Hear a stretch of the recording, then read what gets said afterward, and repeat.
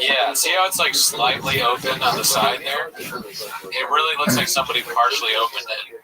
When they found out it was magic money, they said, "Oh, never mind, I don't need that." So I don't want that. Oh, fuck. Although Brian is sitting next to two magic money bottles. It's so funny that We can't see nothing from there. Listen, look, okay? It's important to look at the chats. You know what? We would have seen that had it been a donation. So look in the mirror, Gordo. Look no further than the mirror.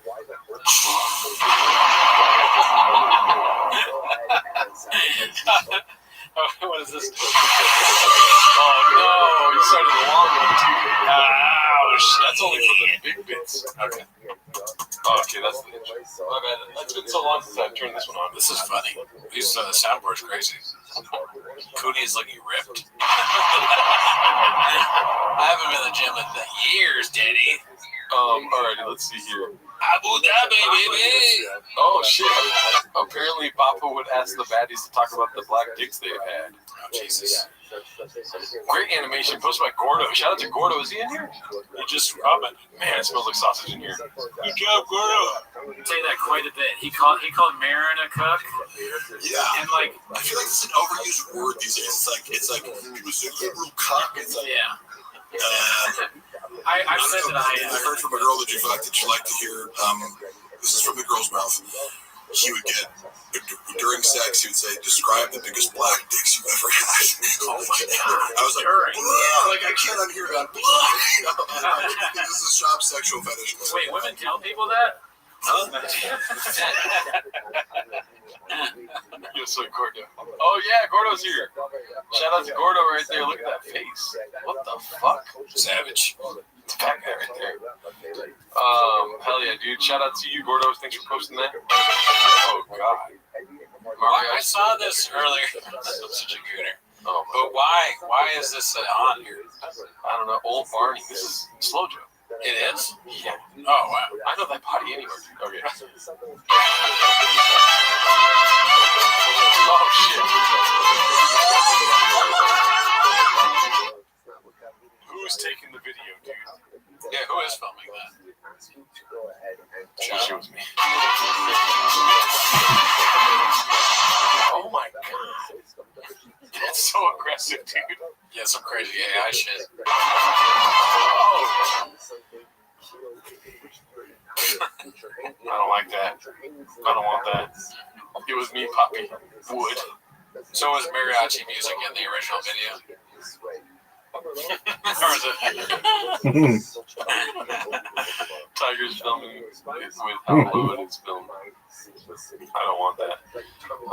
If he does make it to the MLB or any major sports league, the questions are going to be brutal. You know? Oh, yeah. I mean, if his kids are famous, that's gonna be a weird situation. Yeah. Famous sports players. Questions about their dad. Like he'll be like the Lonzo Ball, or is that what the dad's name is? Yeah. Or what's the dad's name? Fuck. The ball. Sorry, I don't remember this shit. I don't give a fuck. Whoever balls. LeVar, thank God. Okay, LeVar Bell. Yeah, ball. LeVar Bald. I really gotta piss you. Pause. Yeah, go ahead. Pause. LeVar Bald. LeVar's balls. Damn, dude. LeVar's balls. Papa would ruin it. All right, talking to the chat. Yeah, dude. So I'm glad that the audio. Yeah, dude. I'm glad the audio works now. I'm sorry at the beginning the team fucked up so much, but when you guys weren't on stream, I got under the hood of the Roadcaster. I flipped the truck. I checked all the levels. I was like, man, I'm gonna be honest with y'all. I called up Kibitech on the phone. I got them on speed dial, and I go, guys, big problem. We got an audio problem, y'all. And they were like, what's happening? What's happening? And I was like, all right. Audio's all fucked up. I mean, I sound like Peter Dinklage's dungarees. And they were like, okay, cool. Cool story, bro. What's going on right now is your number one broadcaster is a little bit of a street princess, and we need that shit to be a dirt serpent. Or what was it that he said? Not fucking road warrior or whatever it was. So he's like, first things first, press the yellow and blue and green buttons, and that will tell you whether you have a lithium battery in the Roadcaster. And I didn't know that, so I checked it. I pressed all three at the same time, and guess what? I go, oh shit. He was like, I almost forgot on the phone because we were doing shot bits, and it was a lithium battery the entire time. So I took it out, blew on it, put it back in, and that fixed the blowers and the valve of the Roadcaster. Car's back. Okay, nice. I didn't interact with chat at all. I just said myself. I'm sorry, guys. You need to connect to the XLRs to the cold air intake. Excuse me. Sorry. I was hoping I could hold that before. Dude, sometimes yes. It's just so much slower. You know, it's a slow weekend change when they just post a slow do all week. Yeah. Jolly Excuses 9515, Texas baseball mom at its fullest. Had to run to the bathroom, and here okay, so like, you know what I mean? This whole, dude, it's just like, the bathroom stuff is so fun, but it's just unfortunate sometimes, you know? That's weird. That's a weird thing to post, like many other things you post. You also believe in the land mooning. Papa's getting scammed 15K because of his community of tasty dishes. This community of tasty dishes posted by Cloud for Bitches. Is your toilet small too? Yes. Let's see here. His entire identity in order to with this, but he literally hired hackers to try to take down the fucking subreddit for like $15,000. Oh wow. Right. We weren't paying attention at all. No, I just laughed at the end. I have a food full in my mouth. My laugh is like covered in fucking guava cheese roll. Shout out to TPT, because whatever you send, Finn does not listen to Mark. TPT's in here somewhere. That's hilarious. It is embarrassing for me too. Because I pride myself on being a good listener.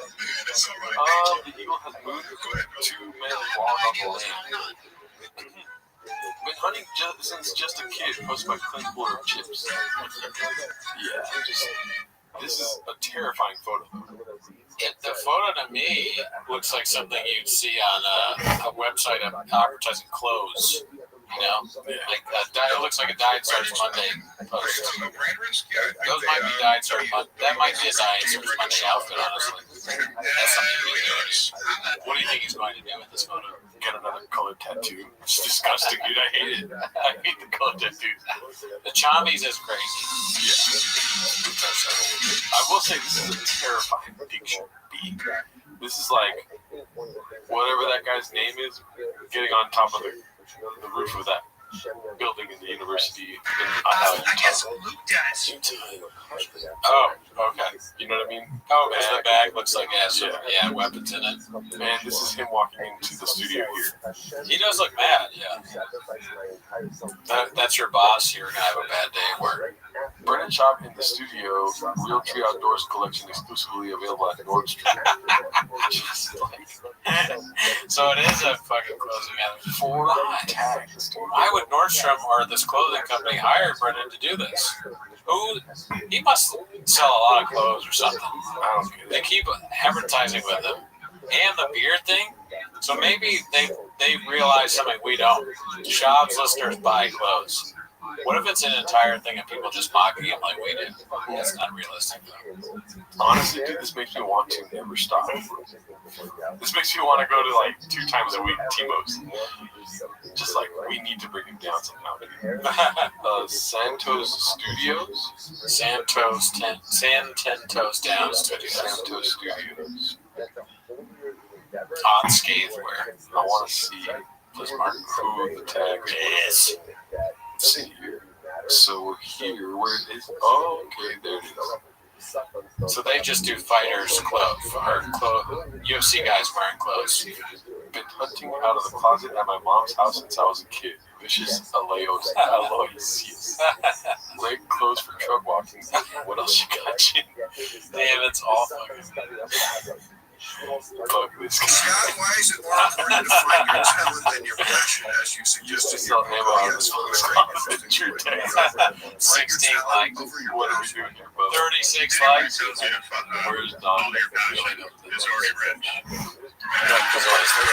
Oh, yeah. Look at Shaw got 7 likes. Damn, he's getting ratioed. That's fucked up, man. My culture is not your costume. I can only see his face. Yeah. Let's see what else we got here. The Chompies. That's all out of focus. It's terrifying. I want to see this though. Who are the other people tagged? Jiu-Jitsu. Santo Studio flagship Santo Performance Studio. Here's the thing, dude. Given our past, right? Yeah. Some of the companies that he works with are homeless, dude. You know what I mean? We start a clothing company and we hire him. No, we wouldn't be able to get away with it because we're too surface level. But there's been people he's worked with in the past that have reached out to us. Oh, yeah. That's what I'm saying. I Oh, don't want to have to spell it out for you, you know? yeah. Spell it out, dude. A, B, C, D, E, F, G, you know what I mean? That's facts. And who knows, Santo Studio might, like, a lot of these things are fresh, you know what I mean? No established brands are really reaching out to Brendan jobs. Yeah. And it's people that are homeless that are like, they're trying to start a business, but they cannot help but be homeless, you know? Homeless brands. I like it. Some cats on, but I think we should do it. Yeah. I think we should start a clothing brand and hire Brendan Shop and we make him wear ridiculous shit. Obviously, we will be behind the curtain so he doesn't see. Yeah. Right? Behind the red chairs. But can you imagine we make him wear funny shit and ass? Oh my God, dude. Pretty good. You're not thinking outside the box here. Okay, let's go outside the box. We got a mission here. What's the mission? To make Brendan do stand up again. Nah, well, yes. Okay. Okay, yes. Also, do stand up. Yes. Right. What's the real mission? Get people to join the Patreon. Right. So, Put sugar on my dick and tell me it's delicious. pause. No, to make a documentary about the Gringo. Oh yeah, that's weird. We have so many goals. So not only, so we, whatever the cash is, whatever, we're Saudi princes, be 1.5 mil. You know, we need you for a day of filming, Brendan. That's true. He does need to do the movie for it to actually work with Sundance. But we have clothes, right? We can't really afford clothes because we're giving him 1.5 million, right? And then we tell him 1.5 mil, come through. We're going to do an interview with you and the fit on. The fit happens to be a hazmat suit. You know what I mean? And then we ask him exclusive questions about the Gringo Poppy. That's such a he did when they do the interview, you gotta do the fucking hazmat suit. That's so funny. That would be so fucking funny in the documentary. Do you think he'd rather come on our show or do the Riyadh Comedy Festival? Riyadh, dude. Yeah, probably. Yeah. That's true. It's like as weird as we can be wearing camo too. Yeah, that's dude. Todd Jordan, dude, you should write poetry. God damn. Yeah, That's fucked up, man. Name the waters, Erdo. It's not Curdo, dude. Come on. Balenciaga hazmat suit. Yeah, we gotta make the hazmat suit look like ASAP Rocky would wear. You know what I mean? Or We get ASAP Rocky to wear it too, and then he's like, "Oh, dude, Rocky's in it." You know what I mean? Yeah. He probably gets the name wrong. Rocky. Shop should do he should join that aspiration company. Scamming people. I'm surprised he's not involved. You know what I mean? We get ASAP Rocky to wear the fit. Maybe ASAP Rocky's homeless. We don't even got to pay him. You know what I mean? That's what I want to know. Famous people that are homeless that we don't know. Hi, Shane. Yeah, like is Shane really homeless? Who else is homeless? Yeah. Who watches this? Who goes on the subreddit that's like, this is so fucking funny? AOC. No, Formula One. Let's see here. Trey Young is homeless. Trey Young, obviously. Well, thank you, Trey. Get Trey Young in it like this. Ice Trey, baby. Just get a random black guy and tell him it's a rapper. Dude, Drug Flip has the best brains for the arts, dude. That'll 100% work. Yeah, always bet on his racism for sure. Jason. Fans ask when Bobby Lee will return. I did watch this, and he basically just obfuscates the question. We're not gonna watch Patreon content. It's just like I wouldn't want people to do that to our Patreon. You know what I mean? But this one's posted by Danny Coffey. I'm just kidding. I just play it. I thought you were gonna say something. Well, I was thinking, okay, what I was thinking is Formula One says get Ted Cruz to wear a hazmat suit. It would be kind of funny if you had Tucker Carlson and Ted Cruz, like that interview where they're like going at each other, but they're going at each other about like shop facts. Like Ted Cruz is like, well, I don't think that fucking the shark bite hat was real, or the fish bite, or the fish hat bite was real. I agree. And then Tucker Carlson's like, oh really? You do? You don't think that? Well, what is Shop known for with tobacco? And Ted Cruz is like, I'm not an expert. It's like Black Rifle. Yeah. Or something like that. I wish I had delivered that better, but you know what I'm talking about. Yeah. The show's over. Well, how many comic books did he sell in his most? And then he's like, I don't know, 38. You know? Yeah, he knows the exact number of comic books I've sold or claims I've sold. It's just funny because you wanted to say that podcast is no good, but you can't even answer the question. That's my Tucker Carlson. That's good. Thanks. That's good. The Graves is strong. Yeah, I think the stream is cutting out a little bit. We'll spit that out. We are winding down a bit. Yes. Yeah. What's Daddy's number? That's a good question. LC's got the best brand. Eminem confirmed homeless. Oh, if Eminem's confirmed homeless. I don't know what Daddy's number is. It's 66. That would be a good clip. Well, Ted, can you tell me how do small guys fit in big cars? I'm not sure. So let's go to like maybe one more. Texas chef argued about the beginning. He doesn't believe in the land moon, dog. Oh, that Diet Coke is bugging me out. That's why the audio was so bad. What's the real fans don't care? I told you I had that. Chin calling Bappa out on his douchebag behavior. Okay, glad we stayed for one more. Post by Clint Woolder of Chips. Let's see this. I told you I had that roommate in college I ended up fighting where he put labels on everything in the cupboard. That's the most annoying. I'll eat all your. And then he can. Damn, I can't believe they're going back to that shit. Who agrees with that? Yeah, I mean, Brian knows that he has to. He can't be serious. That's so strange. It is. Like, there's a reason why they're putting the name on stuff. I wouldn't care if somebody put their name on it. Oh my god, that scared the shit out of me, dude. Oh, fireworks. Oh my god. It's just right there in the window. I saw it. That's why I was like, we're dying right now. Well, if it happens again, I'll tell the lady upstairs to stop drilling. Yeah, text the lady. Dude, the team is fired. That was ridiculous right there. My neighbors are the team. Yeah, it's a little late for fireworks, dude. They don't care out here, dude. What out west? Motel sitting on fireworks right now. Fuck, I forgot what we were talking about. With me. Oh, sorry. So he called his mom, and then I got a random call. His mom's like, "You gotta quit eating this stuff." I'm like, "Who is this?" I'm calling. Freshman in college. That's it. You're out. You're out. You're a loser. On all his Nutrigrain bars, he took everyone individually out and labeled them with a Post-it. What?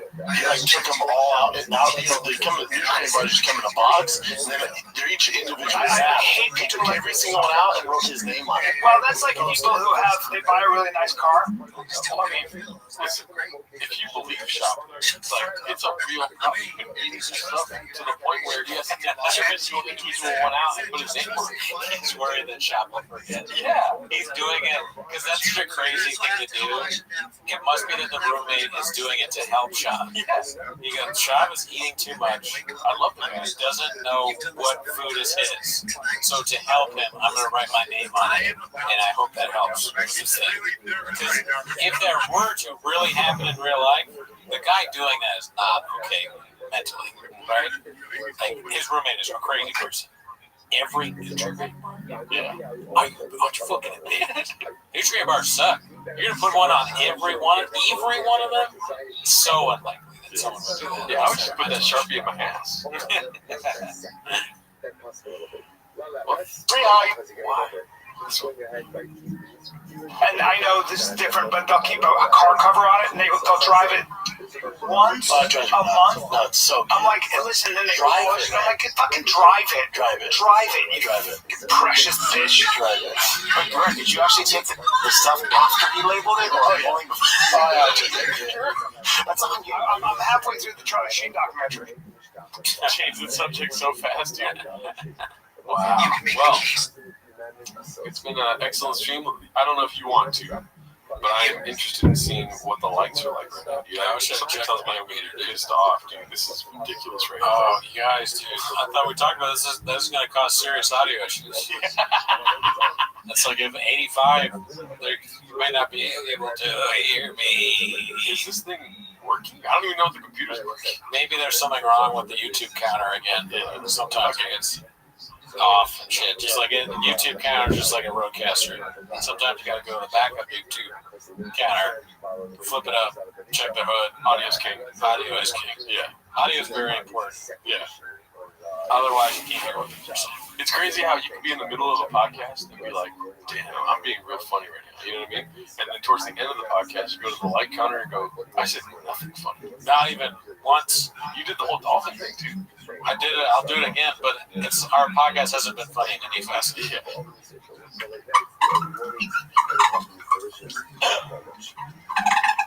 Why is it harder to do now? Even the bottle is less funny than it used to be. I gotta suck it off hard. I'm hot. Oh, can we just get to 100 then we can end this fucking thing?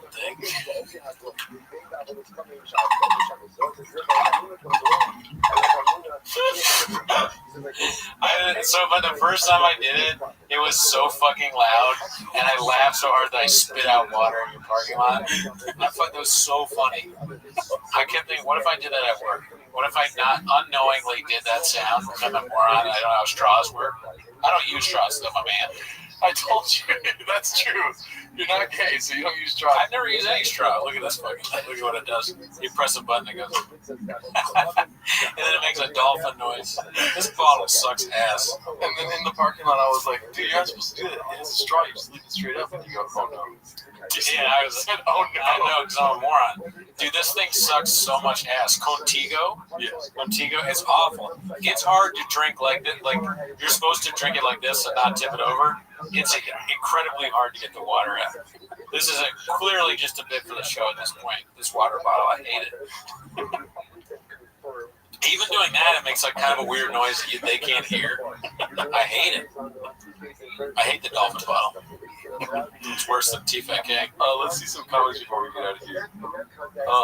Where did the comments go? Oh, they're right there. Let me see here. Sorry. 1 second. We did start later today. We apologize, guys. The DA. Did you hear about this? Oh, yeah. Yeah. Crazy got recalled. First time it's ever happened. I didn't expect to be that sad about it, but I was tore up. I thought Gar said he was doing a good job. I miss old Timos. Yeah, dude. You know what's funny? I wanted to say this. Is that I miss old Timos, dude. You know, but you guys voted for Donald Trump, and ever since Donald Trump came into office, we couldn't do the old Timos anymore. Yeah, government shutdown. Ever heard of it? Yeah, you guys kind of wanted this. Yep. You guys should rewrite some of the Gringo Poppy for the Riyadh Comedy Festival. That'd be funny. They like it in Saudi Arabia. Is Timo starting after the street? Good day.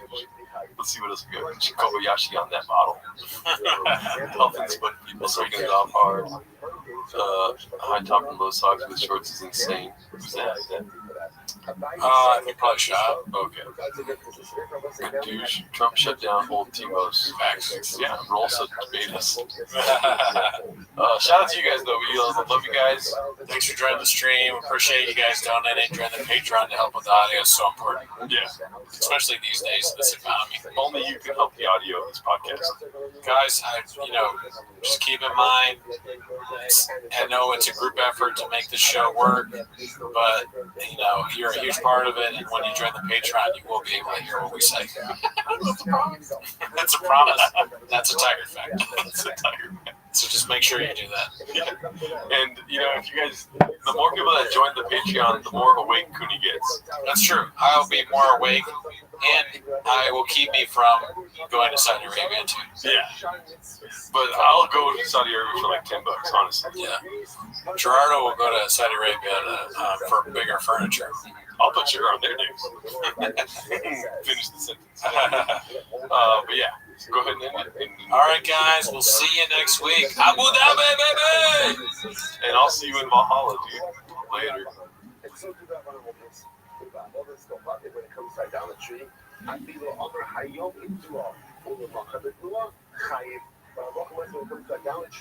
Even if the false prophet is partially upholding it and partially negating it, everyone agrees that is liability, right? When you mess up on Zara, whether it's full negation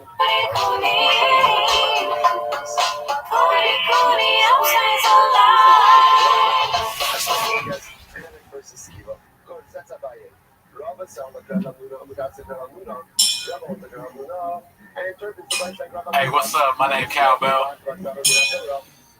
You already know what it is. Gringo Poppy live stream, bitch. Alright. I'm going to start off the stream real quick. I'm your favorite comedian, Cowbell. You all know me. I've been doing comedy for like 6 years, or actually 6 months of stand-up. I did it. I know how to do it. So I'm going to get right into the bit. Alright? Check this out. Some dudes be fucking like this. But you know how Cowbell be fucking like, oh shit, what's up? Cowbell's back, bitch. I'm in the house, ready to do some stand-up pre-shit before this 24-hour live stream of the Gringo Poppy, which is why you're here, you know what I'm saying? But, you know what I'm saying, you guys missed me, so I'm back. I got on this fine-ass jersey, you know what I'm saying? What number is it, Brett? It's Daddy's number. 66. Some people got sports jerseys. They number is like 5. But you know, Cowbell's got Daddy's number. That's 66. Bruh. Y'all so big up in this bitch. I only got the finest shit that I wear, bruh. And you know what I'm saying? Cowbell, I gotta address something real quick. I did get tricked into voting for Trump, all right? But I didn't think that Trump was gonna be doing all that shit, all right? Know what I'm saying? I didn't think Trump was gonna. I got like, they tricked me, bro. I didn't know he was gonna fuck up my whole shit, right? I'm saying, like, some people vote like Trump like this. Cowbell voted for Trump like, yeah, motherfucker, what's up? All right, bro, but big surprise though, all right? Because we gonna start off the stream right now, okay? We gonna get live with the Gringo Poppy. We got guests on the show. We got Gerardo. Gerardo. We got Gerardo in the house. You know what I'm saying? We got Americanos for everybody. You know what I'm saying? Mark, why don't you go ahead and grab a coffee for yourself? Mark Harley was like, Mark off. It's all you, 24 hours. It's just you. You're all right, I'm stopping with you. All right, you can say I'm gonna set everything else. Go for it. What's up?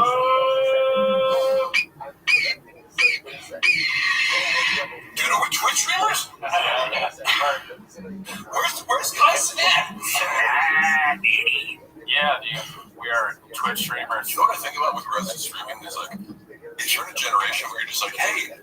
film yourself every day of your life for every minute. Like, when does the self-reflection happen? I don't You know know. what I mean? Like you guys have developed your creative skills by being like, I sit alone in a room and write jokes. You know? That's not going to happen to millions of kids, you know. They're just like, I'm paying attention to a chat, you know, as if I'm looking in the mirror flexing or something, which of course I'm familiar with, but, you know, and try to do less and less of this. Dude, he's built for that shit. Has he ever talked about that? Or when he was there, did he ever go like, dude, we got to do like a live stream like Carrie Sinat or like... Well, you know what one of the funniest lines ever was? When he goes on Logan Paul, and they just completely disrespected him. They're like, what's up? Yeah. It was like a 40-minute episode. They're like, oh, we have to go to dinner. It was like, oh my God. You're punking Brendan. Like, why did you even have him on? You know what I mean? Also, at the same time, you know, it's an acknowledgement. Like, we don't actually give a fuck about you. This is a favor. But it was awkward. Oh, yeah. They like shit on him. And what's the guy's name? Mike? He goes, Jack. oh, you're a YouTuber now? That was the best line. He's like, oh, I'm really not YouTube. And I didn't pretend the whole time. He's like, oh, you had a bunch of offers. I'm like, no, you didn't. That's great because you told me how you were like, yeah, you gotta lie sometimes, didn't you? Which, oh, man. The business sharkiest element of Brendan's personality is the fact that he's willing to lie in negotiations. When he says that, like, oh, you gotta lie sometimes, is that something that he's coming up with himself? Like, he says his own Brendan 48 laws of, or 55 laws of power? Yes. Or is it like somebody told him that? I think it's in any facet, it's a facet of his personality. Because this is where I'm happy to give Brendan credit wherever it's due. So people I always try to be like, my credibility shitting on someone is amplified by the fact that I will give them easily credit where they're good at it. And so, as far as podcasting, for example, because I've been trying to podcast with Luana in our Hella Toxic, and it's like, but it's a learning process because it's called Hella Toxic. Oh, I don't know. What if you do this like organized like true crime podcast? I'm like, you haven't watched any podcasts that are just like comedians talking. So I go, she's walked off the podcast multiple times. We filmed a bunch of episodes, and every time she ends up like, I fuck this, like I hate this. Oh shit! But it's funny. I go, Luana, this is the entertainment. Like us fighting is the entertainment. That's true. But she, in her mind, because she watches these true crime podcasts, she's like, it has to be structured and it has to like tell a story. I go, no, that's a totally different genre. This is the genre of conflict and humor and riffing, and they can't be. You can't be like, oh, what's next in our outline? Oh, we're going to talk about the toxic traits of who gives the fuck. Luana's doing show sheets. Yeah, but it makes her. Luana is charismatic and funny. Like, I'm sure. Yeah, wild, right? Yeah. She's funny, and also even her being angry, it's like she's funny when she's angry. I agree. If you're not the but sometimes I'm yelling at her, I'm like, you're good, you know, like you do a good rant. Sure. If you put somebody in front of a camera, and I know the first time I ever podcast as a solo podcaster, you freeze up or a little bit, right? You have to learn the art of being like, I'm gonna blab nonstop, which is kind of an improv skill. It's like you have to release. It's not so much learning to talk, because one can talk for days. It's learning to release the inner critic. Yeah, sometimes you gotta just be like, puto, cabron, listen, dude. And you just like forget about it. Like, Brendan Schaub is the master of that. He doesn't give a fuck about anything that comes out of his mouth, whether it's true or false, or his opinion or someone else's that he's copying. He is great at just put the microphone on. He will fill however long you need with bullshit. Yeah, he can do 15 years of sleep. He's like, did he say that? He did say we didn't know that. We were watching on the live the other day. Because I think I saw you bring it up, Yeah, and we just saw that. We both burst out laughing. And I was like, how did we miss that? It's so good. I mean, he's like, George Bush, because you have 2 months, you're like, this guy, like, killed 1 million innocent Iraqis, but also he had malapropisms. Because that's kind of what he's regular, like this, Brendan's cluster B personality disorder traits are masked by the fact that he comes across as a rube because of like his dyslexia that causes I assume it's dyslexia. But so, like his inability to say things like Chateau Marmont or whatever, he fucks up everybody. The summary could just be if you were like, hey, you can only post here. If you're posting videos of Shab fucking words up, it would still be just as full of shit. Oh, yeah. Because it happens every day. I just went bringing up The Chateau Marmont. Never heard of it. I went there the other night. I saw Dolph Lundgren. Oh, really? Yeah. He's a cool guy. I didn't talk to him, but he seemed nice. Yeah, he's well, because I say that because I know the whole story of like he has like a master's in chemistry, so he's like a really smart guy, right? Yeah, And so I'm a big fan of like buff guys who are like exceed your. Yeah, I almost want to go like, do you know Mark? Because you're both big guys, you know. Yeah, but that is, I mean, he's such an iconic guy. But to hear that he has this kind of academic, like a serious academic. I think I heard that too. Yeah. And he's like a real estate guy too, I think. He's just like a. ASW, Electric Lampsey record. Buy that, dude. I don't know who this is. He's our buddy. He's a stand-up. You've listened to it. You said it's really good. Oh, yeah. Also, Well, I would actually trust you guys as far as. Hella Toxic is the podcast, right? Yes. I didn't know you had one. I'm gonna pick it up right now because earlier I got in a fight with Lana where she's like, I'm deleting all my comments. I'm like, bitch, you aren't. So I took the I like private the episode so that she couldn't retaliate against me in an argument. But again, we've shot a lot of episodes. I have to just start putting them out because I'm like, the humor is in the fact I start off every episode and she was so annoyed by this at first, but I'm like, do you see the joke? Every episode I go, this is episode 1, the first and final episode of Hell Toxic, the second and final episode of Hell Toxic, the third and final episode of Hell Toxic. That's a good bet. Which you didn't get at first. I'm like, no, you just, and then you walked off on the first one. And made us reshoot it and pretend it was the video. The thing that people do on podcasts, and everybody loves when you talk about the craft, but the thing that they podcasters talking about podcasting. yeah, we're all three of us are black belts, and we've been, we're on a different level. Most of you are civilians, and that's fine. I will twist your neck off. I will twist your fucking head off. Yeah, well, I mean, me and Mark, dude, if put us in a room, we'll fuck our way out. Yeah, it's weird. But one thing they do sometimes, like Charles mentioned this, is like you do a podcast with somebody, ask them a question, and they just go, no. Oh. Or like, yes. Yeah, I don't know. And some people, will comment on your podcast like, I know I talk a lot, everyone. If it's an issue for people in the chat, you can go ahead and tell me. But I was talking with someone last night because some people are more. You guys are very patient with my communications, though. But some people aren't. That's fine. And I go, but Nah, you're good. if you want me to fill space, I will talk.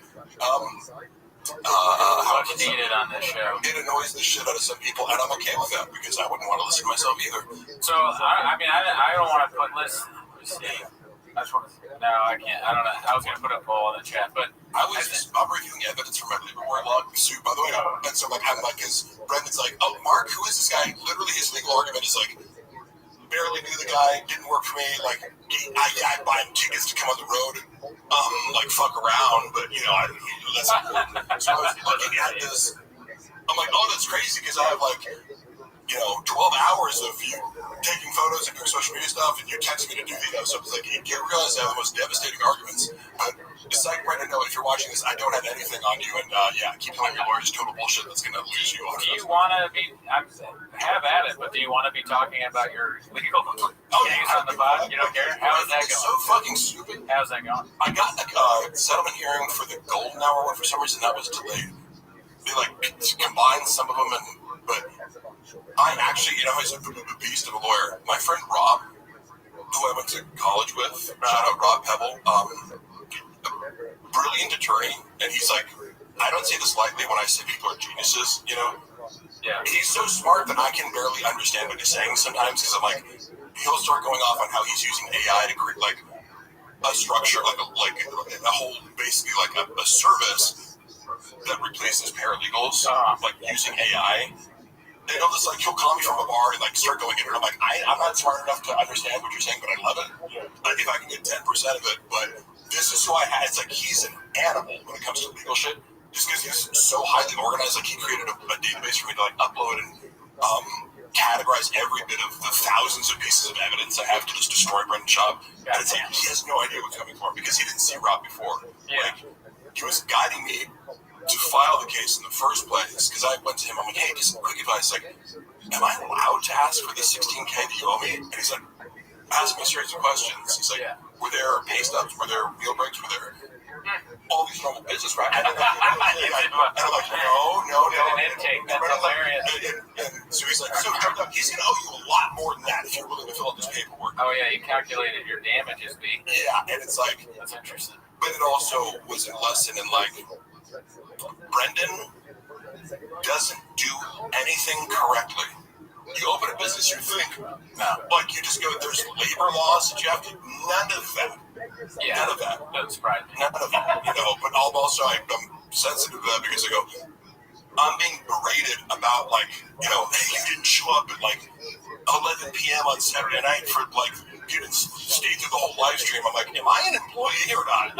Yeah. How are you berating me in front of a group of people and telling me that everyone, including the talent like Frank Grillo, is upset?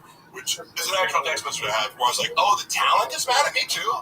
For leaving 30 minutes early to go edit. I was like, are you stupid? And I told you the other one, which I'll get into all. Like the other example where he's like, guys, like you're fucking up, like, we need to up the engagement. And then I realized he's like, what do you think engagement means in social media terminology? He's like, replying to comments. I'm like, are you sure that's what it means, Brendan? I was just diplomatic as that. Replying to comments is Escalated to the point where he's like berating me like it was like one group chat and then started another group chat with this new expert and I'm asking her basic questions and I'm like, I quickly exposed her as a fraud because that's my specialty. It was asking, a Socratic method like, I'm going to ask you 5 questions, and if you can't answer them, and you're melting down, and you don't know what the fuck you're talking about, right? You're not the expert you thought he was. Because I'm going, hey, look, I'm Mark Harley. I don't know anything. So just tell me, where are these strikes that you're referring to that prove these shadow ban?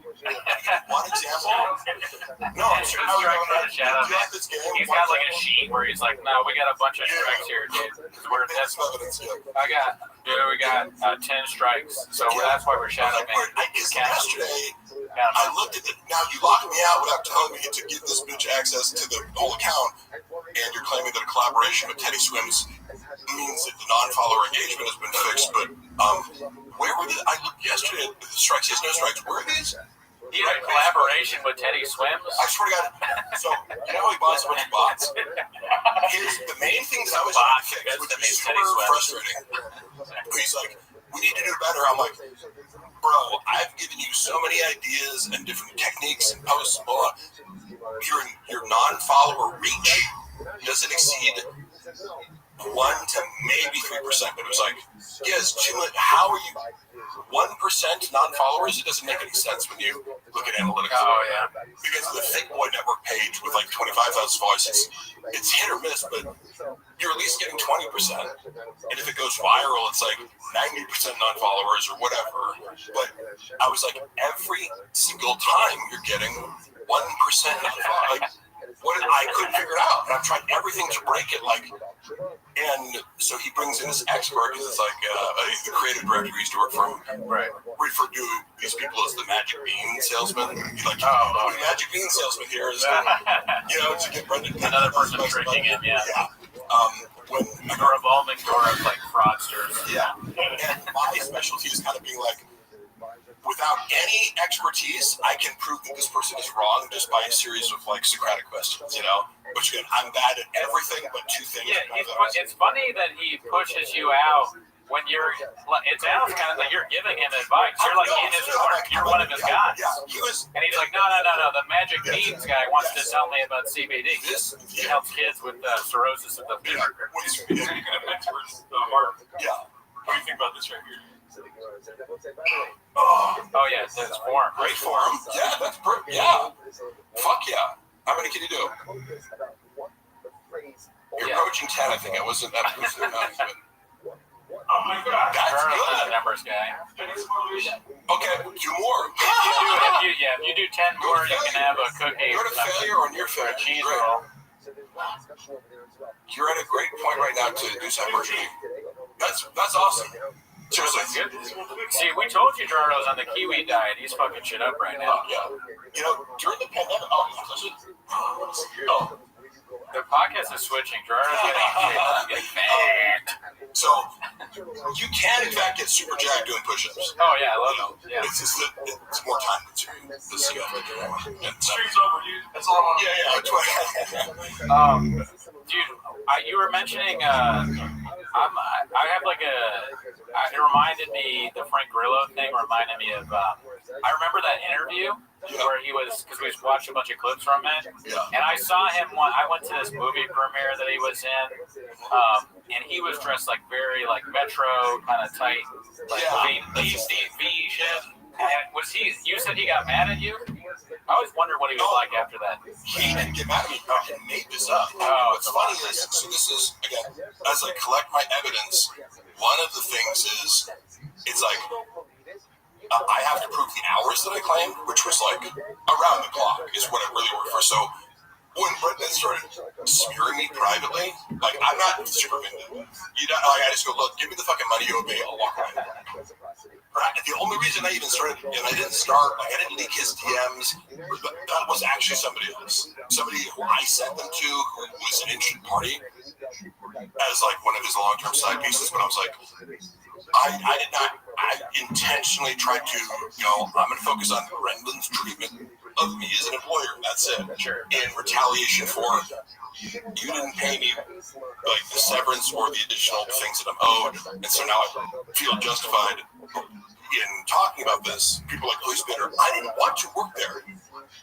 And one actually gets mad at me. He's like, you weren't fired. We sat in the car and we orchestrated this because he was berating you for like not. I told him I couldn't come in the morning, and he like gave me the biggest guilt trip imaginable, and I didn't even realize I've been kicked off the thick boy payroll already. So he's like, because I got paid for doing things, and I'm like, wait, I wasn't even on the payroll. I can't. How can I miss work if I'm not employed by you for this show, the shop show? But then also, how did I miss work if at 6 p.m. I'm expected to still be on call and doing work? We're editing reels, so I didn't respond to him. As I'm driving, right, but I'm with Juana, and we talked about it, and I was like, should I just not respond to him? Knowing that if you don't respond to Brendan, he melts down. Like, so, he technically fired me, but it's like, Juana gets back, and she's like, you quit by doing something. I go, well, yes, he fired me, but I put him in a position to fire me and look like an idiot to the point where he's had like 4 different versions of why he fired me, you know? Yeah, I mean, I saw he didn't say it in the latest, but you texted me. Behind the curtain, you texted me that clip. I watched hilarious. Yeah, I go, no skills. Talk to me about skills, But he was talking about like all the people or like that he had hired, and he was like, I'd hire them all back or something, but not you. Dude, that was so. And also, because that's a tactic of, he's not sophisticated enough to mask these narcissistic tendencies, but by pretending that he is still on good terms with Chappelle, Kat, Christian, Malik. Malik despises him. And I briefly had a beef with Malik. I don't know if you told me, you told me about it. All right, so talking shit about me, and then I was like, I'm not the kind of guy to be like, oh, you can just come to my page randomly and talk shit. I'm like, I don't fucking think about you, and we got along well, is the thing. Yeah. So I was like Malik, and I was like, what the fuck, bro? Like, and he was referencing something I said on some super small podcast where he misquoted me, so I was upset about that. I'm like, if you're gonna be upset and claim to be upset, at least quote me directly, you know? And you squashed that, though. Yeah, because I got him I provoked him into talking with me in my own funny way. I'm like, did I need to do that? No, but it was entertaining. Yeah, because it's like, if you're gonna publicly comment on my skit and say I suck at skits, that sucks. I'm like, hey, guess what? We can make this real weird, you know? You know what that is, though? It's the sorry, go ahead. Oh, yeah, I was going to say, to Malik's complete credit, unlike Brendan, because I've taunted Brendan and his other responses to make up for different reasons. Like, Brendan's too much of a gigantic pussy to ever say my name. No, but that's true. Like, he didn't know that clip. Logically and also emotionally, he knows that I would do a live podcast with him and go over it, and he would lose. He would humiliate himself. Yeah. And even if people go, Shaw would fuck you up, I would fight him. Because the wager is just like, if it's difficult for him in any way, he loses. So there's no upside. Just if he has to like open a banana or something like that, it's like someone else opens it. Exactly. What that is, and I remember that vaguely, but I think it's just being in that universe. Yeah. You're bombarded with bullshit. Like I know I don't want to speak on what Malik's thought process is, but I'm sure he's like. I can tell He's just fed up with all the stuff going on, so he sees that and he's like, "Fuck this guy." 100%. He's not really I'm thinking about it. empathetic to Malik. It was just my issue was being misquoted. But I owned up to saying, yes, I did say something critical about you on a tiny podcast that I get. People send me shit because people send me all this shit. I don't watch TFK or whatever the show that he said I don't have any skills on recently. People send me these clips to be like, whoa, go respond, which I did on Unique's channel. But Malik was upset about that in this space where he was maligned. Like, he got shit on it. I didn't realize at the time because I just met Brendan and was like, everything he says is true. Why would I think that he's making up an elaborate lie to protect his ego because Malik corrected him about something? Yeah. But that's in fact what happened. Malik is a very nice guy. I remember, like, years ago, I was talking to him, and he had no idea that we did this. And he was like, I told him, he was like, "Oh, really? You do that?" And then but the only thing he knew was flappers. He was just like, I talked to him, he was like, "Yeah, I see the flapper shit." I'm like, "How do you see the flapper stuff when you don't know?" But it was just funny at the time. But we hit it Shout off. out to Malik. The first time I ever met him, we hit it off. It's great to see. The final thing we said, because we kind of went for a smoker, I'm like, look, I take accountability for like judging a situation without reaching out to you, but Brendan legitimately painted him as a lunatic. And I'd understand, like, if I was him, I'd be pissed too, because it was totally unfair. Yeah, I know a little bit about that. I'll let you say it. Narcissists tend to, like, they push you and push you and push you until you're like, what the fuck, dude? And then they're like, oh, look at this crazy person. That's exactly what it is. Yeah. And the same night that he's talking shit, he had me and Luana over. The same night he fired Malik, he's on his phone the whole time. We're watching MMA. He's on his phone the whole time, conferring with Chappelle, walking in and out, making this huge dramatic deal. And I'm trying to keep it light with Luana, like, oh, how much do you think this guy weighs? Oh, what do you think about that guy? Like, who's going to win, the black guy or the white guy? And then on his podcast on Monday, he was like, oh, we had Mark and his wife over. Jesus Christ, he wouldn't shut up. I was like, what? Like, that's not true at all, right? So, like, I go, I'm not in the room, but you're making this public to 200,000 people because at the time the views were Netflix. But that was the first moment, in retrospect, I'm like, I was almost going to text him a joke about it, but then I decided not to because I felt that it would have been uncomfortable because he makes people uncomfortable for, like, correcting you. The reality was, I'm like, we did not talk a lot. We talked a normal amount, and you were on your phone because he said, oh, we couldn't even watch the fights because he's got a narrative. Yeah. He couldn't watch the fights because me and Luana were talking so much. I'm like, no, you were on your phone the entire time and walking in and out of what the fuck are you talking about? But how did I dismiss that? You know, it's like, oh, people show you who they are. You just look like, whatever. Yeah. I'll give it a chance. It's, oh, you're doing the same thing 30 times in a row. But so right? Dude, which one is this? I'm sorry, which one is it? I can't. Which one is this one? When he does this? I should know, but we'll be watching it 24,000 times, so we'll catch up. This is God in the twink. When he walks, it's so funny. It's like, imagine if God was gay. What the fuck is this? Yeah. It's almost better when you can't hear the audio. Yes, it is. Like this. But I used to know his act by heart, and it's funny because he's kicking an things, hour it was shooting edited out. stuff. Like, I would have loved to be a fly on the wall in the editing room. Dude, he's Pagliacci, man. He's a fucking idiot. Yeah, I can hear it. Which one's gonna go viral? So it's full. I can't wait, man. They're gonna go viral, man. That's crazy. Go to bed. I'm gonna shut up, bitch. I don't even remember this part now. I've watched it 1,000 times. My girl's like, go to bed. Oh, there it is. Puto de Brown. It's crazy that you can just land on that. Taquitos, bitch. His poor mother-in-law, who you met, said was nice and can speak But that's what it English. does to people. No, she's the sweetest. I'm like, you're hot. You're gorgeous. You're like, you look like this, gilf goddess, like, But she's been reduced to this, you picture some like little Pueblo dwelling, Guatemalan woman. I wonder if that's just how Job sees anybody who has even a hint of Mexican heritage. He has, his ability to convey anything with nuance, more originality. Because it's like, this is an entire special. Like everything's wrong with it. Look how fat he is. Like, wouldn't you like he should lose 20 pounds before I actually went special? Also, his agents at CIA were like, don't shoot the special. He's like, fuck you. I swear to God. He was like, man, the agency, I've been doing this material for so long. Okay, cool. You can tell the same shitty fight for 10 years as many comics do, right? Yeah.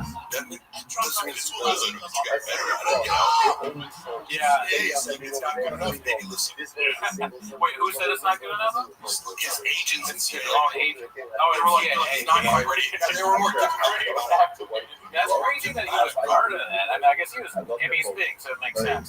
Yeah. It's just funny that CIA, who was the agent that signed him, that picked him? Because that guy should be, or woman should be talked to. They should be celebrated. But then he made them a lot of money. It's like, he was a cash cow. Like, he earned a lot of money. Let me ask you a question about that. Because I know nothing about the business. All right. So he made them a lot of money, and that's enough to be like, all right, good job, even though they're not repping him anymore. I don't know what his current representation is. Yeah. However, I know some of the numbers. I wouldn't know everything, but like, what's the blowback is my question. Is there any blowback for Gringo Poppy or the Showtime thing? That's a good question. Showtime execs, are they in a gulag somewhere that greenlit this, or what's going on? The one thing that I remember was because cluster B types always have to look outwards to reflect, project. It's this person's fault, right? There's no reflection, therefore no accountability, therefore no ability to shift course or change or even get better. Like, for instance, I'm good friends with Shibboleth. He looks at his material every single night. Then he performs and scrutinizes it, so that's ours, right? Yeah. But sounds good. He was under the impression that, like, his agents weren't doing a good enough job. Like, I'm not getting more opportunities because my agents are pitching me for the wrong things. And it's like, well, what do you do? Are you a host? I can't even speak English, And it's saying that you burn every bridge. It's like, if you work for Bravo or whatever. And this is funny because I remember Ariel Hawani started because they were like, he said something like, everyone hates me. Do you hear that? Do you hear that? No. Oh, sorry. It's like speech music, but don't worry about it. I turned it off. But sorry. I love speech music, because I'll give a speech. I thought it was the hawk noise. This one's hawk. Yeah, it's hawk. So he was always convinced. He's like, man, and he'd be like getting arguments over like, definitely didn't look at my deals. He would use the phrase, I eat what I kill, because he didn't want to give a percentage. Thanks, Jake. The stand-up weekends, agents, when they just kind of like look at the show that he could have done his own or whatever. So he's, they have a question for you, Jake, Billy Gates. 3 to 4 30 milligram tabs. I would only know the exact answer. I'm like, you went through that many in this short a time, Mark, we got some regulars here. We got Janae, Bud Deasy, Man Lehman, and Elizabeth Marsden. Pissed myself laughing. This is, by the way, your community is by far the most supportive community. Oh, there you go, guys. Like, for instance, I revisited some Revenge of the Sis thing before, because, like, from years ago, when I did the AMA, and I mentioned them, and they were like, "Oh, he knows about us," and they attributed some opinion of like, they're like, "Oh, he's repeating." I'm like, no, that was just the logical conclusion of it. It was like anybody can have that thought or analysis. They were convinced that I was like taking their ideas, watching their content, and also I remember being like, because in this episode they were like, "Oh, let's extend it all over. Sure, you're a douche and an idiot, and blah blah." But I'm like, do you think I'm the idiot? You guys took this whole clip of me like doing a bit where I was being sarcastic. No, literally. Because if you watch something where someone's being sarcastic and you mock them as if they're being serious, who's the idiot? Can I be honest with you though? You fucked up. You read the comments. No. Don't ever read the comments. I've never read the comments, but let me just shout out two more people. Successful, like this dude goes viral on our Reddit. So you gotta talk to Margot, go viral on his podcast. And then what's up to Ryan? Patreon. Shout out to the Patreon. Thank you, Ryan Hardy, for being a Patreon member. Sorry, I got you. No, go ahead. You should not read comments. I see that with my lady girlfriend's cars. Oh, drug flip. But I saw that video recently because I'm probably going to take it down because it actually affects my fucking job. So, that's but whatever. What was that? I was arguing with Luana about the angle that I was like, you were backing me up into like this wall. She's like, no, it wasn't. We were having a logistical argument about like what position her car was in when she was backing up into me. So I was like, literally debating her. She was going to run you over with the car, is what you're saying? You can't. It's hard to see in the video, but she was reversing it. Oh, man. But the whole thing is taken out of context. She's acting, she posted it and let people believe that she's Cassie fleeing from a P. Diddy party. No, you have my shit. Your car was about to leave for like it was a whole day of arguments and things. She has my keys and I'm locked down, right? So She asked you to wear a mask and you were just doing what you needed to do. Actually, during COVID, we had so many arguments because she's neurotic. I don't know how you guys feel about COVID, but on the age of divide, just on a personality trait level, is like I'm super low neuroticism. Something falls on the ground, I'm not scared about things that are very and I don't falter because the media made it seem like COVID was the most dangerous thing. But if I went to work out of the park, she'd like, sanitize my whole body. It was like, come in and like, she was just very concerned, but I'm like, me, I go, shut the fuck up, it's not a big deal. And she's like, no, it's life or death. And so we had all these conflicts already over like COVID and like how to properly clean. Me and Gerardo never had that issue because we both are deep into methylene blue. We both done double placebo blind tests. You better treat that scorpion venom now. Is one of the best fucking. Put that in that fucking thing.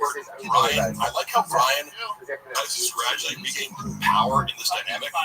You notice him starting to push back, and now that he fully doesn't give a fuck, because of the power dynamic, which Brendan exploited for many years when he knew that Ryan couldn't leave no matter how bad he could. And that's also the test of like, if you're somebody who enjoys plastic supply, you're either a sociopath or a narcissist. I would watch him enjoy like torturing, accumulating Brian in a way where I am viscerally uncomfortable with how you're treating this person. I've never witnessed something like this in a podcast. You take pride in putting this person down and convince them that what they're doing is boring and unfunny when in reality it's absolutely right. By the way, Mark, how was the? I'm sorry. Yeah, I can't multitask, but that's why. I just wanted to do a poll. I'm sorry. I'm a little bit like Shots, even more than Gerardo. But I assume people mostly don't listen. I want to listen to everything you're saying, but I can't multitask. I just did a poll. Which is best? Doctor's advice, methylene blue, scorpion venom, or double blind placebo. I got a scorpion deck with Bill's. Brendan literally told the whole job. It's so funny. I want to also make that public because I was looking at my text messages. We had arguments over I'm like, hey, after arguing about what engagement means with for 3 hours. that ended at like 11 p.m. I'm like, hey, it's weird. Like, can I just tell you I've been feeling increasingly disrespected over the past few months? Am I crazy or acknowledge this? And he's like, how? And I'm like, I literally listed off like 30 fucking things, you know? And I'm like, one of those was, I've never had to hear this joke about how I said shade pics at the opening of your joke. Oh, yeah. If a girl said, like, that you could name anybody's name, but like for some reason it's I just don't. I get like locker room talk and roasting each other, but I go, I'm not on stage. I can get you back. I can't light you up. Oh, yeah, you have no. Yeah, so it's like I'm forced to be in the audience doing social media stuff. So it's like, are you hazing me? Like, what is going on here? Or whatever. And the fact that he said, I wouldn't hire Mark. He has no skills and he's obsessed with me. I'm like, I'm sorry. Was I doing a joke in 80 different cities about your dick? Dude, thanks, Sam. It looks like they're asking you a question, actually. Mark, if you were around when Baba fought Travis Brown, how did you think that loss looked? I was not around there, but I mean, Brendan's ability to do mental gymnastics is, of course, incredible. However, privately, like, he will front as if something doesn't bother him until he needs to play the victim in order to make you feel bad about setting a boundary, right? Which we have many examples of this, but he is not, he likes to pretend that nothing bothers him. Of course, the comments that bother me, Travis getting the shit beaten out of the boyfriend of a girl that used to date who's way bigger and more successful than you. Oh, Rondo, yeah. Ultimate narcissistic, right? Yeah. For someone like Brendan, like, he can pretend whatever he wants, but getting your ass beat by a guy who's eliminated, right? Because it was like, that was an important fight in his career. So, all right, there's a bunch of questions for you, it looks like. So, yeah. And yes, I am using a straw. I need it for the straw. The conspiracy theories are entertaining on the land mooning, but you know what I always think about? I go, why? There's a motive for why people would fake the moon landing, but it seems like a lot of work. But that conspiracy doesn't interest me. Any other? How hard was the guy wrangling? The worst part of the job was baddie wrangling because this was like a job that never ended.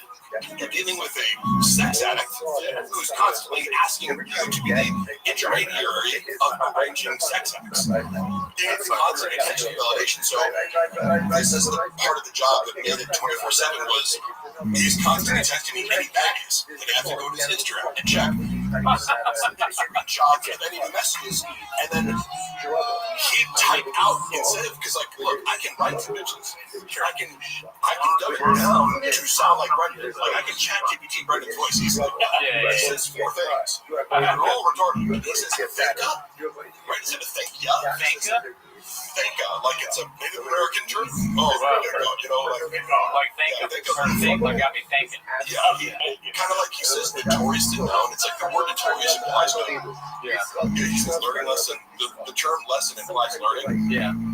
It's just one of these things where he picked up along the way and it's wrong. And he doesn't realize it. It makes him sound like an idiot, but he says it constantly. So I would have to copy and paste the stupid things he would say, then reply to a girl, wait for a response, and reply back. So it was like, it's like move the rock over here, move it over here, and move it over here. So that was the stupidest use of my time ever. Yeah. But I was expected to do that in order for him to gaslight his wife into thinking it was a cheating because I don't even have Instagram on my phone. I'm just messaging Mark all the time. Yeah, dude. That was hours a day. What? Oh, that's not right. That's like English money or something. But thank you. Mark, how much of the Super Bowl commercial bit? Quite a bit so far. Probably like it's coming in. It was like for the session I flew to Madrid, it was like $10,000 for the week, but then the real page residuals. So it'll probably be like $100,000 over the course of a year and a half. They're yawning at me for English money. All right, come on. That was a joke, okay? That was a joke, okay? Bob Burger section. This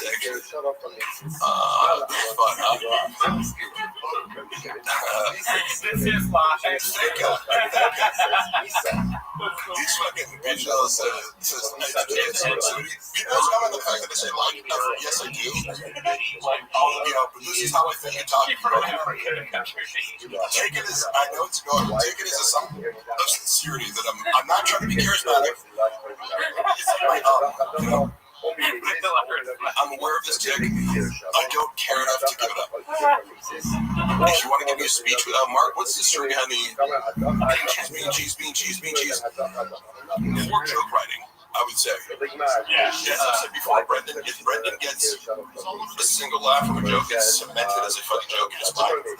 And like I said before, there are so many different angles that you can explore with the Mexican culture that could be totally original. I had more material just growing up or working as a substitute teacher in my observations of Latino kids that were in LA. Because you go like one day you're working at some private all-girls Jewish school in Beverly Hills. The next day you're teaching a bunch of Latino kids, and they talk a certain way, right? Yeah. Like the German women, right? Whatever. Like I love the Gringo Pop, whatever. But I love these kids. They always responded well to me, but I was like, even if you just knew Mexican teenagers, you'd have more mature.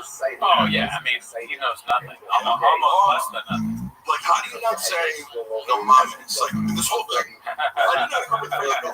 Yeah. I first learned working at Round Table Pizza as a teenager. I hear these Mexican guys go, no mames.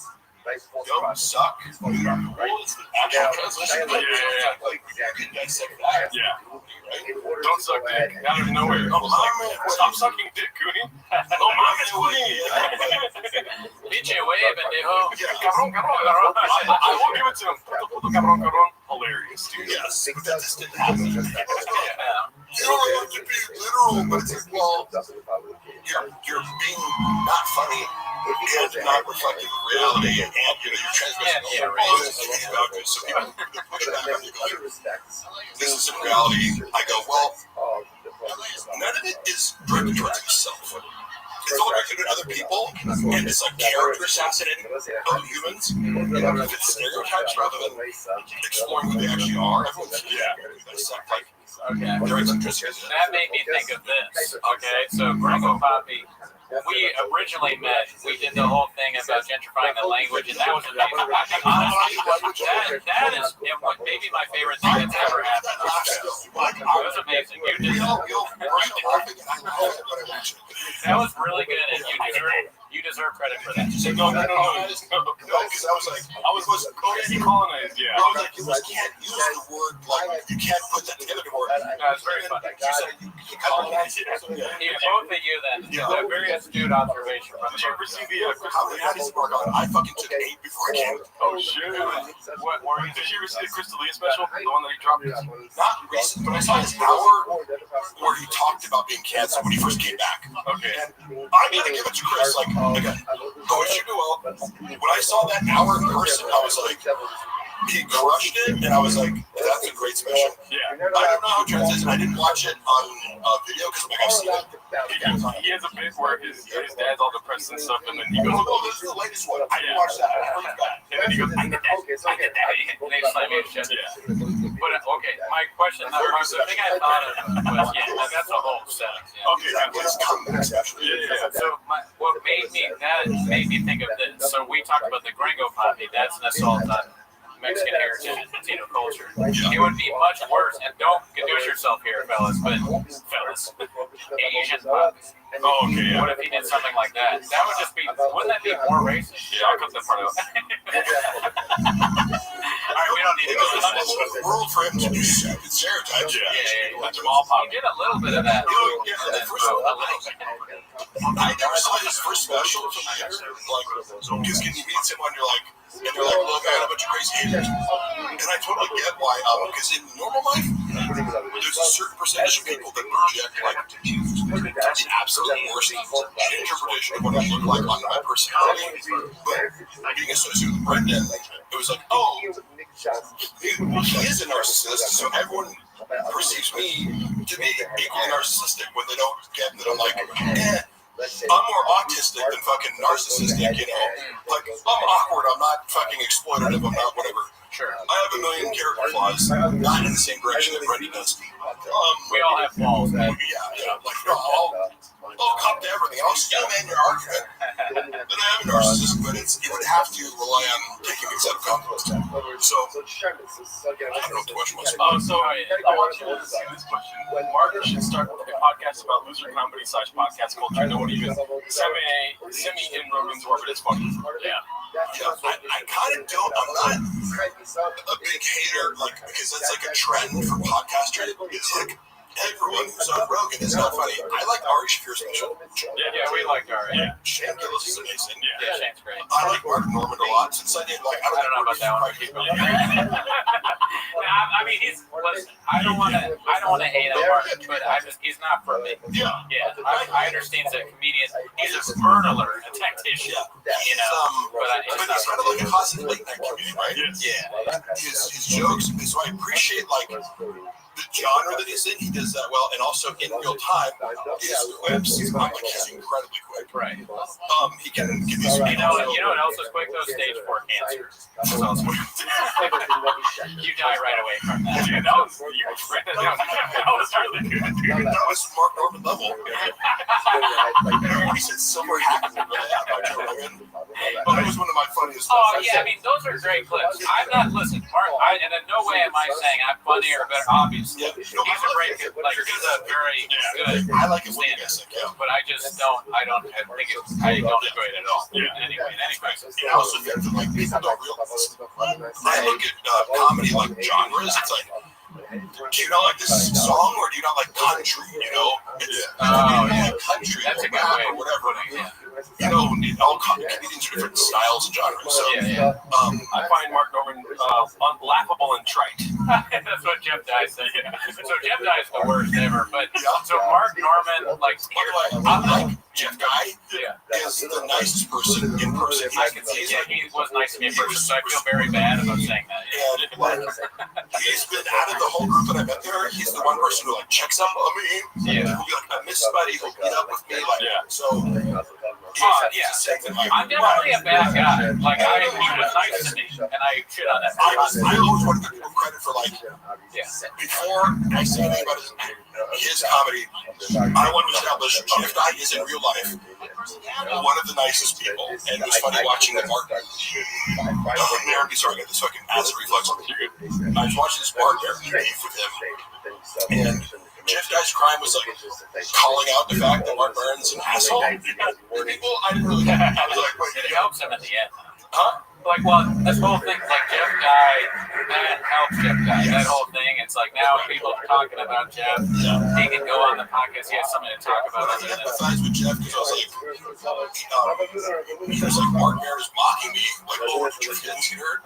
And Jeff's like, yeah, that's the whole point. I think he's got the guy Jeff Dye is where he's like, I'm okay to admit something hurt my feelings. It's not a big deal, you know? Okay, here's my thing. If we're going to talk about Jeff Dye, I'll just say this. If I had advice for Jeff Dye and he cared, I would just say, think a little bit about your issues with women. What's going on there? Like, are you, like, why is that a thing? Maybe, I don't know, just a deep reflection. That's what I would say. I consider him, he's not like, you know, some people get into comedy like those, the Hodge twins who are like conservative podcasts that do comedy shows. And I've watched they're funny, but like, I consider Jeff an actual comedian. But if you cater to a right-wing audience, and oh, by the way, I posted a clip from a few years ago on TFK where I was like questioning him, and he was like, "Oh, Paige Van Zandt is she's got her kids out, her husband's posing behind her doggy style bikini." He's like, "Why'd you gotta do that?" And I prompted him. I was like, "Hey Jeff, you seem a real Christian conservative right now. Just to key him out." And his little comment section, like, "What's wrong with being Christian conservative?" I'm like, "God, it's a podcast. I'm keying him up to give a funny response, to justify himself." But that is his crowd, right? So that tends to correlate with like kind of being critical of the fact that modern culture has veered away from traditional values or traditional gender roles. It permits more kind of soft or like in Jeff's case, he's lighthearted, anti-trans, just it's right-wing flavor, right? I'm okay with that because it's like, well, that's your audience, you know? Sure. But part of that is going to be like, I don't think Jeff has any animosity towards women. I don't know. It's less that like I'm kind of being funny, but like even with that, he's just not funny. Like he's just not good at stand-up. So that's my main criticism is that the stand-up was bad and kind of stupid. Was there a specific joke or like, fill me in on, would you say like his issues with women? Sure. Do you feel like he picks on women? Well, he has a whole YouTube. He did a whole episode where he's like, people think I hate women. Here's a list of comedians I actually think are funny. Yeah, like a YouTube. And then during it, he was like, who's that? It was someone he supposedly picked. He was like, Don. Like it was on his list. Like, did someone else pick this for you? You forgot who the woman was? And it was all like network. It was very like industry plan and famous people for the most part. I'll give you credit. What's that? They're saying they are funny. But dude, would you do a podcast where you're like, here are the women that I actually think are funny? Crazy. You know, I mean, I know I'm acting insane here. You know, like these women actually did make me laugh. And I just he's like, and was one of them Whitney coming? Because that's a crime. If it was a Sharia law, he would be in prison. And we should have Sharia law. No. Allegedly. We should have. I'm sorry. We shouldn't. Jeff Dye is a super nice guy. You know, I stand by that. Because I also, whatever he's leaning into as far as the anti-women stuff, I'm very sensitive to guys who have like deep-seated resentment towards women. Jeff Dye's not. Oh yeah, I don't know. I come out and comments it's like, oh, this kid's laugh, or he has all sisters. Like a bunch of sisters. And I would love to have them on the podcast. Oh my God. And he feels more comfortable talking about women. Kind of how it's like, yeah, I got my 5 black friends over here. I can say, I don't know, man. It's just like the vibe, I guess. But we don't need to. It sucks, but I have like a medical condition where I putting off getting it checked out. What do you have a problem with the human body? Get a grip. Balloon Fart. What do you think of that name? Balloon Fart. That's one of our big fans. Oh yeah. Hating women is to male comics when talking about their Let's see, yeah, a little bit, and it is a little bit lame, but how do we? Oh, because I was shitting on Norman. That's how we got there. I mean, Cooney and Gerardo are yes. You're the first guy to ever make that joke. LPJ27, good to see you in the chat. There's so much easier about it. Just like he thinks The Rock with is true. Even though this whole outfit is like $20, like I literally just go, what's that I'm going to sweat this in today? Yes, it's a stringer. Did you ever go out of the country with the job? To Canada, yeah. Oh, okay. Oh, damn. Because you were asking about maybe pay earlier. I remember he did 2 shows. Yeah. In Calgary. I made $40,000. What? Which is really because it was like this nightclub and he packed it out. You know, so the thing is like, the show up wasn't drunk. At some point in that drastically fell off because I think people will give you a chance based on celebrity. Yeah. Because if you don't evolve, they'll come see you twice even. But who's one of your favorites? Favorite comedian? Kevin Nealon. Right, yeah, Kevin Nealon's great. Bargatze's great. Nick Swartzen's great. So you assume if I see this person once a year at a theater, they're going to have a new hour. Yeah. Or it's going to be whatever, at least new.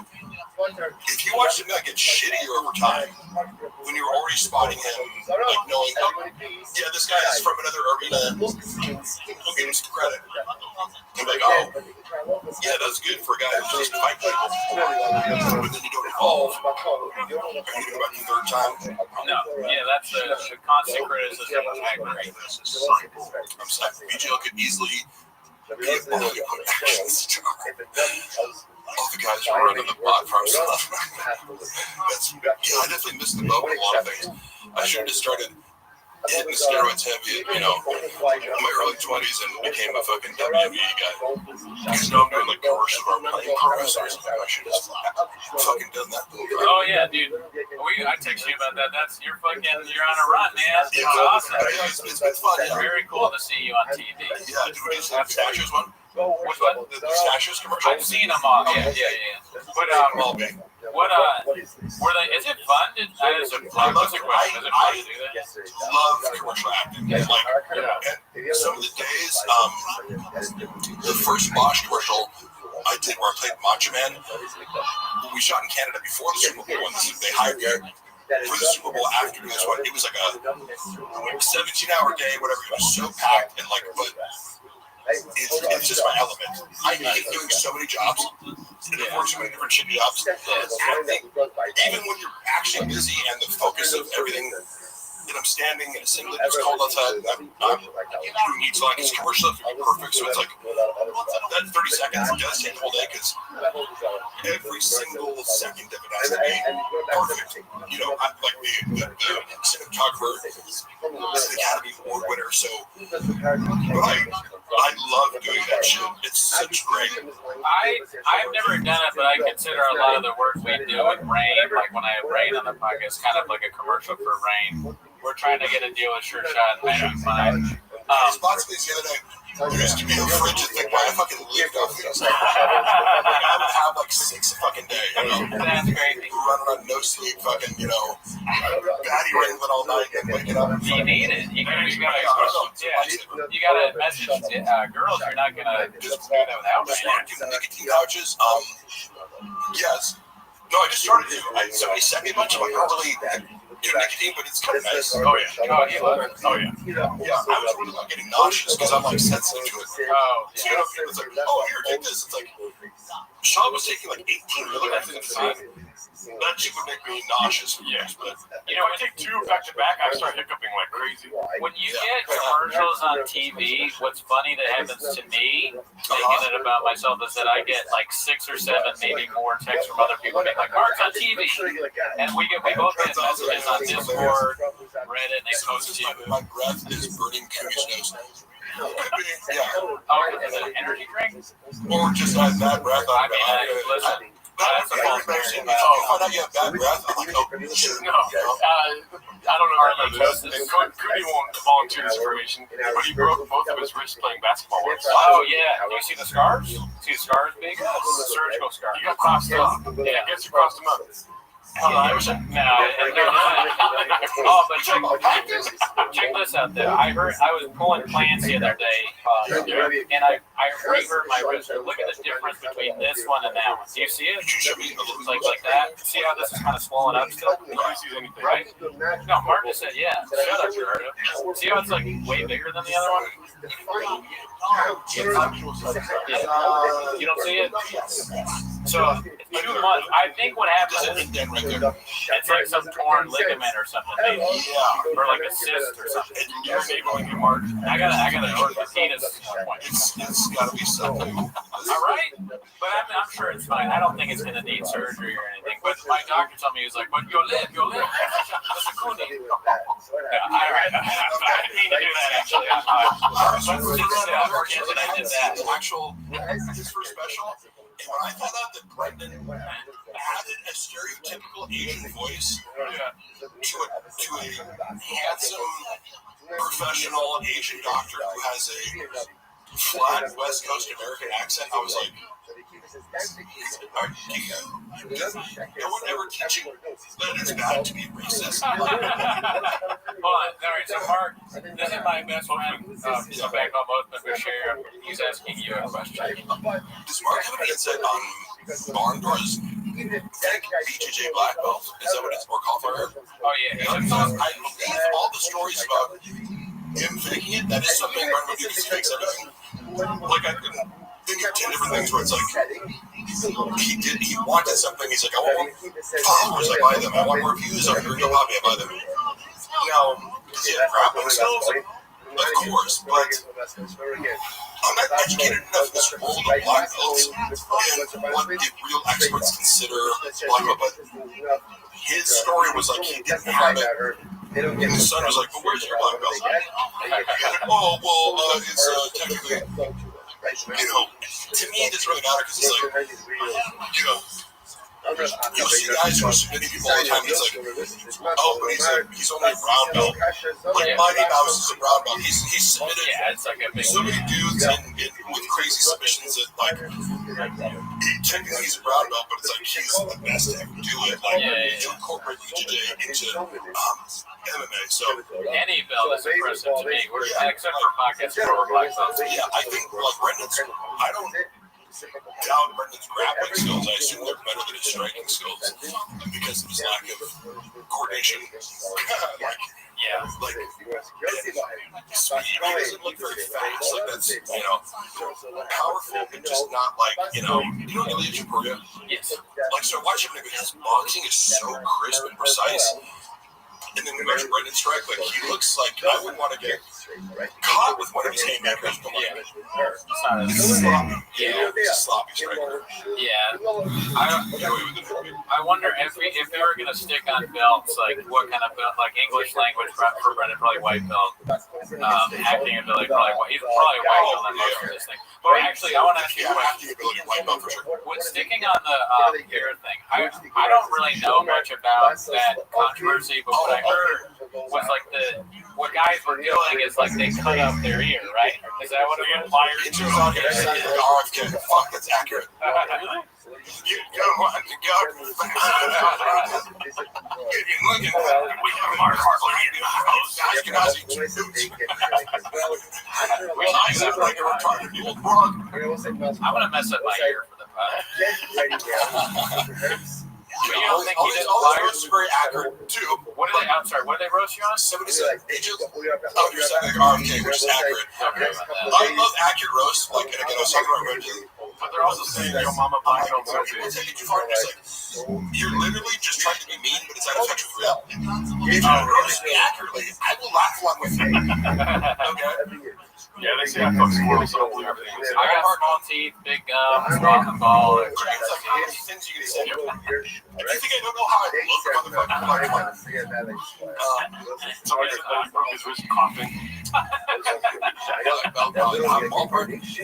much Bob will lose on Tiger thing? I don't know. All I know is I get fired from running the social media, which I brought up over 10,000 followers in a couple months. I was posting every day.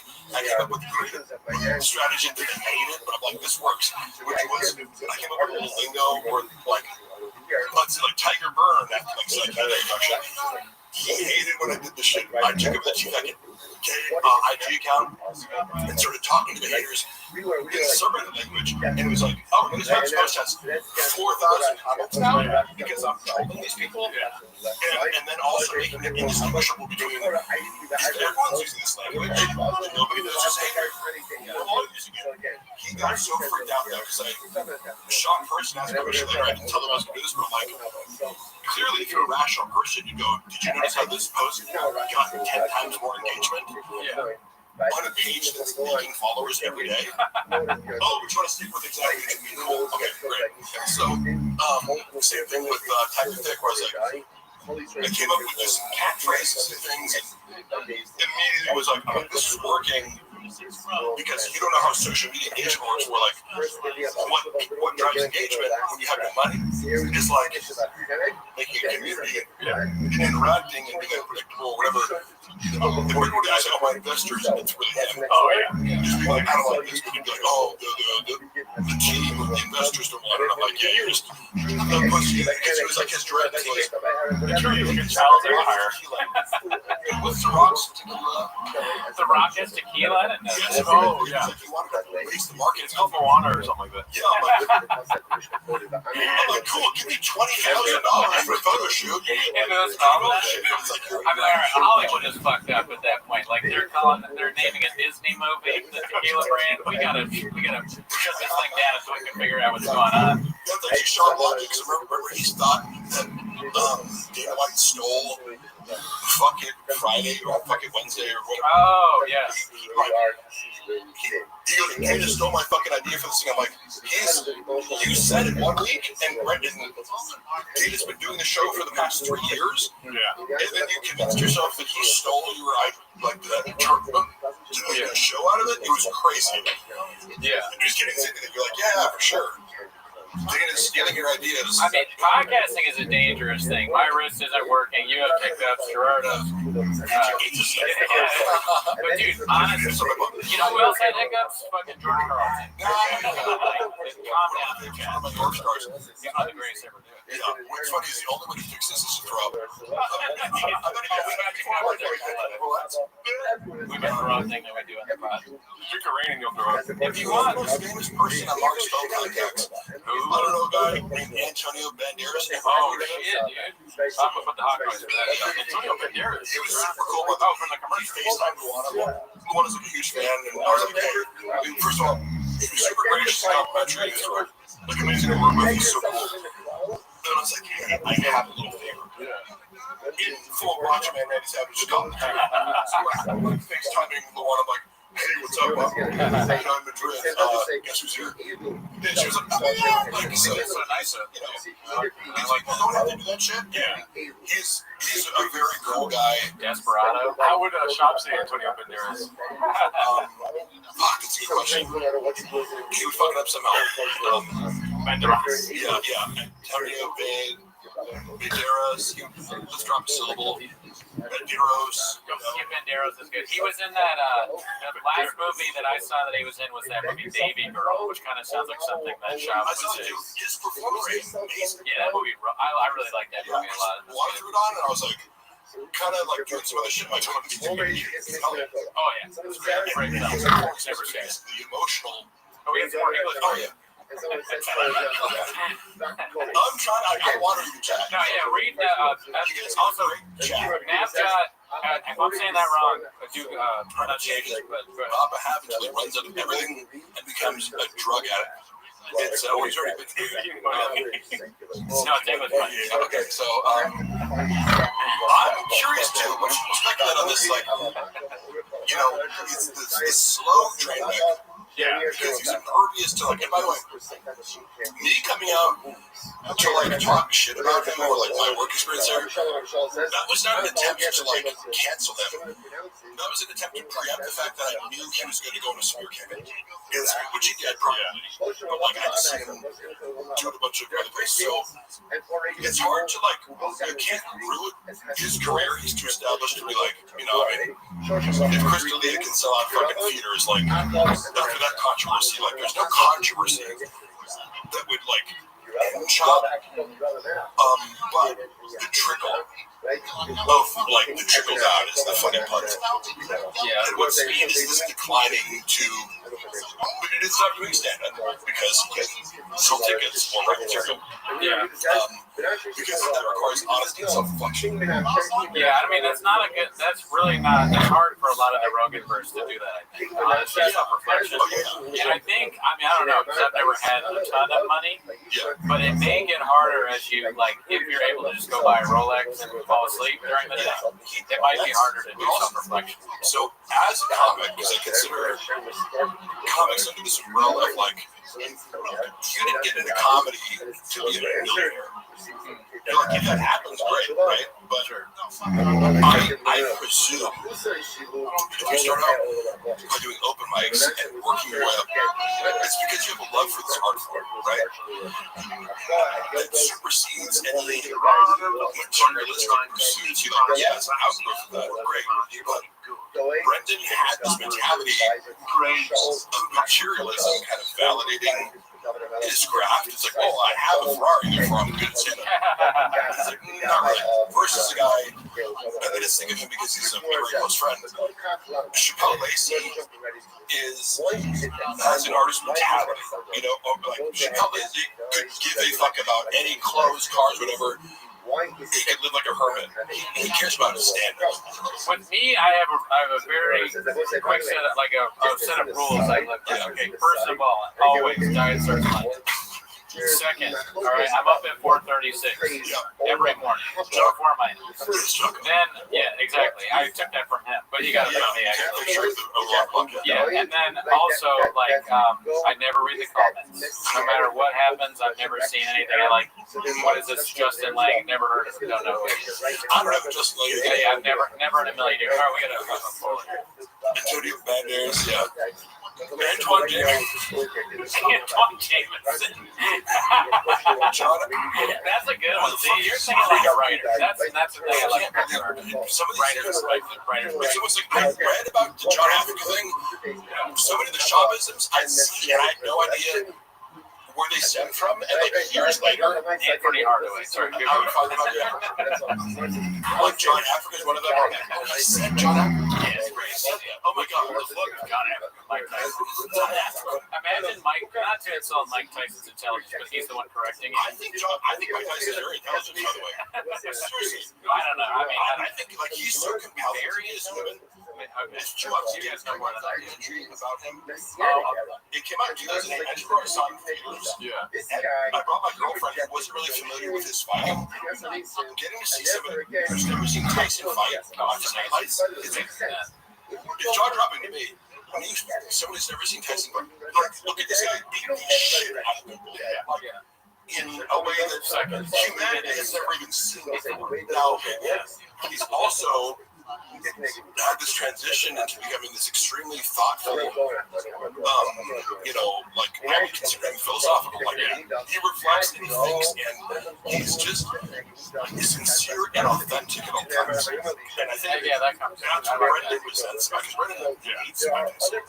He gets insight. He hates, and because also remember when he was doing that show? Mike Tyson used to do this show in Vegas, like a one-man show. Yeah. It was basically comedy. Like that's what Brendan should have done. I was always like, why don't you talk about the UFC? He's like, no, I don't want to. I'm like, major mistake. Blind spot. I get it. You know, it's like people do this thing where like, oh, I don't want to talk about the August. I'm like, that is actually your best bet. To at least make one special where you involve it. But Mike Tyson's show was funny as fuck. Oh, did you go to it or? I saw clips of it. I was like, oh, this is good. You know, it's all right. It's like a presentation, but it was very successful. Great entertainment. That's hilarious. I think part of Brendan's resentment is that, and the fact that he's like, at all times, for better and for worse, he's authentic. If he fucks up a word or says something silly, it's like he's just authentic and doesn't give a fuck. Yeah, definitely. I mean, he's very fun to watch. What I used to do with my buddies is like we'd be hungover in college and we'd watch Tyson highlights of him just destroying somebody in 30 seconds.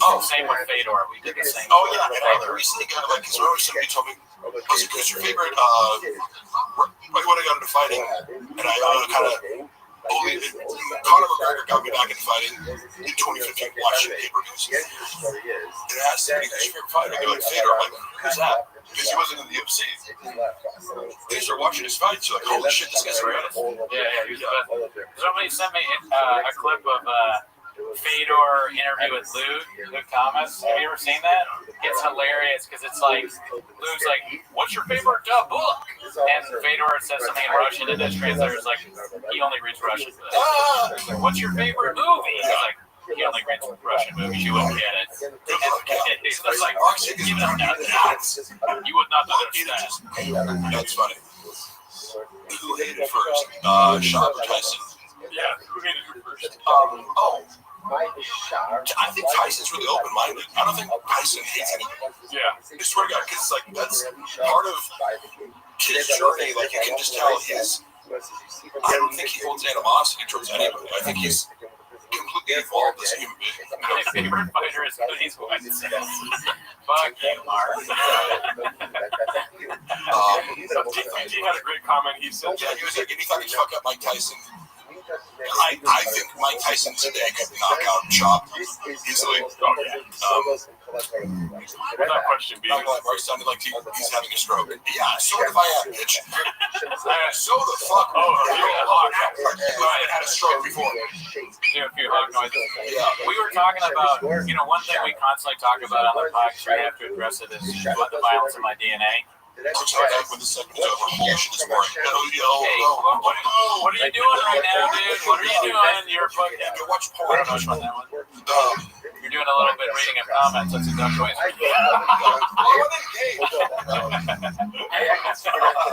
Just kidding. Oh, what do we got here? Shot disrespected Tyson. He did. Shot disrespected him for no reason. And just kind of acted like he was an idiot. He was like, oh, you're the seniors on a meal card diet. You were bad. Oh, who gives a fuck? Mark, how is Chin not having a breakdown? I do believe that. I think about Chin a lot. First of all, he's so much stupider than I ever imagined. Like, he doesn't know that Australia isn't Europe. He couldn't name the European countries, and he goes, Australia? He thought that Australia was in Europe. It's a hilarious first guess. It's a second grade, like, I mean, that's insulting to second graders. That's a preschool level answer, right? Sean has a bunch of issues with Chin revolving what he doesn't do. He works like 3 days a week and doesn't really offer anything creative. He doesn't think outside the box. However, Here's a good one. I don't know if you know the bit, but there's this bit, and I don't really, it's not really a bit because it's just true.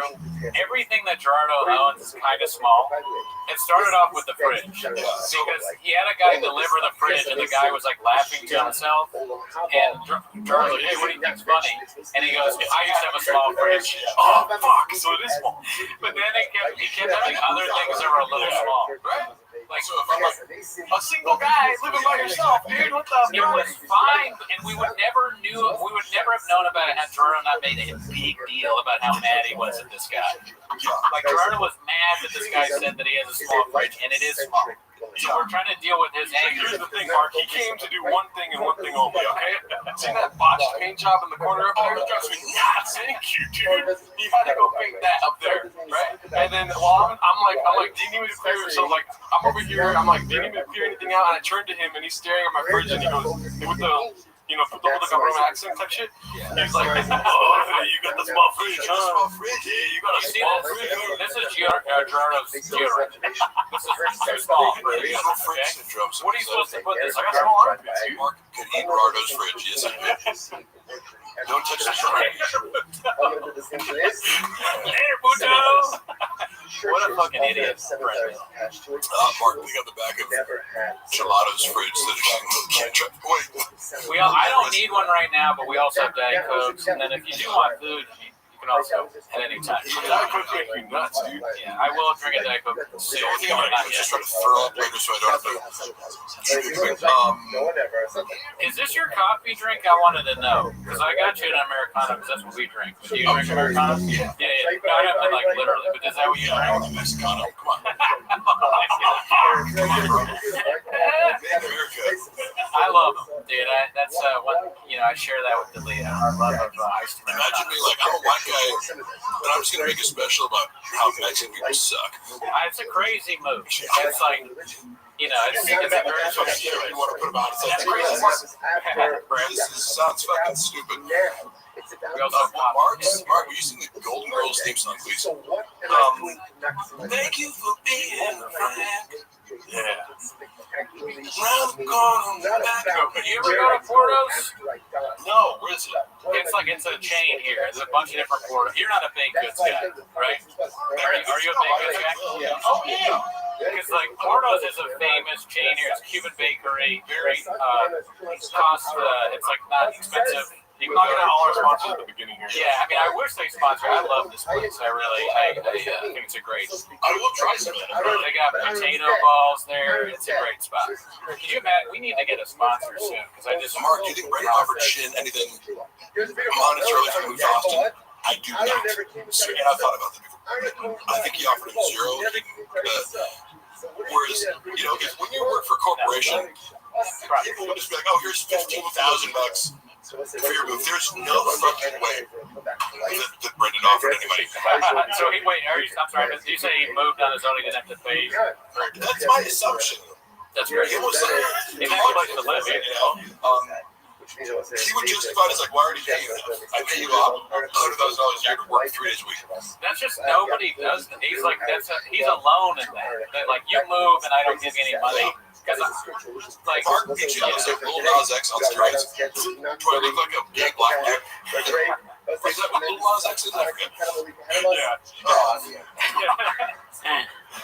Well, Akash helped Bob with Junior Puppy. Well, no, I remember meeting Akash. I thought he was super cool. Like, we had a pleasant interaction. Here's the thing about how did you scoop up the bag? Or, What's sorry, go ahead. I was like, did you scoop up the bag? That's what Schultz and Akash say. Scoop up the bag. Yeah, Get it up the mode. Get it up the mode. So, 10 toes down. 10 toes down. I hope you're 10 toes down when you met him. Must have been if you guys got along. Because if you weren't, yes, I mean, they would just. Good luck, I went to a little bit of flavor, but that's Oh, you do that? because I do find Schultz annoying about it. Because Schultz seems very arrogant to me. Yeah. Oh, And yeah. I'm turned off by that. Like with Akash, I seem less so in person. I don't know, in the context of that show, different than how I perceived it. Oh, But, Bud Easy, sorry. Bud Easy is one of our big fans there. He's a great guy. Never met him. He says, will you tell the Red Bat story? the Red Bars, Red Bat? I assume you mean the Red Bar, but Oh, you spelled wrong, Bud Easy? All right, well, you're gone. they just want to out you. They're like, do you want to come on the show? I wasn't even planning. That's the thing. It's like, again, to address Brendan recently on the Patreon. I don't know about this unique made a video. He called me obsessed with him. If he with his employees, he goes, yeah, he's obsessed with me. It's weird. And he goes, bad environment because he had no skills. I was like, oh, that's the third fake reason for firing me. Yeah. As I was editing 6 clips in a night, but I have no skills. So the Red Bar story, not much more to it than they just reached out. So they had people not wanted to have me in the show. It's not like I was going, I need to expose this story. People were reaching out to me going, do you want to come on my podcast? And I was just like, I guess. And Red Bar, they are so scared of Red Bar on TVK, and I didn't know a ton about it because it was just one of these things where it's like, oh, stay away from Red Bar. It's like the forbidden clause. Who tells you that when you start? Is that an orientation? Brandon was just this vibe, they knew of Red Bar, and it was like, kind of like the Reddit. It's like, stay away from the Reddit. Yeah, don't look at the Reddit. But I mean, to me, Red Bar is funny and does good content. With that, that's kind of funny to me because that makes me think I was joking there, but an orientation of some kind where you start at Thick Boy Nation and they're like, here's a few things. Thanks for joining the team. It's like orientation. Here's a donut. It's like drips on your shirt. I got you. You're not gonna get paid. Watch out for the dripping donuts. Nothing they say is true. But Red Bar was treated like the boogeyman. Yeah, I swear to God, I've never got that. I'm like, I can't even say it. why are you guys so scared of this? Like Voldemort. Yeah. Really? No, it's written out. Okay. Give us a second. Because we used to be like that too. Oh yeah, we love Red Bar. I mean, it's hilarious, and he's a controversial figure. But when we first started, we were just like, maybe we shouldn't even say anything. Yeah. And what's funny is his fans have been really cool to me. That's one of the more supportive communities of people where I came on and a lot of people were like, oh, he was trolling me the whole time. I'm like, I don't give a fuck. Yeah. What his intentions were. We had Mike, I know he probably wanted a little more out of me and he was trying to press the conversation, but he's being a good broadcaster. It's like Howard Stern is trying to press you to say the most controversial. I get that's his imperative. I didn't feel mocked or belittled by him. But You're in on the bit, or you're enjoying it. regardless, because he was holding, he was had me on FaceTime, and he was maybe going oh, this is Luana, by the way. Great woman, never met her. He was holding me on FaceTime, and people were like, oh, didn't you see a Red Bar was trolling you? I'm like, I don't know. If he was, I didn't care, It would be an insult almost if he didn't troll you a little bit, right? Like, who doesn't he troll when he is not? But when he was saying complimentary things to me, I'm like, I don't know. I don't have any reason to doubt he hates me. I don't have any reason to doubt that he's being sincere. Because it was just I used to talk shit about you, and then I kind of changed my mind. I'm like, that's okay. Is he ever sincere? I'm not sure sincere is a part of his, joie de vivre. He's not a. To me, it's believable that you could go from because he did make fun of me on the show, and again, if you don't know the context of or you're comparing me to Brendan Schaub, there are certain things that I do that are sarcastic or tongue-in-cheek that might not be obvious if you're just going, this guy's Brendan Schaub's friend, therefore he's as stupid and narcissistic as Brendan Schaub, and therefore if I'm doing a, like doing a little act out where I'm acting more Jim Rodishy, then you're going to go, oh, this guy's really idiot, even though I'm delivering something. Indian Man wants to know if, what do you think of Elephant Graveyard? Oh, yeah, one of our guys. Amazing, yeah. I'm sorry for calling you the Indian Man. Nah, Josh, Yeah, but you never told us that. It's amazing because I like content like that where YouTubers like put instead of daily content. And this is I consider you guys this too because you do custom songs. I think you put a lot of effort into podcasts and elevate it, to something greater than just two people talking, right? And I think Elephant Graveyard's an example of this guy puts a lot of effort into the artistic output that creates and Oh yeah, I mean he's a legend. I mean, those two are like they're like Socrates and Plato or something like that, or we're standing on the shoulders of giants. Oh, Schaub and Callan? What's Schaub's salary? Over 100K. God damn, It's crazy. allegedly. Yep, that's true. What did you say? 100K plus. I know. Oh, his salary. Years ago, he negotiated 100K because he found out that Jamie on Joe Rogan makes $1 million a year. But it's reasonable because, well, if your boss is making, That's hilarious. $100 million a year, You heard it here. you can't throw $1 million my way. I'm going to go to the sink real quick. Jamie basically in poverty in Austin there. Yeah, exactly. $1 million. What the fuck is Mark talking about? Effort? I don't know what that means. Sass was watching. What's the guest sign up for today? Thank you, FB. Did you watch the latest? I forget what it's called. The latest Elephant Graveyard that just blew everybody away. Yeah. So funny. At least most of it. Yeah. What was the title for that, Chad? I have Graves. I forgot. Put the title in the chat. But yeah, I mean, that guy, he's just. I really. Poetry of it. Have you ever done something like that where you sat down and made like an edited thing where you're talking about something? No, but I would I do enough basic editing, or here's the main thing that I'm looking at. Like the visuals are great. I don't have skills to edit and Comedy Jones. but even just the voiceovers he does are very cinematic. So that's what I hone in on. I go, I love the cinematic voiceover style that's matching then the visual qualities that are dreamlike, Yeah.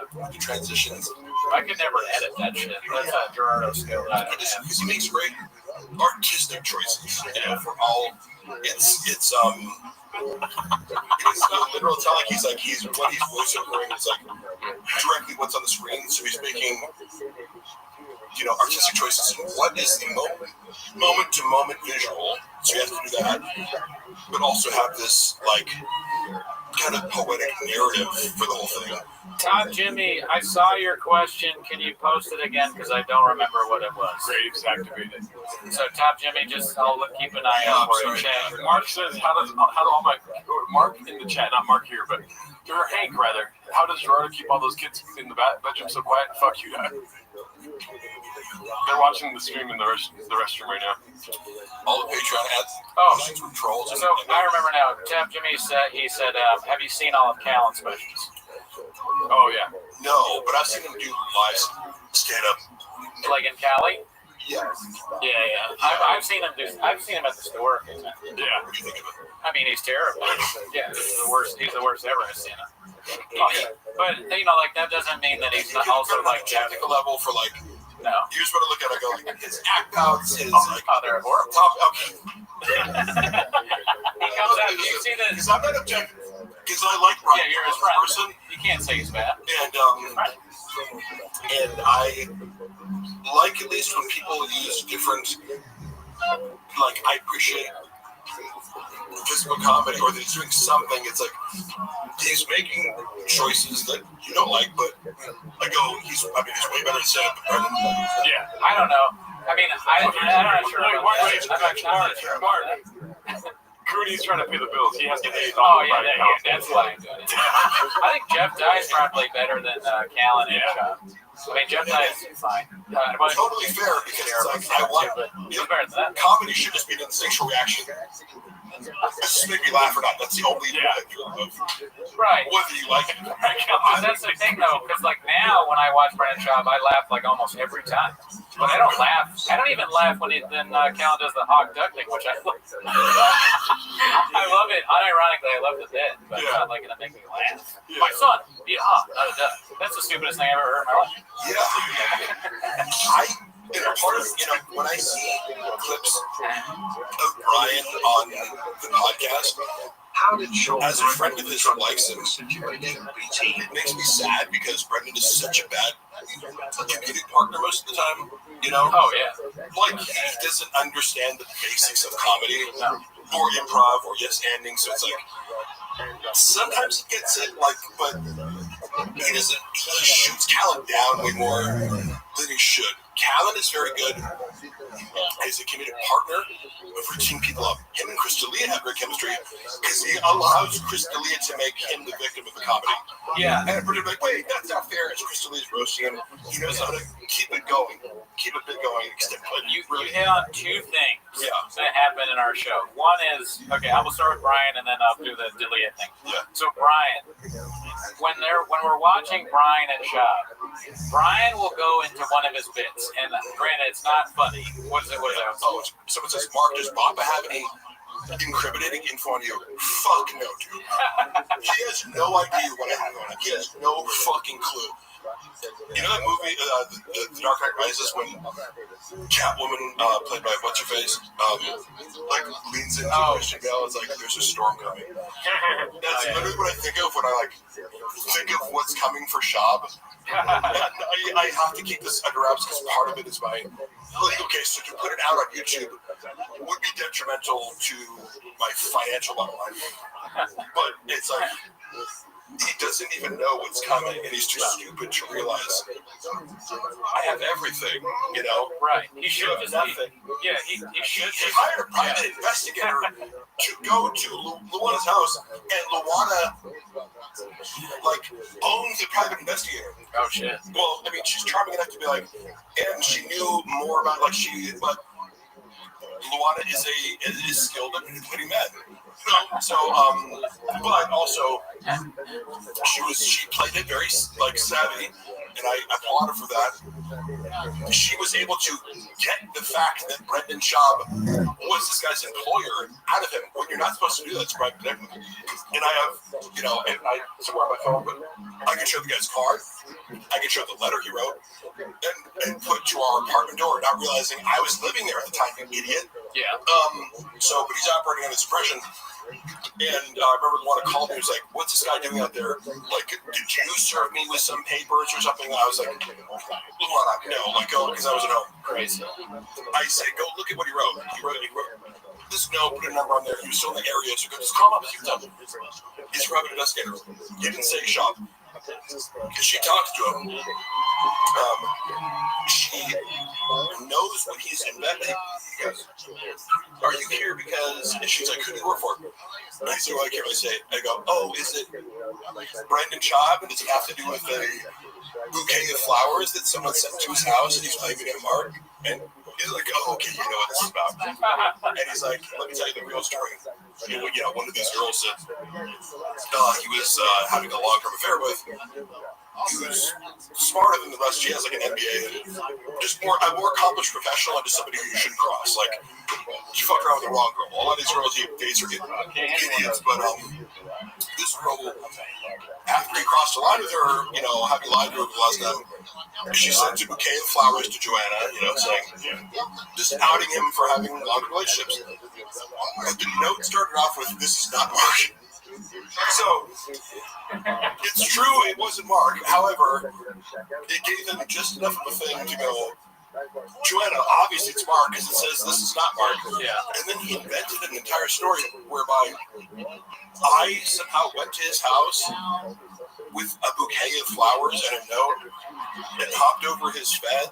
It was you have security cam footage, like, elevated in your house. The whole thing is covered by, 8 different cameras. And he said to another side piece, hey, if you talked to Mark recently, he's like, no, what's up? He came by the house when I wasn't there. Like, he's harassing my kids. He's like, no way. And he's like, yeah, I had to get the police involved. Like, I'm on the phone with them right now. I'm like, oh, yeah. The police. Yeah, sounds good, bro. With the security cam footage of a worker from Joanna's favorite florist, Lorraine, Oh, I just wonder how he gassed her on that, because, like, he's like, oh, he pulled out the fucking camera plugs, He cut the power to the security, because otherwise, well, watch the footage. Where am I in this equation? It was just one of the more hilarious things where I go, this willingness to gaslight his wife and family in the craziest way possible, and then hire an investigator, or whatever. He does this with every lawyers. That's why he lost the unique lawsuit, because it's like, imagine Brendan Schaub's your client, and you have to rely on him to tell you the truth about what's going on. You fucked. Yeah, I mean, being his lawyer is like being anything. You got to be like, we have another one if you want another one. Because I bit off that one. But go ahead. Yeah. This shit is amazing. I just tried. It's the first time having a coffee cake from Porto's. Surprising, I know. Cinnamon coffee cake. Wow. Listen, I would fuck my way into the room to get this. I would eat those. Yeah. Yeah, that's not good. No all caps, that's the rules. Mark, you're a drama queen. No, I'm not.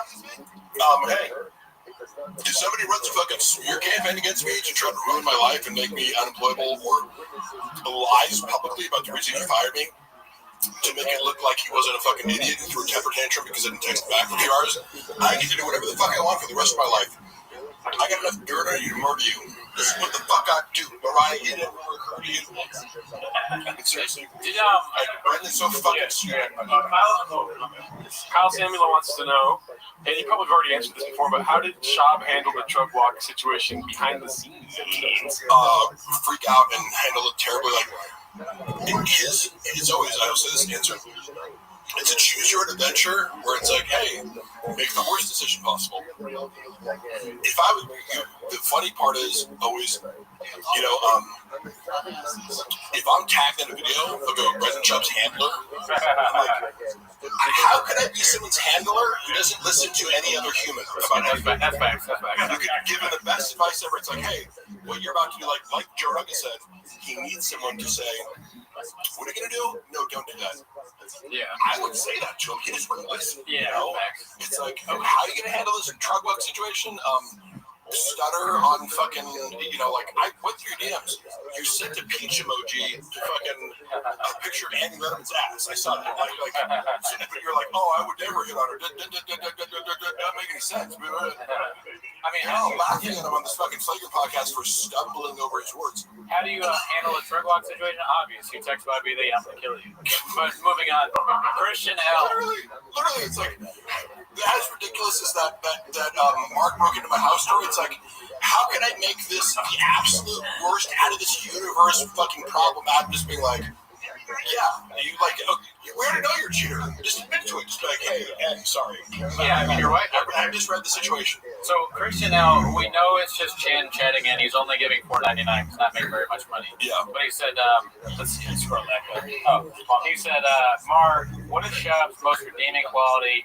You must have seen something good in the beginning. Hoping you answered. I'm talking about Schaub's positive qualities, but we're still under the umbrella of a narcissistic personality disorder, which implies in the beginning stages of a relationship, he's going to be very generous. So, for example, the first time I ever traveled with him was to Austin, Texas in 2021. I got permission to go from my wife. She was like, why the fuck are you going with Schaub? It was actually her birthday, so I was like, but I'm like, it felt like it was like, dude, I want to go do this cool. He invited me, come on, this is gonna be fun. I hadn't traveled that much, during COVID.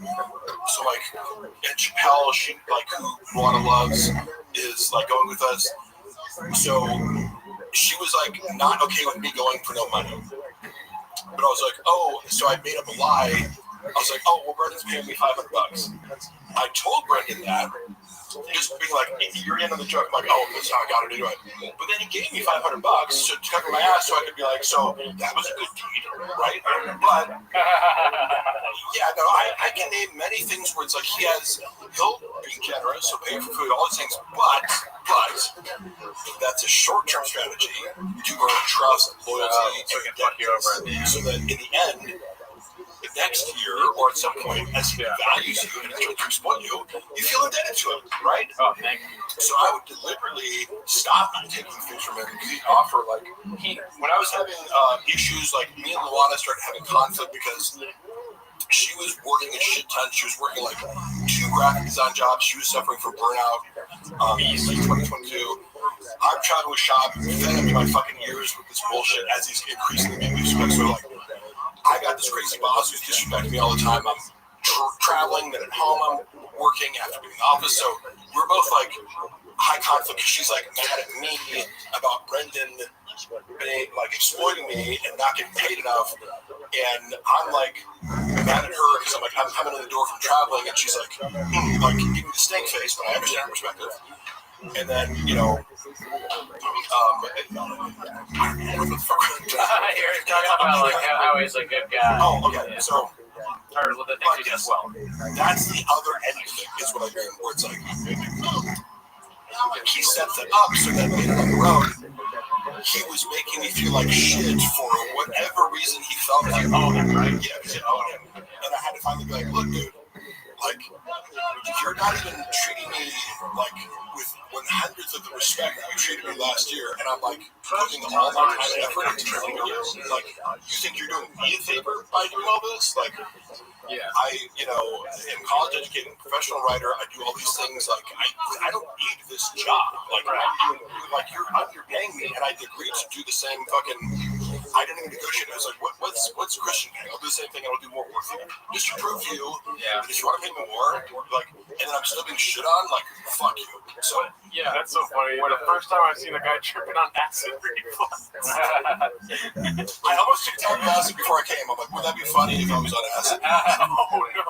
Me, yeah, like with Shab, what I've learned from Shab, because he does have good qualities, is like number one, that he's helped me a lot. Like, I wasn't really that into my son's baseball team, and then like I was in the shop, I was like, you know what, I should be like a baseball dad. Yeah, when you saw him yelling at the umpire. Yeah, my son Denver has gotten a lot better at the swing and the pitch, and he never like loses to a fat guy anymore, like a fat kid. So we got rid of that. Like, if a fat kid is playing, he's always better than the fat kid. I didn't like him until I got my own truck.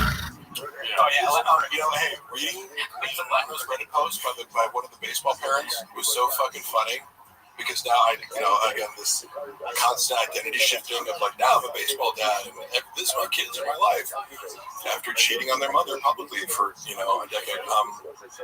Like, it's hilarious watching this. And then hearing the other side of the story where it's like, oh, Shop's also, as is with everything, portrays himself as like this beast of work ethic. Work ethic. I'm trying to pull a Shop.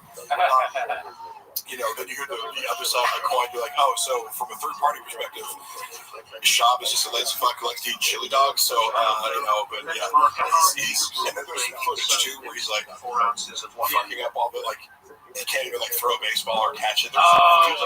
Game. Yeah. Fuck. You got some action. He's bad at baseball? I didn't see it. Yes. Oh, man. He cannot do basic things in baseball. He can't throw. That's kind of like, if you ever watch his football highlights from Colorado, like, yeah, I mean, this guy thought he was going to make it to the NFL, and I can say that as well. I've watched myself play football on video thousands of times, because I played before I went to school. Yeah. We used to love to do the difference between high school and college is you're watching practice film every day, one-on-one drills and scrimmage footage, and you're scrutinized one by one, right?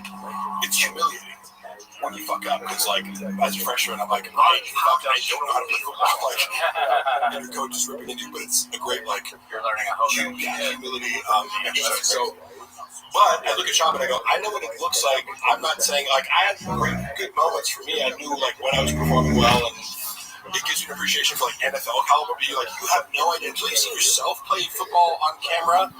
Like, these fucking 300-pound D linemen, it's like, these humans shouldn't be able to move that fast. Watching Shab, I'm like, oh, he looks like a D3 player. You know what I mean? Like, he's not good. Yeah, I thought he there's was not- good in the NFL. I haven't seen good highlights. Jay, thank you, Jay. Jay, how does Shop feel about Eric? Good question, because that's another nuanced one. You know, that falls under the umbrella of Shab hates everyone who he feels is associated beneath him. However, he did negotiate on Eric's behalf not against, but like when he was being brought into the King of the Sting situation, apparently, according to Shab, which take it with a grain of salt, but I think Thea was kind of like making it more difficult for him to kind of be an equal partner in this like dynamic or something like that, where it's like, because they were inviting him out as a guest, kind of like, oh, we'll throw you this much change per week, and he was kind of like, hey man, like, if I'm going to keep myself available every week, which is totally fair, it's like, and am I getting on call or am I getting part of this thing? He was asking very fair questions. Shab advocated for him to be a more fairly paid kind of splitting in this kind of thing. And I think it was Theo who was kind of going, I don't want that, but also but part of this pie was the fact that like King of the Sting is what it is because of Theo Vaughn. Sure. Theo Vaughn is the draw here. Theo Vaughn does a solo podcasting, it's a million hits. So like obviously, you know, in a business sense, you could realistically go, what's your value to this? Like, what do you add? In a friend sense or a very fair sense, you go, if we're doing a podcast together, and I know that I need you, let's all get paid the same. But baked into this cake is a condescension towards Eric, not like his attitude of like, he likes to dismiss people, they care to sell tickets, and can't do that. But Eric's a better stand-up comedian than you, Brennan, and he's been on TV, and he's like, you know, I don't know, Eric was always very nice to me, and a thoughtful person too. He would always like, he was the first person at Thick Boy, when I was like, really like, I got depressed where I would like come to work every day and I'm like, I'm waking up early and like dealing with Brendan's bullshit until like, you know, 10 p.m. every night, 7 a.m. Like, I just started becoming dead at some point. Like, I hate every moment here. And he was the only person to be like, hey man, you all right? And I was like, yeah. He said, it's okay to not be okay, or something like that. Really? I wouldn't have picked him to be a guy that talks like that. I mean, this is my lawyer, Rob Pebble. That sounds like a good idea for like a sitcom, you know? I moved in a house recently. I moved in a new house in LA. Whenever you move in a new house, it's always weird. It's even weirder. Hey Rob, you're on a live stream right now. Are you okay with that? Oh, sure, yeah. I think I'm doing a live stream number this one.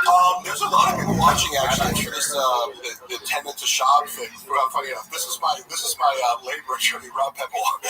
Hey Rob.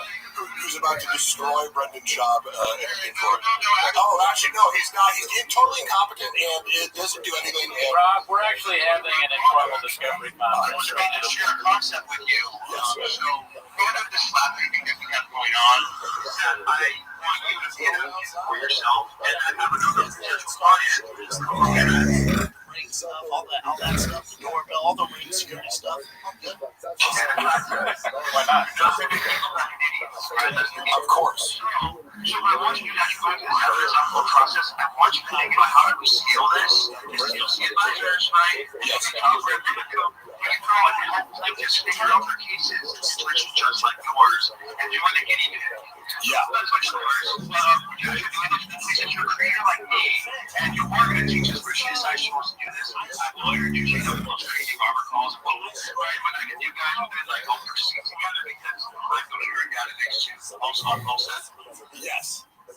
Thank you. Love you. Robert Pebble, attorney at law. All right. Good luck, Rob. Yeah, so Rob is like, I feel like we're in the I went to courtroom. college with him. He's literally one of the smartest people I know. Right. I was saying earlier, I'm like, if I get 10% of what he's saying, I'm lucky. But like, he's not. I bet he's just better than Chuck Swift. All right. motion to dismiss. Yeah. Saying random shit. That's it. So you went to college with this guy? Yeah, we both played football at Pomona College, but I would consider Rob, if he had 150, 160 IQ, I wouldn't be surprised, but he's like extremely intelligent, and specifically with organizational systems. I remember when he was like 20 years old, he's like a gym bro like me, so we like connected over lifting. I'm a few years older than him, so he was a freshman when I was a senior. We connected over like just lifting, you know, and he was like, well, because I had this policy of like, if you ask me if I'm on juice, like I'll tell you, but if you don't, I'm not gonna talk about it. And he was like, oh, if you run a cycle, I'm like, yeah. And so I was like, you're the first person with the audacity to just ask me politely, you know? Yeah. And I appreciate that, but he's very direct. And when you step into that deposition room, you want to look jacked because you're going to be like imposing your presence on people. That Rob is really, it's deceptive because what I like about him is he's a jack, handsome gym bro, but also he's like an autistic savant with organizational systems. So remember when he was 20 years old, he was like making $100K a year running like LA fitness clubs. Like he would like train other people how to like run a more efficient like personal training like architecture for all the clubs in Southern California. Like starting as a personal trainer, like quickly they're like, oh, you're way too smart to do this. Like so, because he was still going to college, you know, and also making $100,000 a year, like you know, like telling people how to do their jobs. Yeah, like, right. You didn't get your lunch by the 5th hour. You went 4 hours without a 10-minute break, dude. You didn't get reimbursed for business expenses. Yeah. We worked off the clock. Yeah, and he's also very moral too, which you don't meet a lot with lawyers. Like, you know, because these guys, whoever's representing Shop, it's like obviously you realize this guy's an idiot, pathological liar who has no case. It's kind of like whoever's representing Blake Lively and Ryan Reynolds. They're like, you know, this person has no case whatsoever, and you can charge these clients millions of dollars and draw this process, but you know you're going to lose in the end, right? But Rob Pebble is extremely. It's a good, actually, you know what? Now that's a good advertisement. I mean, he's a lawyer doing wage and hour stuff in California, and he'll fire clients get a broad ethical. Yeah, if you have a case or you're misrepresenting something, he'll fire clients. He fired me the other day, trying to sue Gerardo. Had to fire some people. Not enough Diet Cokes. But we fixed that problem, didn't we? You know what? I drink a Diet Coke. What happens? He's a lawyer doing whatever. What could go wrong? No, seriously, Rob is one of the best labor attorneys in the state. There you go. It's hard. It's a hard concept for people to understand that you can have muscles and also be good at a job. But it turns out actually it helps. It helps. Muscles help everything. Yeah. So I say. Marg is Rob, the sharpest tool in the shed. I know literally one of the smartest people I know. He's designing a service, like an AI-based platform that he invented and like programmed that essentially does the job of a paralegal. So sorry to all paralegals out there, but Rob is designing a product to sell to law firms that like automates all these different things using AI. And I'm doing an AI platform that watches shop content too. That will also be part of our Patreon. Yes. Mark, have you seen Brendan tossing his dick on the ground? I know that's a meme. Of course, he's not conscientious, you know. So he's the type of person who would just throw trash on the ground and expects of us to pick it up. So. Of course. That's fucked up. Mark, how did your opinion on PF Chang's? I love it. We hated PF Chang's. That was a great one. Anything else? Any other questions? You guys played Sega NHLPA Hockey 93. This would be the exact same from Swingers. Well, I love that because I love that movie and I love that game. You've seen Swingers, right? One of the greatest movies ever made. I went to high school. Did you ever play that game, that hockey game on was it Super Nintendo? Yeah. No, I don't think so. Dude, that game was the best. All you had to do was you go around the goal and then you click and then you could get a goal every time. And then you could also fight it, which is amazing. Super Mario Brothers on that. Super Mario's on there. That was a good game on there. I fell off of video games because I realized, so my older brother is I'm happy to recognize, my place in the world as far as intellect because somebody like Rob is so much smarter than me, or my brother Eric is an applied mathematics PhD. So I've met real smart people. It's also funny when people try to pass themselves off in LA is I'm smart. I'm like, have you met smart people? Go to Austin, Texas. Yeah, dude, that's where the philosophers are. Yeah. And I'm honestly, comedians can be really smart, but it's if you get a room full of PhD, like applied math and computer science PhD students in a room, it's like it's going to be an odd bunch, but their IQs are off the charts. Yeah, they won't stand at all compared to Joey Coco Diaz and Bert Kreischer, dude. Shirt off. You have a PhD? I don't have a shirt. That's right. Bert Kreischer, he's an interesting guy because he was very nice to me. So I got to say, like, I'm not going to try to trash him, but he doesn't seem to be good at being funny. I don't know. Oh no, his stand-up is trash. But also, like, he's taken Chappelle Lacey like to arenas with him. So it's like, I don't mean to hit on him, but it is. You're right. He does use people. That's true. It is. He brings a bunch of people around. People that can help him for a little bit. Yeah, that's for sure. He does that. I'll say The Machine. I enjoyed the movie. I might watch it. Yeah, I like it. Great movie. One that exists. Never seen it. Sting. It's got the guy I like. I don't know. There was another question that we didn't answer from the fan funding. Yeah. What is the estimated time of Shab's downfall? That's what I was alluding to before. Define downfall. Define bullying. I would just, at some point, right? There must be a point where you stop podcasting. And because he says, I would do this for free, right? There's some point, I remember seeing some clip where he's like, I'd fucking do this for you if we weren't making any money. It's like, would you though? Would you though? No, I don't think so. I don't doubt that I do think Brendan thrives off being on his cookies and way. I don't necessarily feel the compulsion, because whatever people call you, like I'm constantly being accused of being a narcissist. I'm like, I feel like I get enough attention in life where I don't feel like there's this deficit of like, I need to post things, I feel like some people do constantly need to be in front of the camera and courting attention. I feel like Brendan does thrive off of that, of like just like even the feeling of importance when you walk into a studio, because I go like, he could be doing all this himself. There's nothing sophisticated about his production. That's like, why do you need to pay a guy $100,000? What you guys are doing, you guys are the performers and the producers. Yeah, I mean, wouldn't you rather save $100,000 a year to do yourself? That's a common distraction. Yeah. I don't know. You know like, why don't you go camera stuff on? But you need someone to do production and post-production, so it's just funny. The shit that he wastes money on. He's like, space and be like, there's a bunch of people here, and I'm the center of attention. Let's check. Nope. Okay. It's Brendan's Crazy Ex. I like that people go like Crazy Ex. Do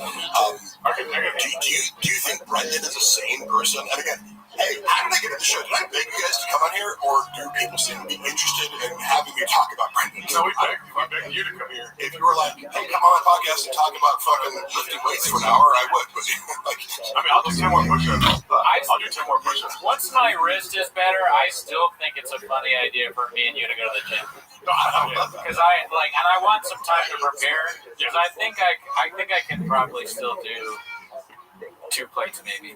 Or I was able to, if I worked a little bit too, I think I could probably still do it. I might be able to.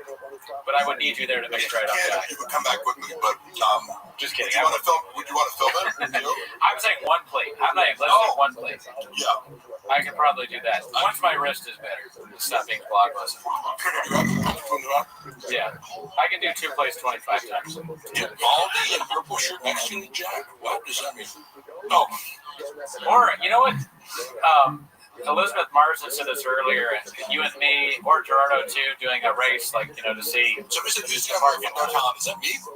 On the left. Where Mark eat like a bigger slob. I do. If you think you're gonna offend me by telling me that I eat like a slob, good fucking luck.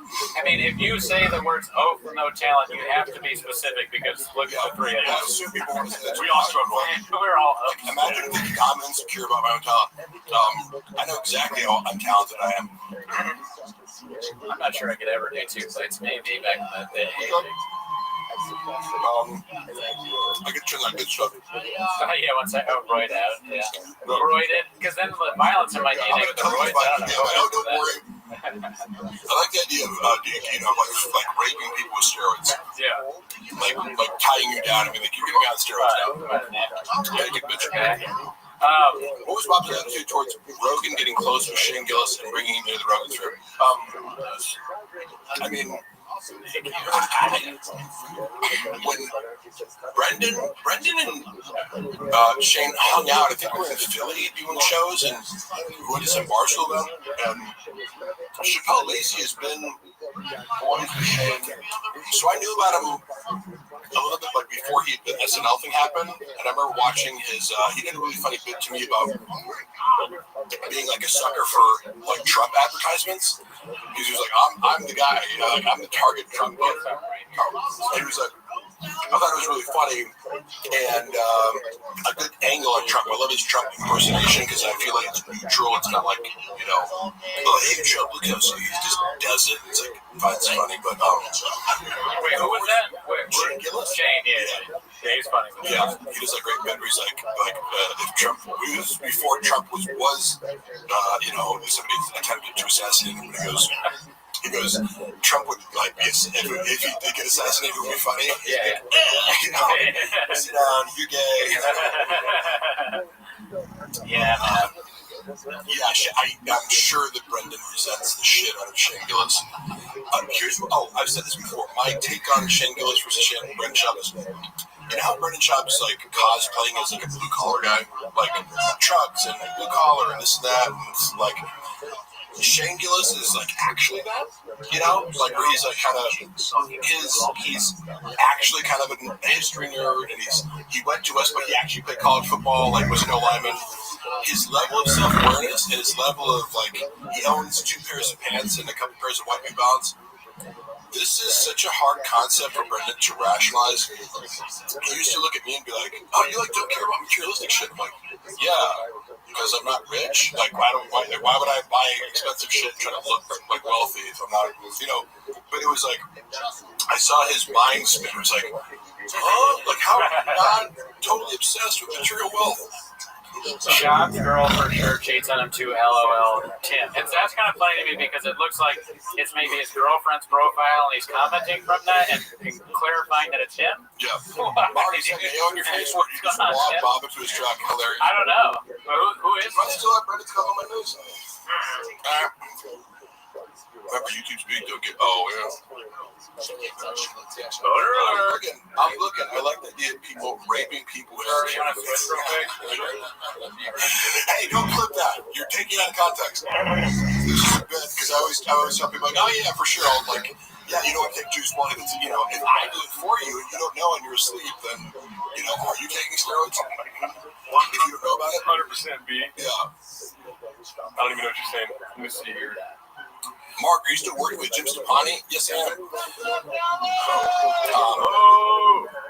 Dude, Schaub and Snaz. Bro, I cannot give any updates on Snaz right now, but holy fuck. Oh, no. Holy fuck. I have been instructed to not say what I know about this for the time being, but Jesus Christ. Jesus Christ. That's all I have to say. Do you have a favorite joke from the Gringo Poppy? Let me think about that for a second. I was actually trying to answer. Yeah, okay, I thought you were going to I don't know what's in the special versus I've heard it so many times the full hour that he cut down to 26 minutes, but I thought the worst joke was he would end with the getting a rifle to kill the cougar at the end. Okay, yeah. I was like, as a cat lover, I'm like, why would you just want to murder a mountain lion? His closer. Yeah, I was disgusted by it. Yeah. And I'm kind of low key, when people hate animals, I'm just like, yeah, I want to get those women to go kill a mountain lion that hasn't done anything to my. Yeah. I get it if it attacks your animals or something. You're a farmer. It's like I get it, but you're just like a guy who who thinks mountain lions are just dangerous to you're in the in Woodland Hills. This is where the cougars live, I thought it was weird and gross and very not funny, and he kept making that. He goes, I don't know if you've seen the joke. Which one? But the mountain lion bit. He keeps doing this callback to go, swim out there with the dogs on this. Big dick, sorry about that. I was like, this is so ridiculous and not funny. And I hate humor that involves references to having a big dick. Yeah. It's like, when a guy's bragging about having a big dick repeatedly, it's like, there's something going on there. Either you have a small dick or you like dicks or what, but it makes me uncomfortable because I'm like, what is this fascination? I made a prediction the other day on the podcast that Honestly, Shop would make it so far if whether he is or not. Yes. Oh, for sure. He would be like a huge influencer in the gay space. Like, here's some interesting things. Like Derek Poston and Jim Norton openly like trans women. Yeah. And I'm like, that's so bold. Yeah. You'd be like, I'm a male comic. Like, you wouldn't look at this guy and go, oh, they're gay, or like you would never know it. And they've taken their fetish and sexual preference and just completely de-shaped it, right? I follow. And I'm like, that is some of the boldest shit I've ever seen. Yeah. But it's totally authentic for them, apparently, and they have no shame about it. I don't even know if Derek Poston likes to fuck transsexual. Yeah. He's into the porn, I guess. Yeah. But I was like, this motherfucker great. You know what I mean? If a guy says that, I go, I'm willing to take anything else you say at face value, because clearly you do not give a single flying fuck about how people receive it. Yeah. Seriously. Yeah. Like, so I always told or would say about Brendan, if you just were more authentic, the whole thing would work better. But it's, if you have no real self and you've constructed a false facade to make up for, a wounded self, whatever the NPD is, it's like, you can't be authentic, unfortunately, because you dig inward and there's only shame, NPD, what's that? NPD, what's that? Narcissistic personality disorder, any cluster B personality disorder, sociopathy, borderline personality, histrionic personality disorder, Machiavellianism, cluster B has a lot of overlap with regards to like a damaged self that allows you to be either self-destructive or destructive of other people. Yeah. In various expressions, they have a core commonality of like something's wrong with your brain morally. How did you learn about all that stuff? Like, I'm very interested in personality disorders. People misuse these terms to be like, oh, that person's bipolar, or like, I go, you don't know what bipolar means. They think people who have like mood swings, I go, no. Bipolar means extended periods of mania, extended periods of depression. So these things are fascinating to me. With narcissistic personality disorder, the moment I started to get buff, people would be like, you're a narcissist. I'm like, am I a narcissist? Because I've a little bit down. Mic check. That's good. That's fine. Cable was reading about that. Deadpool costume. Oh my god, I saw that skit. The Deadpool costume. That was so cringy. But also representative of like, he used to have a team that would do these skits for him. So it was like high production value, but terrible and unfunny. Yeah. Okay, so I like how, so I don't know if you heard, but I asked him a question. I said, what's your favorite bit from the Gringo Poppy? And he was like, my least favorite bit. So we get it, Mark. You've watched Jordan Peterson podcast. First of all, I have consumed many hours of Jordan Peterson, but like, imagine me learning psychology from Jordan Peterson. Now he has, that's his area of expertise. I don't subscribe. Can you show me where I can get some pencils? He is an expert. Like, have you listened to Jordan Peterson? Because what he says about psychology is highly accurate. You've been able to get pills in the past, have you I'm not? sorry, Mark. One look at Jim Norton and I knew. Well, good for you. I didn't. But I do. I know a girl who used to date Jim Norton. Here's a funny story about him. So he was dating this straight girl, and for either his birthday or her birthday, I forget which one, but they hired a male escort because he wanted to watch this girl get fucked in front of Jim Norton, and like, so that was sure they get together in a huge time, and he's like facing this girl. Oh shit! Oh my god! Throwing up, and Jim Norton couldn't take it. Oh yeah. He thought he wanted to see this, but he couldn't handle it. And like stormed off and created this huge conflict. Yeah. Because the girl's getting banged by BPD, yes, exactly. That'd be funny. I like Jordan Peterson. Oh, Mark, who provided the 300 pages of evidence? Brendan was, I have repeated this a lot, but because people keep asking him, and it's like he can't admit the truth because it unravels his entire identity in order to admit this, but he literally hired hackers to try to take down the fucking subreddit for like $15,000. How could I make that? Yeah. Right?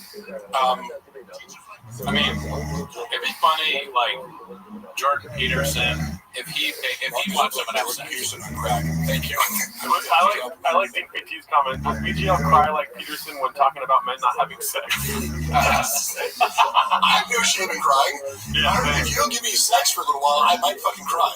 Okay? That's if you want to hurt me, you got me, brother. You know, you deprive me of sex for a week, and I might get really emotional. Yeah, I mean, not right. You're not giving me sex. hopefully no one ever tries to Hogan you, you know, when they're like, have sex with their wife. Has anyone ever tried to Hogan you?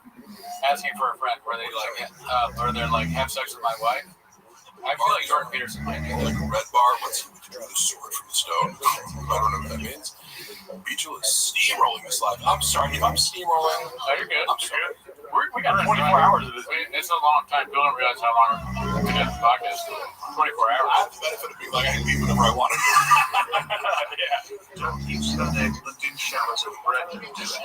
Hungry. Marcus never on his no.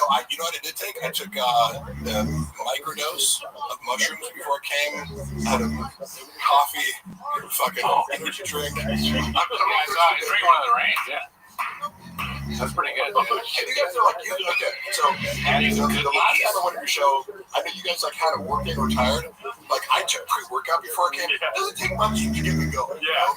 But I was, but hey, that's me. If you don't want me on a podcast talking, way too much, then find somebody who talks about it. I want you to talk to Jordan Peterson. I would love that. That would be so fucking cool. You could probably figure that out, right?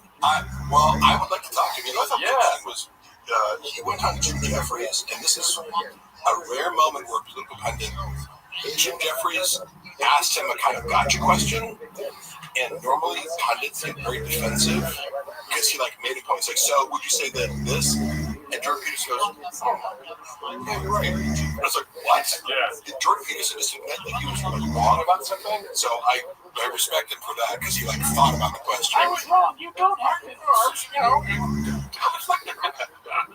I don't know if you know, but Cooney is known more for his Peterson impression than his shop commentary. Yeah. I do the Peterson impression on the show a bunch, and people request it, but I'm not convinced it's any good. Oh yeah, I've been doing it. Mark, I've heard that you at one point could attain pills. Is that still the case? Have you ever thought about working with a Canadian? Yeah, he's pitch for sure. Pencils! Let's see high pitch. Mark, you're a goddamn loud and give me pencils! My daughter has plastic surgery on her face. Have you seen that? Thank you, David.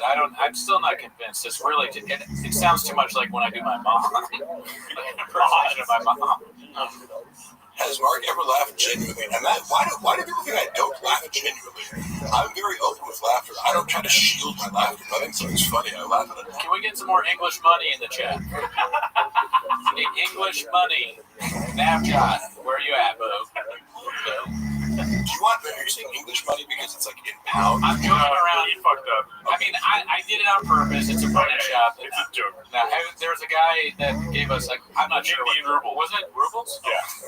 Oh, I didn't know that. He gave us that, and I was like, is that English money to Gerardo? And Gerardo didn't cut it in time. Does Mark know the lyrics to 10?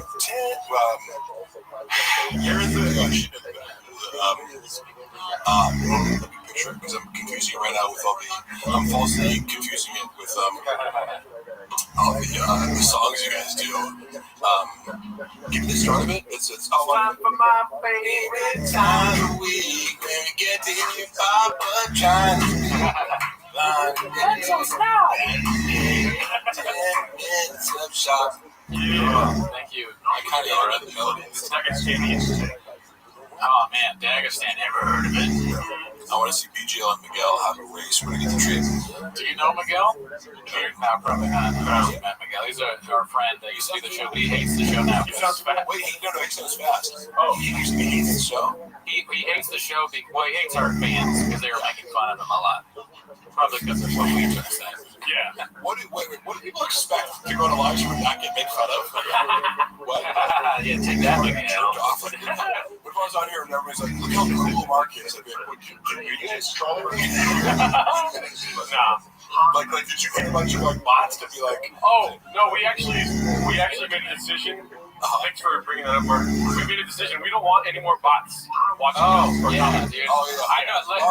That's biceps. yeah, vote on the bicep. Damn, boy, you can see a real big horn view right here. Dude, look at that horn. For real, no. Look at Wait, look, actually, you can see it. Is it coming back? Wait, Look that way, coming back. Look that way.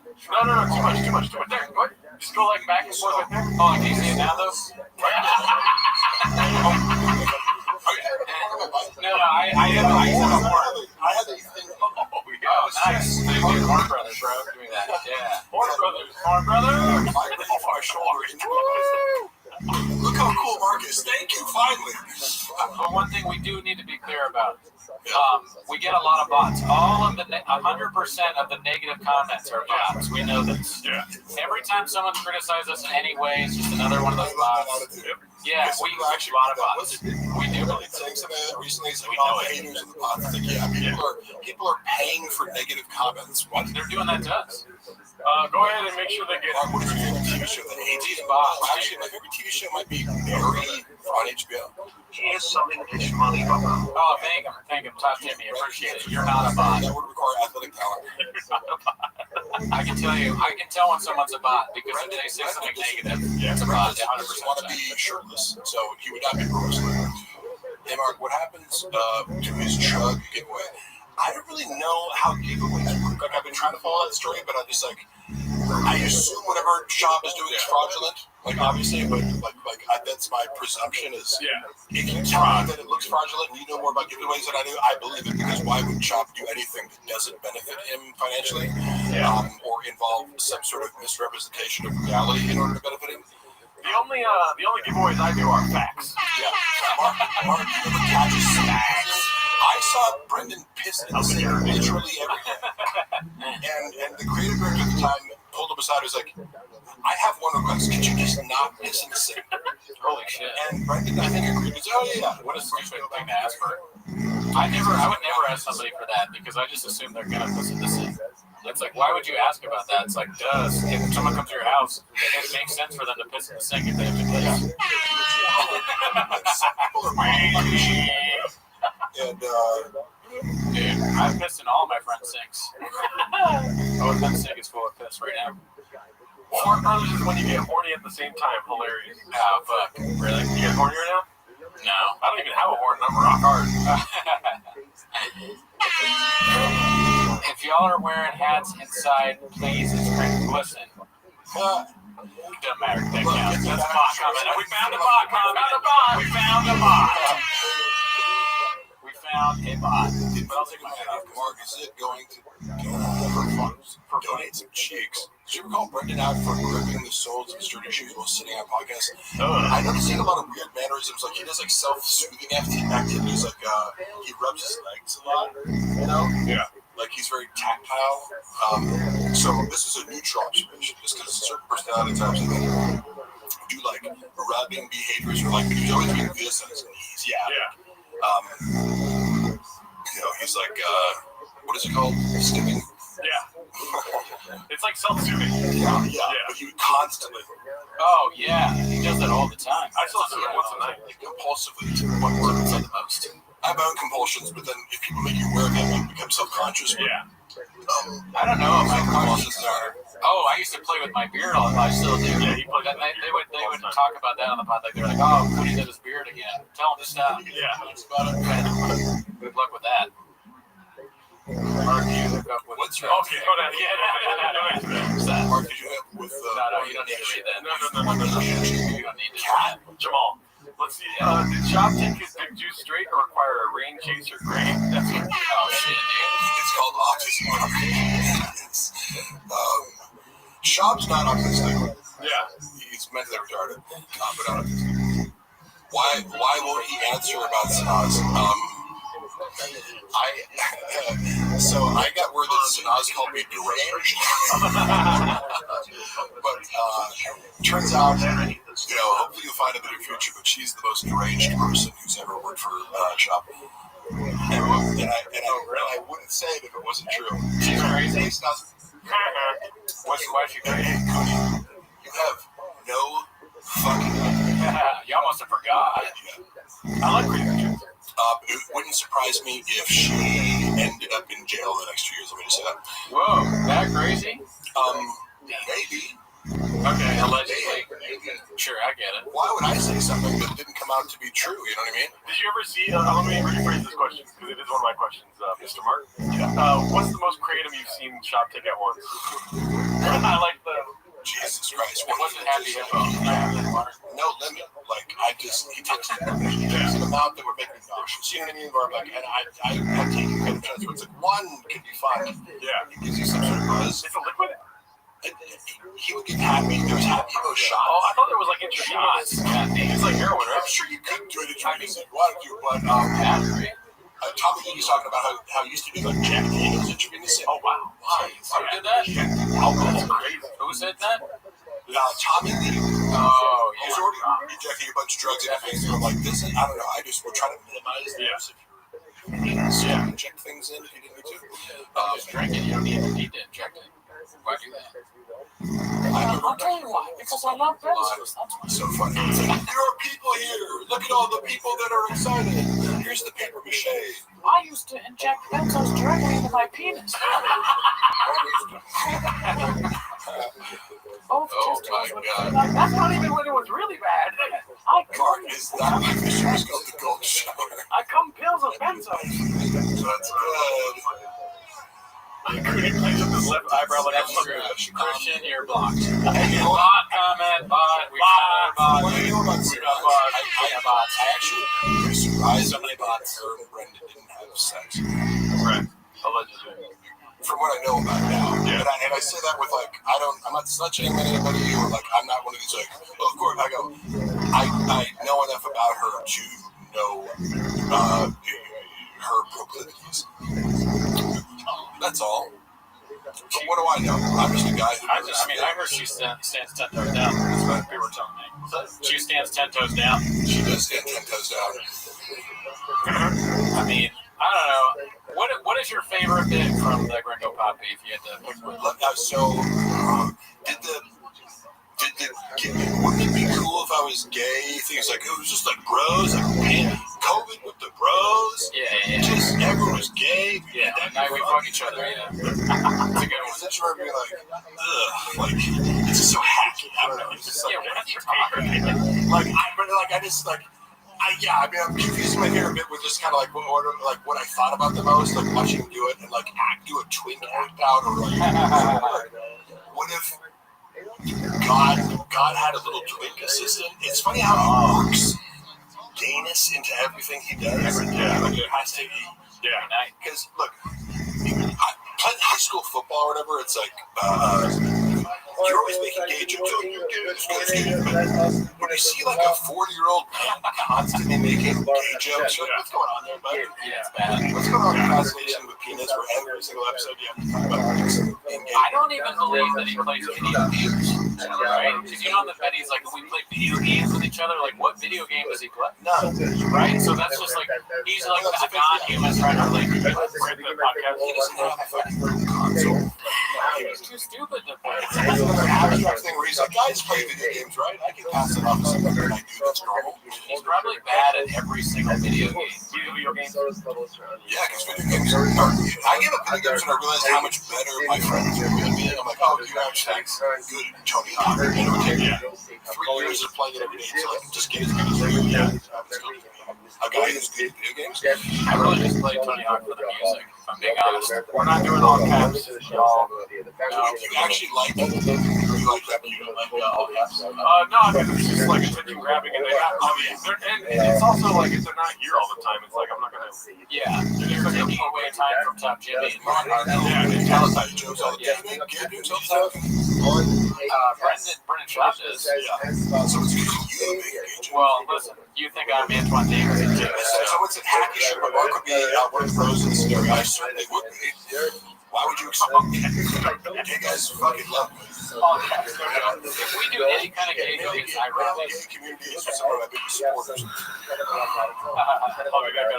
I'm just like a Mad love for gay dudes. Oh, yeah. I mean, pissing in the sink. I mean, I do it every night. Every day. 7 days a week. Only game Papa's good at is NASCAR. All caps, no gas. Can you do me a favor?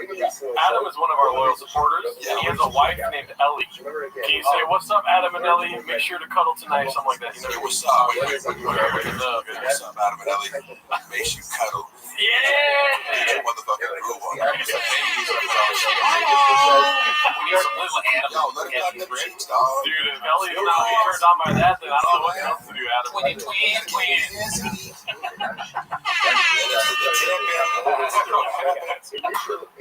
Nobody, baby, nobody, Ellie. What happened to R&B? Back in the 90s. I'll make love to you when you want me to. And your turn. Ellie, you're so right. I'll sit back and watch Boys II Men videos. Sometimes like the whole video is like that. Let's not wait till the water runs dry. And like the music video is like about this like tragic video. It's about like the incident of like the romantic tragedy is like the girl makes a cake for the guy, but he like leaves the room for a second, and she's like, "But I have this cake." And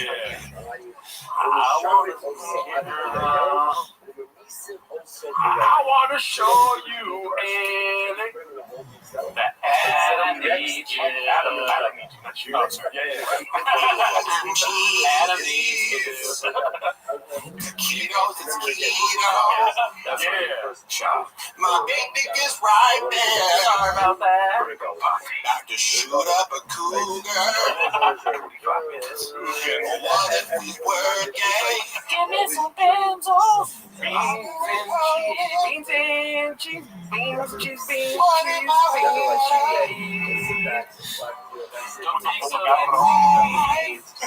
oh shit, Ellie's in here, dude. What the fuck? He's always right up.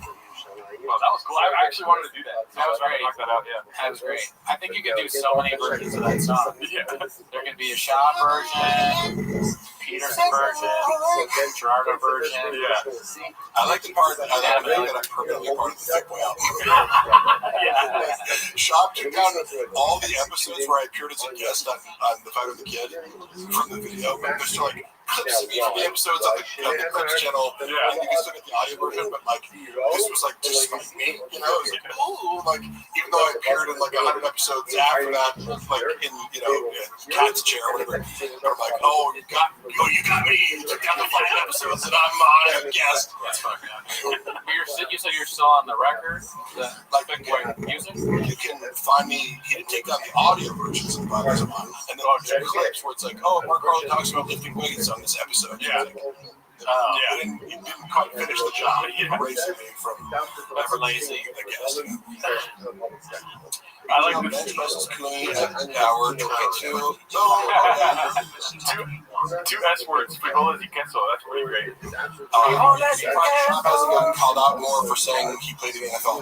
I feel like he does get called out a lot, but it's insane. That is an insane lie. Yeah. Really just become Mark Brothers. Like, I don't know, just because he did so far from doing that, it's like I don't know, showing up and fucking like Buffalo Bills Stadium. I played. It's like that's how close he was to damn. Yeah. It's like having a courtside seats at a Lakers game and saying that you played with some Bronx. Yeah, it's like throwing up at the Lakers. 25 for 46 times. I was there when there's multiple. He compulsively repeats saying that because he'll say this to Rogan, for example. He said it so many times. I love when compulsive liars repeat themselves. He said he did it. Okay, in reality, we were in this culture when you were heavy into the deadlifting and benching and blah, blah, blah. Now, for the record, I did it 33 times as a 19-year-old in college, so it's like, this isn't that impressive, right? And doing that 33 times, it's an NFL level number. However, you also have to, like, if you're a linebacker, and you bench press 225 for 3 times, you also have to run a 4.6. You also have to have a fucking 38-inch vertical. You also have all these other things in your super difficult. So bench press is really not relevant to the bigger picture. Yeah, you want to be strong. Right. Brendan will put this out there as if he's like, because struggling. No, first of all, the time he's referring to would turn into 40 reps because he kept repeating this. Sometimes he'd say 42 or like, I was there. You did 30 reps, which is impressive. For a strong bench, 30 reps is very good. However, he likes to go here. And I have photographic evidence of this. They don't weigh 45 pounds. Everybody knows that. You wouldn't, but there's calibrated plates for powerlifting that are colored and they're from, Alico or whatever. There's certain brands of powerlifting plates that are calibrated to be exactly, but just regular iron plates, there's like discrepancies between each plate. Interesting. Yeah, I would have just put it in there as low as 41 pounds. So it's possible if you take 3 pounds off each plate, all of a sudden you're dealing with 12 less pounds, which is significant. So that's a lot much less. 212 pounds for 30 reps, and you're bouncing off your chest and not locking out, which may not count in a combine situation. And then you're lying about it and turning it into 40 reps by not. Yeah, I would disagree. Why would he tell you something different? Yeah, just classic pathological lying where he's relying on other people. I'm like, hey, I was there. You didn't do 40, you did 30, and then. Because he kept saying it, like in Rogan's impressed by it because he wasn't there, so why would you lie about it? Right. You should know better. Because again, I've seen Shop bench press 4 plates. Like you don't need to lie about that. What do you need to exaggerate? The other thing was impressive enough. Yeah. So, but then he did Rio where he's posting for a while. Like, people would always say this. Like, oh, look, he posted himself doing the bench press. Yeah. At first, he would just post, like, a picture of the bench press. And it's like, well, 25 pounds, just 225 this many. It's like, cool, but show you just doing it. Why would you? Bro. It's like, oh, yeah, just did 700 pounds. Here's a picture of 700 pounds on their deadlift. Yeah. Why don't you just film yourself taking it? So, then he posted a video and it's like, but you did 26 reps. What happened to the 40? Like in his mind, he was like, see? I'm like, but no, we don't. It's less, yeah. Way less. It's like, what do you believe? Me or the guy that sent a pic to my stepmom? See how, I do 100 reps. See how I just did 20? Obviously, I did 100. This is a great question. Do you think Brendan can do an oil change? No. Is there any truth? So funny. Is there any evidence of him performing an oil change? I don't see any online. It seems like he barely put gasoline in his car. That's the Diet Coke talking. 6'5", bench pressing 225, doesn't count. Yeah.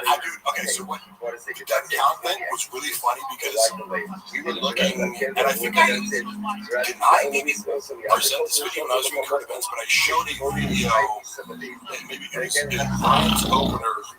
Nick is this really buff guy. He's a big cool guy. I think I'll DM them because we were referencing this. I was like, dude, Shop's so ridiculous for like trying to mock you. Yeah. 20-pound dumbbells, which is in most commercial gyms 120 pounds. So That's a lot, right? and he shoulder presses them with a full range of motion like 9 times or something, which is shit. Yeah, he's a big dude.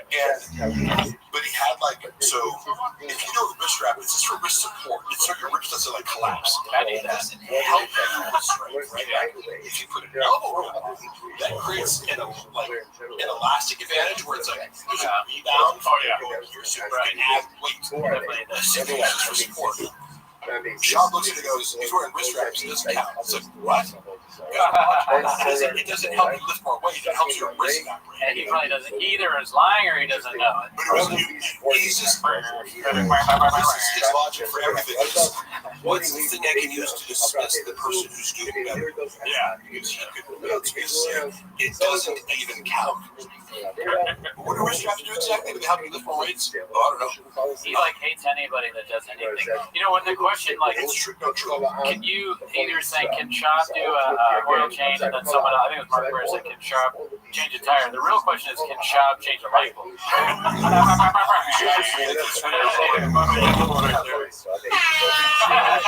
many shops does it take to screw a light bulb? Yeah. Mark Shop is deaf watching what's yesterday. Funny thing is, Shop is just scared to watch this. He's a man who's scared of, he's scared of comments.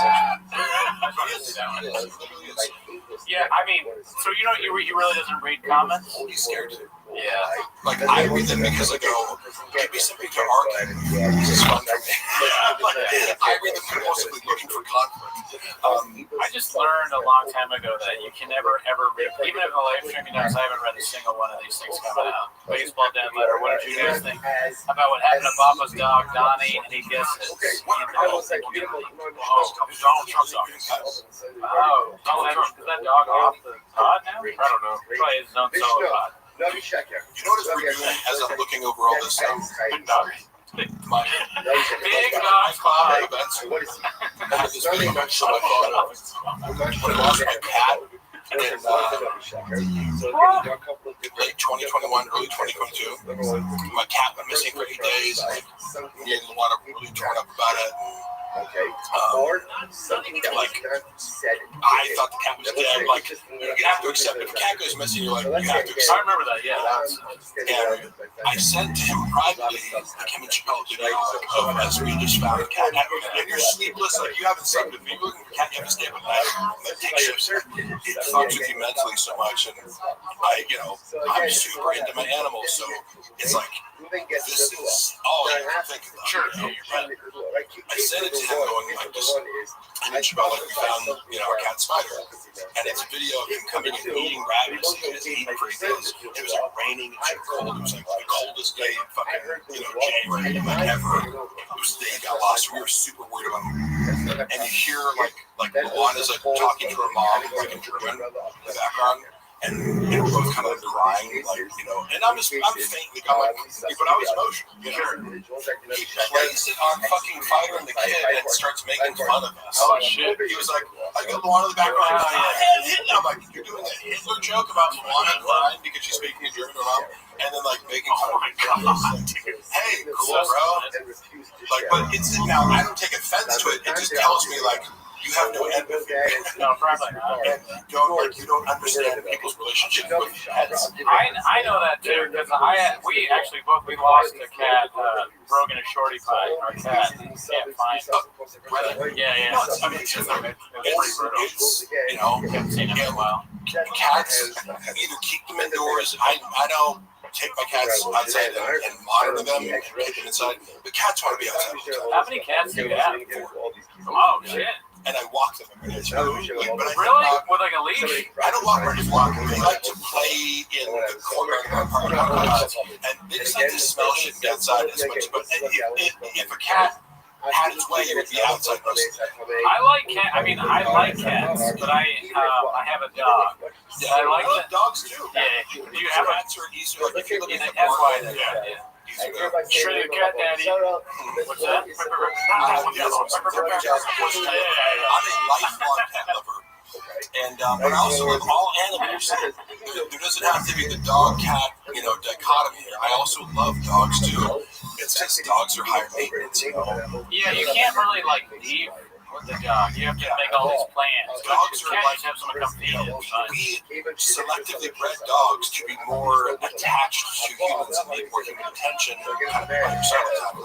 Cats require like 20 minutes of interaction a day. Which is why I think Brenda's figured it out. It's like, you get a dog, you give it back, or take it to get murdered or whatever. Remember when he tried to, remember when he fucked up the hypoallergenic Russian blue cats or whatever, it was a specific kind of cat they used for. I was the person who he tasked with helping him find this breeder. It's very hard to find hypoallergenic cats. There's like a bunch of scams out there. Yeah, for like breeding cats. He got scammed first with the activists, but like it's a difficult landscape to navigate if you're not savvy. You know, there's probably a lot more dog breeders out there. Cats that are like that don't trigger allergies and like that. It's a couple breeds, and you can either get a hairless cat or just one kind of cat. And I connected them with these people who were legit. And he goes on his podcast after like a security deal. I'm like, we're gonna go pick him up this week. Yeah. And he talks shit about the cats. Oh, these stupid fucking cats. The owner's bad, man. And somebody from Reddit forwards it. I think it was wife. Like someone clipped it and it was like, you can easily just like, there's one breeder of these certain kinds of cats in LA, and so they sent it to her. And I saw this like recently screenshot this hostile message with it was like, but also fairly, it's like I'm glad your husband like outed himself and like for being like you saved us the trouble of like giving one of our cats to a horrible what would be a horrible pet owner. Thank you. Man, but he couldn't even. I was like, come on, you can't like you compulsively talk shit about so many things. You don't even realize like you just paid me to work 20 hours to find these cats, and then just like couldn't keep your mouth shut long enough for one fucking podcast episode to not talk shit about a stranger who you're about to do business with and fuck up your whole opportunity. I mean, Chab is so stupid. I like how you bring up how he keeps getting scammed. Because I think we should try to scam him. He is the biggest. He's a target. I mentioned before how the former creative director would talk about the magic. It's like, Chab, you need alien insurance. Yeah, it's like, oh, here's your social media. Yeah. He used to run this scam where he would get more followers. There's an automated process that you can do where, okay, let's say you're celebrity, right? There's an automated thing that likes random people's stories. Yeah. Because if you're like, oh, really? Check market and then followers, and somebody sees you like your story, it drives traffic to your page, and then they follow you. So it actually does work. Yeah.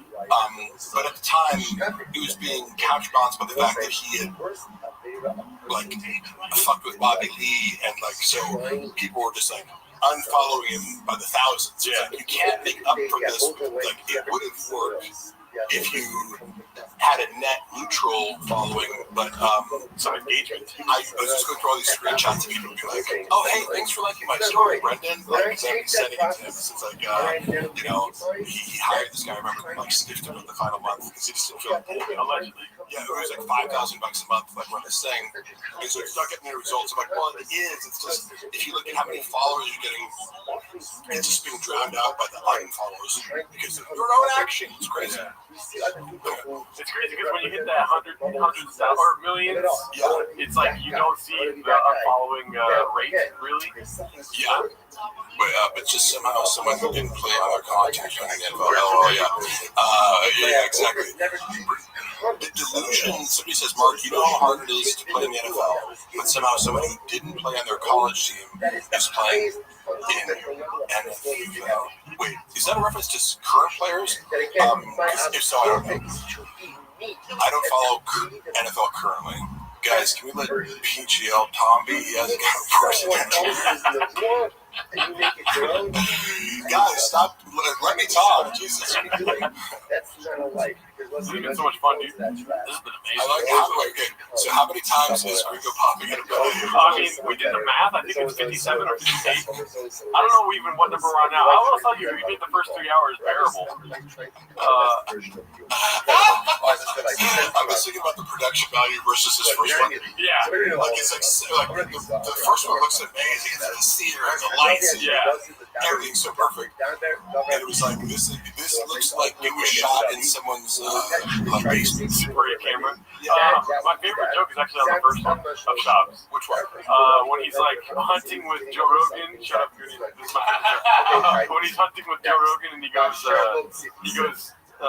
where are the turkeys at? Over there? Okay, cool. And he goes, he kicks all the turkeys. Fucking hilarious, dude. Why does he kick? I don't remember the joke. Why Because he's like, it's so easy to kill them. You know, you don't need a gun. You can just kick the turkeys. He's like, where are they at? Over there? Okay. Oh yeah, for sure.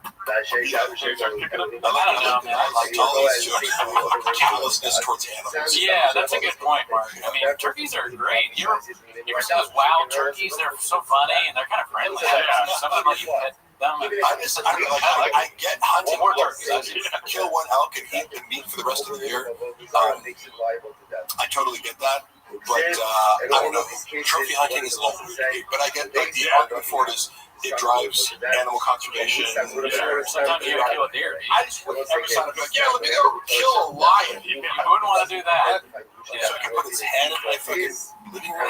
That's a weird thing. Yeah, that'd be cannibalism, dude. That animal was in a closed environment, and I had a high-powered rifle. It's all about a lion killing a lion, bee. Mark, let me ask you a question about that.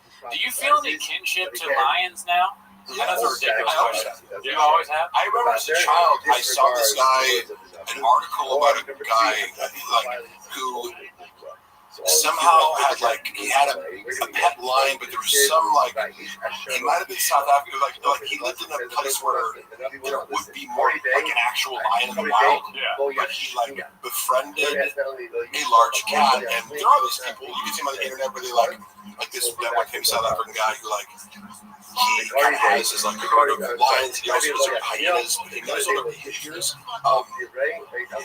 You can own a tiger and develop a friendship with tigers are much more solo, in nature. They have their own territory, they go solo.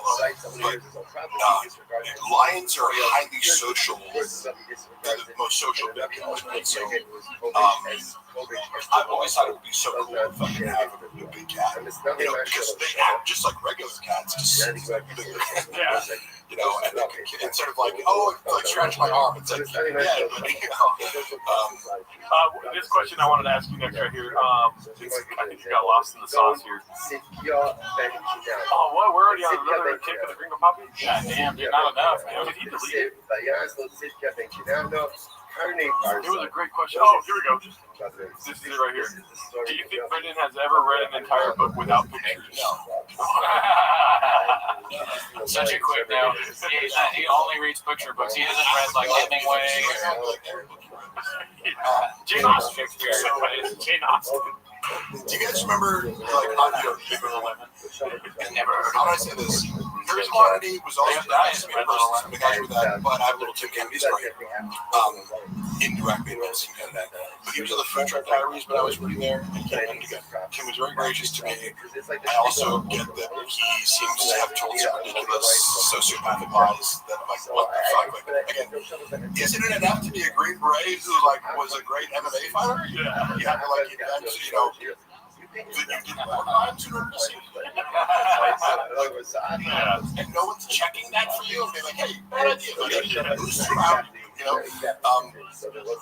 What was your upbringing like? There's this deficit of attention. Did you have a bad childhood with the beat device? he goes to me, he's like, yeah, I was in Glendale the other day and I was just shooting all these arcade heads. He was looking at what he was funny watching Cal and trying to explain. His job always has these broad stroke, oh, I got it. So, okay, look, Ken is good guy. And Cal's like, no, precisely what the argument is whether or not he hit the Bronze Star would be the shit that I don't know about. We Cal had research into it and had an understanding of why it's a big deal to even go from this star to something with and he actually looked at it and said, yeah, he's a good guy. Dude, we're not fucking. You have to be. This is very nuanced debate here. Yeah. Military people are talking about the technicalities of medals that they get, and it's in that world. It's very important to be highly specific and not misrepresent yourself. Well, that's the thing about that world is that he's not super, but you're gonna find out he's that bad. You know what I mean? What the fuck does that mean? I was like, huh?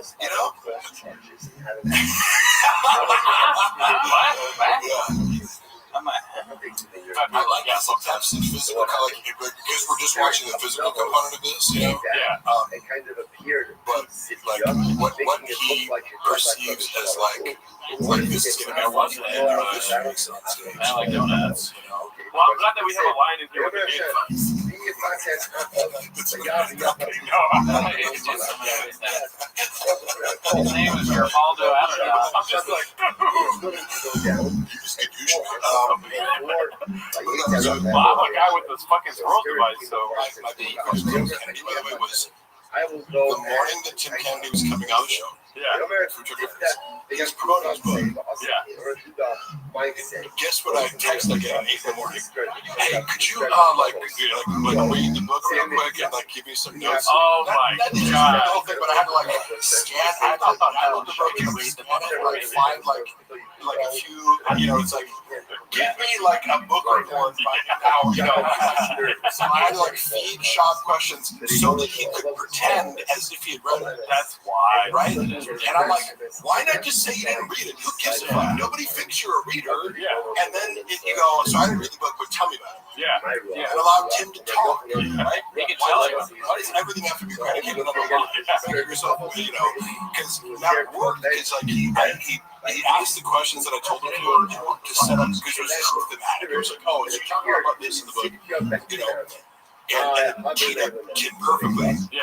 Just if he'd asked one follow up, it's like, oh, like, did you remember the chapter about this? And he'd be like, yeah, the one with the thing. And he said, yeah. He had Tim asked one follow up question. Okay, yeah. So Have some cars. your brother says, Risk, what the fuck is Chilian.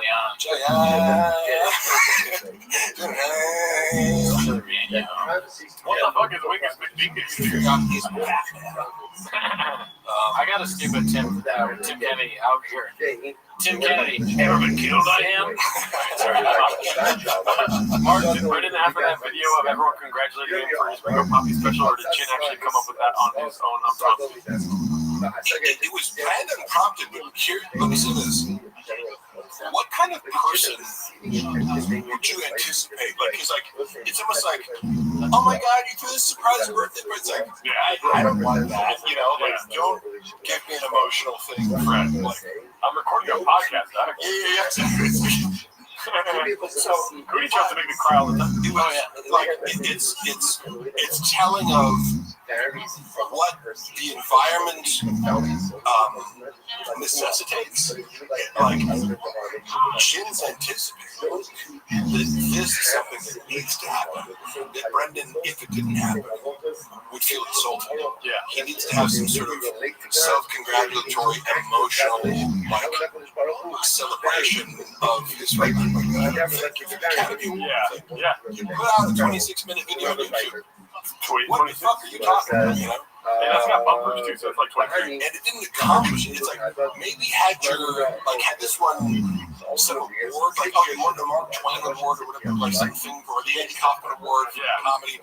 Like, it's not an accomplishment to host a video to YouTube. Yeah. So I don't get what the premise is. So like, congratulations on uploading a video. But we also celebrated when it hit 1 million views, which resulted in a bought 300,000. Oh shit! He bought views on the Ringo Poppy. Yes. Oh, And I heard it from the source. He didn't even need to bought it. It was like, I need, because he felt in his mind that getting to 1 million views would, like, It's a benchmark. yeah. But he needs to fixate on, like, it needs to be this. It needs to, like, you know, be a certain thing. Speaking of being fixated, I don't expect you to watch all of our shows, but we have this idea that Shop hates us, right? So if you could do me a favor, because we've articulated our views on this, right? And it's been asked a bunch of times in the chat, if you can close your eyes and paint the picture for me of what it'll be like if he finds where we are and how he would potentially hurt us. Go for it. Yes. Floor is yours. So, Sean would handle if you figured out where you guys lived and actually was forced to watch your content. Yeah.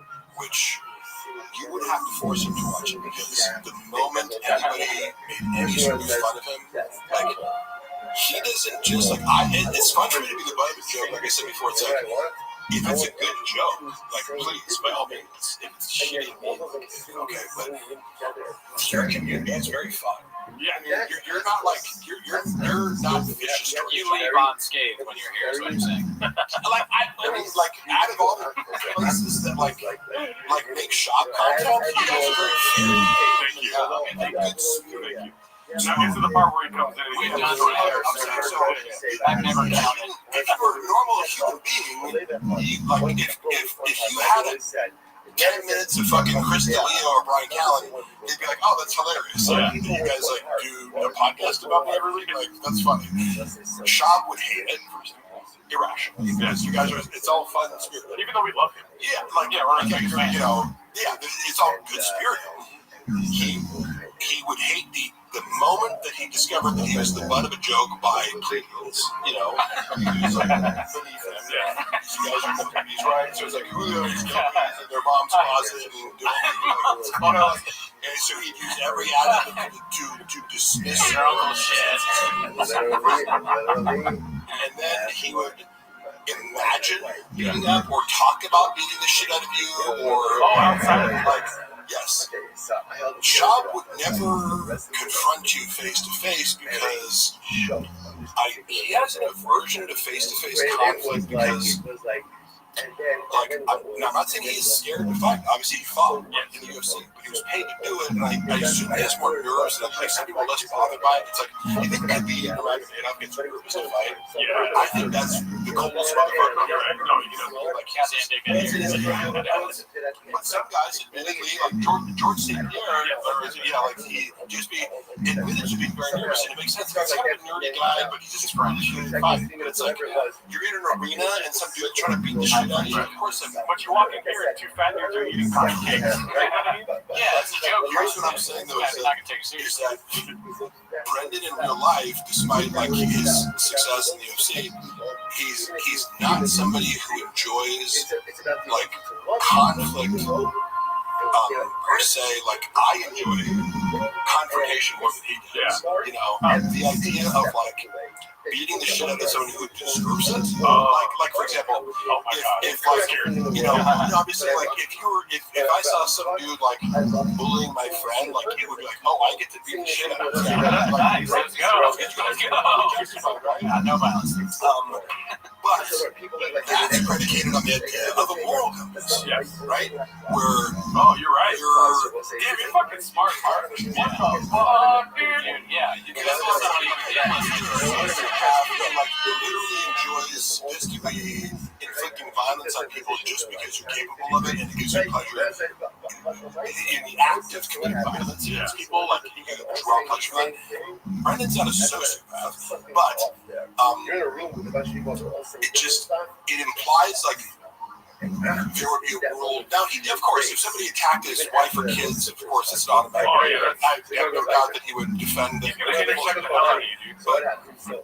wouldn't be able to comprehend or justify what the moral transgression is. Now, there are fighting words for guys where it's like, you can roast me, whatever, but there's certain things a guy can say to me, I'm like, you're inviting me to hit you. Right, like if Disrespecting me in a way that transgresses a male boundary.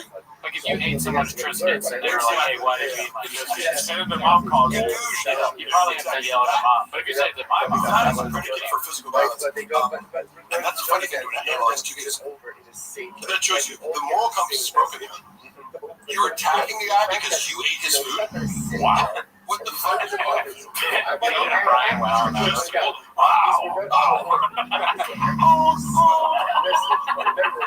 In his mind, he's the hero of that story. He doesn't realize it's like, oh no, you're Cobra Kai, you know. Assad is one of our favorites. Dude, he's a chef. Hey, real quick, y'all talking about Bauer being scared. That's your takeaway. Look him in the room. Lock him in the room and he'll bug his way out and stay with the Diet Coke. I'm just telling you, like, why would I lie about my perception of Brendan? The most mean and aggressive he was in group chats. He likes to bully people where he has formal authority in front of other people. And knowing that if you cut back at him, it's going to be in front of other people, therefore he's justified in fighting. I would be far more aggressive. Like, I would say things to him in text message that he's probably never heard before from me. But it's just me going coldly, like, you're wrong. Like, I'm sorry, Brendan. He didn't matter, but I'm like, let me analyze this for you and tell you why you're incorrect and be coherent. And he, like, Instagram was rank. He's like, employees aren't, stop arguing. I'm like, but I'm right. And you're just totally wrong to the point of, like, if I tell you that you're right. I'm actually like harming your business, you know. And then in person, we had these conflicts of text, and go just talk to Rome. And he'd be like, hey, what's up, brother? Like, he's very reconciliatory. Yeah. And I'm okay, like, football coaches in my life, like, when I played college football, I had this head coach who was like a former NFL offensive lineman. He was like super smart and like just an aggressive, nasty competitor. You know, he would get in your fucking face and just be like, if you fucked up, like, he would like grab your face mask and be like, what the fuck are you doing? So I'm okay with guys being like, you fucked up, I'm not telling you directly, but you also, if you do a great job, he brings the same energy to compliment you. So I'm not scared of a boss being like, you fucked up and assertive boss. It's like, cool, be direct and tell me what I need to do.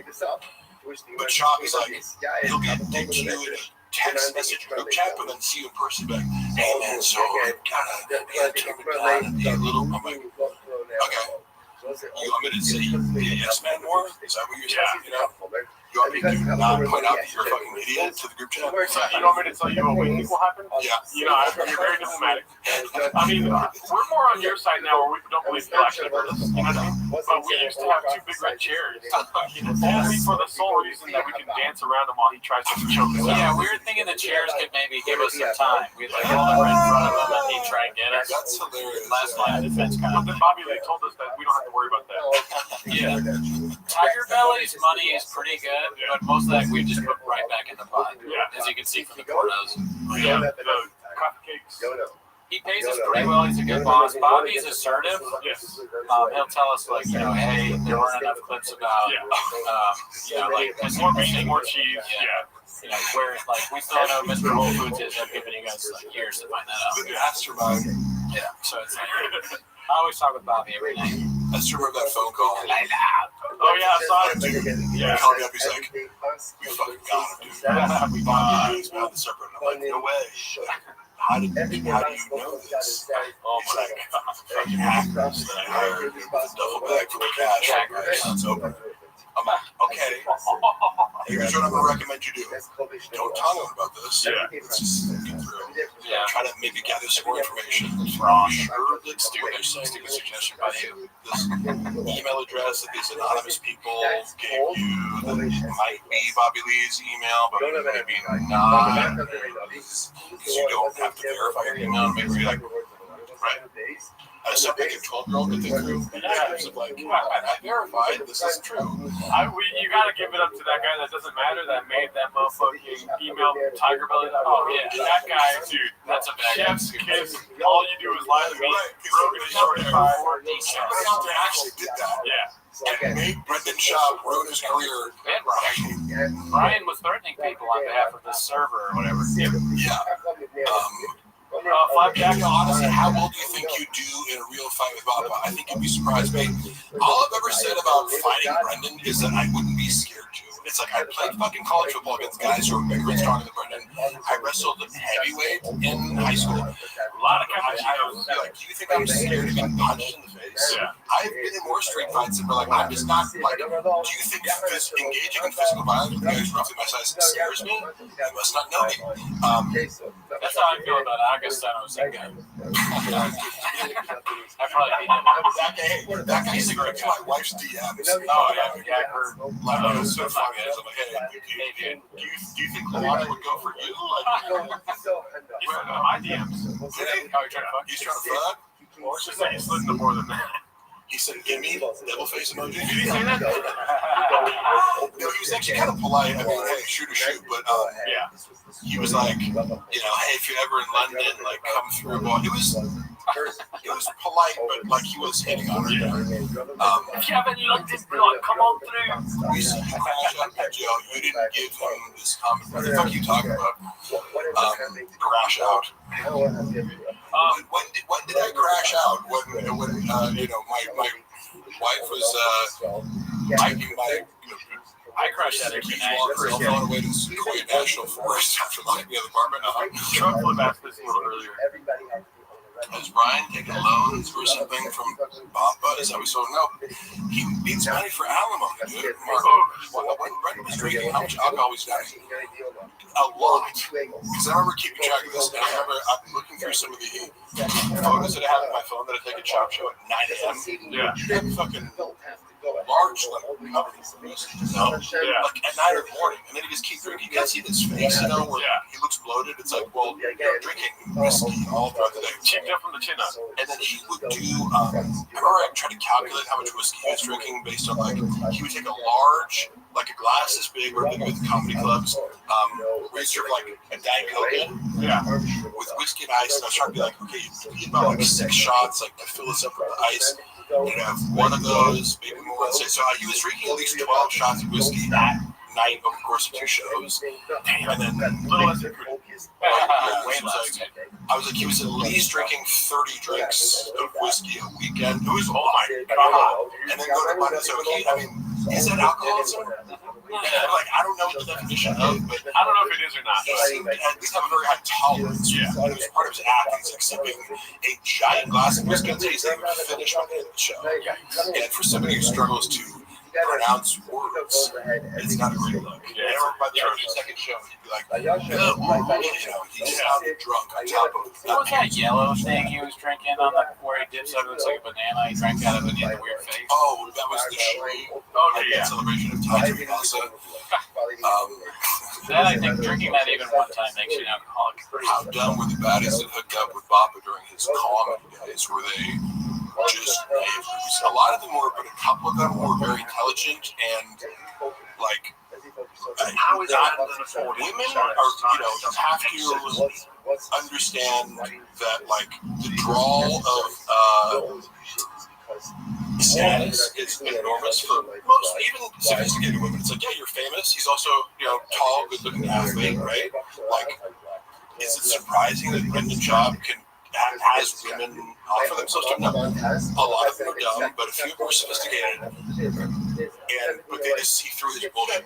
Yeah. He gaslights every woman he's with on the side to be like, he does this like future faking where he's like, I'm gonna leave my wife for you. And like, oh my God. He's like, poor old me, like, I don't even sleep with my wife anymore. It's just like a staged marriage. Like, yeah, this is for the kids. And because I've seen him to my own friends, multiple of my own friends. He's like, this chick that I work out with, Zoo Culture, like, like pursues or this. I've seen him pursue so many women that like I knew before him. And so the real tea of like his approach is identical. You know, it is like, Addies, Batty. He's the most socials. He is incapable of not repeating the same things over and over. So he's the same story, which involves, like, I'm super sympathetic. My life is actually really sad at home because I don't have sex with my wife, so this is really cheating. Yeah. But you are the one that I'm going to leave my wife for and start a family with. Yeah, he does it like a 60-year-old in the middle class. Wait, what? He acts like a 60-year-old in the middle class, like acting like they're going to leave their wife. Right. They don't really have that much money, so they can't just pay for sex and like not have to. Yeah. Worse. Yeah. You know, like, yeah, I don't know. It's like, yeah, because you could get away with all this by like, you know the thing, right? I'm famous. I have my own kid. You're the side piece. Yeah. You can't be honest. Yeah, he needs a shared fantasy. Yeah. He's also NPD, you know, classic behavior. You enter into a shared fantasy because I've received like women I didn't know that well when Matt reached out to me and be like, we made plans to go to a fertility clinic to talk about having a kid. I'm like, what? I'm like, you're an idiot for believing that. First of all, but Brendan was an issue, because he develops a pretty elaborate fantasy with women who people that discard the next week, which creates liability. He's like, guess what? If you do that to have women, one of them is gonna ask Crystalia. Yeah, dude. Right. It's like you're upping the odds of like, if you treat enough women like objects, one of them might protest and out you, and then that might give momentum to a movement. A little bit of movement. Or, other people. Chuck Flip, great question. He already answered that though. Yeah, I think he's doing God's work. He's in our teas. How many addies went with all that whiskey? Oh, we already answered that. You're the fourth guy. Yeah. How is Brendan affording his lifestyle? Does it make sense? Peter. Somebody said Peter. Okay. So I really try to not speak inaccurately, Right. like because there's already so many people speculating on like he's going broke, he's doing this, but if I don't see your bank accounts or know your exact financial situations, I can't comment on that. Right. I know he made a lot of money doing stand-up, for sure. He made a lot of money doing podcasts, so like if you have any sort of financial intelligence, you can talk some of that way. And I think he doesn't keep it a secret that he lives outside of the means. Like he talks about that he just bought a Corvette because he got money from the UFC or whatever. Right. I mean, that's the main thing is like a guy like me, if you give me a bunch of money, I'd be like, I'd buy a functional car and like I don't know, I don't care. The comfort would be having a bunch of money as security to kind of do what I want and not have to worry. It doesn't make sense to me to be like, I got a bunch of money, I can look like I'm more rich. Like, who gives a fuck? But to him, the appearance of wealth is very important. As many people in LA that you meet that are just they're fucking materialistic. They're in Austin now, though, and they do. One thing we were laughing about with the expensive thing. He's whining all the time about Austin now, and one of the first things he said was they don't have an Erewhon out here. Oh yes, I wanted to ask you. Yeah, well, what do you think about that? That's a crazy thing to say. Oh yeah. Also, you guys have been to Erewhon. Oh, of course. I would never have actually shopped there had it not been for Shab. No, just because it's like. I hate because I can as a bodybuilder, you cook your own food and I eat steak and rice and chicken right now. Right. Yeah. I don't need fancy shit, right? So I'm already cooking for myself. So I'm like, wait, so this $10 steak that I could get from Costco that's amazing. The equivalent of that at Erewhon would be like $80 from the fucking I just remember going there and being like, wait, I bought a drink and like a plate of food that had like meat and a side dish, and it's like $40. Yeah, they're hot bar dinners. It's now the food is very good, but it's like going to Erewhon is part of the whole like. I'm rich, I can afford it. You like to be seen at Erewhon because everything's so expensive, it prices out all the brokies. Erewhon's like fucking Costco with the beach, dude. Just derailing. It's a funny little thing. It was right there, but like I'm like, I can eat McDonald's. I don't give a fuck. Shout out to CR Guitar, dude. What the fuck? CR Guitar. CR Guitar is the guy that made our theme song. Oh, he's in Canada. He's a great musician. He's a great follow on Instagram. I really go to the T-Rose boys. On my mom's side, her mother is Irish heritage. Mary Evelyn Ruane. We're all so Irish. we have Irish heritage. Dude, hit up CR Guitar. I'm so fucking. I would say the most Irishest. What the fuck is an Erewhon being? Erewhon is like EREWHON. It's like more expensive Whole Foods. Yeah. It's like a grocery store where everything is like 3 times the price of a normal grocery store. It's like, oh, here's this small thing of strawberries. It's $18. Yeah. I've never bought food. Well, I've never grocery shopped there. I have gotten a smooth there too. Yeah, it was expensive. That's $30. Do you guys know about the protein pony nickname? 40. 60. At least on the Which one?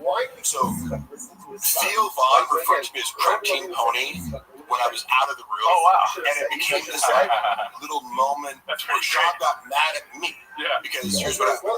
I had never met Theo before. He was flying in and out. So, like, the first time I had met him was when he came in for King the Sting one episode early on in my tenure working there when I started to help with King the Sting. I met him, said, what's up? We're cool. And he just got off the plane, and you could tell he didn't want to be there. The whole energy and the whole theory of like, he really wanted to, he made some vague reference to like, man, we were just doing stuff like this. Kind of, your heart's not in it, whatever he said, but like he was obviously referring to King and Sting. But you don't blame him because even just traveling across the country to do a podcast sounds horrible. Sounds like the worst flight of all time. Yeah. Like when you're already traveling to stand up, it's like, why would you want to do that for? And I'm sure it was lucrative. There's some amount of money. But it's like, you don't. If you're thinking about it, you don't need it. I could just be my living room. Correct. If I was making enough money, you could not pay me enough to like take another flight across the country. But then again, podcasts are so powerful that sometimes you watch the Green Podcast for 4 hours. Hey, Mark, Bob and Chappelle falling out. There is certainly a reason that they do not associate with one another. I'm not going to go into the specifics of it, but just know that Chappelle's one of my closest friends. He is a person with the utmost integrity as a human being, and those kinds of people tend to not last very long with Brendan Schaub. Right? So I'm not going to go into details. I'm just saying that you apply this to anybody who looks like a good person, they're not going to last very long with Brendan Schaub. Chappelle's also like Sanaz. Sanaz and Chappelle are like the polar opposite. I just want to say rugged and whore. The other one's, an incredible artist who's an introvert and doesn't give a fuck about, attention so much as, he's just good at comedy and gymnastics and other things. Chappelle's a very talented human being and also, is a committed artist and just a likable, down-to-earth person. Shout out to Truck Flip for asking all these questions. That has been a question throughout the chat is thoughts on Collider. You don't have to go too far into it. Oh, yeah. I mean, am I honest? No, I know she's our boss. She's one of our bosses. She's our... You want to say anything about her before? She's our Jules. I mean, she's a great person. I don't know bad about my boss. Next. Yeah, but cool story, bro. 2 words, Mark. Blank check. Okay. So, I mean, I'm going to go back to I don't do Baja mode, dude. Yeah, I do. I did a bit on, what's that show called? Well, it was a podcast that's about a movie with Richie the Clown. There's a clip I know that has some views on the internet of me mocking Kalila and doing her Filipino accent. But I do believe she has psychopathic tendencies, as evidenced by her poetry. Unearthed her poetry, and it's extremely dark. And if it's any sort of accurate representation of her thought process, it seems to be highly exploitative, manipulative, like fantasies of wealth, power, celebrity, like sadistic behavior towards men, like if you found somebody's journal and you saw this shit, you'd be like, this person writes everything. I wonder, yeah, I do. So that's my evidence for that, and then also in person, she seems to be performatively, emotionally intelligent, right? So there's the whole when we considered being mindful of the things that we talk, so she's misdirecting you with a calm, deliberate, she's articulate and smart enough to misdirect away from the fact that she's calculated, vindictive, sadistic, right? If you look at enough clips of Tiger Belly, you'll see evidence of her being, when the mask slips, she's sadistic. She has enough self-awareness not to do it all the time, and she often comes across as genuine, and I believe that she is very close with Bobby, but I have to assume she is very calculated in her pursuit of Bobby, and she's highly incentivized to make the relationship seem as legitimate as possible and her love legitimate, even though I would assign very ulterior, calculated motives for her to pursue Bobby and become well-known and famous. Although I'm not saying she didn't do anything with Bobby. I'm not saying she doesn't have talent as kind of like a manager for him, almost, to set him up and kind of in a sense, exploit him, but benefits him, but also benefits her way more. Mutually beneficial. Her writing poetry to me is interesting in of itself, being in this world of Rogan and comedians, diaries and poetry. I'd love to read, I don't know. I mean, obviously Schaub's diary, but he doesn't write. But Rogan, what's in Rogan's diary? He spits facts. Jeff Dye, does he write poetry? Women, there's a haiku about how women are whores. I don't know how to do haikus, but it would be something about women. Listen, I'm as horny as Brendan's horny, all right? So, okay, all right, sorry. Come on, that was good. Mark makes Baba look like a photographer when it comes to having the best brains in the art sale. That's a great little word salad. I don't even know if being insulted or compliment. everyone says Bobby Lee is so real. Why doesn't he make jokes about how being forced into cuckoldry wasn't forced into cuckoldry? Like, technically, I know people throw around the term cuck a lot as like, if a girl that you're dating fucks someone else, but it's like, oh, does it imply watching them? I don't get it because like Papa does say that quite a bit. He called Marin a cuck. Yeah, and like I feel like it's an overused word these days. It's like people say the word cuck. It's like yeah. I said that I heard from a girl that you fucked that you like to hear. You know, you got off on her describing. This is from the girl's mouth. He would get. During sex, he'd say, "Describe the biggest black dicks you've ever had." Oh my god! I was like, like I can't hear that. This is a shop sexual fetish. Wait, women tell people that? Like that was the Leah thing. You know, like finding out. Wait, women say what you tell them to say during sex. Shit!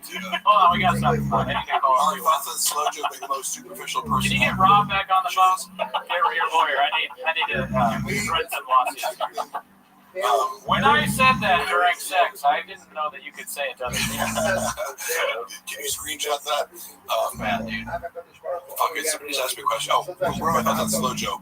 Yeah, she's in person. It's what I thought was funny about this, her portrayal in the Green with Poppy specifically is that it's predicated on her being a rattlesnake. Yeah, and like goddamn hot-tempered and this and that. It's like, if you meet Joanna, she's incredibly sweet. Oh, really? Spicy. Like, but you know, she's like, well, want to be Kim Kardashian, right? Like, is Kim Kardashian being mean and nasty? You know what I mean? Like, it's like, she's very polite and conscientious and sweet. Like now, Shab will like privately he'll complain about her, like, oh, you know, arguments and this and that. I'm like, well, yeah, like anybody who doesn't buy into your like stupid worldview, like arguments with. Sure, I would imagine that she's like not accurately portrayed by Shab for sure. There's no way he's like describing her accurately. No, crop out the ugly. Yeah, I know for a fact he's actually real rap. He told me how, like, because there was a joke in Gringo Poppy where he goes, crop out the uglies, and sit back, and he goes, we're in a group chat, dumbass, and he's saying that to his wife. Yeah. And I go, did she really say that? And he goes, no, that was me.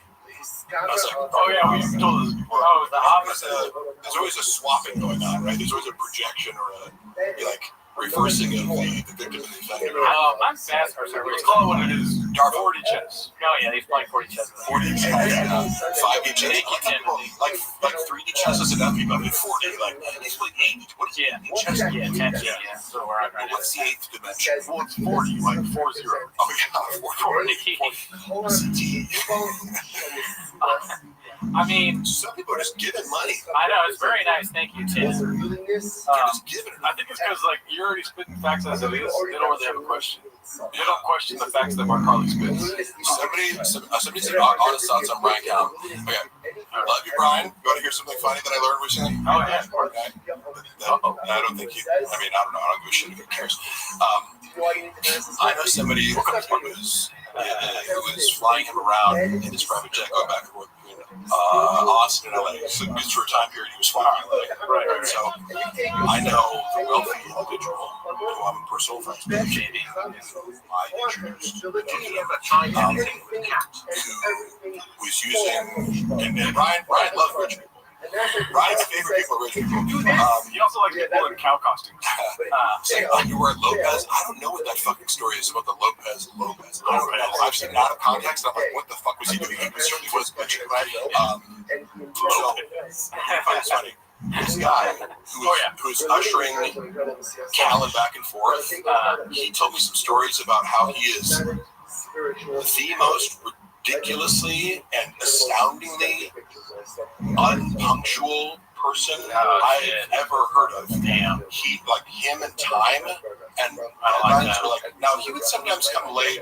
I remember Brendan being annoyed by him because he'd be like, oh, I'm running late to the studio, there's a lot of traffic. Yeah. And we'd like check the traffic, like race him, remember, there's no fucking traffic. But it's like, oh, big deal. You're like, 30 minutes late for your podcast. He would do it 800 million times, like, who cares? But, right. And I know, but Brendan did seem annoyed by it, fairly so, because, like, for the most part, Brendan's on time and kind of considers that like his big bit of that. It's like, I just show up. It's like, okay, it's not your job, but yes, you did technically come on time. Brian apparently has a more difficult relationship with time, and I get that as like an ADD symptom, like time management, time distortion are problems. However, the details of some of the stories I've heard, I was like, Brian is 8 years old when it comes to time. I heard like 10 different stories from this guy. It's like I hung out with him for a month, and he fucked up so many times for his own shows. Middling for like big, like Tony Hinchcliffe's headlining, and like Kim Congdon is like opening in the middle, and you're like 30 minutes late, like not even like where you're supposed to be just for the show. So like somebody has to come on and like kill. It was like not 2 minutes, whatever. Like shit runs on a tight schedule. It was just stand up like. Yeah, Kim Congdon does not have 30 extra minutes. Right, I go, oh my god, just that alone. But then it was like, dinners, it would be like, oh, hey, let's meet up for dinner at 7. And it's like, hey, I'm outside the restaurant. And like, they don't come until 9 p.m. or something like that. It was like, so many stories. I'm like, that is like, so it's a representation of, he's talked about it before, his entitlement. You know, remember he was like, I used to think of myself as like one of the chosen ones. He is self-aware of his own entitlement. Doesn't mean it fixes it, just makes it aware. But he's referenced it, so that's why I feel safe kind of like saying that. It's no secret. Like, but he feels entitled just to be late for shit. Or he'd be like, I'll come over at 6, we're having dinner. And the guy would show up and it's like, I'm here at 6. He's like, oh, we're still at the grocery store. Getting the ingredients for the dinner, motherfucker? Like, what do you like? Why would you do that? Hurry up, David. Yeah. Just forget about shit, or just like it's to such a degree where he goes, I literally have to stop hanging out with him because he's like so late. It's annoying. I really hate that shit. My friend Cutter Honier is a piece of shit. He's late to everything. He's a director. He's just like, why would you want to work with someone like that? He sucks ass. Yeah, but you know people like that? That are just late all the time? Well, no, not to that extreme, but cut them out of your life.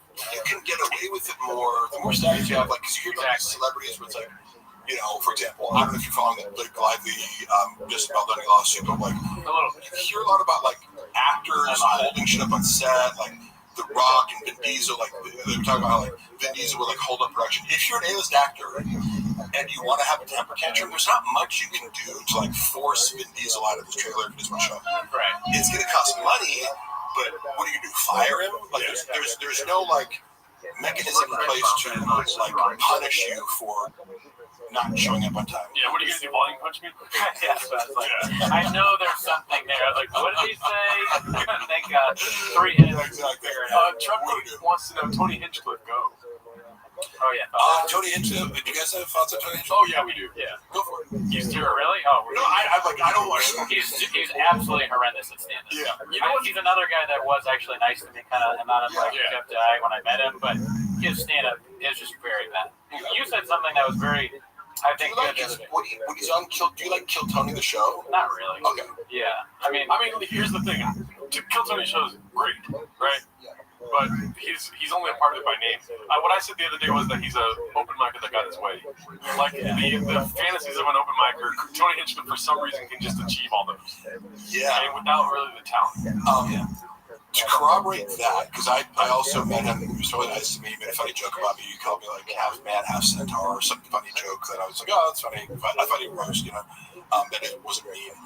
And my buddy, who is a comic in LA, seemed to have an issue. Like, I brought him up once and he was like, that fucking guy walks around the Comedy Store like he's the fucking king of the universe. So apparently he does rub people the wrong if you interact. People say that. People have said that about him a lot. I mean, the only interaction I've had with him is I did Kill Tony once. He was nice to me on that.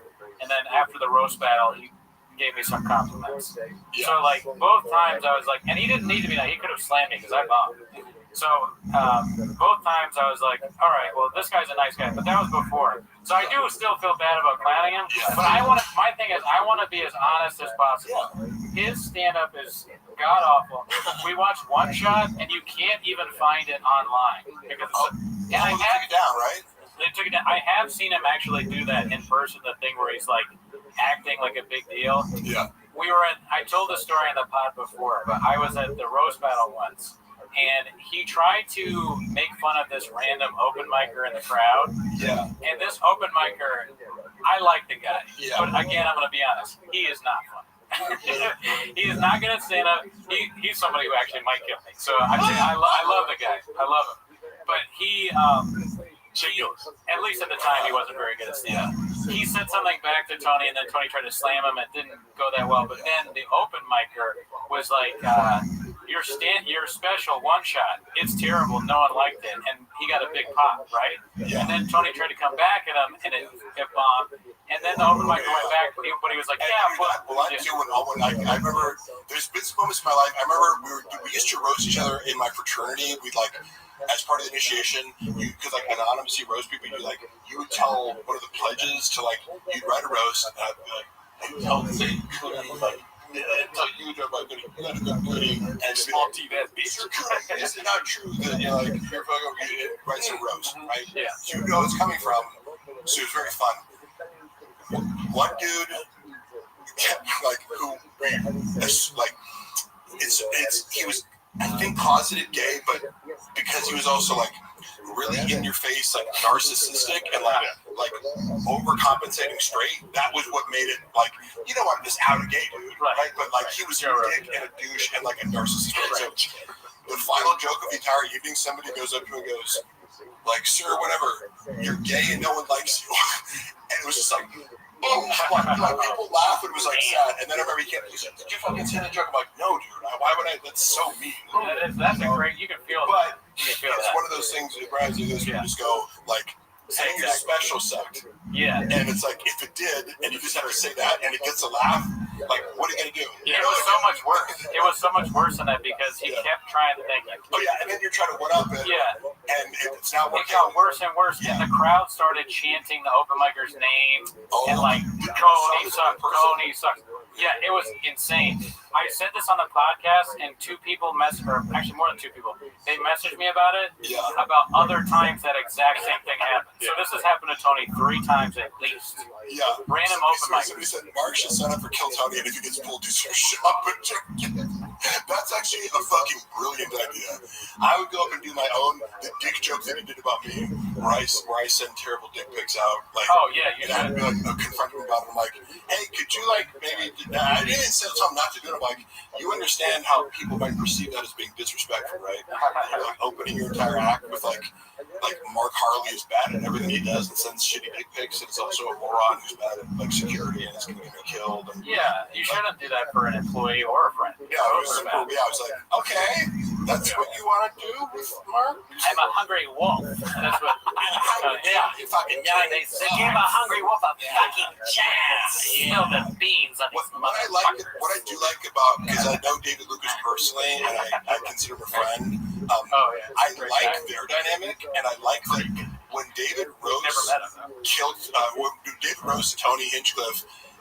Tony laughs about it. Like, he's very open to like David's roast. I like their dynamic. You ever make you think on it? Like, got you thinking at all? You ever think on it? Lucas get me thinking? Yeah. Thinking. Thank you. The elephant graveyard mentioned that a lot of times David Lucas makes you think on things. Yeah. You leave the show here, you start thinking. David Lucas said to me, he said, "This motherfucker looked like a muscular bobcat." I was like, "That's pretty good." Well, we got a line problem, y'all. Yeah, we did. I think he said, "Yeah, I have a protein powder fetish or something like that." He knows more than way. That's funny because you hear the same shit over and over again, and you're like, "Oh, okay." Like, this was funny. It made me laugh. It was original. I mean, their dynamic. To me and Gerardo often do this, but it's just like David's like, "Man, you gay though," and then Gerardo's like, "Well, you're fat, black. You're fat and black and fat, black. You gay though. You're gay as hell, bro." Can you help chin out with current events? What was funny was we discussed, I hate to be repetitive, but I did try to help chin with current events because the way they were doing it is like, are you reading newspaper articles as current events? Like, that's not how the world works anymore.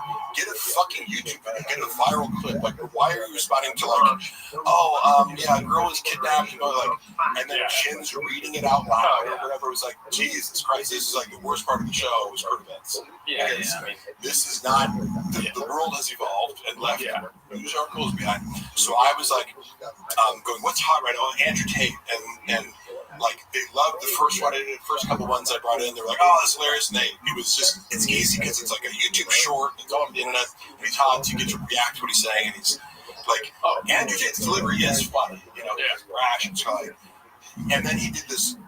The next time around, so it's like, "Oh, this is working." He's like, "That I'll do another one next week." Yeah. And he does this joke. where he goes, I was reading an article the other day. Some kid can recite pi at your workplaces. That's great. But how the fuck are you supposed to get laid reciting pi to a hoe? And that's right, you guys laugh. It's like the verbiage, how you supposed to get laid in a club reciting pi to a hoe. And I was like, that's just funny. It's a funny delivery and it's a funny line. Also, I did great on Twitter. Ooch has a funny. Is that Ooch? No, it's somebody that just when he asked about interaction, what the best David's funniest joke is when he said Tony buys baby carrots just to suck on. I don't know if I got you. Never mind. Yeah, he said, who's the worst interaction you had as a TFAK guest? Oh, that's a good one. Fuck, there's no real bad interactions. I would say, but on Food Truck Diaries, Jamal Hill was like high as fuck and super awkward, and like we were talking about skits before he like. I was kind of like the liaison for Food Truck Diaries for the MMA photo. So like when they weren't involved in the shot, I was like tasked with like talking to them. Yeah. So I had a lot of great conversations with guys like Alexander Volkanovski. They're super smart, and Michael Chandler's easy to talk to. There's all these guys that are like really smart, easy to talk to in the MMA world. Jamal Hill like comes out the car like having just smoked a blunt and was like super like awkward and not gonna. He was like, and it was like, is this kind of weird because he's like high and like paranoid and like whispering. But before the episode shot, we were like, oh, I see you do like skits online and you use like voiceovers and this and that. We're talking skits, and then like I asked him to like shoot a skit afterwards for like the Oak and Stone Clothing Company, and like by the way, a bunch of people have done this for me. I was like, oh, like who's the I hate that I blank out her name, but she's super gorgeous, the female commentator for the UFC. Megan Kelly. No, what's her name? I know. Shit. I hate that. Lauren Senko, yeah. Lauren Senko is a singer. She's super gorgeous, and like I was like, you see her, and it's like this woman is beyond gorgeous in person, and she like agreed to do like this little like walkthrough. Like I'm doing an Oak and Stone pitch, and she like walks by and says one thing. Yeah. So, you know, after a whole day's work, sometimes I'd ask a bit, hey, do you mind for 10 seconds if you do this thing for me? And after I'd already discussed comedy and this thing, I came up with a skit idea. I'm like, oh, like you can love it and be like, I like this shirt, let me get it. And he like takes it off me. He bullies me to give it to him.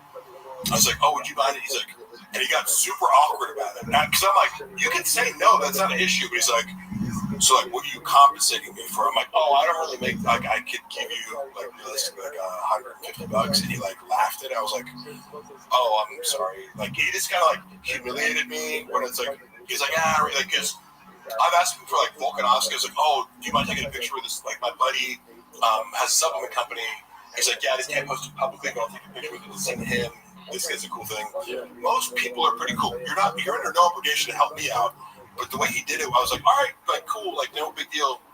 But he made this huge deal about it, like I was about to give him $5,000 for like being in a social media video after we like kind of we were talking about comedy earlier or whatever, and we should just get which again, it's totally his right.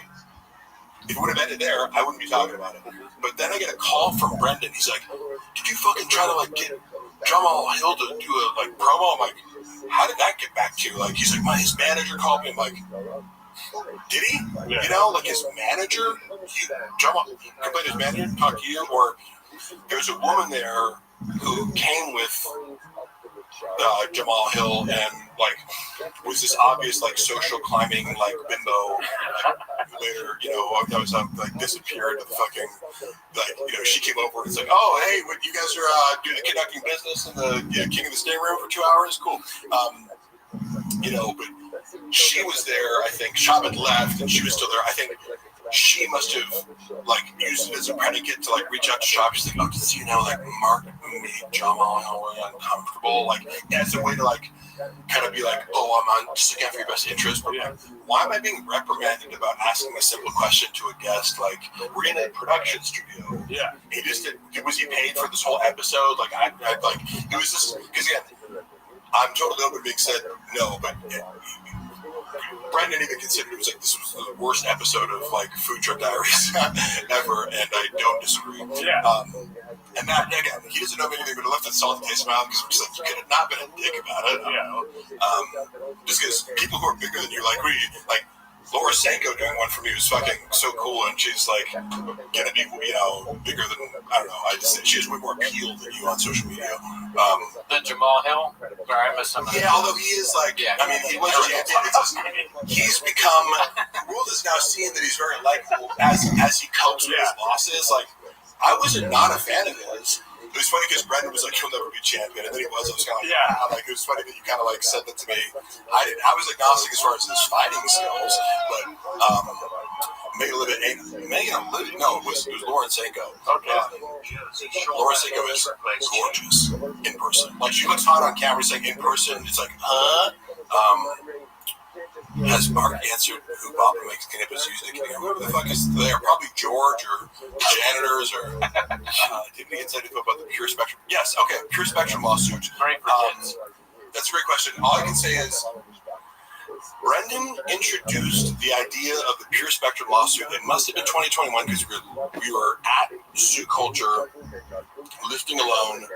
And my recollection is not exact at the time frame, but we were lifting there, and I wasn't yet working at Victoria. So I believe it must have been like summer 2021. Somehow this gets brought up.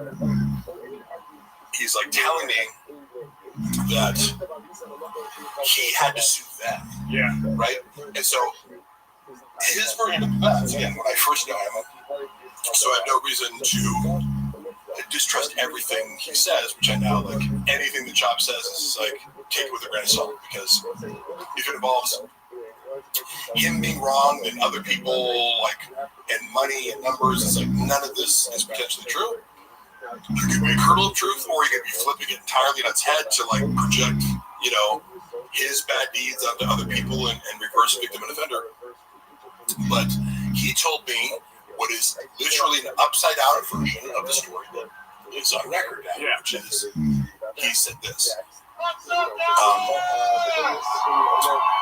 was working for the CBD company, like, I got ownership stake in it, and they came to me and they offered me this, and he presented it as, I'm getting, like, I own a portion of the business, and it's like paying some sort of dividends each month. And everything's going great, and then slowly that starts to dwindle down to the point where I'm going, like, what's going on here? And I'm condensing this, but it's like, the accusation that Shab was making is, I'm being fraudulently, like, kind of my stock in the company's being diluted or something like that, or I'm being, like,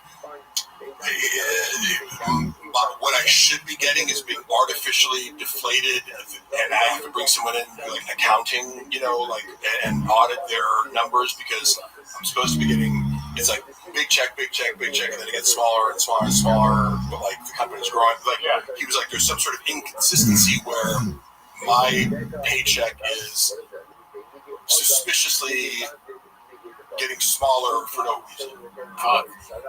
Then the lawsuit says this, which feels like, that's weird, like, that's crazy, and then you, like, so you have to take legal action against this guy, but, like, in this story, he's the innocent victim of being swindled out of, like, a business deal.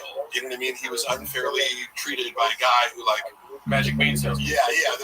He's like, this guy came in and just fucked me over, and I'm like, I gotta sue him. But then you read the lawsuit, and it's like, I can corroborate what he did here, because I've seen him do the same thing elsewhere, which is one way you're getting paid is a flat fee to do social media posts, right? In rain bottles, Whatever the total was, something like $3,000 over the course of the relationship. Whatever it is, we'll pay you $10K a month, but you have to do 2 Instagram feed posts and 8 stories or something. You have these, like, requirements, right? Yeah, we call that a Black Rifle Buffalo, right? It's like, you have to do it. He did nothing. He didn't post once, right? So it's like, not just like, oh, we missed one here, there. He was doing nothing.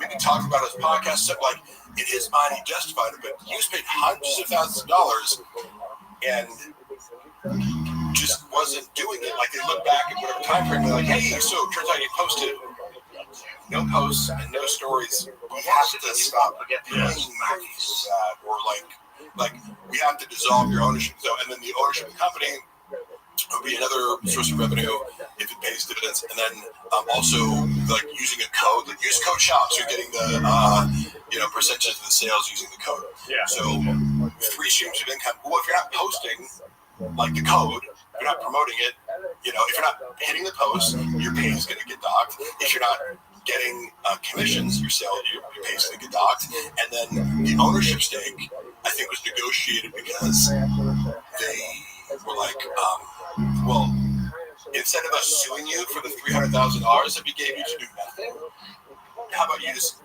give us back the 10% of the company? Yeah. And that's where the point of contention is whether or not he had the 10% ownership is the company, which he claimed to have in some sort of legal document that does or does not exist. This is the whole lawsuit around that. But it's alleged that he took $100,000 after dissolving his ownership stake to pretend that he still had or claim legally that he still had the ownership stake. Took $100K cash from his KGB guys in order to oust the CEO in a hostile takeover. Because it's it would be these guys own 45%, ad shots 10%, now you have a majority stake, and they can oust you. That's that's kind of the opposite of what you told me. Which one's true? Gee, wonder is telling the truth. Yeah. It's sad because at the end of the day, that whole CBD thing was about the kids. Giving CBD to kids for their type 1 diabetes. And I think he justified, because I know he justified it some way. Probably him crying about it on a podcast once was like, I did the promotion. I talked about CBD and how it cured my kids' seizures. And I am God now, and give me $500,000. When I see a kid, I'm just like, you want any CBD? And I take my Jack, not like Pete Hall's a Magic Mind. I'm like, you want some Magic Mind? I give it to kids all the time. Yeah, this guy's a real narcissist. The boys are getting tired. You know what? I'm autistic, bitch. Hey. No, I was going to ask him about the CBD thing, too. We want to talk about CBD. And you know what? If you have a problem with that, that's your problem. Why don't you go back to Also, Dallas? I love it. If you allege me of being a narcissist, why don't you use the diagnostic criteria? Oh, you don't know what the fuck you're talking about? There's 9 of them. Can you name them? Can you go into theory? You ever watch Sam Vaknin lecture on narcissistic personality disorder, borderline personality disorder? Oh, you must have forgot. You must have forgot. People accuse me of being a narcissist. You know fuck nothing about narcissism or any form of personality disorder. Sounds like somebody's not watching YouTube. Oh, give me 1 second here. We got a guest here coming in. Oh, shit. We got a motherfucker zooming in. Oh, shit. Is it Danny? Oh, I don't think he's there yet. Okay, he's not there yet. Wait, let's not. Oh, shit. Is that Brendan Walsh? Brandon, you got Brandon talking about Brendan on another Brandon. What's up? What's up, Walsh? Dicey. Wait, you're unmuted. Unmuted, dude. Unmute. You're mute. I'm gonna text him. You're mute. How about getting Mark? Yes, I am. Oh, there you go.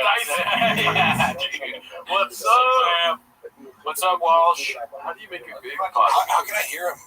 Oh, are your headphones kind of fucked up or something? Let me see. Oh, yeah. No, it's like this. Can you hear now? Hello. Can you hear? I'm lost in the sauce. Go ahead. I can hear him, though. I can hear him. Brendan, we can hear you. It's just Mark can't hear you. Oh, okay. Yeah, you're good. Can you hear him? No. You mess with these a little bit, you'll see. Dude, so Walsh, what's up, man? It's like I can pull it out. We've been watching the 24-hour Gringo Poppy with Mark Harley. I'm sorry he couldn't be at the beginning. What are you up to? Wait, you can't hear him. Yeah, I'm going to take these. Oh, here. Yeah, I'm gonna get my headphones. Yeah. It's all crazy here. Yeah, sorry. Yeah. Now I can hear you. Can you hear me? No. Oh, let me see here. Where are you at? Is that you? Is that you? Yeah, that's me. I got it. Okay, We're good. All right, technical difficulties, but I can hear it now. What's up? Now Walsh can't hear. I hear you. Okay, good. Truck walk difficulty. Where are you at right now? In Nice. Great place, never been. I'm fucking a lot of chicks. Oh, hell yeah, dude. DMing. Have you guys ever talked to, or have you ever met Mark Harley? No. What's up, bro? Hey, real quick. Hey, shake your foot. I was just curious if you did have any hookups for addies and baddies while up here. Bro, I got all the hookups. I got friends in dark web places. So how's it going with the watching? I mean, could there be a better way to I think we've watched it 15 times. Oh yeah, we watched it a lot already. Yeah. We got really. Yeah, it is pretty long. Walsh, do you have a favorite bit from a Gringo Poppy that you can remember? Oh, the I one? Do you go mute again? I don't know why. I'm trying to fix this. We can't hear you. That's the other. By the way, you think Bob is still on? Can you hear us? How about him? When I was working with that boy, Brendan was on so many substances every day. As like a business owner, it's like he's drunk, he's on creative, he's popping Adderall, he's fucking like nicotine. It was like. So tell the story because we can't hear Brendan at the moment. Oh, we're trying to fix the audio. Can I tell the story of what Brendan being a drug addict? Yeah. It wouldn't surprise me if he got off of drugs. Like, I don't think he's somebody who would necessarily misrepresent that because it was all pretty out in the open when he was doing this. Yeah, now we can hear Walsh. Sorry, so what was your favorite bit from Gringo Poppy? I think I like when he makes his eye go like this.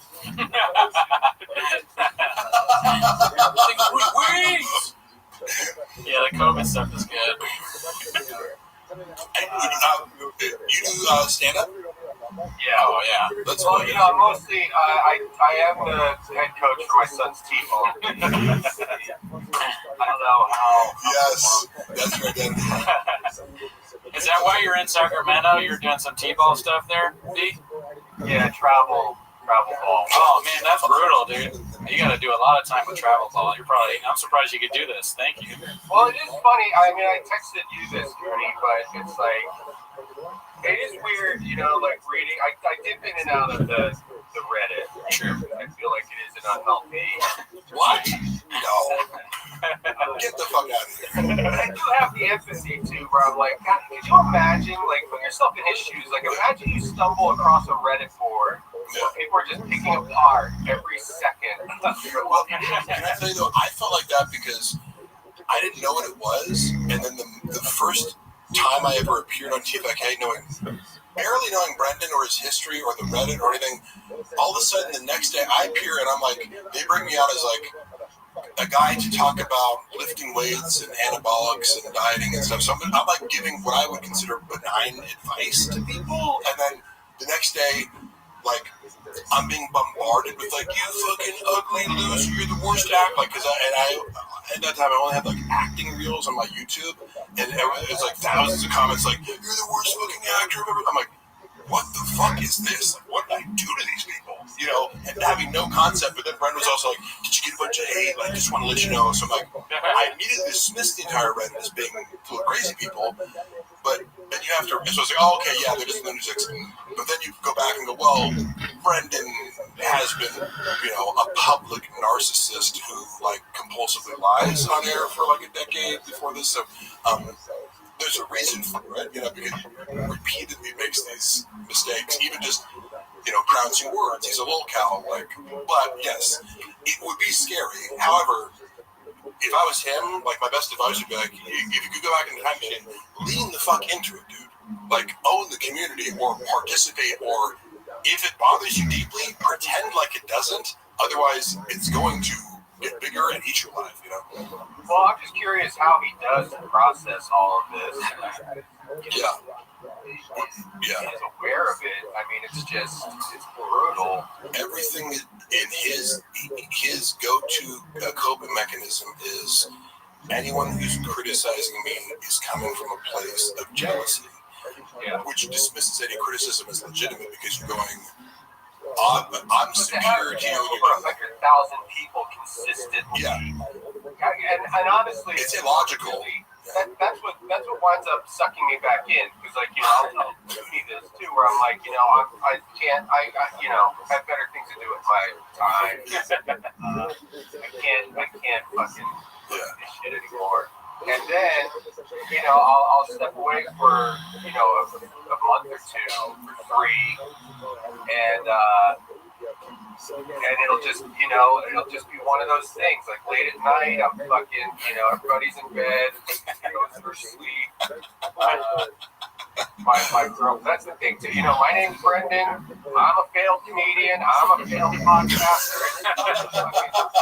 Watch sometimes because it's like, look, you know, my wife's name is Johanna. She's Is it really? Taco Bell. She's not a Taco Bell Mexican. I mean, you can relate. That's part of what brings us in. See, the thing about it, what I would say, you asked, like, how tough is it to be in Brendan's shoes? But if you're in Brendan's shoes, your feet are going to be wet, remember? He drinks out of his shoes, so you can't do that. But you know, it is. That's what sucks me back in though, because it'll be late at night or whatever. For whatever reason, I'll be online just fucking wasting time, and I'll be like, I'll click on the. You know, I'll go seek out, because I've muted the T-Fat K Reddit, so I don't even get any suggestions. So I don't even know. When you go on Reddit, because again, I think Reddit's amazing. You know what I mean? For a lot of like, as a social media app, if you want to call it that. But I'll just wait for it, and then I dip in for a second, and then it's like the guy. I mean, it's just nonstop hits. Like I'm like, what the fuck? What? That was one time when I left. And I came back, and it's when he got the fucking chompy tattoo. Oh, yeah. And I'm just like, yeah, the hits don't stop. As you're saying, he keeps outdoing himself. Brains hanging. And then he starts scrolling back, and people making references of shit where I'm like, well, wait, what does that even mean? What are they talking about there? And then you go and you find another channel. Yeah. I remember finding out Best Brains for the Arts.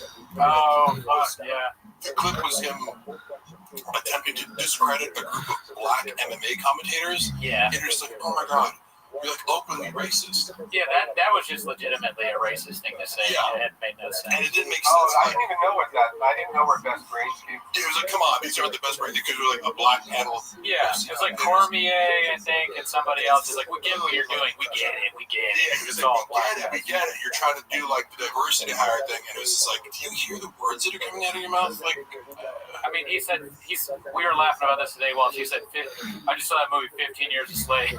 And we hadn't heard that before. We're like, God damn, dude. But Chop is legitimately a racist. Oh, for like, sure. Knowing him privately, I'm not going to say like the exact ways in which I feel comfortable saying. I don't believe it. Yeah, no way.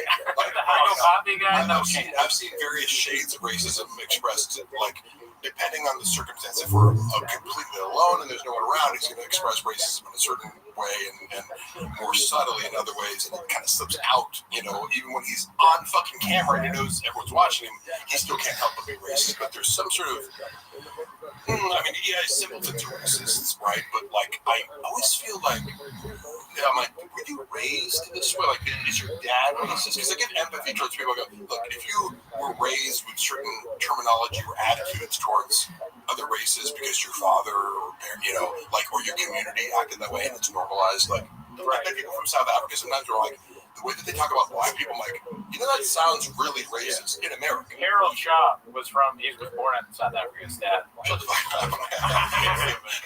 Well, I got a question for you. So with the Reddit time, is it like in the house? Is it like Daddy's doing his Reddid time, or they're just already asleep? Like, don't disturb. I don't do anything until everybody's in bed generally. Okay. Otherwise, there's fucking some shit on TV.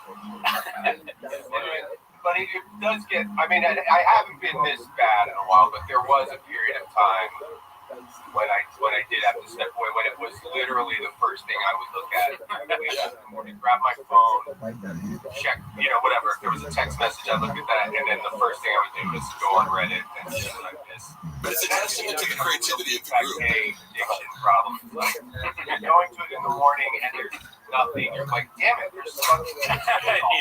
The same. Oh, this is the last guy. Hair of the dog. I would like to put a tweet out to everybody running the T5K Bobby Lee, yeah. Reddit board. Yeah, Right. Bobby Lee and His cohorts. if we can please make a message across the board, because they did this with you, Mark, where they had, I think they had to blur your face. Yeah. Can everybody please blur Callan's fucking feet when he's wearing a jacket? Yes, dude. Fucking On that board, to see that cocksucker sitting Indian style, goddamn flip-flops. Yeah. The Indian style's The hilarious. most offensive visual assault. Yeah. What a great call. Because you're like, is that even comfortable? With the big gay lion stuff. Please make it mandatory. If there's any clips showcasing Callan's feet, You heard it here. delete the clip until the feet are pixelated. Well, it sounds like you're running for office here, dude. I mean, like you're going to be on the cabinet. Brian Campbell, watch out. We got a new guy. Strong action. Skids and bits party, dude. Feedback.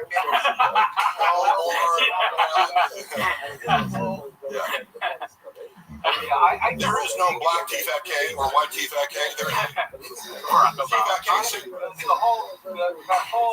Everything about it is, I mean, I have a pretty loose grip on reality sometimes. And it really does kind of fuck with my reality, where I'm like, I can't even understand how it's real.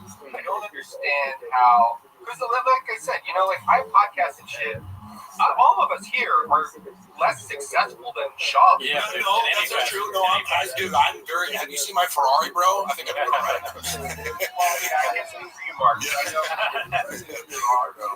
My Prius. But he's like, Brandon Jarno sucks. Prius, bro. He's like, I've been to most of our houses. And we said that when he came on my podcast, it was just like, I was like, did you? I mean, I don't know if this sounds racist, but I was like, if there was a black chick watching the podcast, going, wait, hold up, there's two guys named Brandon talking shit about one guy named Brandon. It's crazy.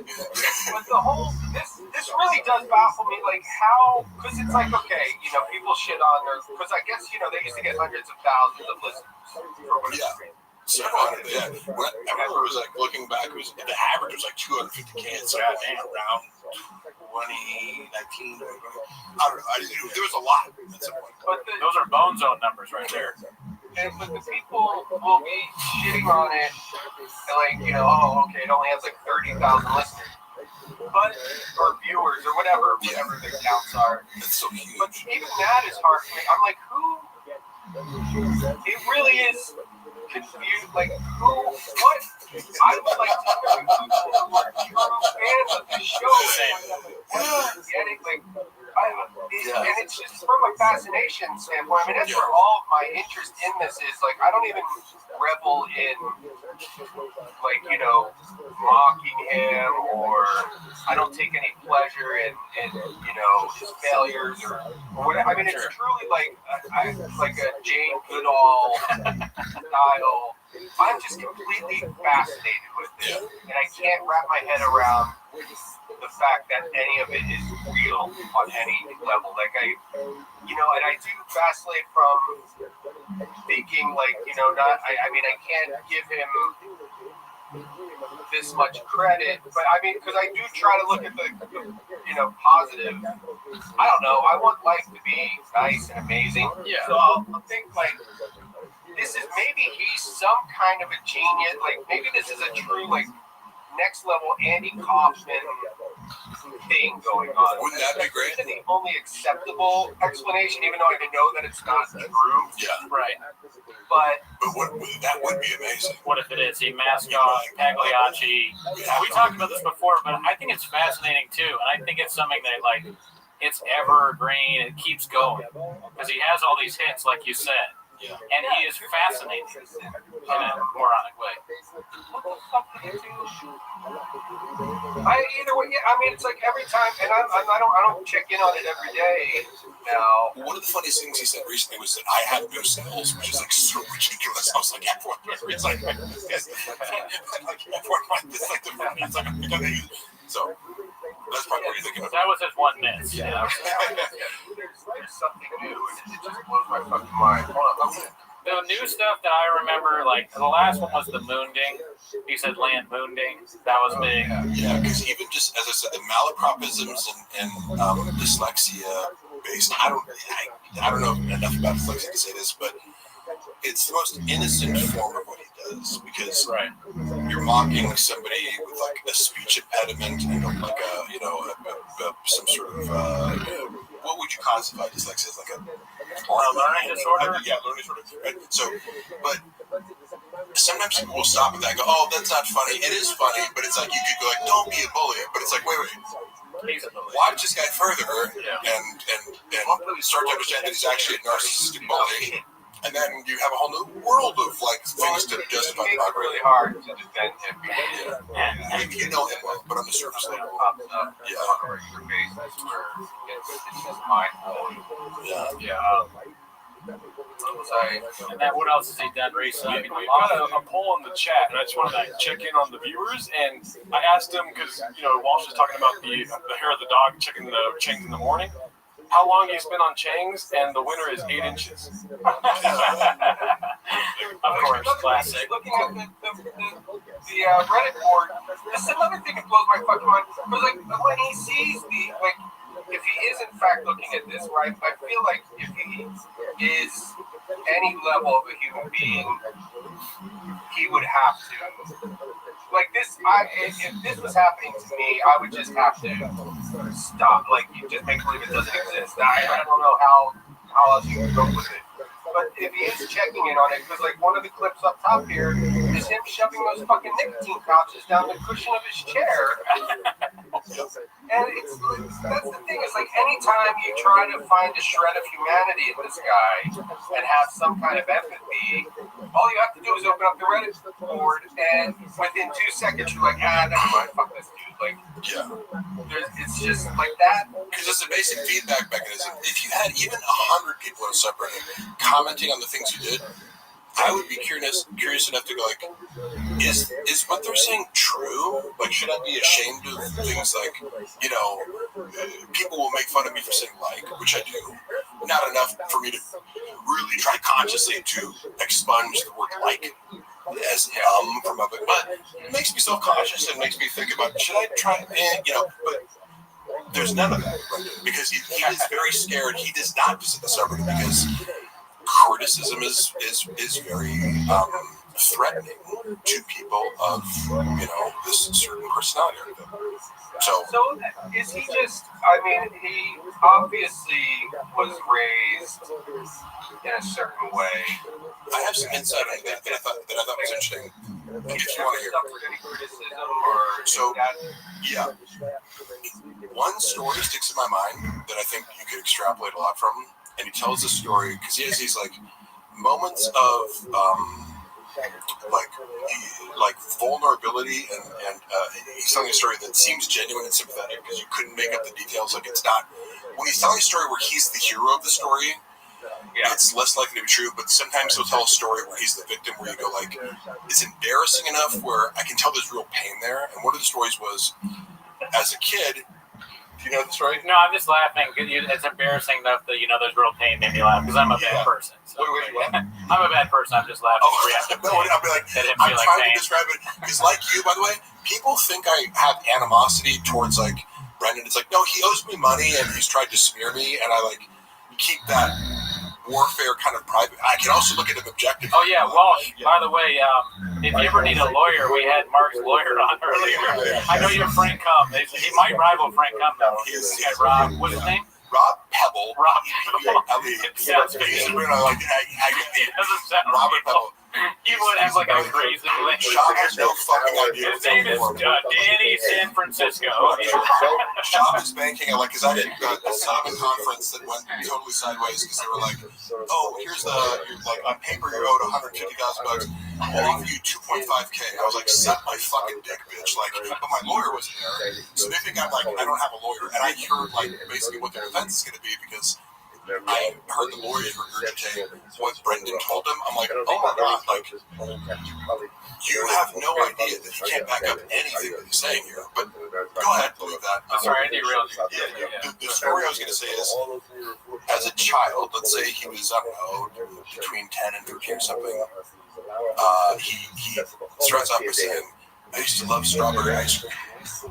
And if there was a gallon of Neapolitan ice cream, I would dig out all the strawberry ice cream. So it was fresh, like, I hate to say this, but I'm familiar with this. oh my God. But that got me inside into his childhood trauma because my parents, like, right, I can list off any flaws or whatever, but I go, to shame me about eating would just, it's not something that would happen ever, even if I was fat, like saying you fat fuck or something, whatever his dad said, because he comes home and he said, Brendan, did you eat all the fucking strawberry ice cream out of the, which is a stupid thing to do, but it's a kid thing to do. But like, clearly, Brendan has always been self-absorbed. He's like, I know, I'll just eat all my dad's fucking ice cream. Like, eat this one part of the ice cream to myself. And my dad also in the room and just goes, did you know fucking strawberry ice cream? He's like, yeah, he's a fat pig or fat fuck or fat pig or something. And his response, do you remember what his response was? He's like, oh fuck, it was like a dagger through my heart. So that was the moment where I'm like, oh, your dad hurt you. And well, I mean, trauma aside, though, is the fact that he has managed to go this far in life with just, never really learning anything. I mean, I assume his dad is pretty, his dad funds everything he does. Like, he doesn't, like, this. His dad made actual success. Actually made like the pit team chip or something like that. It's something where it was, the diamond mines are pretty profitable. The emerald. He says emerald empire. He actually built a business, rather than CD for cat. I mean, I think I'm surprised that there hasn't been like an actual. I mean, I guess there's like the, those YouTube channels like the Beige Frequency and Healthy Breaker and shit. But I mean, this is just, he's such a fascinating guy. Like, to have a real true documentary made about this guy. But I guess he can't really keep up with it because by the time you're done editing, they're going to be like, he did 70,000 episodes. It's fucking crazy. That's facts. So there has to be like an ongoing like reality show. Like I don't know. Like a reality show would just be like a fucking. That's such a good idea. It's like hive minding. It's like who's gonna watch all this shit and come up with like find the footage of Madison contradicting himself and previous things. I never watched that Beige Frequency documentary or whatever it was where it exposes all like the lies in his. Like before I met him, because I met him, I was like, "Oh, this is a guy who Chappelle Lacey opens for." Like, I had a clean slate as far as meeting him, so he just seemed pretty normal to me, and I didn't have an incentive. Once the subreddit like attacked me for like appearing in his world, I was like, "Oh, these are crazy people." So why would I seek out more information about this person when I feel unfairly attacked? I think, and then later you watch a page, be like, "Oh my God, this lies about everything his whole life." By the way, the chat is saying that you guys are on Baja mode. I don't know what that means. I think that you guys have a great idea with the reality show. I would watch that, but my thing has always been documentary on specifically the Gringo Pot, because that is like the most important aspect of his work. I want to work. I'm being serious here. I want to work on this. I was talking to Adam Sandler and Yasiel Puig the other day about this. We were discussing ideas and all that. They were like, "Yeah, you got to do this. Like, this is your thing."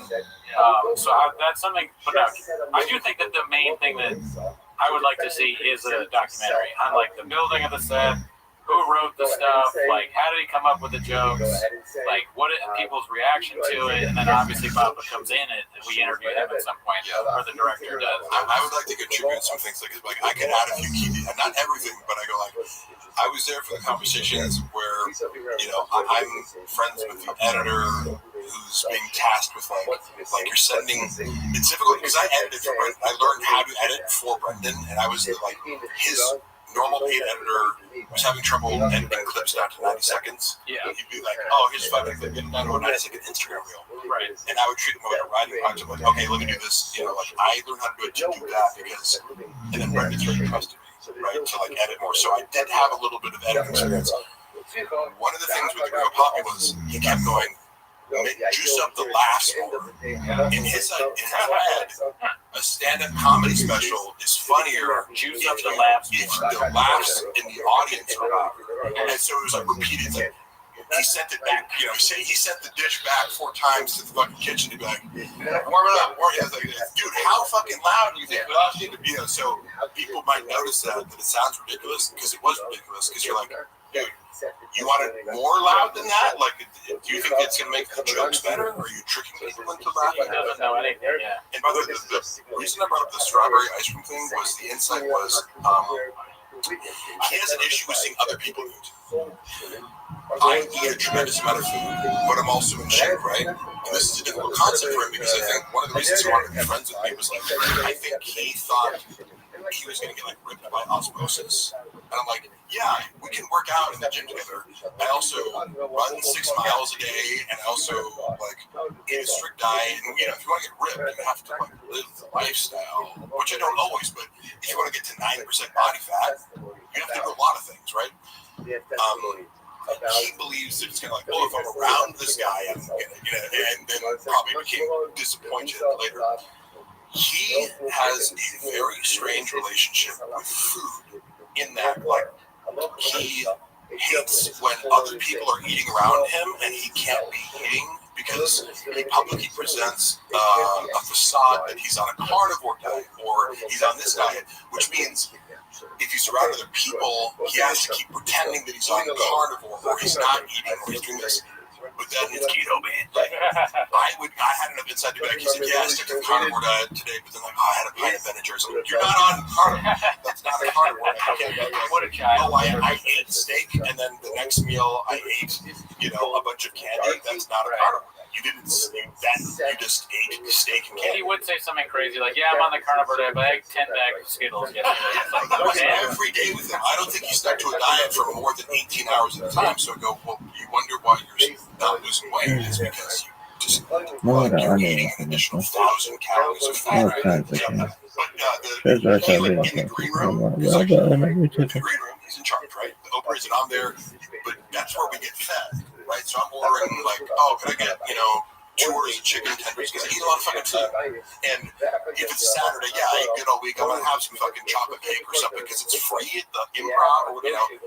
He hated it. He's like, Jesus Christ, Mark. Like, I'm like, do you think you can shame me for eating a lot? Like, I feel like that's not how that works. But it's like, Yes, you know, it sees your joy. yeah, I'm gonna like, I'm would rather be eating the cake in front of you itself. and have no shame. You have shame over eating, Yeah. and that's your problem. But I see you trying to shame me the same way your dad shamed you.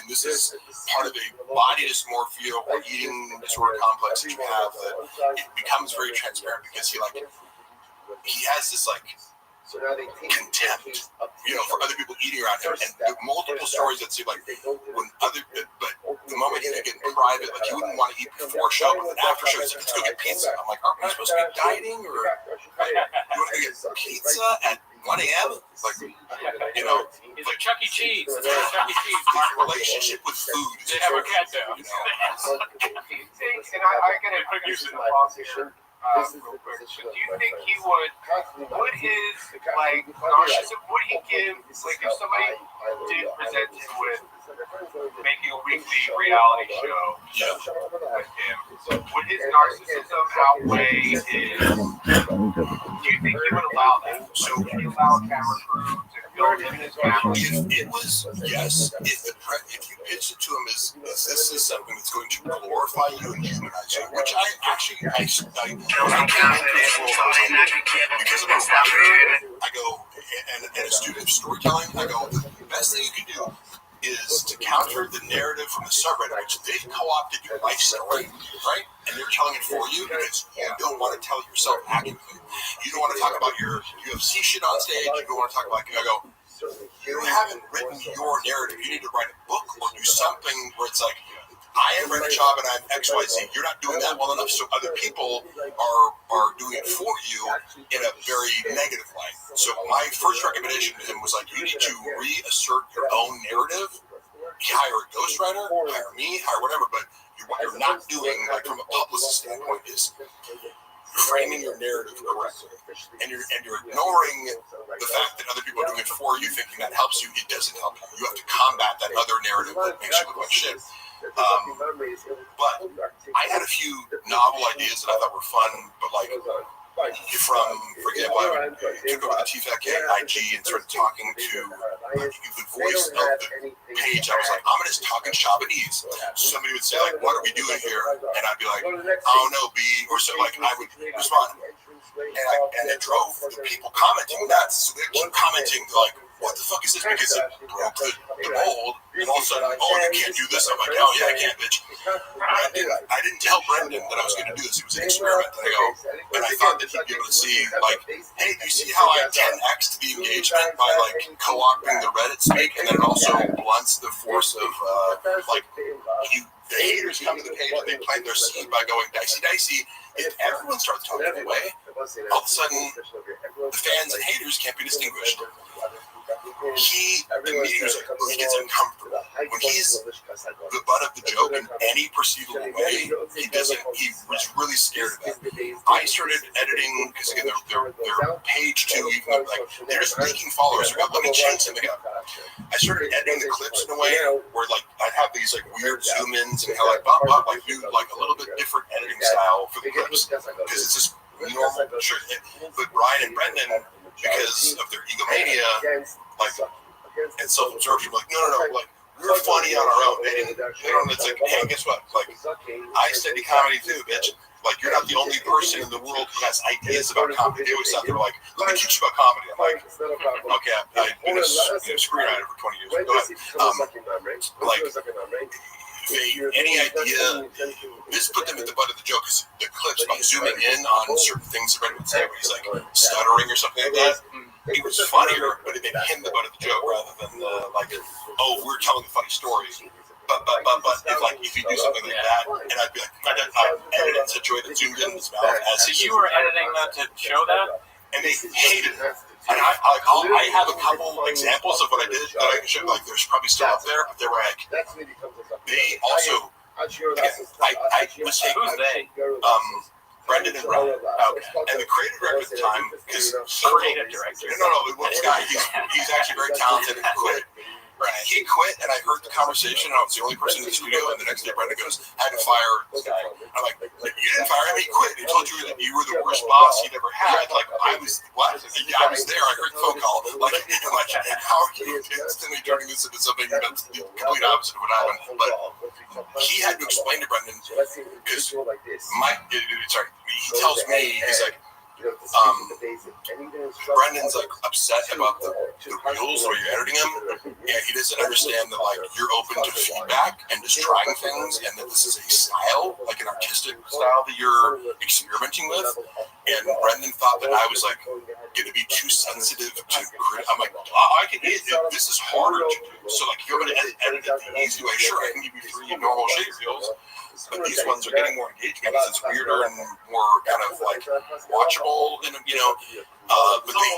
they hate anything that makes them the butt of the joke. So any novel idea I had, like you're proposing, of like a reality show. Well, yeah, if the reality show, if he knew that it would end up being something that was reliant on his stupidity and errors being the source of comedy, rather than him being just a funny person who's telling funny stories and roasting other people. Like, if it was like, watch Sean roast his kids and his family and his loved ones, and like, he's the only normal sane person, in the household, that's his style of comedy. Everyone around me is stupid and incompetent, and I'm just a normal cool guy enduring all the idiots around me.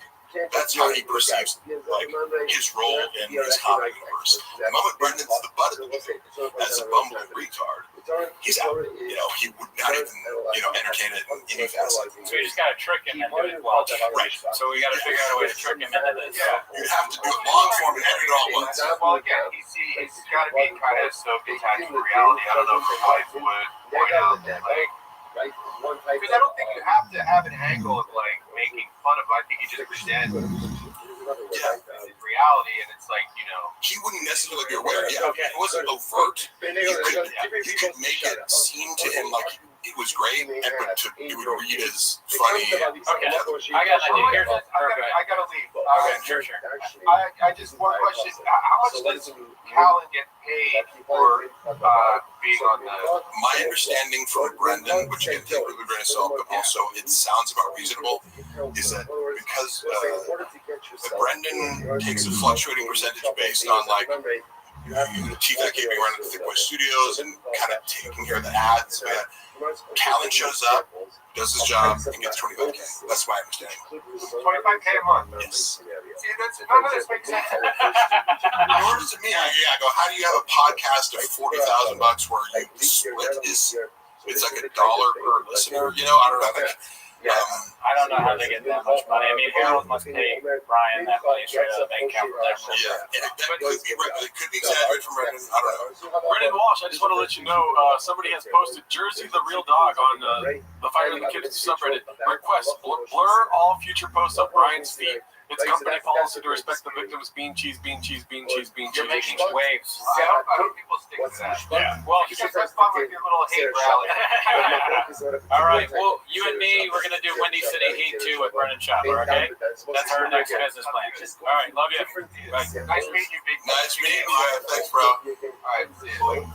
See you, Brendan. Wow, Brendan Walsh, world record pod. Check it out. Let's switch. For example, there's znakołki distinguishing between Oh my gosh. Sorry, I've been running around. There's a dispute. Something again, whether it's We have been playing the Green Poppy in the background that whole time. If anyone's wondering. How do you guys originally know? Just comedy. Yeah, first I was I know him from his Skits and Bits online. Yeah. Mark, what's the thoughts on college episodes? Oh my God, Joe Rogan is a redacted, unfunny midget. Episodes are very low consequence. Like, you can fuck up steroids and have some unintended consequences. by promoting other talentless, unfunny redacteds to the top of the industry. Okay, so Are the three worst comedians of the Rogan sphere. great question, Trustfoot. What do you think, Mark Harley? I was going to let you guys go first because I feel more comfortable shitting on comedians after actual comedians should have. Okay, three worst comedians of the Rogan's first question. Tony Hinchcliffe, Bert Kreischer, who's the third? David Lucas. Oh, there you go. So easy. That's my point. Oh, sorry. I mean, No, I'm just kidding. I'm glad you stick up. I will not Stick up for your friends. Not enough people are sticking up for their friends these days. Yes. I genuinely love David Lucas. We work out together. Like, he's just always been a cool guy to me. So, You guys play video games? Mark, how many monthly Patreon subscribers would you suppose to have right now? You know, that's funny. So unique. Most people send me unique shit, and then he starts popping up in my algorithm. So I see a lot of stuff from the Unique's channel, who I didn't have an odd kinship for, or like affinity for. He will say, like, oh, these posts are getting 60 likes, therefore it must be 60 subscribers. And I'm like, the 60 likes are probably at like 200 plus 300 something. It's a fraction. You know? Yeah.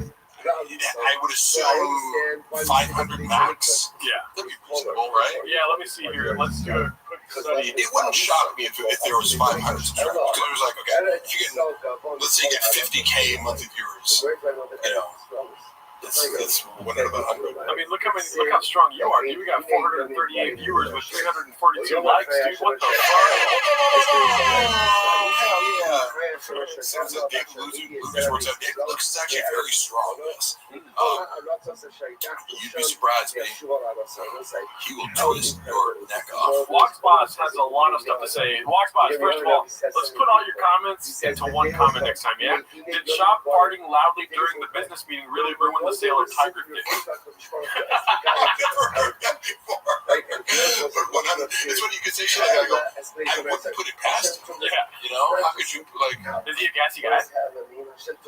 not particularly, but like, it's one of the things where it's, like, you can see him doing it. He lacks self-awareness and self-consciousness. Yeah. He would rip someone else for farting and then turn around and fart somewhere else. Like, that's like, he just has no principles where it's like, the same rules apply to me and you. So you're disgusting for eating, but I'm not disgusting for eating. So it's this weird mix of like shame and projection with types like this.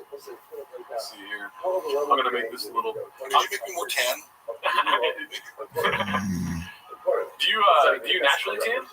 I go to tanning beds, and also when I hate to admit it, but it's like I look for my auditions that I usually get. It's like if you're looking for I get like the bodybuilder or this kind of thing. It's like I've gone long periods without tanning. It's like when an audition comes up, they typically for the roles that I get, it's better to be tan. So either if I'm not tan from running outside, I'll go to a tanning bed. Like I wasn't, but I love donuts. Oh, What is that? the shops. Wait. When he talks about his mom and getting a vaccine because she likes donuts. Oh, right. Some free donuts or something. I'll stop the shop. No, because you triggered something of the memory of giving out free donuts for a vaccine. Yeah, I remember that bit that he did. He was kind of obsessed with vaccines here. Yeah, let's see what he has to say about vaccines here. This is, He's like, would you get the Johnson & Johnson? Yeah.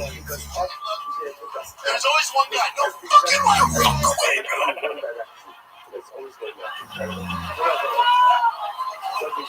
That's you. I'm touching something.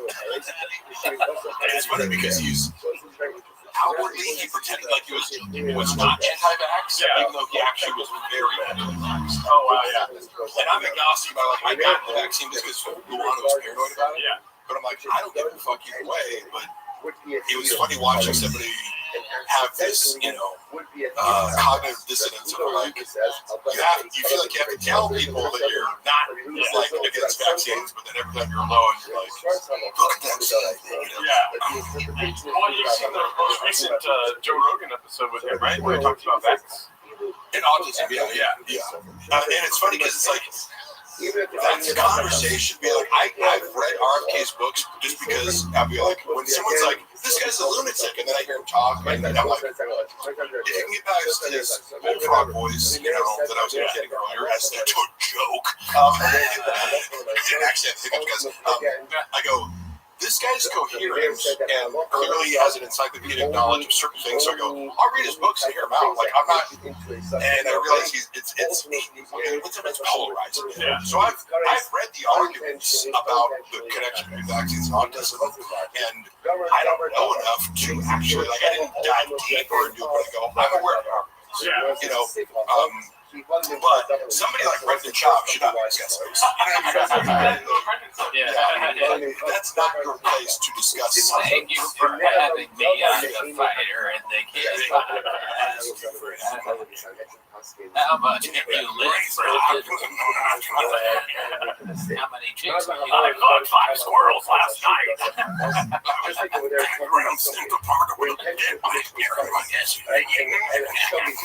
at night we fuck each other. I got a vaccine.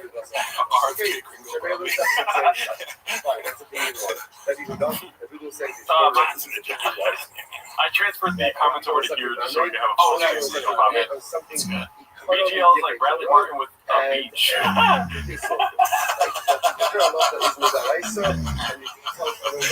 Oh man, Did he do Bradley Martin. It was funny. Do people know about Bradley Martin and Brendan Schaub's dynamic? What's their dynamic? I know that he won money. Yeah, like it was just funny because when they first started talking, it was like I got to witness them first hanging out, and it was always funny because like had I not been with Brendan, Bradley's so sensitive to like social status, he would have completely ignored. All he cares about is like, are you in your 20s and like a rising social media star that I can take advantage of? So it's like he sees my gray hair and is like, well, Dax, like, even if like, I don't give a fuck about you, but like, I see you paying a lot of attention to Brendan Schaub, and then like, by virtue of me being in his orbit, he's like, would like acknowledge me. Now, he was nice to me. Like, he was nice to me. And he gave me a ride at some point. Like, I don't have any problem with Ralph Martin, but their dynamic was funny because like outwardly they're like, oh man, it was fucking mean. This guy was like Spider-Man meme, like you're the same person. But then Brandon would talk mad shit about him behind his back because again, anyone who threatens him, he tells a story of like they were doing a podcast maybe, and somebody came up and he's like, who's stronger between you two? And Brendan's version of the story was, or like Brendan's attempt to be diplomatic.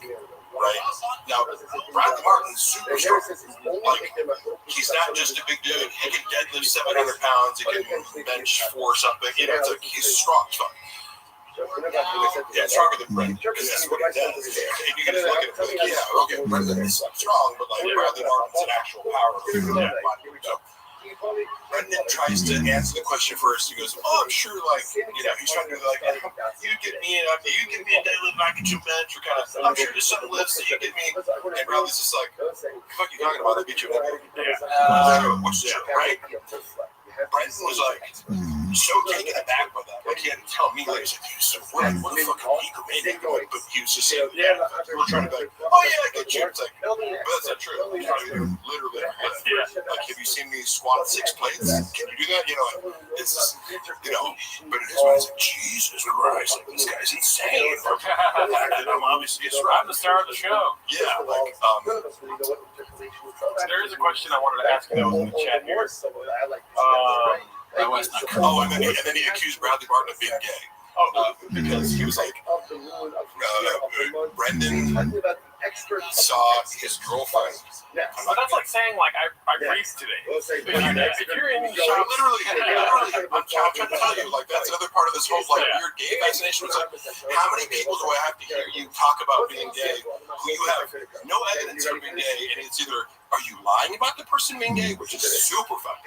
Sort of gay rumor about this, right? It's like, how socially aggressive is that? Like, passive aggressive, right? Be cool. Right, be cool, bro. Yeah, it's like, and then if the guy is actually gay, you think it's cool to just like out people who don't want to be outed? Like, what? You know? Look, if you're walking in a guy's sucking dick, like you can go, hey, I think Mark might be gay. Walking in, have a cappuccino with him. You know what I mean? But the amount of times that I would watch him accuse someone of being gay with no evidence, the only evidence being he does something better than me. Bradley Martin's stronger than me. You know that guy's gay, right? Yeah, right. And he would say it in a way where he goes, it's like, if you disagree with me, you're clearly not, it's like you can't see it. Like, what? How he's gay? Yeah. Like, what part of, oh my God, Bradley Martin is gay? Like, that he's fucking this chick that you like?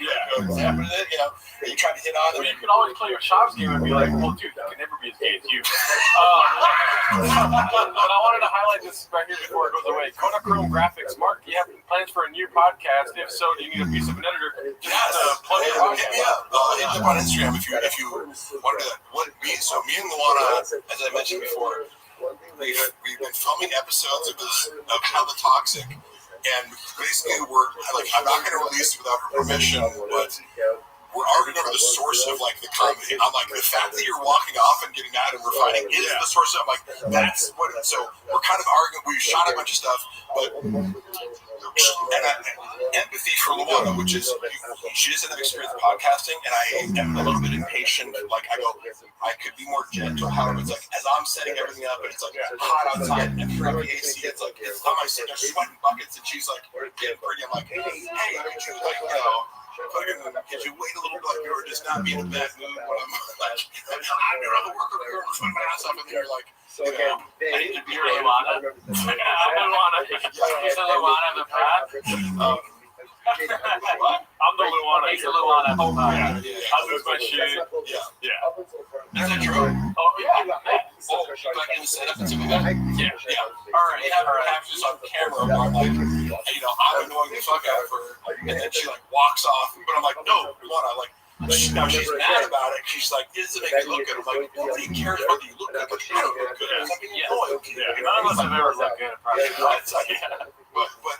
So I'm currently trying to convince her to release this footage. Where I'm like, no, that's like people don't want to see two people getting along. You know, swimming. It's like, hey, here's our like perfect fine relationship. I'm like, no. It's called hella toxic. I know. And then you guys are just getting along and everything's working. That's why I'm like the joke that I came up with that she admitted. She's like, she even told me on camera, like she walked out and said, "So fucking thinking about the last episode of time. It's so stupid." I'm like, no, this is because you're doing what I predicted. You're walking off. Yeah, you're about like it's toxic. You know what you should do?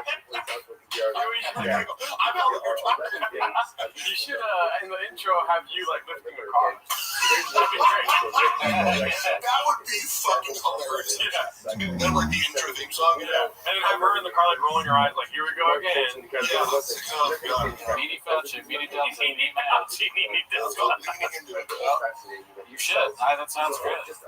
but yeah, check out Hella Toxic. It's on Mark Harley's YouTube channel. There's just one episode out right now, but like, okay, the real truth behind it, we released that first episode.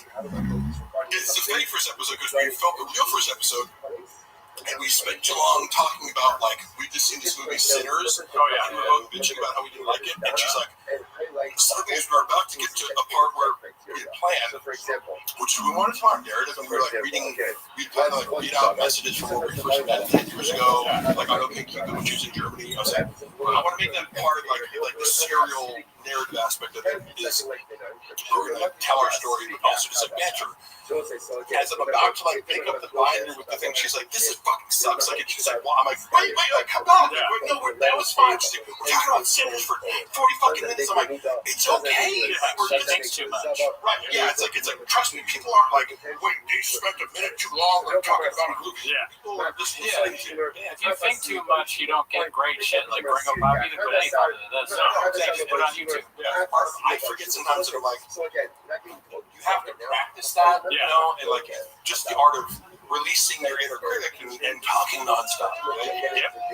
And so if you're trying to worry about looking good, you're gonna speak less and seem stupid. Yeah. And also, you should be like, in a couple weeks, you're gonna be like, I have nothing to talk about. If you only want to stick to like random topics. Yeah, like, so just let it unfold and work on the dynamic of making, like, feeding off each other. Can I give you some constructive criticism? Because I've listened to the first episode. Okay, yeah. And you guys should invest in some of these, dude. Oh, I fucked it up before. I had this. Yeah. I wasn't connected. I didn't realize. I was like, oh, they weren't. It was like the camera. So then we reshot it, and I'm like, motherfucker, like, I didn't even know how to work that. But these are great. Okay, so we were wearing them, Yeah. and I was just like, someone was like, oh, the camera's picking up the audio, and I was like, no, it's not. We had it, and I'm like, oh shit. That happened to me the first couple times I used it too. But it's super effective. And do you guys use a phone or do you use the camera? You just use a phone, but I just got a camera. Oh yeah, that's on camera. I was just thinking about it. I'm like, it looks way better. Yeah. Even with the phone, it has a nice little hookup. But if you guys have good audio, I'm sure you guys are gonna take off. Yeah. Well, my only point in doing this was like, we filmed the first episode on our 10th anniversary, so like, look, we can wait to like do the perfect fucking setup and everything, like, but that's gonna happen a year from now. Like, you're like, okay, when we have $5,000 to do stuff, go put the camera up, put it in our fucking living room, and just let it one angle, whatever. Because it's also like, there's no editing where it's like to make you look good. This is just it. There's no editing, so you see the tension. Yeah. You know. Yeah. And it's deliberately lo-fi, which I like. Yeah.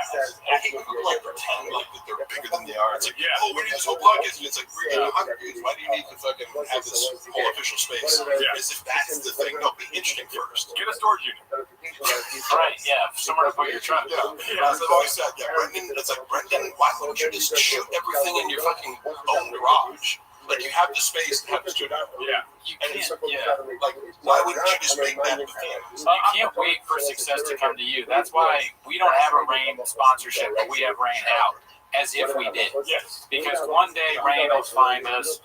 They'll be like, you guys are great. We love what you're doing. Manifest. We're marketing geniuses, just like off our forefather, Brendan. I've actually been waiting for this moment, Mark. If you could do me a favor, please. Yeah. I will cue the music. What I need you to do right now is focus really hard. Right? And please use the keyboard here. Yeah. Spell my name. And then for a certain amount of time afterwards, then it's supporting a girl. It's Gerdo. Oh, She's gonna focus on D-O, sorry.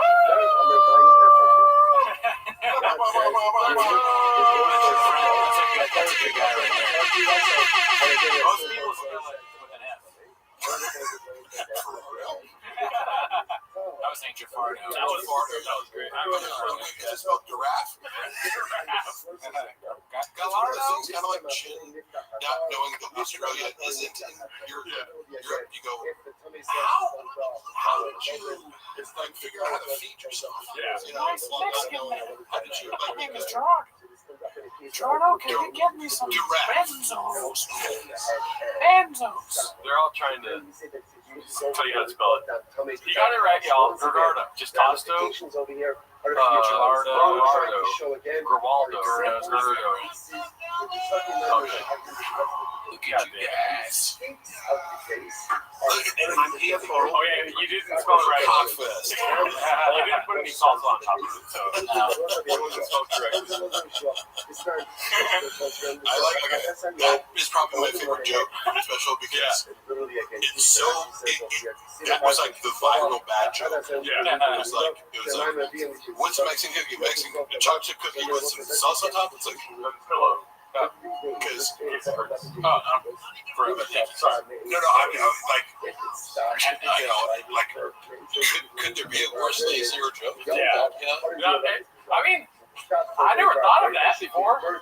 No, it is something like It is. I don't think it's lazy so much as it is just racist. You know, yeah, it's degrading. It's like you've never seen a Mexican cookie before. Yeah, that makes sense. So like, you know, yes, And it's perfect because they're so good. You know what I mean?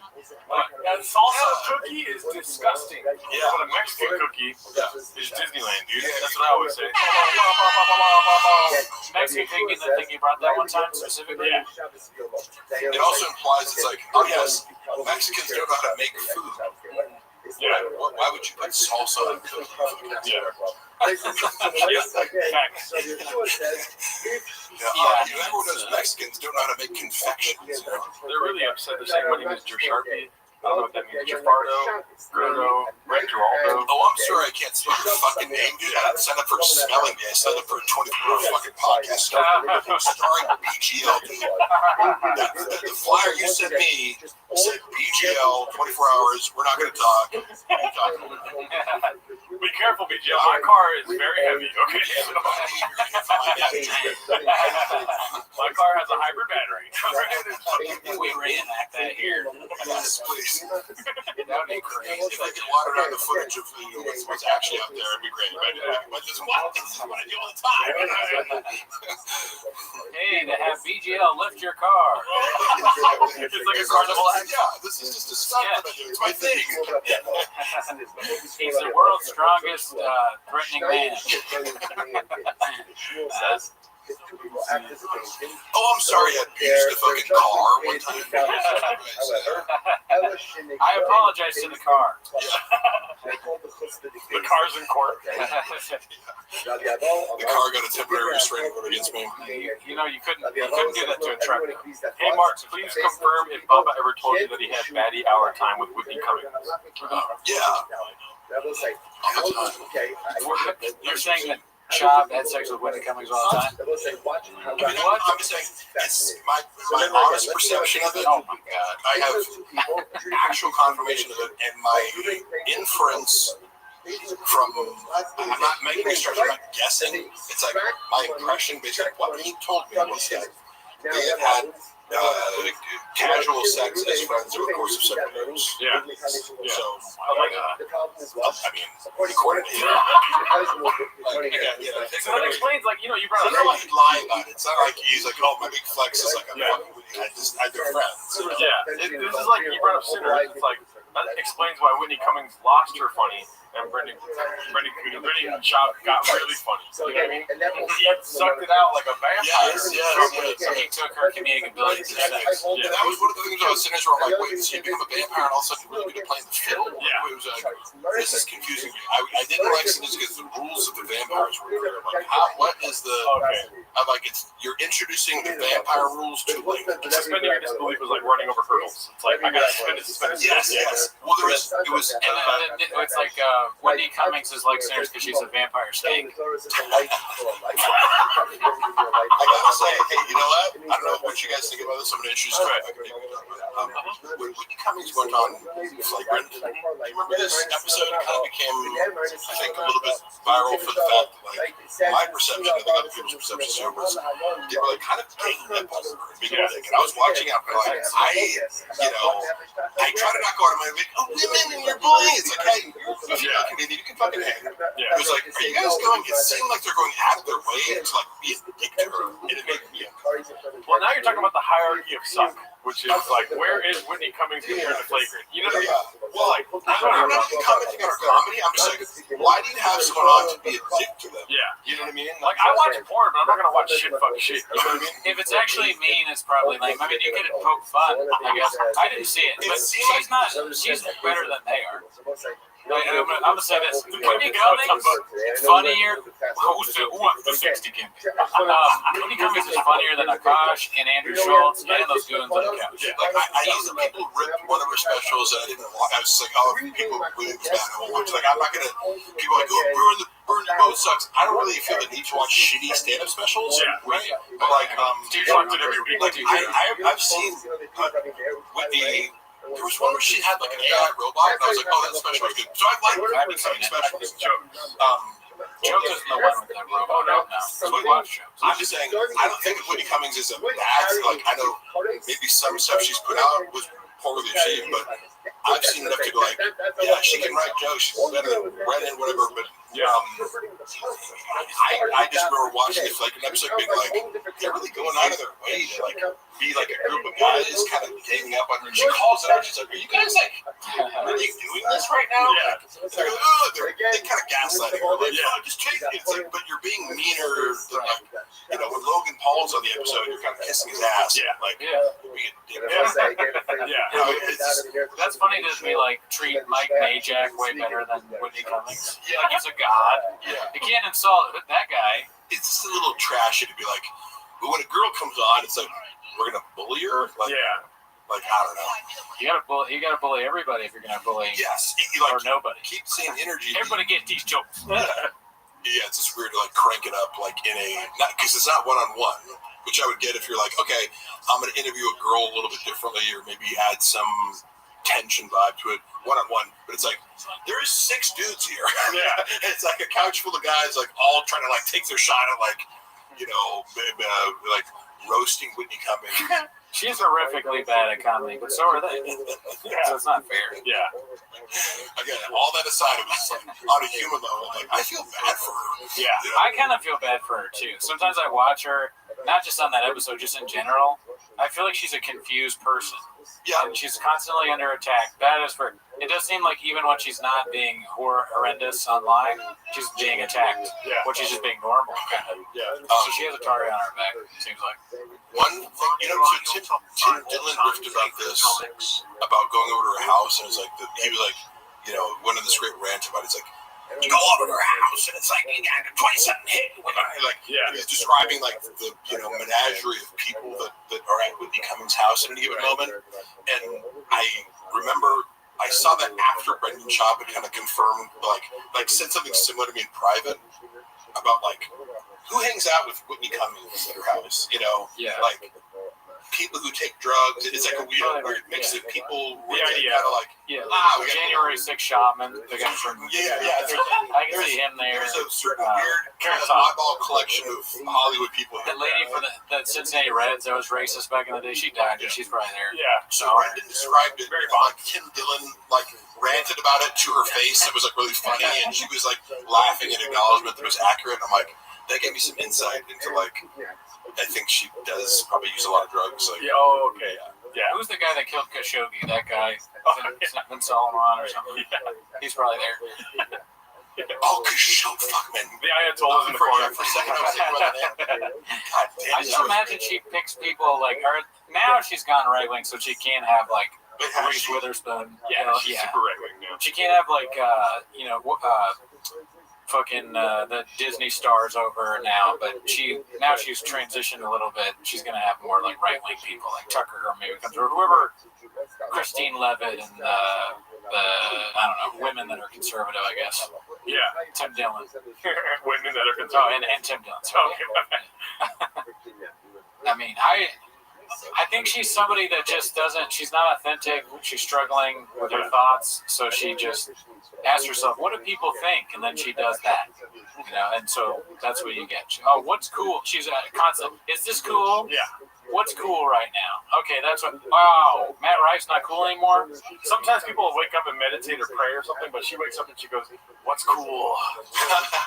Yeah, yeah, exactly. She checks TikTok like Walsh checks Reddit. Do you guys watch TikTok at all? Because No, I don't really, no. and I kind of like draw the line there. When someone sends me a TikTok link, I'm like, if you're not sending me this on the app because I'm not on there, iMessage me a fucking TikTok link. Same thing with Facebook. My mom all over Facebook. For some reason, I'm a hypocrite because I go on IG, but I'm like, one social media app that's addictive is enough for me. Yeah. Right?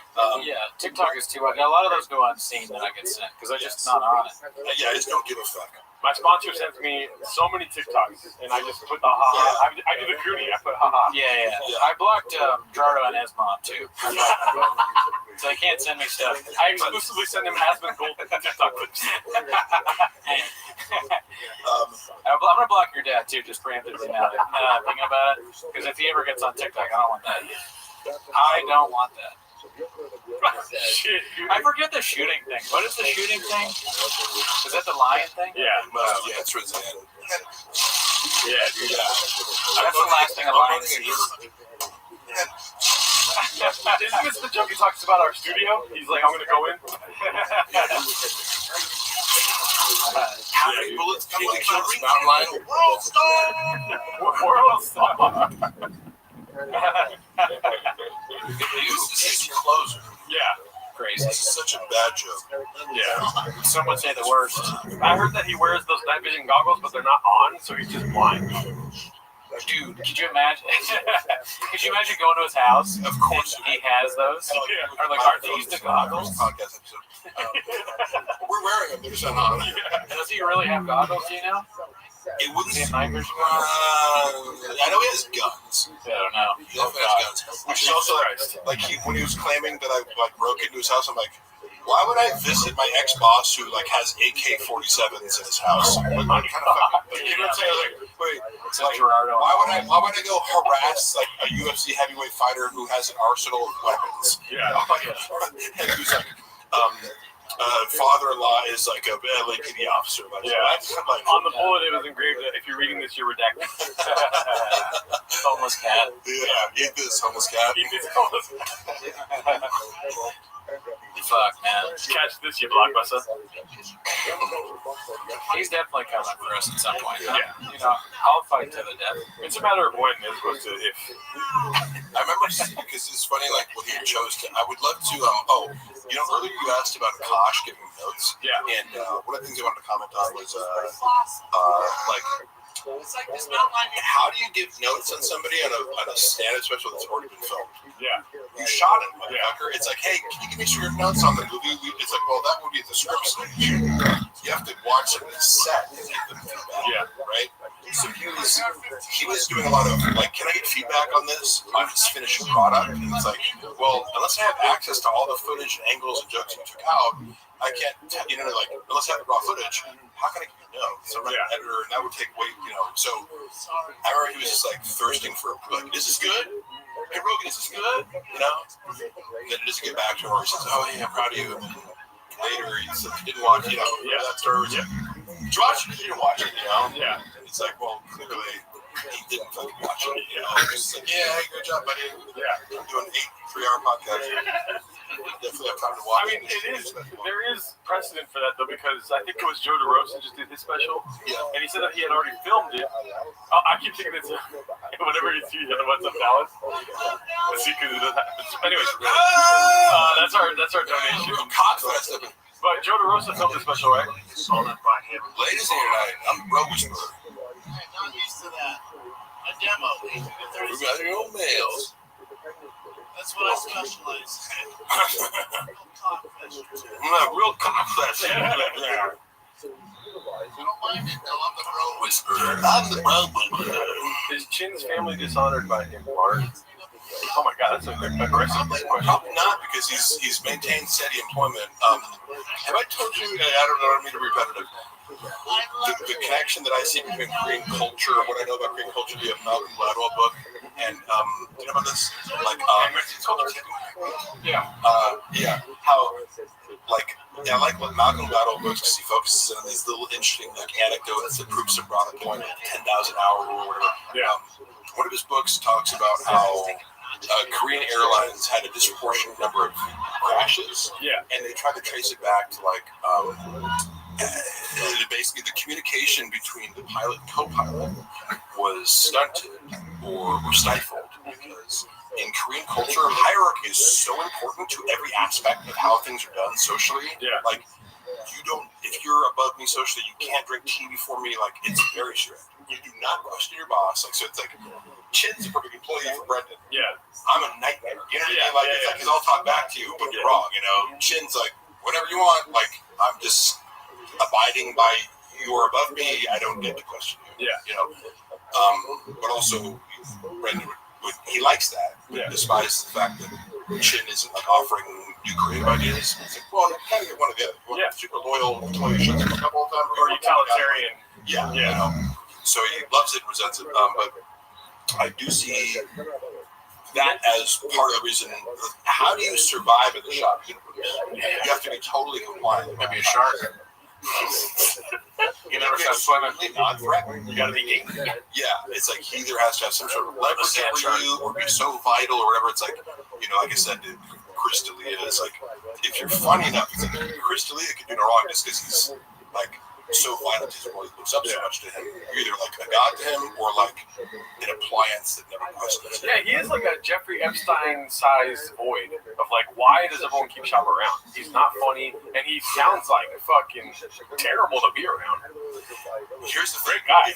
If you're socially above him, like D'Elia, Brendan makes it much easier for you to be around. He's not a high maintenance friend, because he's also sensitive to social hierarchies in the sense that like he's texting me around the clock as my employee, like transgressing boundaries, and knowing that I can't really be like, hey dude, like no more texts after 6 p.m. You know, unless I want to. Then he's gonna find another reason to fire me. And it's he makes you understand that without saying it. But Chris D'Elia, he's not gonna bother. You know. He's gonna go. He's gonna tag along with Chris wherever he fucking goes, and he doesn't really hang out with these people outside of. You fired Mark, bro? Did you know?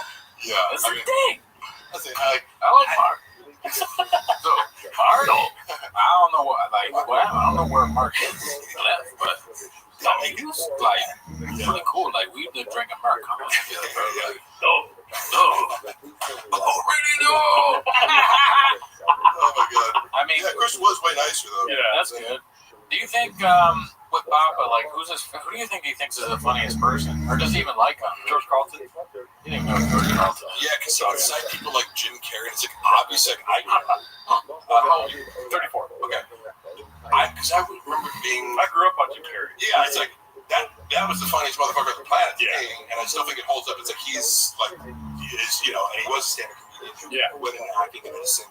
Like he did MMA first. But he's in the lineage of like Canadian. You know, like I love looking back at like you know like physical comedy over the ages. It's like that is universal, and it's like an athletic mastery thing. Like when you watch it, it's like he was one of a kind for our time, but he is in this lineage of like back in the 40s and 50s. Like there were guys doing physical comedy. It's a skill.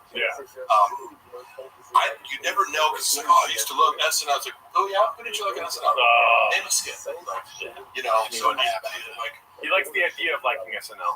Yeah, and like again, we've heard that change. You'd be like, oh yeah, growing up, like my dad wanted me to be a star. My dad wanted me to be an NFL player. I want to be like, is the childhood dream again? Or what? Worked on drugs. I was a comic book seller. Yeah. Like it's again, and somebody like Beige Frequency is the person who can kind of like. I didn't see that. Like, oh, when you put all these things side to side, when he's telling some bullshit story on that Ari Shaffir. He thinks like Jim Carrey is Elmo from Sesame Street. He's like, you know, the guy, he's red, you know, and you squeeze him when he's some tickle, and sometimes he laughs. Jim Carrey rules. Yeah, and you should hear like, because as comedians, you guys think about like, not only who you like the most, but why you like them. Yeah. It'd be interesting to hear Brendan go like, Why do you like Jim Carrey? Yeah. Articulate what you think was great about it. But I have heard about it. Sure, I go. Did David Lucas get beat up in Mothership parking lot? I heard that. Oh shit! Does the mothership have a parking lot? How dare you? This David Lucas slander I will not stand for. You are being racist right now and need you to stop. Oh, I think he's confusing it with the time where an owl landed on his arm. He falls. Did you get beat up in the parking lot, David? Is that an inside joke I'm missing? Yeah, he thinks that titties on your arm feel like an owl landing on it. It's pretty funny. That was something special. Did he get fucking beat up? I've been. Where is that an actual rumor? I don't know. This is the first I heard. It's a tread flip narrative. I've heard some stuff about him at the Comedy Store. I'm not sure about the mothership. Yeah, I think I heard that, but now I've forgotten. Yeah. Whatever. If that surprised anyone, great. No, like the David Lucas part of your brain is it got conquered by Graves. Yeah. Graves is the Fourth Reich in his brain. You know what I mean? What's great? Oh no, that's kind of does sound like a nickname for Elf Graves. No, but I have Graves' disease. It's like it's not a big deal. But that's right. Never heard of it. Yes. But I take a pill and it's fine. Yeah, Yeah. and yes, exactly. Dude, this guy's a doctor. Wow. I mean, listen, he knows his stuff. Like Joey Diaz. I was talking to a doctor yesterday, and they'll admit this. It's like you can be more of an expert in certain very specific niches. Like a lot of bodybuilders probably know way more about anabolic compounds within your body versus doctors. They're not teaching you shit. You roughly know, but Vaccines. Sometimes they'll go into like a checkup and they're like, "You're taking too much testosterone." I'm like, "Oh, yeah." They're like, "You should take 50 milligrams a week." Well, yeah, for sure. Like, Yeah. shut up. You know, I have no fucking idea. Yeah. You think it would be that small? Come on. You know? Yeah, how many fucking things can you lift, dude? Yeah. What is that? How many cars can you lift? Does that stethoscope help you fucking bench? Yeah. Then shut up, dude. Yeah. You want pills? Yeah, he's on medication, but we are also trying to come up with merch to solve his Graves. I know. If we could just get a few more Patreon subs, I think I might be able to overcome this. Wait, do you guys feel comfortable telling me how many Patreon subs you guys have? We have like 400. Yeah. Oh, wow. Yeah. That's awesome. Yeah. So I was going to say, like, my guess for Chief FK was like 500. Okay, yeah. I give this segment 5 big booms. We went live once we said that the Rizzler is a National Socialist. Man, this is my favorite special. I'm so glad we could get together and watch it 85 times. Such a big deal to me. Yeah, it's great. Oh, fuck, man. I can't believe I took part in this. It was like such a big, team effort celebration. The documentary has to be a docu-series, and one episode has to be called Marg with a G. Yeah. And it's it has like AC/DC music playing, like a silhouette of you. This is a joke of yours, but like I can actually. Oh no, this is not a joke of mine. No, this is not a joke. I'm being 100% serious. I'm sorry for. No, I like the idea also of like books, for example, written as oral history is kind of like different. It's like a story told of different perspectives about an event. Exactly. So The Last Dance is about the 6th championship. In that scope, they go back. I get to watch that. I want to watch it. Yeah. I know everyone loved it. So, like, for instance, this is his 6th championship, his 2nd special. You know, the Gringo Poppy. That's the lens, but then the scope of it all kind of comes back to this. Yes. You're part of it. The whole history with you would be an episode, and it goes back to, like, I don't know how to make it documentary about the special itself, like a joke he told or whatever. Yeah. Oh my god. But it would be like Brendan Schaub would need to be involved because Michael Jordan was involved. And then this is like dude, he would make a shot for shot remake. Oh my god. Shot for shot remake. Just There's a way switch out everything like, shot for like. Like Brendan Walsh was alluding to earlier, like to get him involved. Now, I agree with you. It would be pivotal. You could do without him. 2 words, dude. 100 million. You think he's gonna say no to that? Of course not. Yeah. This guy committed fraud for $100,000. Exactly. Like, he already gotten like 4 2 words actually for you guys. We are rich. Dude, could you imagine shot? I know that. Come on, stay with me. We do a shot for shot remake. The part where Michael Jordan's like, and for some reason I took that person. Yeah, it's Schaub on the laptop, but he's watching Sesame Street again. Yeah, another album. For some reason I said giraffe. You know. North Korea with a beach. I'm trying to think of what Schaub's I took that personal. Would be hurt both ways. Like, Bobby Lee. Oh yeah, the Reddit. that's your perspective. Yeah. That's your fifth with documentary gets all these different people's perspectives. Andy Letterman. Yeah, that could be that. Oh my God, yeah. Who's Scottie Pippen? Brian Callen. Are you sure about that? No. What is it? I just wanted to do that. The thing is, like, his openers are better than him, you know? Like, whether it's whoever he brought on. We go through the whole lineup of the Chicago Bulls. Like, who's Scotty Kukoc?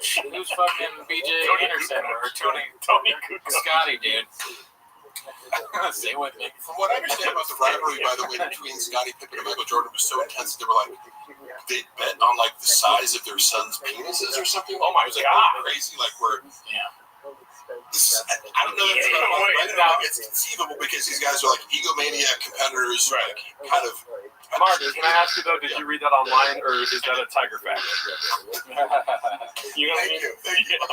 Yes, Where are you getting hearing that idea? I'm like, no, this is funny. Like, it's triggering to people, or they like it, or whatever. But it's like, if you think you're going to promote this fucking shitty whiskey without being polarizing, like, I wanted it to be like, you know, some professional thing. I'm like, oh, cool. So, who's the art director for the photo shoots that you want to do of like, you know, this elaborate Tiger thick whiskey promotion on a budget of nothing? Like, what? You know, yeah, make it look like the Rock's page. Like, cool. Do you want to do that with AI, or like, you know, Or you want to pay the Rock money? yeah, or do you want me to fucking troll people into following this page? Good choice. And then I stopped managing it 2 months later. I remember commenting on it. I got blocked on the page because I was like, I was posting every ran it.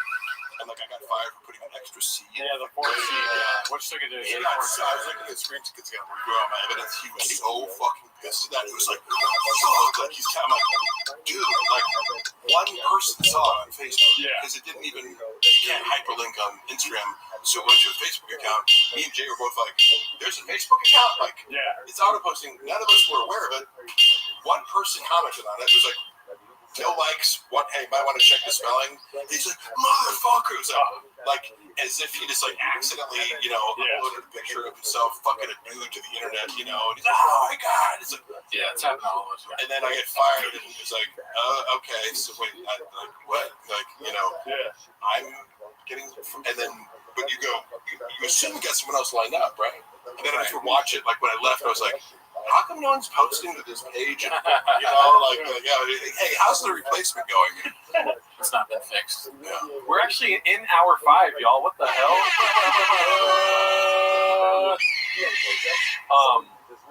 Yeah, we got more guests coming through, y'all.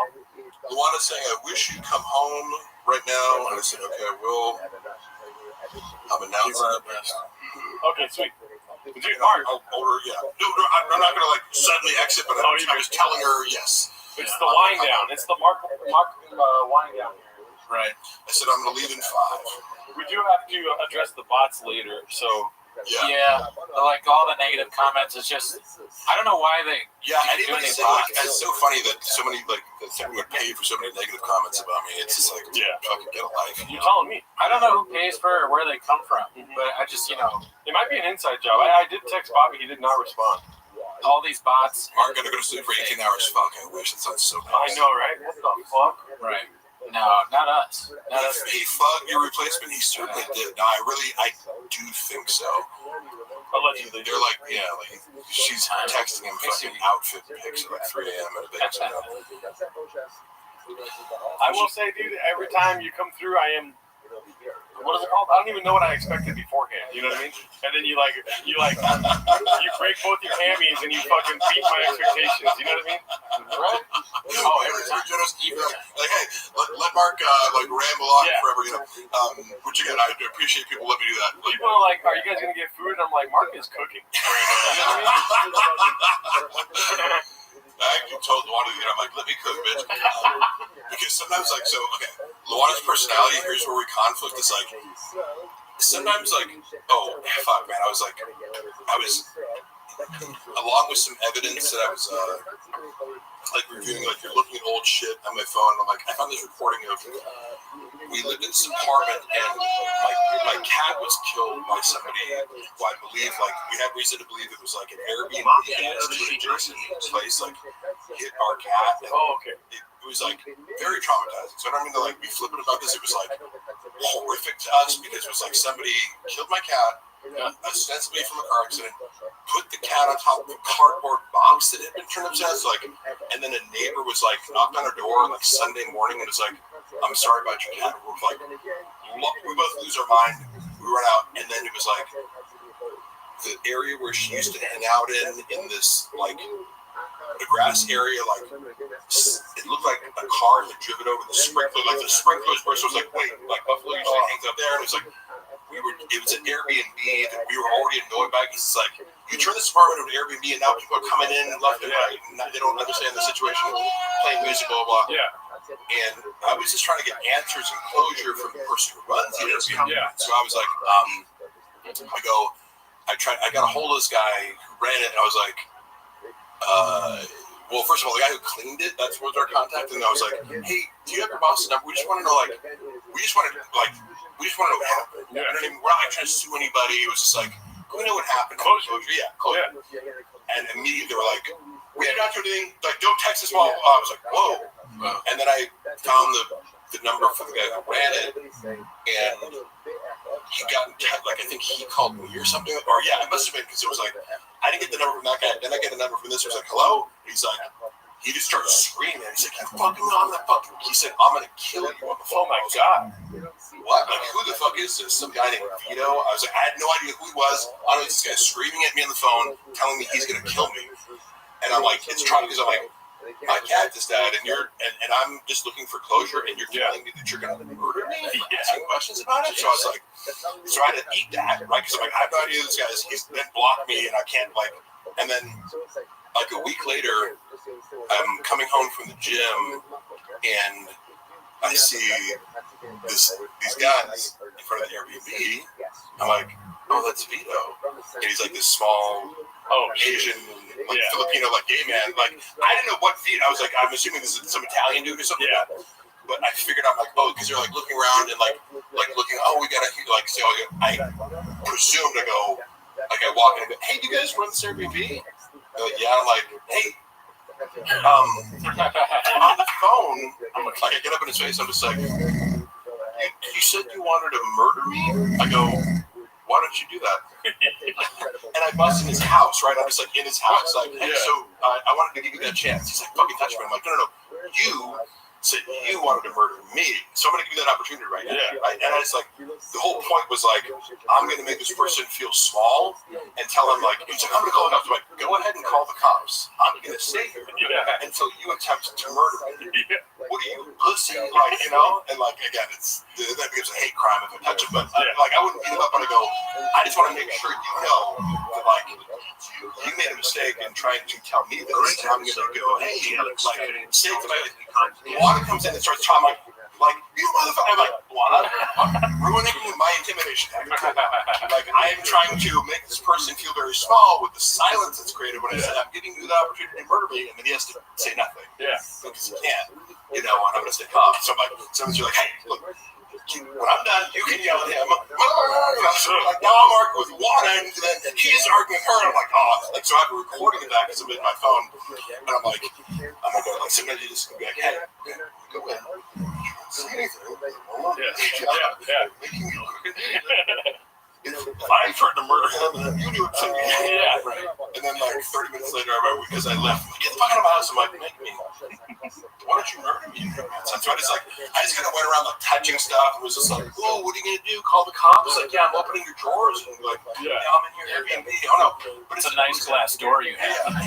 It was like Airbnb, so like, like, but wait, do you guys live here? Like, I thought this was an open house. Like, well, this is an apartment. You guys live here? You don't live here.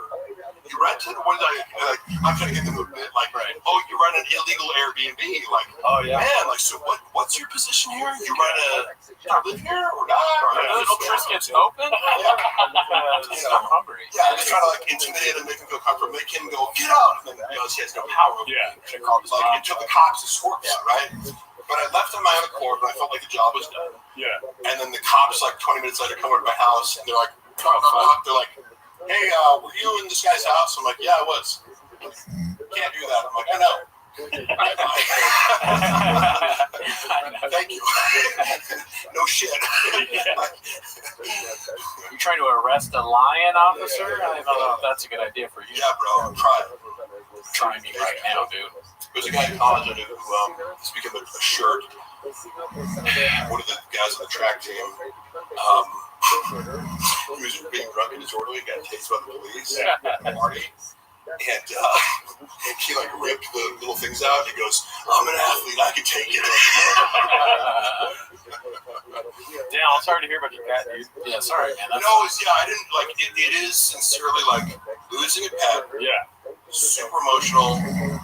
If I wanted to go there and think about it, I'm glossing over my emotions about it right now, but it was to get to the point of, like,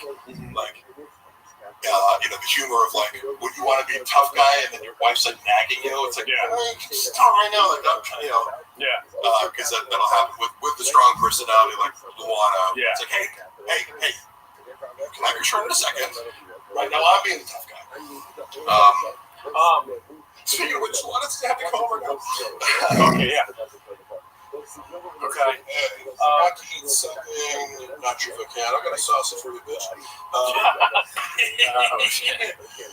Would you like poke or something? I guess poke. That's what I saw my right hand that night. Yeah. But What is this? Yeah, I know, right? Dylan was like, Brendan Chops. A gay man. Chops a gay man. Yeah. It's a gay man. But it's accurate. This is a gay man on stage. But I just want to say before you get going that I'm so grateful that you came through. I'm so grateful. It's funny. And also, by the way, so having worked with a bunch of influencers who, like, one of my biggest pet peeves last year has been like So influencers do this. Hey, can you shoot right now? I'm like, motherfucker, what? Like, can you give me any warning whatsoever? So Brandon was really on top of it, being like, hey, like a month from now, you shoot, and then you give me like every like appropriate update. So it's impossible for me to fuck. Like, I do need that. Yeah. Like, oh yeah, all right, that's today. Okay. Yeah. God, you did. That was amazing. I appreciate the conscientiousness. Everyone out there should fucking remember that when you're trying to get people to actually show up for shit. Don't be like, hey, can you come to the Beverly Hills right now and shoot a skit? Yeah. No. Yeah. I'm in Seattle, bitch. For what? For your fucking TikTok? Yeah, I'm hanging out with Antoine Jameson. Get in line, bitch. Yeah, I really appreciate you guys having me over. We will meet you again soon. Yeah, dude, the fans love you, dude. I love the 10 Minutes of Shop community sincerely. All the stuff that I said about it being a very positive, out of all the Brendan Shop based reaction content channels, I do think you guys have probably the most positive, like, kind of good-spirited crowd. So thank you guys all for watching. I wanted to stay for the full 24 hours. But oh, God, no, dude. It's going to be hard for us. But you're going to do it. You got, I'm sorry. I should have left some more reins. Oh, no, you're good. This is my favorite flavor. Please take the reins from your daddy. So take the reins, yeah. I'll let Jesus take the wheel. Here we go. Yo.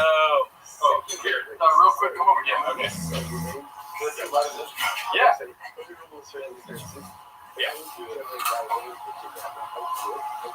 Just stand up here and talk really cool. All right, everybody. We had, dude, take it with you, man. Take the whole thing. Have fun with it, dude. Comments right here if you want. Okay. Here, let me see that. You see that, man? All right, guys. Mark, see you, buddy. You're the best. So, that was Netflix. Mark came in, he destroyed as usual while we were watching the greatest stand-up special ever done. Yeah, a lot of comments, dude. Oh, 2 S words. Maybe Warren Brothers could be a thing. I'm not glad that the horn in the middle of my head is back. I had that surgically removed by a doctor. The doctor cut off. He said this is a real thing. You got a horn in the middle of my head. And the doctor cut it off. And I didn't think it was going to grow back, but I guess it's grown back. What's up, Mark Ramirez? Good to see you. Good to see you. Lando, it's been a while since I've seen you. TriStar, whoa. I feel like I haven't seen TriStar in a while. Tommy Jarvis, what'd you say? This is so great, Papas. You got good guests and everything. Yeah. Walsh, I mean, we want to get some more people on. It's been tricky to kind of coordinate with everybody. But I think later on, the It Doesn't Matter podcast is going to be on with us. Potentially, we got to reach out to few other people, one big guest, obviously. And well, they're all big guests. But potentially, we were hoping to have Brian Campbell, our CEO, but he's very busy on presidential stuff. But maybe him, maybe Sean, maybe Alan Strickland-Williams. Is Walsh coming? We already had Walsh on, dude. You missed it, but it's on the show, so you can watch it after. Did we reach out to Chin? No. I thought about that. I actually grasped at somebody pretty big, and I was promptly turned down. But I won't say who. But I was turned down. Oh yeah, Ghidorah says, when is AZ coming? I'd like to have AZ on the podcast. I think maybe on a Raccoon Tweeties episode. Somebody tell him to message me. I think that would be funny. Chip Guy, no. TriStar, you should know better. We'll never. Nick is not. We're not down with Nick. He's not welcome here. Chin is welcome. Nick, not so much. No, I didn't reach out to Joe Rogan. That's a stupid question. Bobby Lee. I haven't had the balls to reach out to Bobby Lee just yet. Plus, he's my boss, so it's kind of awkward to ask your boss for stuff. Have you ever had a job? Never heard of it. Mark Ramirez, you're close. I'm coming for you. Your life is almost over. Oh, you know what? The idea about racing is funny. Maybe we'll do that. I want to do more like bits where we're doing stuff outside. So lifting, racing, selling trucks, maybe food truck type diary thing. Timothy Wendell, thank you. Yeah, that was kind of weird. I mean, I think most people like Sinners. I honestly, I haven't heard a single person say that it's bad yet, but everybody has their own opinion, you know? Okay, cool. Oh my goodness. Water.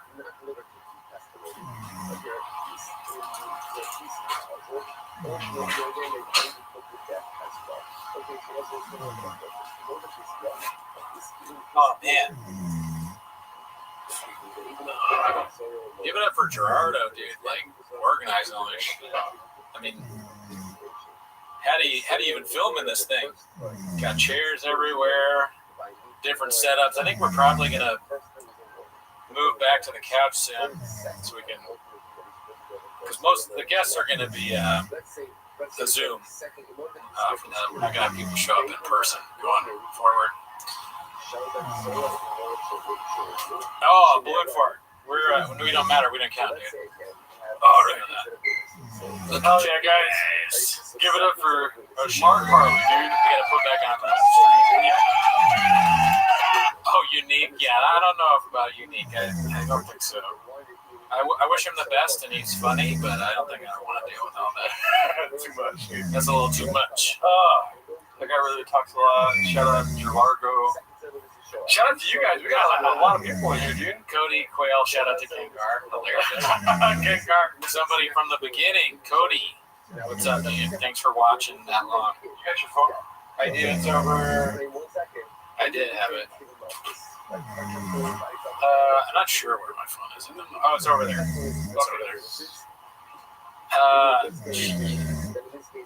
Thanks. Check on that. Yeah. Did you respond? I don't think. Well, not yet. Oh my God, that was a lot, y'all. I think this is the longest we've ever streamed. Definitely the longest we've ever streamed. Are you kidding me? Yeah, dude. Would you want Nikki HSG on? Who the fuck is that guy? I gave her a birthday shout out or something. She's nice. I guess I'll wish her the best. Oh, the stream's going. Oh yeah. No audio. Oh yeah. Sometimes we had a lot of audio in here. It's true. As he says, he's taking a nacho. Giving it nacho cheese. My bad, Mr. Whole Foods. Oh, my bad, Mr. Whole Foods. My bad. Is your back hurting at all or no? No. Okay. Just gotta constantly adjust, you know what I'm saying? Yeah. Keep them guessing. Been watching you guys forever. Never get to see you live usually as in the UK. Keep them busy. Is this mine? Operation Warp Speed. Down here. Where are they trying to get this kid vaccinated? They're like, yeah, dude. Krispy Kreme, buy Dunkin' Donuts, get vaccinated. You know, I am struggling. I won't lie to you, because I probably among diagnosed sleep apnea. Yeah. Probably the brain kind. I'm not gonna fall asleep, but my head hurts. Yeah. I got Advil if you want some. I want it. Okay. Oh yeah, thank you. Yeah. Oh, that's good. I'll take the whole bottle, please. When I walk out, push number 2. Okay. For now, when I walk out, okay. Will I be able to do it? All right. So just me. Mark gave us all Graves. Does anybody else? Am I the only person with Graves' disease? Is anyone else having thyroid issues? I'm gonna keep the special playing. Vladimir, what's up? Dude, I got a lot of stuff. I got Graves' disease, small teeth, zig gums. I got a headache. My wrist is maybe broken again. You know, so that's the thing about, they don't tell you about podcasting. A lot of your favorite podcasters have chronic diseases. In fact, most of them do. Part of having a black belt and being very good at talking for a long period of time about nonsense is you have to have something that's threatening your life. In 20 to 30 years, I could be dead. But right now, all I have is a headache. So it's not really that big a deal. Thank you. I got it done. I got that.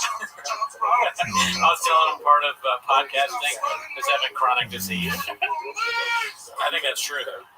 What is it that got you? Mark Harley being here or the Gringo Poppy playing? I would say it was the inherited Graves disease. And probably maybe the drinking and the food. Pizza actor we've never heard of. Just blast them all. But I'm fine. Look, we're not the only podcaster that's sick. Yeah, we know a few. All over the news, all over the But there's nothing I can't handle. I feel pretty good. I feel great at it. Cooney or Gerardo? Wait, there was some fan funding that we didn't see. Holy shit. This is the payment for my Rec and Tweety Special Edition Rain. Thanks. Listening to Mark for that long gave me Graves too. Mark thinking the center screenplay needs work is what does Kino mean? I don't know, but I was like, I just assumed that meant dicey. I read it. Oh yeah, it's like everybody likes that movie. I've not talked to anybody who doesn't like it. It's surprising. Shout out to y'all for the fan funding. Actually, one person did say they didn't like the tone of it because they don't like vampire shit. Yeah. Well, I don't agree. Yeah. Is that your takeaway? You know what I mean? Yeah, I mean, that movie is fucking rule. Oathman, shout out to Oathman for being in here, dude. Oh, hell yeah, dude. Oathman should be on the show later. Yeah, he's able to. Still a little early. Talk about locking us back. IDM boys. I can't go through another lockdown. Straight up. Thank you, Oathman. That last one. Sice Spinelli, I donated over $20 in less than 10 minutes. Thank you, Tony. Yeah, dude, I stayed up until like 1 in the morning setting up. The MNXT says as soon as Cooney transitions to the couch, he's falling asleep. Yeah. I should DoorDash Red Bull. Yeah, I wouldn't drink this at gunpoint. I can get you Red Bull if you want. Do you have Red Bull? No, but I can go to the Aldi right here. If you want to. Yeah, I can do that. I mean, sure. Can you? Yeah, I mean, listen, I'll just keep talking to the chat. Okay. I'll go get 2 Red Bulls from you. Yeah. I got your number fast. Yeah, you're good. That's what. Yeah, when Gerardo leaves and he's getting a drink from me, and I'll just make fun of him. I also, what's it called? I got a free trial on Zoom, so we're good. Oh, sick. Yeah, got to cancel that. Yeah, I'll keep an eye on it. Yes. And would you rather sit on the couch or not? Up to you, bro. I'm fine here or there. Everything's already set up for the couch if you want. That's fine. Okay, cool. I can always suggest you too. Yeah, dude. I mean, Red Bull Run seems healthier than what my original suggestion was, which was to order DoorDash pizza. Every time we have pizza on the stream, it goes really bad. So I think I'm just gonna live off baked goods. Earlier, when I were like planning this shit for the stream, it was kind of, we've been telling you all about this for weeks, but I'm not gonna lie to you. I won't sugarcoat it for you. I won't put sugar all over your dicks and vaginas and tell you it's delicious. We didn't really plan a lot, I would say. Like, we were just reaching out to people like, can you be on? Then we're like, we need Diet Coke. So Gerardo got Diet Coke. And I was like, what kind of food should we have? This was streaming for so long. So I was like, what bakeries are open? So we know I need coffee. You know, I wasn't gonna get donuts. I wasn't, but you know, I love donuts, so I got a bunch of bagels. I'm so tired, I forgot where I was going. So let's check back in with the chat. Ryan Hardy, where did you get the Puig jersey, Daddy? Okay, I got the Puig jersey on. What is that site where you? It's like I've never used it before, where you bid on things. That's how the Graves is hitting hard. I got it on that site where you bid on stuff. And I wasn't sure about jersey sizes, so I had to chat GPT what is large jersey size. If you don't know, 48, Danny. eBay, that's it. See, you asked the question, you knew the answer already. That's the kind of fan we want. Thank you for helping. I got on eBay, I bid a little bit under, and I won immediately, and I was like, damn, I should have bid way less. I said, you're in a group chat with other parents, dumbass. Fucking, but it wasn't that expensive. And it came, and then like yesterday, I got a little surprise for you, Gerardo, and he was like, oh, I think I already know what it is. I had forgotten that I texted him. Oh shit, Gerardo's calling me. I'm gonna put on speaker. All right, you're on speaker. You know I want sugar free. Don't ask me a stupid question. I'm kidding. Thank you. I appreciate it. I'm sorry. All right, there. Dude.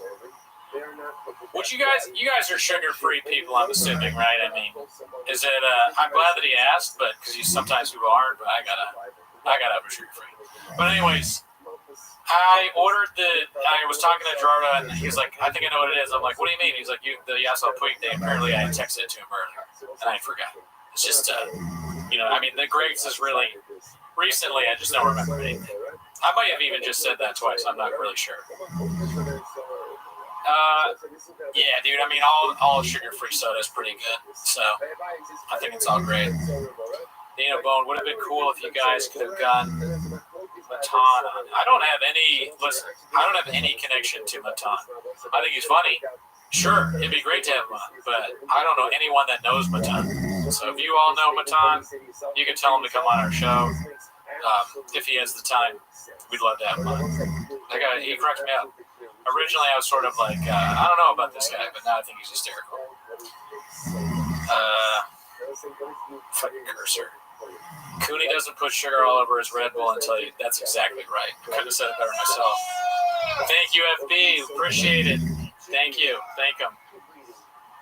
Is the like count good? I haven't looked at it. To be honest with you, I don't even know how to check. Gerardo does the checking of like counts. I'll just trust your word for it, truthfully. But yeah, definitely like the video. That would be helpful. You know, we get Patreon content. We just watched Kill Tony. We watched Jordan Jensen's new stand-up special. Jordan Jensen's funny. She like Jeff B. We enjoyed it.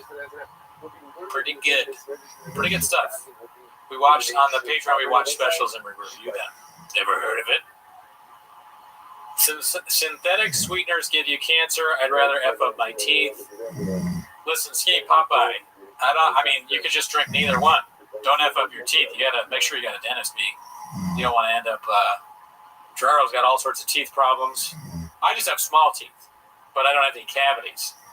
Gerardo's getting like a root canal soon. I don't want that.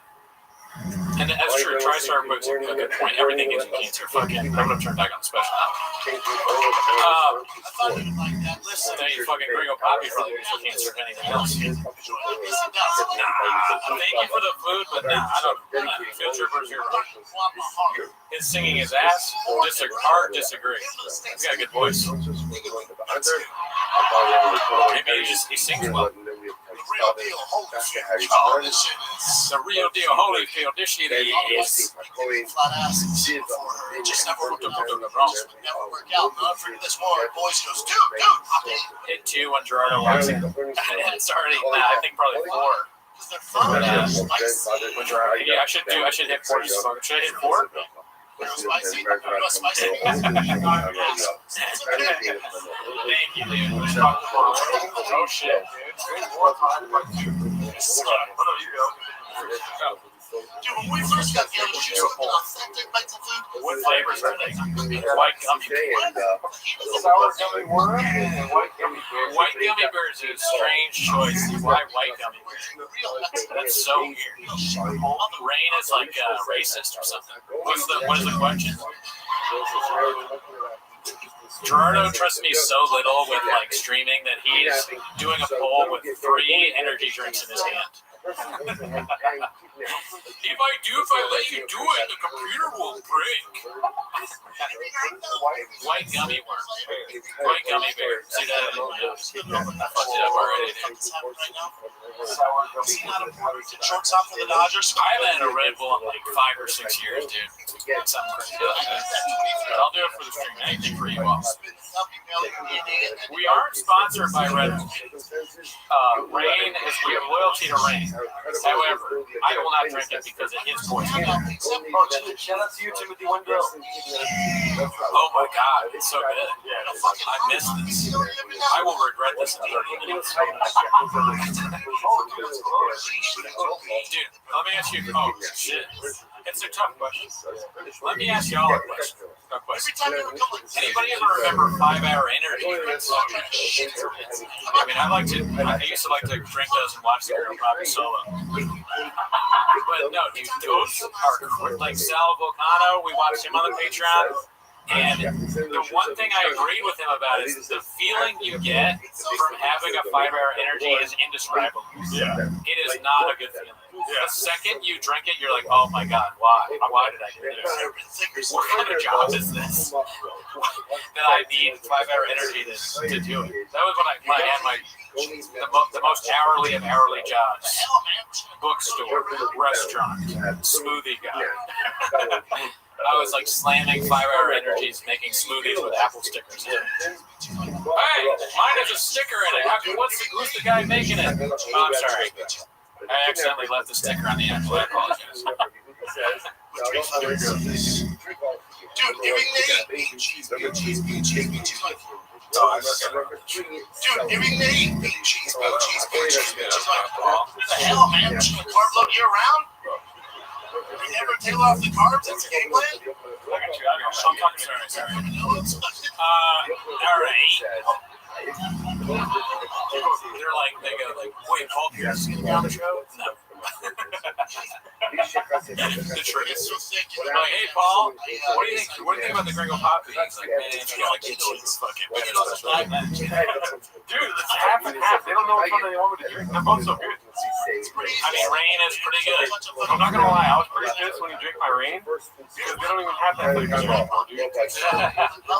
It's crazy that they got new flavors. I don't understand the marketing of Rain. Like, why make a new monster? Yeah. Why rebrand like that? Yeah. You're cutting into monster size.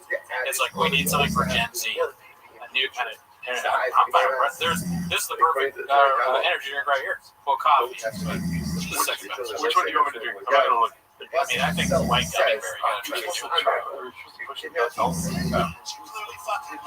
fucked up, as usual. Don't vote for me. Don't vote just like I vote, okay? Don't copy me. Don't be a cuck. All right? That's the last thing you want to be. Don't cuck off me. Vote with your heart. I'm gonna wait till it says 5 minutes ago. Then I don't need sycophants, okay?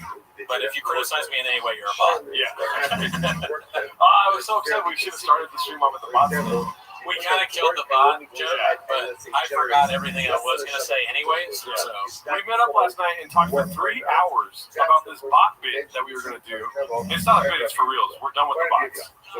Yeah, no, there's no bit. No more bots. You know what I mean?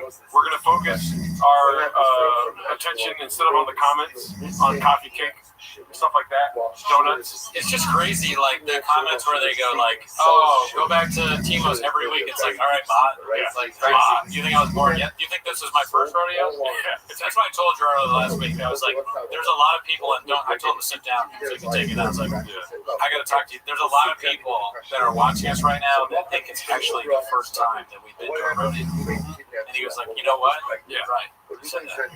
You're right. Yeah, I told you, I was like, there should be bots that put sugar all over our dicks and tell us it's delicious. You know, you were like, both of us have been to many rodeos. Yeah. I did say that. Yeah. We talked a lot about rodeos after that. Bull riding. Yeah. And we came to, after we talked for a long time about bull riding, we were like, you know what? Bots need to go.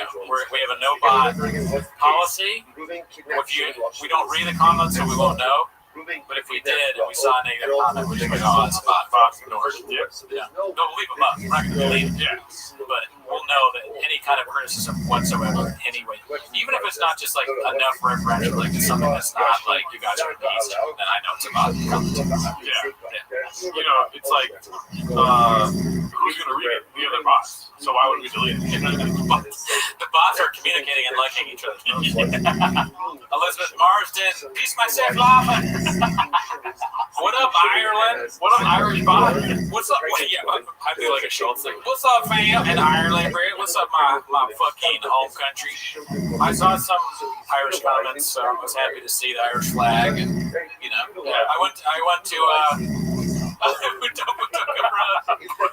went to see Swell Season last night at the Greek Theater.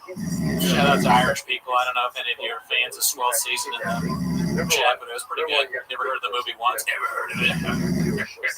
Take these broken boats. All right, it looks like a white gummy bear won for that poll. So let's go ahead and re-jump the other one. Kecho 55. Cooney, go get sleep study, please. I agree. Yeah, I think Othman was right. I don't know if I mentioned that earlier. Othman is the one that told me I probably have apnea because he's got it, but it affects his brain is so small. Yeah. That that's why I sleep apnea, because the brain, they measured his brain, it's very small. The bots are blowing each other. It's another bot telling us what's happening in the bot room. I know. I mean, for all I know, bots can have sex with each other. I have no idea. Check this out. Oh, I've been at Belfast. Belfast. Truck flap and Belfast. I'm really losing. You're good. But I have been. You ready for these sweet tweets now? Yeah, that rain, that snack. And you miss it so much, and you don't realize it so much. ASMR, dude. Shit, dude. That's crazy. Try not to buzz, dude. To be awake. Truck flip talking about Black Cab Tour. I've been on it. Not good. Damn, that sounds for you. It's way too sweet, dude. Oh, it's really sweet?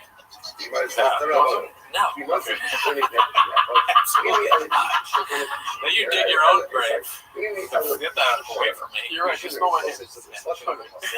Oh, dude.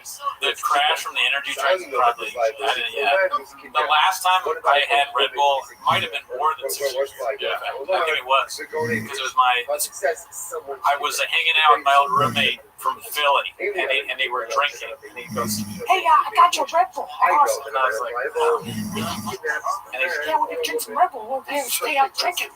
I was like, "All right." I was pissed off. I don't want to drink Red Bull. But cheers. What you guys got a lot of bots in the spot? Yeah. We need a cocaine protocol. No. Check this out. Look at the screen over there. Watch this. Whoa, dude, have you ever seen someone looking like that more fun in your life? Rain fucking, yeah, it's just so good, dude. It's such a good project here. They do a lot of volunteer work and charity and shit. There's a Rain charity where they give sour gummy worm to like mothers in need when they're pregnant. Yeah. I'm going to get emotional talking about it, but they're a great company, and it means a lot to us that they support. I told you off this podcast, but my kid was having seizures, and I gave him Rain.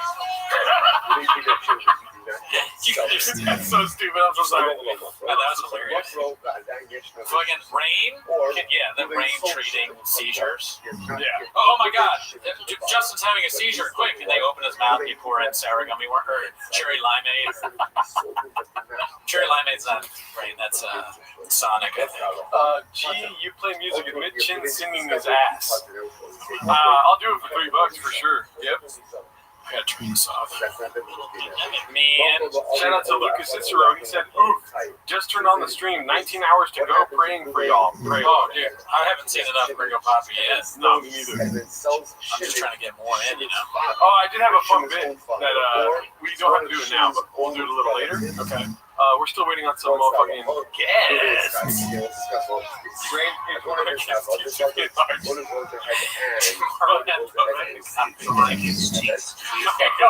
When I saw him with the second coffee cake, It was amazing. I cannot believe I've never had a Porto's coffee cake before. That might be the best coffee cake I've ever had in my life. don't say that. I didn't get the mic. How does it? Well, it's easy to get this cheap. We'll go there after. But listen, how does it? Coffee cake with icing on it? Whoa! What the fuck? I didn't know it had icing on it until I took a bite. I didn't see the icing. I was like, oh my god! I didn't even think about this. There's a cookie left. There's guava cheese roll. That donut is disgusting. Oh, really? Yeah, it's horrible. But you can eat it if you want. Cookies. If the donut's not from Porto, so I won't say where that is. It's not from Antigua. I went into Antigua and I was like, cool try. I don't know what you got going on here, but I don't like what I see. So, love the shadow. It's Lucas's birthday issue, so let's just say happy birthday, Lucas. Happy birthday, Lucas. From all of us over here at Timos and RT, dude. Yeah, Dude, that's so funny. he ate both. I can listen to you talking about coffee cakes literally for 24 hours. Oh, thank you. That's the next 24-hour stream. I just love because so I'll give you another thing about this here. During stream. Okay. Thanks, MXC. I mean, to let you in behind the curtain, when I came here, Jordan was asleep. I told him when we were recording. I mean, we both agreed on when we were recording. I told him when I'd be here. Yeah. Jordan was asleep. I called him a few times, and then I was like, you know what? He's asleep. I'm gonna get more baked goods. I tried to get coffee cake, but I was like, I'm not gonna drive far away, so I went to another coffee shop and or bakery. And then I came back, and he's still asleep. So I honked my horn, and then I went behind his window, and he's charging his car through his window. So I started screaming his name, and then I called him again. He woke up. That all happened. Yeah. I woke up at 6 a.m. and I was like, he's not going to be here for a couple of hours. Oh, yeah. I sleep deep pause. I'm a deep sleeper. I woke up but early, but I knew I wasn't going to have time for shit. You know, I mopped the floors all night. I cleaned all the floors. I took out my trash for the first time this year. It's pretty nice, dude. It smells good. Last time you came in, it smelled like, and you have bad smell too. Yeah, I have really bad smell. It smelled like a cat's kitty litter. Truly, a lot of things are wrong with me. I mean, I forgot about the bad. I can't smell. Like that. God. Then we had a gas leak. My old roommate, he was like, "Do you smell like gas leak?" And I was like, "No." And then we called over the gas people, and we had a gas leak. And he was like, "It's not good that you can smell the gas." That's hilarious. Fucking gas leak. The guy that did the gas leak claimed to have fixed it, and he didn't fix it. He just left the leak going. So we had to have another gas guy come out. They're trying to kill me, dude. So shop hired him. We're flappers. Just anything on Cooney work. Taste. He's 11. I can still taste. I can see. My eyesight's okay. That's one of the things that goes with grapes. Excellent.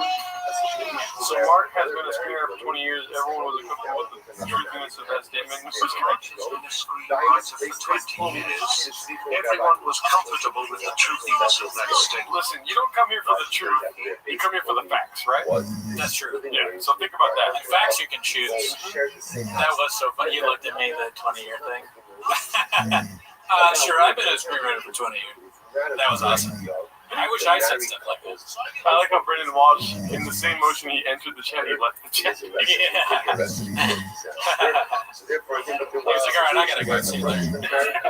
No, listen, you don't have to tell the truth when you're spitting facts, right? That's what I say. You have no sense of smell and you have no sense of humor. Comedy, ever heard of it? Come on, dude. That's a bot. That's a bot, dude. Oh, that's a bot. Yeah, that is a fucking bot and a half. Oh, shout out to the subscribers, too. Dude, we got a shit ton of subscribers today, dude. Oh, we just hit 10,700. Hell yeah. Oh, hell yeah. Yeah, dude. I mean, Of course we did. This is the greatest special of all time. Yeah, there's a bit that we're going to be doing later. I'm excited to do it. I told Cooney about it when he got here. It's going to be, we're going to try to do some Gringo Poppy meditation, see where we can go. It's like trying to do DFT, but with a large dose, because we're going to be listening to this. You know what I mean? Okay, I'm with you. I hear you. Don't kill me. Yeah, and then it's when you're in a meditative state, that's where you know where the real funny is. Right? Oh yeah. Like, I don't go to a comedy show unless I close my eyes for 10 minutes and focus in on my inner child. You know? Lubinowski, I met him in person. Never met him. If you guys want, I can make some fucking sausage salad. You go over there and do a cooking show. Yeah, I can do that. I got camera set up for all that. This is you. You're like, I could. You want sausage. I already told Paul C to bring sausage and salad. You love Timo's, but honestly, I miss when it was with David. Listen, bot. Yeah, bot. Like your bot. Just because you use emoji, they think we don't know it's a bot. Yeah. And then TriStar, thank you for calling it out. In the community, we have to stay together, stand strong, and call out bots when we see them. David's son is a bot. Yeah. Okay. You're lucky you're not block bot. Yeah. Yeah. I'm not mad. I'm just upset. This special Death to all bots, but we had no violence. No violence. I know if you want to watch you cook together, I can teach you how to make some. How to burn a sausage and put it on salad. If you have, I think I know how to do that already. Oh, okay. No offense. Sausage salad all day. I'm gonna tell Paul C to bring some sausage and some fucking salad, dude. Sorry for Oh yeah, I mean, listen. Eudora says make banh mi. Can you make banh mi? God damn, who's next? You guys gonna premiere any new songs? Not today. We're not done with songs, okay? We're still doing Gerardo. He's working on some things in the kitchen. We may go back to songs. I mean, we want, and that's our goal. But as you can see, we're very busy. Energy drinks. Your podcast like for 24 hours. A song on today's podcast. But you got Cowbell, you got Mark, you got Walsh, maybe some more guests. You know, don't ask for too much. You're a bot. Actually, it's a bot question. That's a bot. You're trying to trick me, bot. You tried to trick me, bot. I forget where you were, who you were. I mean, we just noticed this a couple days ago, so we're gonna be struggling with who's bots and who's not. Typical sentient beanie bot. How many hours do you? I don't know, 6 hours? I was thinking about making beans and cheese, but that seems like a mission. Bean cheese. That would be crazy. I remember I said on the phone nachos, but I was like, that's gross. Oh yeah, the nachos is bad. That would fuck us up. I mean, pizza would fuck us up too. When you left, I was laughing about how hard it is to stream and eat pizza. Yeah. Not a good time. But you know, if you're asking me what I want, pizza's always the right answer. You know what I mean? Pizza later. I mean, I think it's a great idea. I'm ordering right now. Who's your top 5 games? I'm also incredibly gay. I don't know. Well, actually, that's easy. Yeah. So Eddie Murphy, Chris Rock, George Carlton, Richard Pryor, and Dave Chappelle. Boom. Nice. Easiest thing I've ever had to do in my life. I mean, you know, you forgot to vote for the wild card. Which one's that? Oh, Hannah Gadsby. Well, that's my top. Yeah. That's my top. Yeah. Hannah Gadsby is the best. I was going to say though, can you watch the first Mama special or will the stream get produced? John Doe, the stream will get produced. If you don't know, in our early days of podcasting, we did watch the first special and we uploaded it to YouTube and it got produced immediately. What was that? The first special. Oh, yeah. Yeah. Dude, look at that. Should we do that for a bit until later? Yeah. Okay. Hell yeah. Same link? Hell yeah, Papa. Yeah, same link. Wait, no, that meeting's over. Okay. I'll leave this over here. Yeah. All right. Dude, thank you, Wade. We love you too. Oh, hell yeah. Look, what is the color of our belt? Black. Black belt. We were black belts like when we first started, honestly. Yeah. We were doing it even before we started. Yeah. It's just something we know. Something we know how to do is talking on a podcast about chop. Rosa in the chat. What's up, Rosa? What's up? My Dre. Okay, she started the whole thing, fellas. Mom, can we call you later? Oh yeah, are you afraid of hop on a call? Or if not, it's all good. They really want you. Everyone's asking about you, Mom. You know, the one bad bit about Rosa, she refuses to meet me in person. I went to the Norco horse party and didn't see Rosa there, so that's all I'm saying. A little bit blockbuster, honestly. Yeah. I thought she was going to be there. She wasn't. I don't know. Excited to get a call. Okay, I'll call my mom real quick. Yeah, we can call. Let me see. Yeah, you call. Mom, no politics, yeah? Yeah, please don't get us canceled. Where's my mom at? Right here. How's the White House, Rosa? How's the White House? And did you hear about Trump? Oh, no. Why did you call on Rosa? Control yourself. You told me not to. We told, listen, Rosa. What about Trump? He's the man. Oh my God, Mom. The bot. Mom is a bot. It's a bot comment. He's better than Uncle Gringo. That's the difference. That's the, that might be true. Can't argue with that. Sheriff and Andre Hashem said my mom died Monday, and the Rosa bit is really making me happy. So, everyone else is calling you a Russian bot. I think that people are enjoying your call is what's going on. But we've told people that Yeah, I'm a real person. I'm not a bot. Oh, okay. Kind of sounded robotic right there. That didn't help. You cut out a little bit, it made you sound like a robot. I am, I'm getting over some sinus stuff. Oh, okay. Sorry to hear that. Yeah, it's called TDS. How about the other way? The opposite. Yeah. What's the opposite of TDS? Austin brain. Rosa Allerton has Austin brain. My mom has heavy Austin brains. Wow, you guys are just glad I'm calling. How are you doing, Mom? Everyone's happy that you're calling. I'm in the middle of cooking a vegetable soup with all the homegrown vegetables, and then it's got beef in it too. Okay. All right, please don't make any abondigas. Yeah. Or she calls it almohamos. Albondigas. Say it right. That's right, I apologize. I'm basically British. How's your day going so far? Nice little Saturday? Great. I got up late, went and got some stuff at the store, and I came back and started cooking. Nice. Can you tell the people how often you cook beans and cheese? Every day. Does it go with every meal? Of course. There you go. Yeah, I mean, it kind of does. Unless you're love. Extra cheese. Oh, okay. Yeah. I like this tolerance. Yeah. Also, how often do you have tater tots? Never. I mean, that's a white person. I thought you were a shortstop for the Dodgers.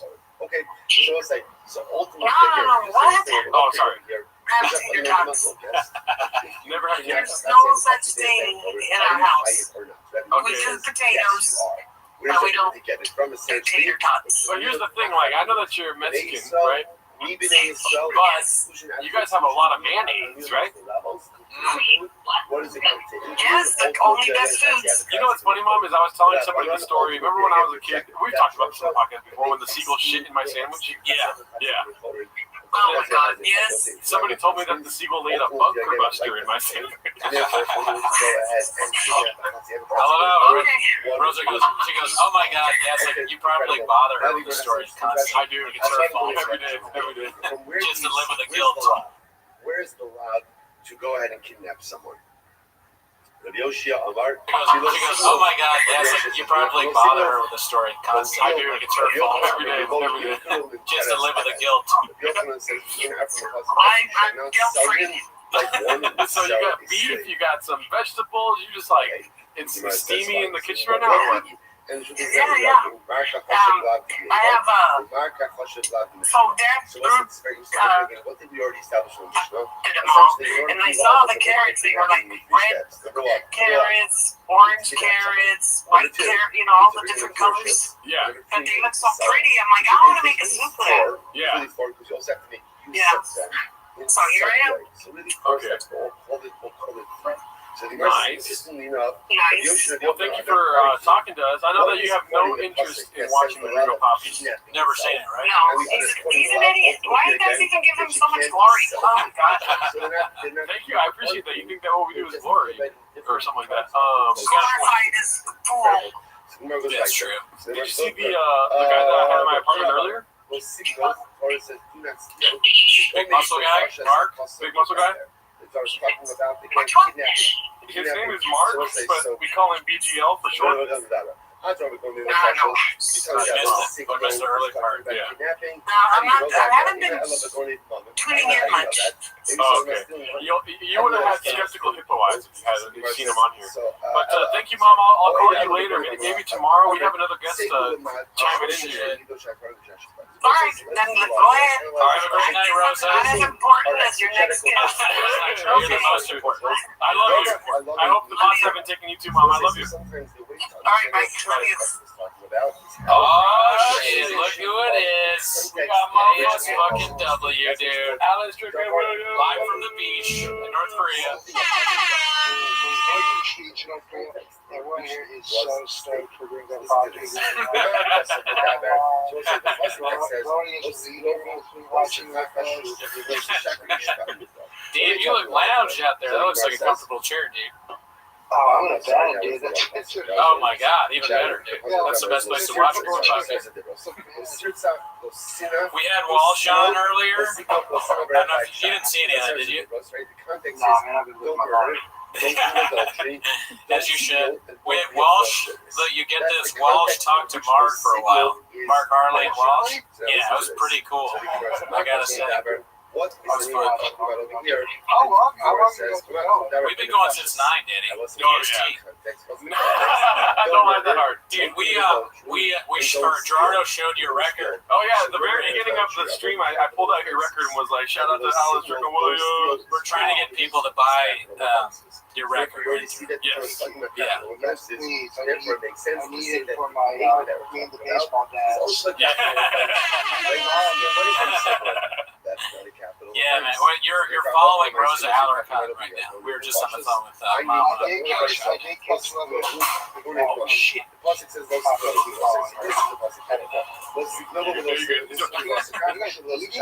We were earlier. We got some Portos. Yeah. We were trying to do a Gringo Poppy fast, but that didn't last long. Because there's like a coffee cake that we've been doing, so we're going to test coffee cake while watching the Gringo Poppy to see if it was any better while we had the coffee cake. Yeah. If it enhanced the viewership at all. Yeah. We asked Walsh this, what's your favorite part? What's your favorite bit from the Gringo Poppy? If you had to choose. I gotta say, I was born in Dallas. So, as a Dallas boy, I think of his, real cool humor. Do you, Actually, wait, you know my favorite part? what? The end. Well done. Do you do comedy in Texas at all? I actually did a show at this place called the Dallas Comedy Club, which is a good club. But it was just so weird because from you go outside the club, like to smoke a cigarette, you could see the hospital where I was born. So I was like, I hadn't come far at all. But yeah, and then I've been to Austin. I recorded my album. Oh, okay. Yeah, be Long Beach Green. But yeah, I think I've only ever done. I've only done Austin and Dallas. So, do you find the observations that Shab made about doing comedy in Texas to be true? Is it better? They're pretty true. Yeah. It's definitely better. It's just Texas strong, You're right. They don't make you wear a mask and all that shit. Like, you don't gotta be woke and all that shit. No. It's different. It's definitely different. It's different. Yeah. Right. I think that Gringo Poppy is the one where he talks about the hard part. No. That's the first one. Yeah. You'd be surprised. You basically Jamal, the Asian Jamal. We saw. I think my favorite joke is North Korea with the beach on Gringo Poppy. That is a pretty good one. I think so, that might be mine. I like Mr. Whole Foods a lot, though. That sticks out to me. Yeah. And I'm glad that we can celebrate the special itself on a glorious day like this Saturday. You know? Dude, Alan, you gotta, if I could be so bold as to give you advice, I think you gotta do that as an improv. This is going to present an Yeah, no, you're right. I think you gotta do that, dude. I just, right now, I'm just trying to focus on my kid. So again, another set of this says, and we all got COVID, so we're canceling some dates. We'll get back. Dude, COVID's not real. I mean, and also, I know you know about the double placebo blind studies that have been done, so you're all in. Well, you know what I never realized is I wonder if you did Addies and Addies. Yeah, for sure you did. Yeah. You think we get the Gringo Poppy without Adderall? Did you see the thing that Moses Storm did when he did that as an improv, like the IG story? No, I don't think so. Oh, I should have asked him if he wanted to be on. I didn't think about that. But Moses, he had a show at the Action Improv, and he posted this really funny video of how honored he was to be doing it, and he edited in clips of like the most offensive shot bits, and he starts like pretending to cry, and then at the end he put us in it. I was like, holy shit! And that's how you get our favor. It's just including us in any way, shape, or form. That's how we know you're not a bot. Yeah, so if you want to not be a bot, you have to be on the Patreon or be friends with us. Yeah. Otherwise, you're a bot. Right, because one set testified that remained inaption. Well, that's not enough to prevent that. So you got to do it too. That's what I'm saying. You know, please make a video as an improv. That by Include us. itself is not a people. Yeah. So what's this? You should do a live. The Gemara says, "What 10 minutes? Holy shit! We get the gang together. Fucking Addison trip. I think you got to go on for 10 minutes. Let's see. That's the context. We'll share a hotel. Neither set of witnesses is delivering. So what have you guys been doing? Just actually, is it on a loop right now? Yeah, it's on a loop. It's right behind you on our screen. Yeah, What part is it? Let me see. Not sure at the moment. It's puto cabrón right now. That's the one. Can you tell that just from the visuals without? Yes, we're almost there. Yeah. Yeah, no, I can tell from the timestamp on the bottom, the red line. I sequence that with my finger like that, and I'm like, oh, yeah, puto cabrón. Yeah, we have a huge general setup. We have 3 screens back to back to back. And I'm not joking around, it's for real. It's like everything feeding me information while we stream here. Again, if they're only Yeah, dude, Harley came in the beginning of the stream, and he has the energy of 1,000 men. He did 3 or 4 hours straight of Baba intelligence facts, Tiger facts. Oh, that's great. Yeah, and I mean, it's hilarious to have him meet people. So I mean, I wish he could talk to you as well. Yeah, but watching him talk to Walsh was pretty fun. Yeah, it was good time. Something's going viral on Ching's right now that he said. What's going on? Apparently, Bob would ask the batters to talk. Oh, okay. Yeah. I don't want to read that one.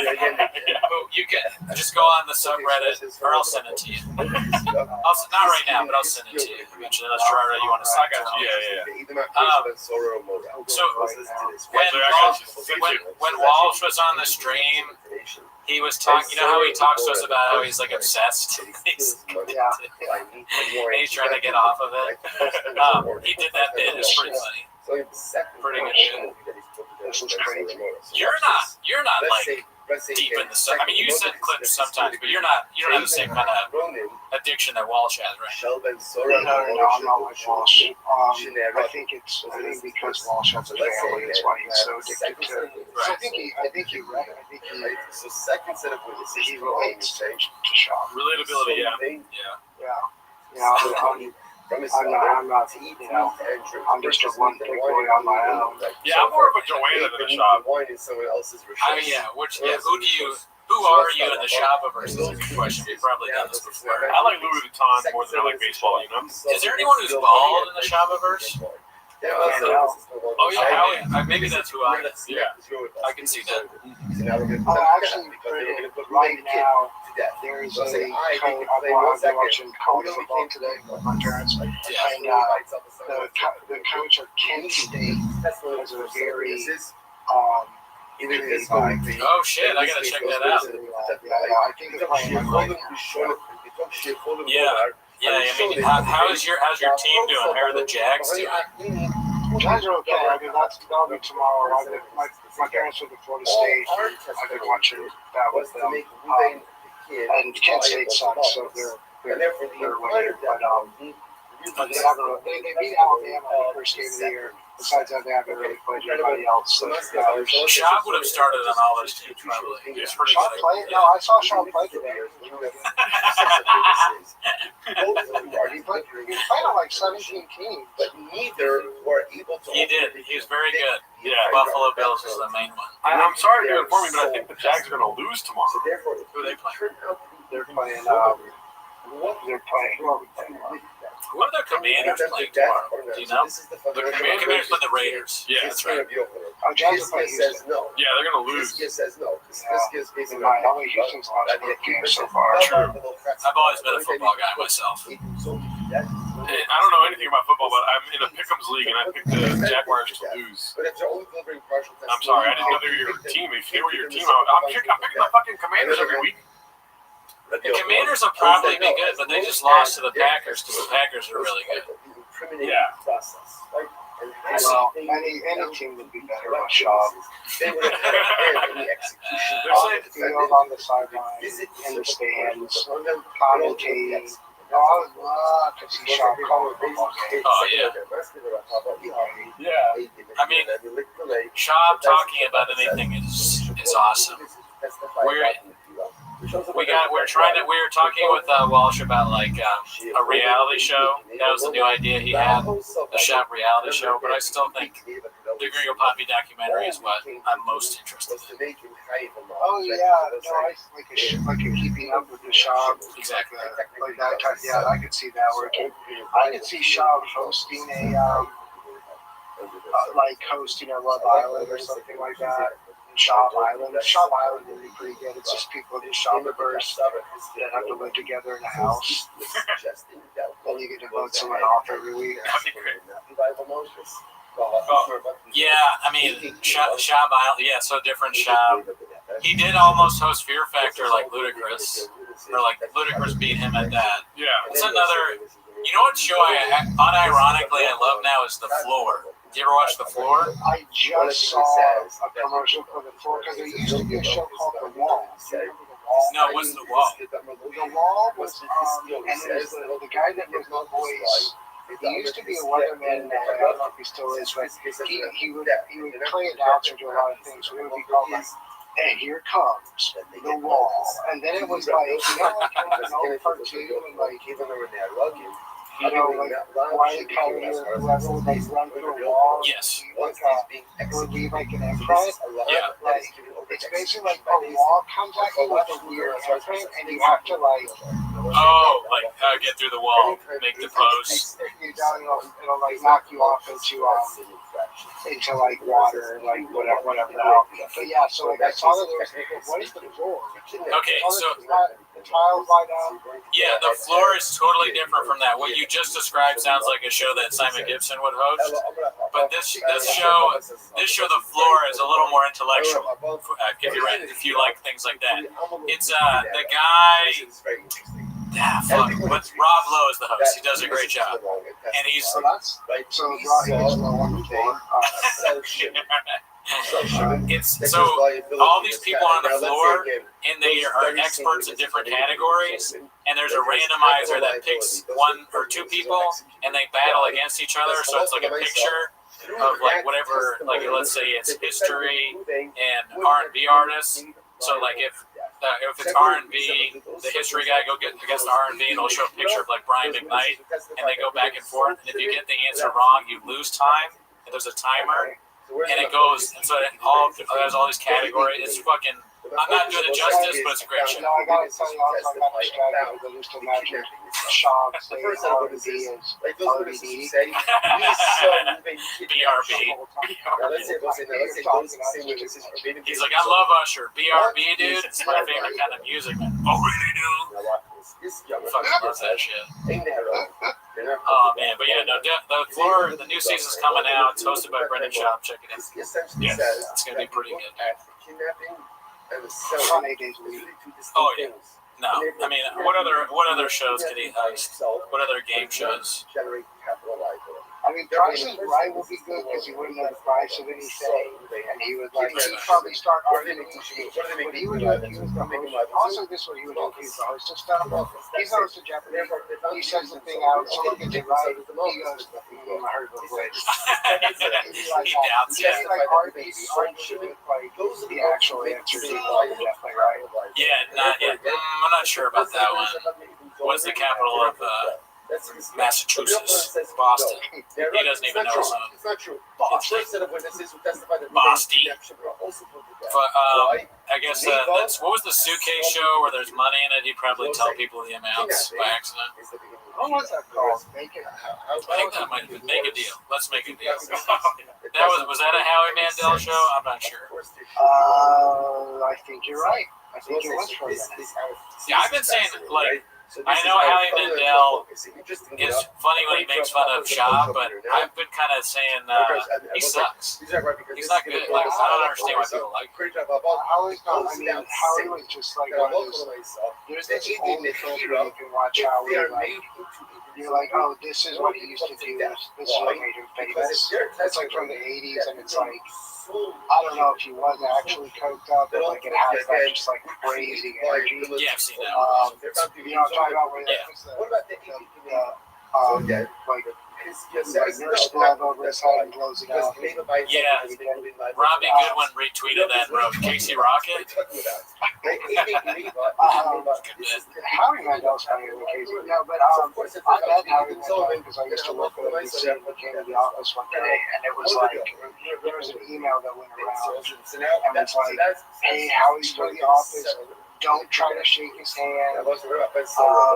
And he was kind of nice and friendly, but it was like he was definitely but he was trying to be really cool. And I think he made a really stupid, like, you know, NBC, there's a peacock. I think he made a really weird talk joke in front of all the assistants. But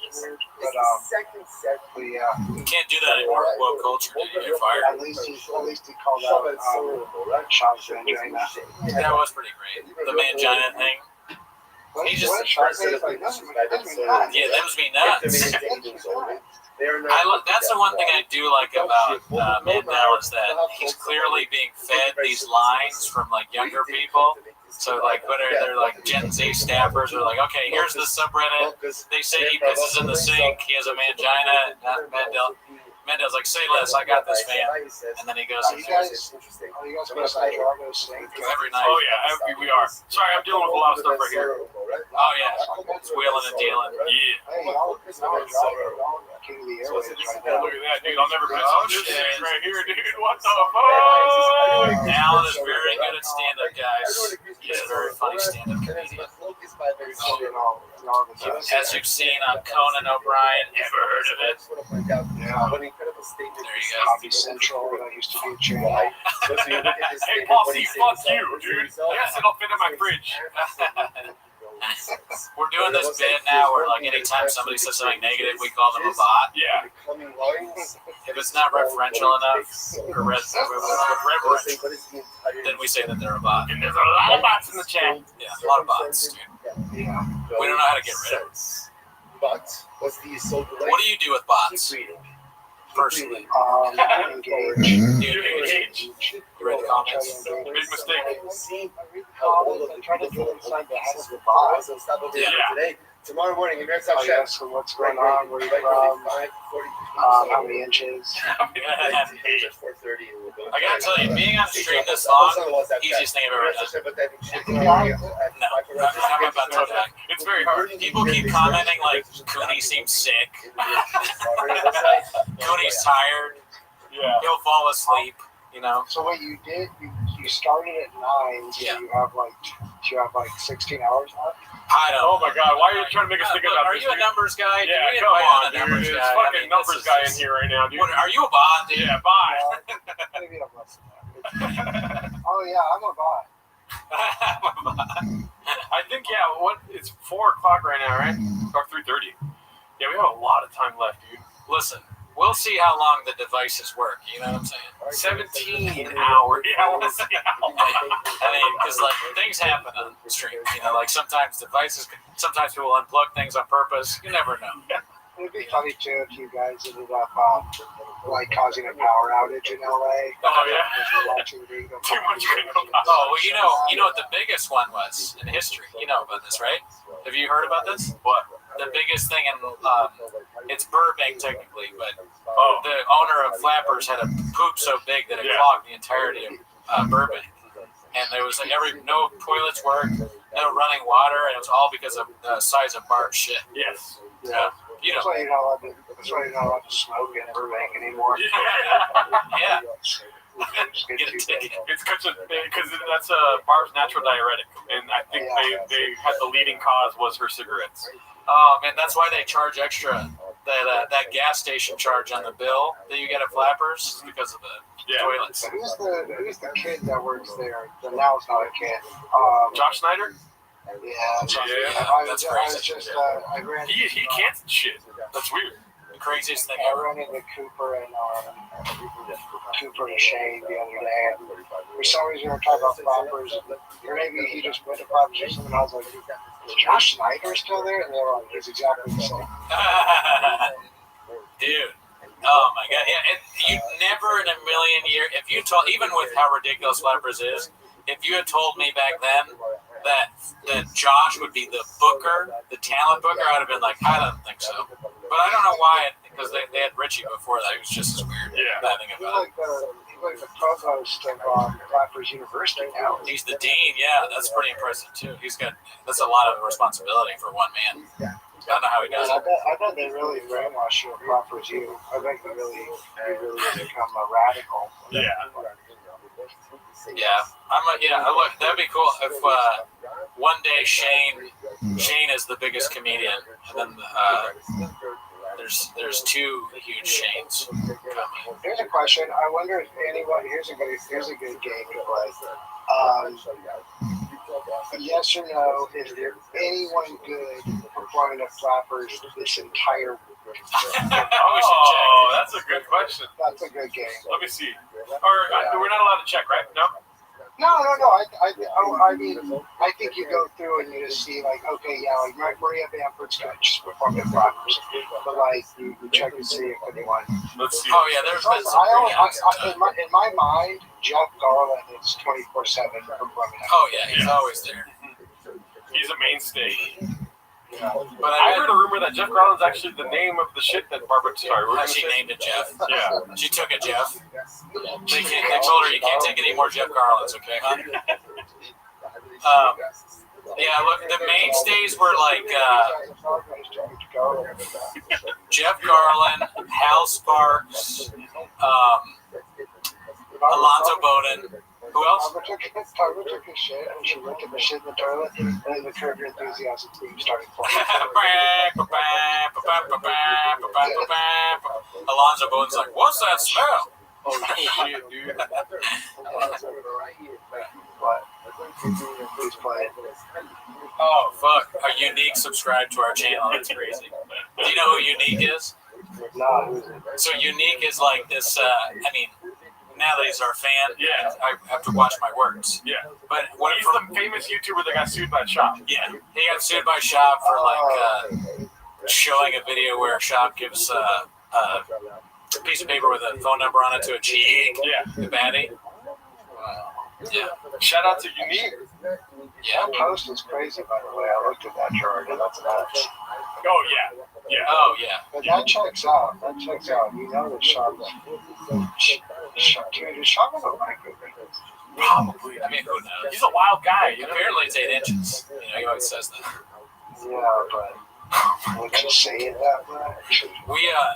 Oh, jeez. Oh my god. We shit on Jeff Dye a lot in the beginning. Oh, man. You know what's funny is like I kind of was like, oh, Jeff, whatever, he's just whatever. And then I saw him like when the Mark Maron stuff was going Yeah. on, and he was like, who's this? I'm like, dude, shut the fuck up. Yeah. You're Jeff Guy, you gotta do your life. Yeah. Shut up. We watched on Patreon this hilarious thing that he did. Did I tell you about this already? Okay, so he did a video on his YouTube channel where it's like Jeff Dye hates women or something, and he goes and it's him and he's like, all these people think I hate women. I don't hate women. I women are great. In fact, here's a list of women I think are funny. And he starts listing off women that he thinks are funny, and he puts their picture up. It's so good. It's everything you would think it was. But is he being like sincere? Yeah. No, if he wasn't, then it would be funny, almost. But he was like, at one point, he picked this. He goes, he looks at his own list that he made, and he's like, Don, who's that? He forgot who the woman was. And he's like, oh, wait, yeah, no, she's good.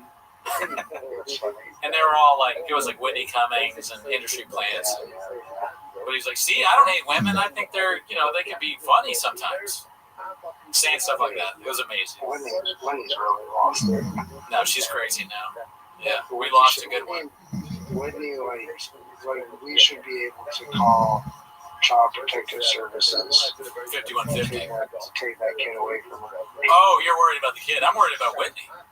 I'm worried about both of them. My heart goes out to both. CPS. Dude, Mark said that. I feel bad saying this again, Margaret, but maybe, you know what? I'm not going to say it again. Okay. I'm going to leave that. I'll tell you later. Everyone in the chat knows. I'm not going to say that again. I don't want that. I don't want a clip of me saying that. Yeah. Now that I think about it, I'll leave that alone. Text it to me and I'll say it. But it's good. It's funny. Unique is in the chat and he said acknowledge me. We did though. We said shout out to you, dude. Yeah, thanks for subbing. Yeah.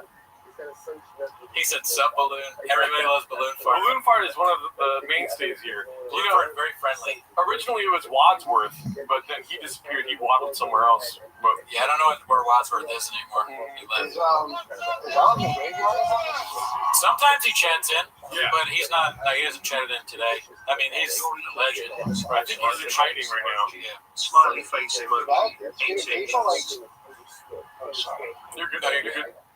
Thank you. Like regular people were like asking me about that.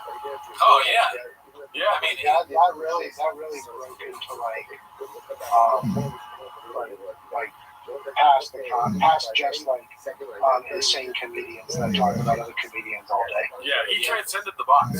yeah. I mean, Mark Maron was talking about Elephant Graveyard on like the New York Times podcast or something like that. It was hilarious. Yeah. He was like, you gotta get this guy. Who's your guy? He was like, this guy, Elephant Graveyard. And they're like, okay, next question, please.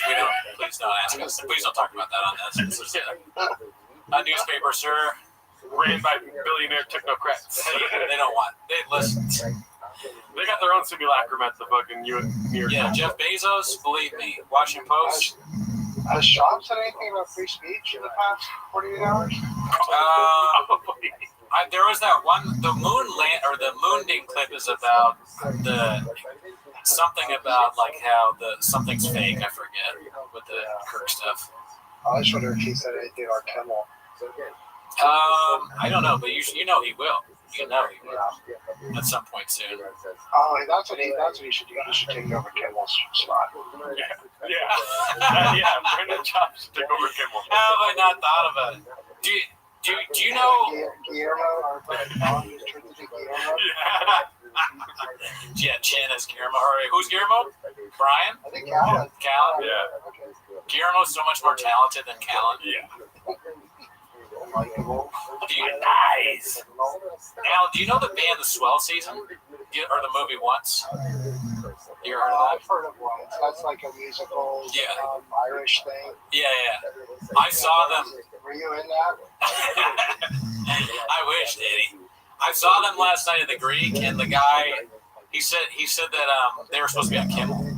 Can you believe that? Oh, really? Yeah, they came to LA. So funny. I was like, oh, am I going to get a job on Kevin because it just got canceled? Like, what happened? Oh, fuck. Yeah. Feel bad for the writers. Raiders. I think that it sounds like maybe they'll be back, but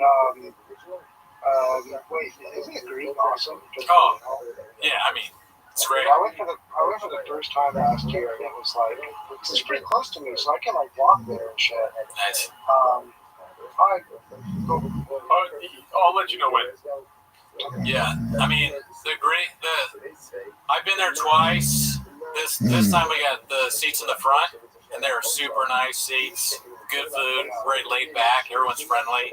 It's not like one of those like venues where they're very strict about shit. They're just kind of, oh yeah, your seat's over there. Got a little salsa on it. Yeah, the Greek is the Hollywood Bowl with salsa on it. It's very good. Very good place. Highly recommend. Who'd you see? I saw St. Vincent. Ah, okay. Yeah, Gerardo's I'm favorite going to see Rilo Kiley there in a couple weeks. Oh yeah, no, you're a big music guy. Rilo Kiley's sick. Yeah, he Yeah, I'm loves seeing it. him. That's why I'm here. I'm seeing him tomorrow. Oh shit. And you're on tour with Vampire Weekend. Yeah, I've seen them like 9 times this year. Do you know have kids, you can see Vampire Weekend 9 times in 1 year. I fucking love that band. I want to go to Vampire Weekend. And then on my bucket list is to go to Ween with Welsh. Oh, yeah, we with Walsh. Oh, thanks, Buck. Shab could host I'm Not Smarter Than a Fifth Grader. Ever heard of it? Sure, I'm not smarter than a 5th grader ever heard of it. Brown Cornelius says asking you if Rilo Kiley is back together. Obviously they are, right? Yeah, they reunited to do shows. I don't know if they're going to put out a new album or anything, but they've been touring, I think, since June, July, something like that. I think the same thing happened with the band from Once, because like they were together and they broke up. But I'm not Well, sure. what's happening too is like we're around the same age, so it's like the bands that we liked back then, like their big albums or whatever, are hitting like their 25-year anniversary or like 20-year or whatever. Yeah. I mean, I'm only 17, but Yeah, Rilo Kiley's like white Never woman. thought about that. Rilo Kiley's like white woman System of a Down, you know? very much. Yeah. Very much. Yeah. That is crazy that we're of the age now where the bands are like reuniting. Like I guess me seeing the Swell season is like my parents forcing me to see the Temptations. Who's still alive from Peter, Paul, and You know Mary. what? We never really talked about. Whatever. I gotta go. But that fucking Alan Dershowitz picture. Oh yeah. That's crazy. I talked to I didn't explain it to you. I talked a little bit about it on Raccoon Tweeties, our other show, but I went to Martha's Vineyard and I stayed in Chilmark. And you know, I don't know how much you know about Martha's Vineyard, but that's where like Larry David. Chilmark sounds like some shop would say. Chilmark. Larry, that's where Larry David and Alan Dershowitz got into a fight. Did you hear about that? Yeah, I did. Larry David like got into his face like, "You suck, you fucking asshole." So I've always thought like maybe I'll run into Alan Dershowitz here, but I went to the Chilmark Tavern, which is right next to the cottage that we're staying at, and we sit down and the Dersh walks up. He starts walking towards the restaurant, and I'm like, "Oh my god, that's Alan Dershowitz!" I'm trying to whisper it to my family, and they're all like, "Who? What?" And I go, "Alan." They're like, "Alan Dershowitz." They're yelling his name as he's walking out, and he sat at the table next to us, and he's literally right next to me. And my mom's like, "Where is he sitting?" I go, "Behind me." Okay, and then I did a selfie. Yeah. I wanted to give him shit, but my family was there and it felt fucked up. But I didn't. I saw him twice though, because he was at the tavern, and then we bought tickets to a play, and his daughter was the star of the play. So we watched. Because he sat at the table next to me there too, but then thankfully didn't have a seat near me during the play, so I didn't have to deal with all that. But yeah. I got one question. What's that? Was she hot? His daughter? She's cute. She's got a. What if it was like I didn't understand it. Like children's school play. Was she hot?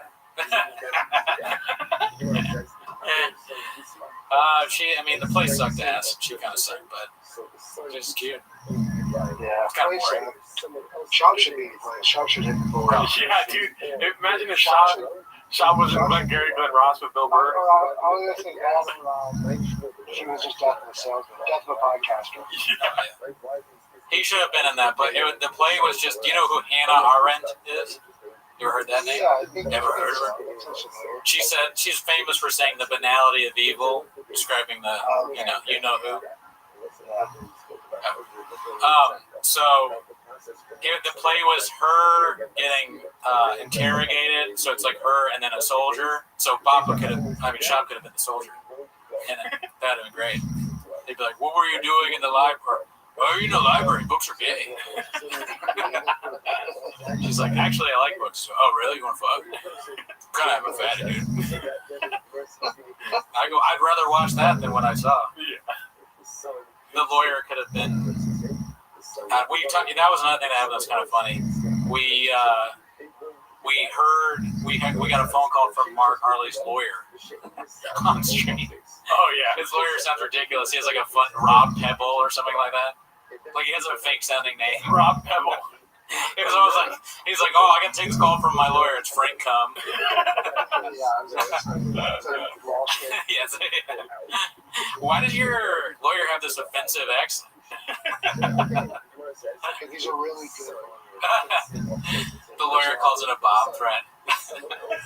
Hey, this is an old Walsh bit. Hey, what's going on? My name is Bobby Pebbles. How can I be of service? Yeah, I'm Bobby Pebbles. I'm gonna get you off. What do you mean you're gonna? I'm suing for wage and hour violations. Yeah, I'll get you off. Yeah, you're gonna come. I'm Frank Cum, actually. Rob Pebble. He goes to a different school. But easy. He goes to a different school. Bobby Pebbles, attorney at law.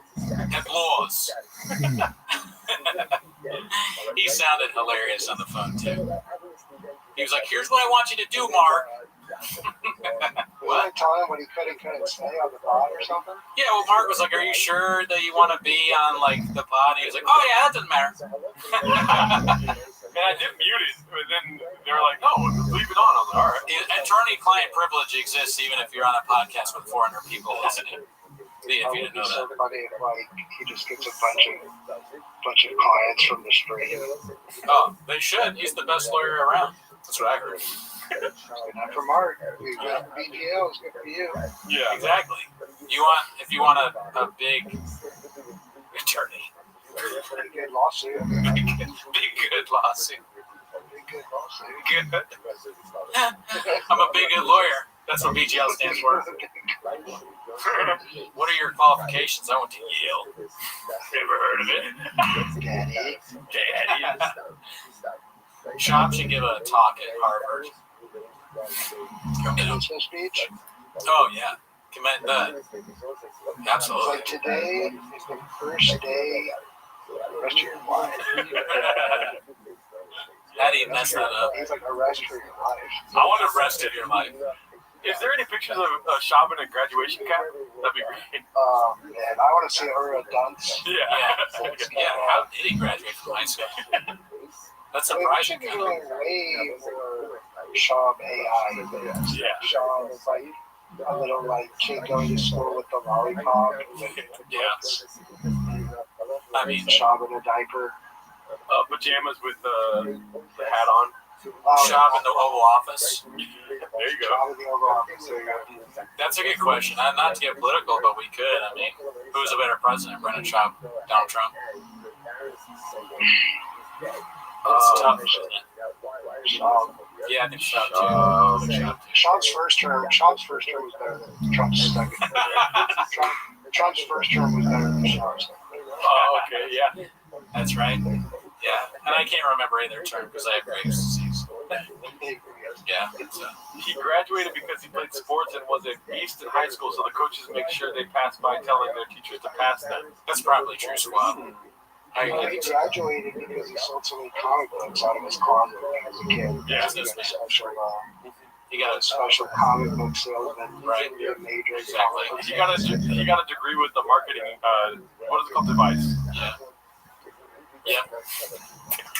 Yeah, you got one of those like those young. What is the young business thing? The YJCs or something like future that. business leader of America. Something like that. They were big with Shop because of the comic books he sold. Shaw was a future podcaster in America growing up. Yes. Yeah, that too. Because he always wanted to be a comedian, even back.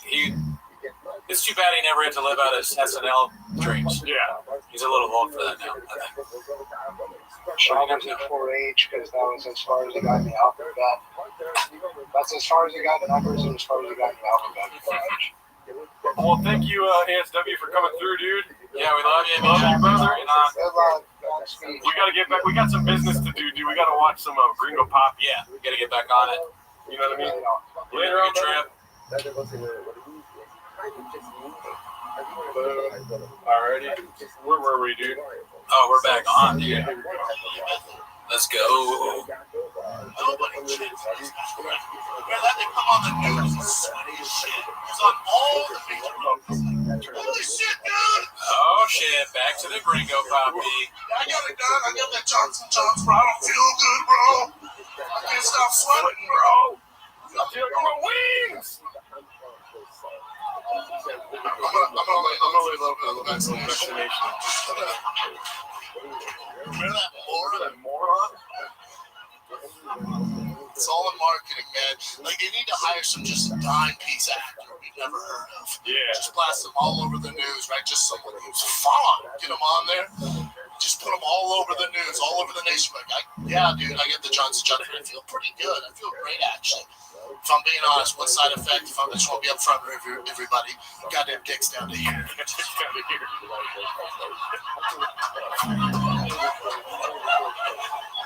We have a line of bros at CVS just like, Just trying to do my part, bro. trying to do my part, man. Just, Man. it's good to be in Dallas, man. You guys doing it? That's a rough cut, right? It's good to be in Dallas, man. You guys doing right. It's good to be in Yeah. Dallas. I know.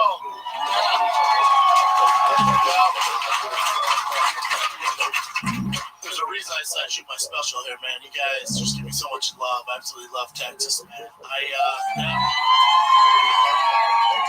Thank you.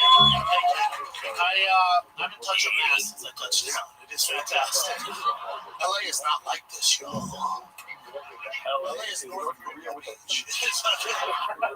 That's so good. One of the greatest jokes ever written. Yeah. Let's see. I'm gonna leave this. How did he even think of that? Yeah. You know, North Korea with the beach, Yeah. dude. But they give us Wi-Fi, so that's cool. What's the over/under on him writing that bit? I'm not locking us back. 0%. Zero. The shop house. I would never take credit for it, though. The writers, that's another thing that's funny. It's like no writers ever take credit for anything. But you know someone else wrote a lot of this. Yeah.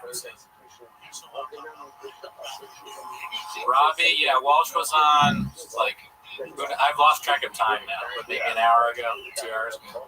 Yeah, he was on it like noon or something. Yeah. Yeah, just I mean, the time is really strange when you do a stream. Yeah. I was learning that because I'm used to the longest we've ever done is probably 2-3 hours. yeah. And we started at 9. It's now almost 4. That's insane. Yeah, I mean, watching the Gringo Poppy's helped me a lot. If it wasn't a Gringo Poppy thing, I don't know if I could do it. That and also it felt like when what's his name came? Mark. I feel like Mark, like he saw us as paper, and so he folded us up into a little airplane, and he launched us into the future like 5 hours. You know what I mean? No, but the grave is telling me yes. Yeah. I was in, but I did understand it. Yeah. Mark said he's coming back. It's cool that a lot of y'all are staying on. You know, we're happy to see some of you back. We haven't seen Elizabeth in quite some time. Yeah. TriStar, I think. Shop is sacrificed for the corn, but all of his friends are nearly as bad as, in fairness, be better Austin. Sean is sacrificed for the corn, but all his friends are nearly as bad in fairness. Be better Austin. Be better Austin. Shout out to you, Timothy Wendell up. I wonder what Austin is actually like. I need to ask one of my friends that moved there and give me but you can't. They won't give me an honest opinion because they live there now. Yeah. So we got to go ourselves. We got to make a trip and see what it's actually like. There's one thing to just make fun of a place, not really have been there. Yeah. You know, like North Korea with the beach. I got to go and experience it myself. Like, what's good about it? I don't know. Me neither. I haven't really heard anything good. Alan seems to like it. Yeah. Oppenheimer's back. Oppenheimer. How are you feeling? Pretty sick, honestly. Really? I know. I mean, I just have a headache. Oh, okay. I looked at my eyes in the bathroom. I was like, ugh. My eyes are red. It's all that gringo poppy going straight through you, dude. I was like, fuck, dude. That doesn't look good. Oh, well. You can watch me, like, deteriorate, falling apart. I'll say this. A lot of people are saying I'd be asleep early into the pot. And I'm not asleep. So hit them with the finger, dude. Oh, no. They were right there. My friends in the group chat were saying that. It's like, you're my friends back home. What are you, why? Attacking me? Like, can I get some support? Like, you'll be asleep soon. They told me to get 5-hour energy. Nah, I'm not doing that. No, hell no. Don't ever do that. Nah. These are better than that. Get that away from me. That's disgusting. Don't threaten me with an apple. Something about getting headaches feels feminine. I started to get a headache, but then Mark kind of pulled me out of that with his cat story. Well, the Advil's helping. I appreciate that. It kind of grounded me into reality, where I was like, you know, we're just a couple of cats out here looking for a home, you know? Yeah. So you don't smell bad if you want to get more of your deodorant. Oh, man. Squab, don't put me in a nap and make me fuck my way out. That's good. Mark, did you miss Cowbell? We did that at the beginning of the pod. Yeah. But, you know, you can watch it. This is a live, so you can watch it after. You can watch Cowbell or something better, being a poppy with us. You know what I mean? It's true. I mean, yeah. Bot. Bot. Yep. We know you're a bot, Mark. Yep. Yeah, you're a bot. Why don't you have a profile pic? Because you're a bot. Yeah, bot. I know a bot when I see one. You know how to fucking... I can see right away. Todd Joden, how does it feel being a bot, dude? Yeah, Todd, bot, more like bot Joden. Joden. You know who's not a bot? Drug Clip. You know who else isn't a bot? Timothy Wendell. So try not to be a bot. How about that? Try not to be a bot challenge. Challenge 500. How do you say those things hard? You know the Gen Z thing where it's like challenge impossible or whatever. What is it? Oh, challenge expert. Like expert level. Is that what it is? Yeah. I don't think that's it. Like, what is it called? Difficulty. Nah, QT, you're not a bot. Adam said Ellie's a bot. Uh-oh, trouble in paradise. Oh, no. Ellie. Yeah, dude. Damn. Trouble in paradise. Something about that sounds like masturbation to me, bro. Yeah, you're gonna be jacking it. The first relationship that has been torn apart by this pod. Yeah. Challenge level impossible. Oh fuck! Timothy's a bot. Oh, Psych. fuck. We know you're not a bot. Psych. Blue Dobbs, rest in peace. One of the best ever do it. Try not to enjoy Gringo Poppy Challenge if possible. There you go. That's how you do it. Challenge impossible. So I was close. Do you guys hang out with Mark outside the pod? I mean, well, we hung out with them at P.F. Chang's. I went to dinner with them once with Luana. But outside of that, not really. Trouble in Paradise. Is this Timos? Bot. YouTube channel Q? Bot. Yep. Yeah. Shadow band bot. Thick bot whiskey. TriStar, almost a bot. Almost a bot. But no, I know who you are, so I know that you're not a bot.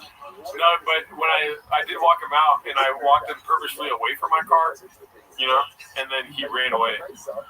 Yeah. This is fake 24-hour Gringo. Bot Joda. Yeah, dude, bot. We already knew you're a bot. Yeah. Oh, cool story, bro. Bot. Yeah.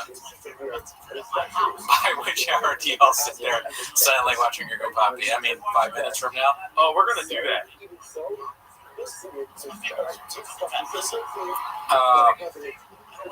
Yeah, dude. Honestly, Smith and Burns is making me kind of want P.F. Chang's food. I know, right? It was pretty good. And I liked P.F. Chang's before that. It's a good.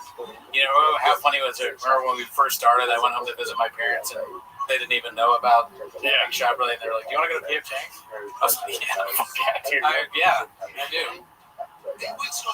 My parents are savages. They order from P.F. Chang's. Yeah. We tried DoorDash. Yeah, you can press the food on the P.F. Chang's.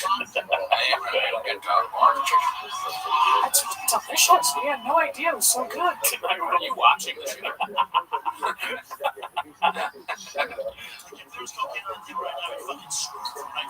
Florida from right field, dude.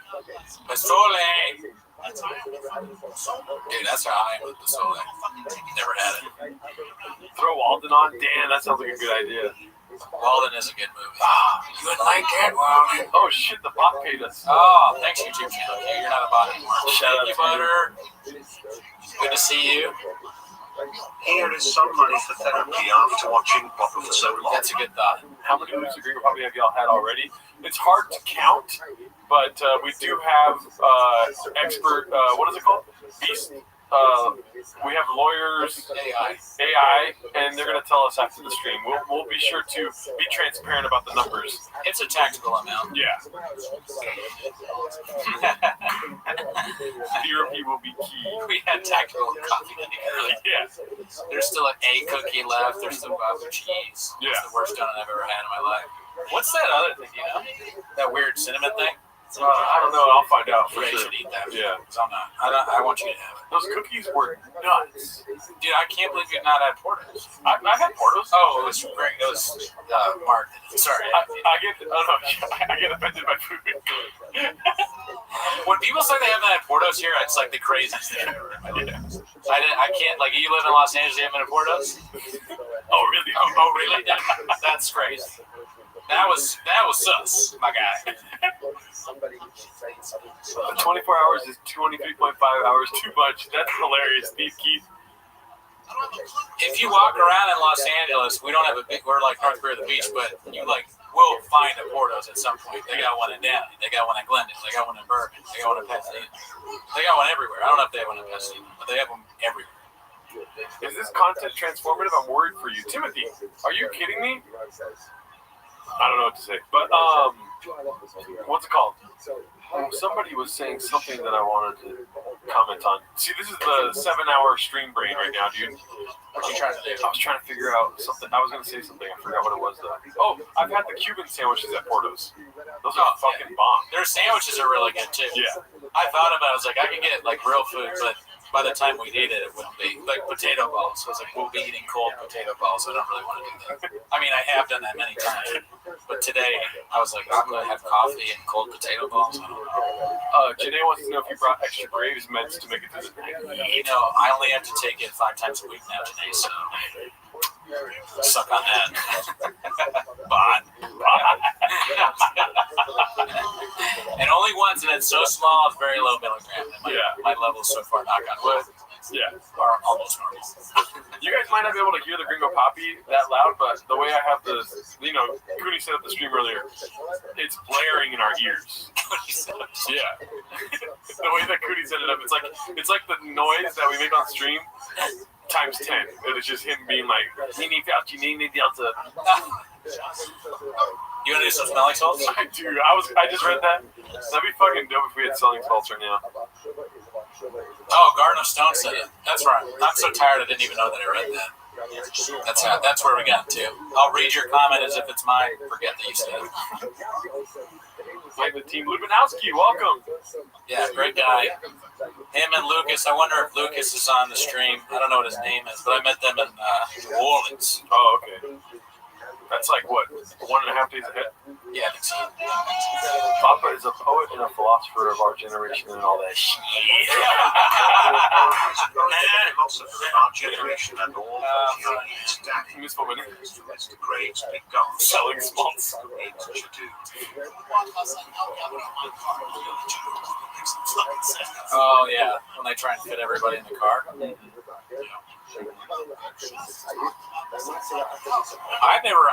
I still don't know what smelling salts are, to be honest with you. I know we've gone over it before. Yeah. I don't understand it. But is AZ joining? But Turn up Cooney's mic. I want to hear the craze flaring. Bot, the obvious bot. Is there a drinking bot? Come on. The bots are getting easier to tell, dude.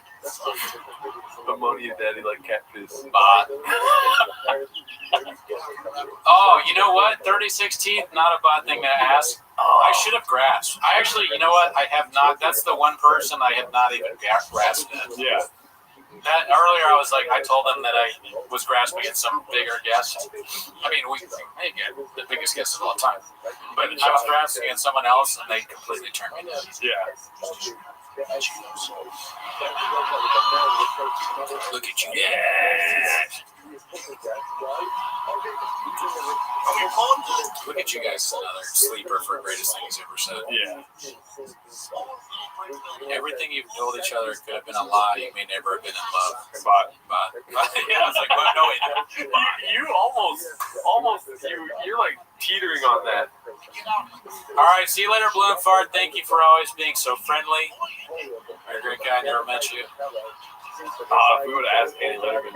I've never asked her either. The closest I come, and I said this on the show before, was I asked Josh, I think. No, I didn't ask Josh to ask me, but I asked Josh Potter, and he was like, no. And I figured that's enough. If Josh says no, then Annie will also say no. And I've never met Annie, so I have no connection to her. Almost 420 likes. Smoke up, fellas. I like how they want to smoke. It's not even 420 likes yet, but they're like, I want to smoke. It's almost 420. Oh yeah, 19 minutes from now. That would be crazy. Relapse live on the show. Oh no, likes. Oh. Chocolate chip sauce. Chocolate chip and sauce all over? Oh, 420 likes. Whoa. Woo! Is Jordo California sober? No, I'm sober, dude. 100%. Sobriety. Yeah. 444. What the fuck is all this 444 shit? What's his name? DePaulo? Yeah, Nick DePaulo. He's so fun. Like, he's just arguing on like old man online. Like, hey, fucking, you know what? This fucking Biden guy doing that like that. Oh man, these fucking liberals they're not fucking kick Jimmy Kimmel's ass. Red Bar is watching. Also, the bots are too, dude. Yeah, Bot. Christian Elson. Good one, Bot. Hi, Gerardo. His name's Gerdo. Bot. You smoked all those cigars and never called me. Man, that'd be crazy if you smoked cigars. You wouldn't want to smoke outside. No. You fuck with cigars? I actually haven't smoked cigarettes since November. Oh, nice, good. I wish, but no, I can't do it.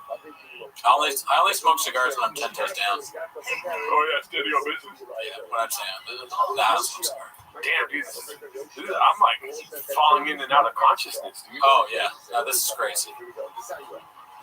You fuck with water? I haven't had lemonade in months. You smoked all those cigars, never called me. Bring back Cooney Plainview. I know, we need to bring back.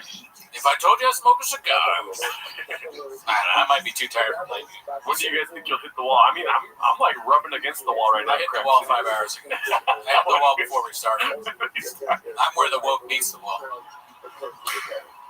I'm the wall from the TV show, Alan. I feel like if the shape was just me sitting in this chair, I still wouldn't get through the wall. Gerardo's the wall. Rub that wall, daddy. I mean, I don't know. Smoking cigars. I know Red Bar has his feelings about it. Oh, Roger got arrested? Oh yeah, you didn't see that? Oh, dude, the videos are like, why? Just because it's so sad. Like, it's filming. He's like, you filming me?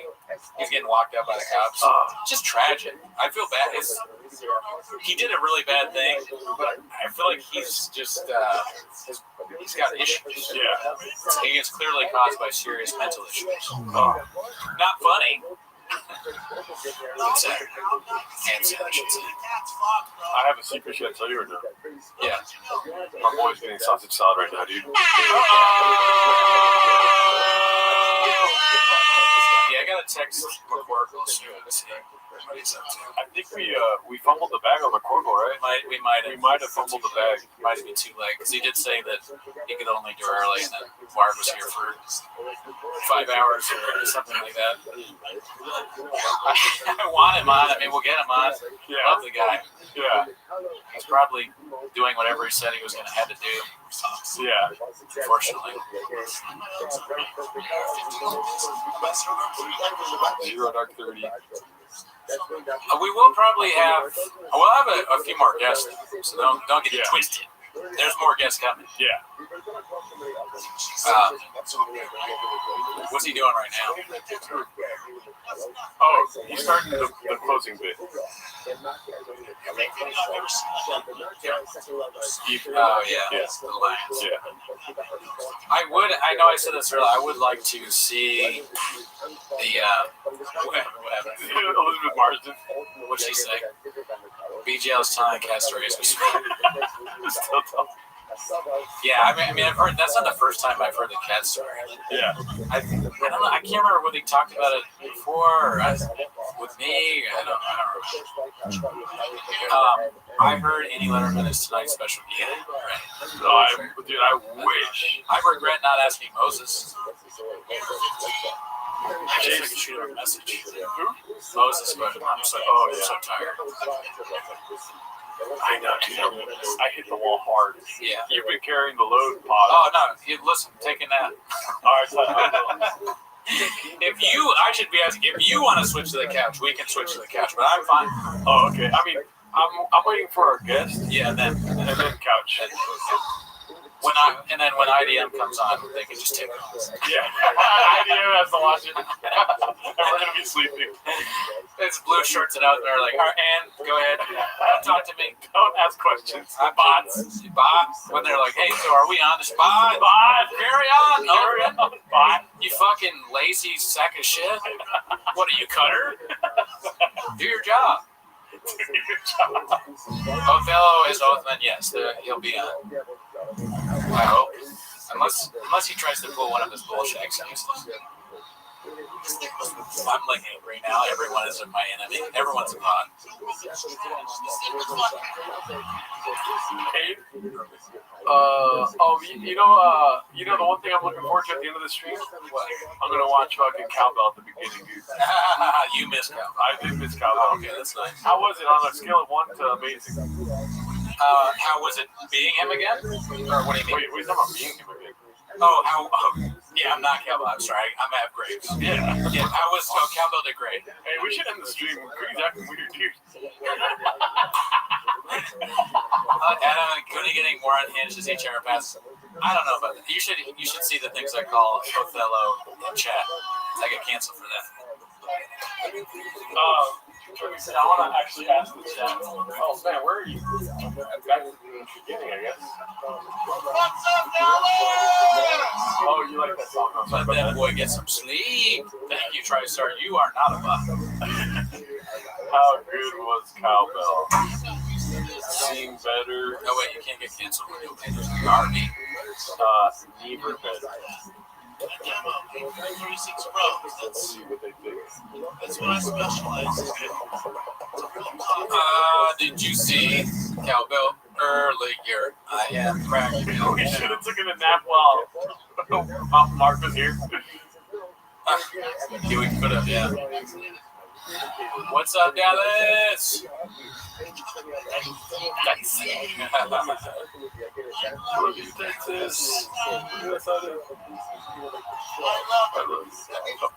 That needle's not touching this fucking temple, Daddy.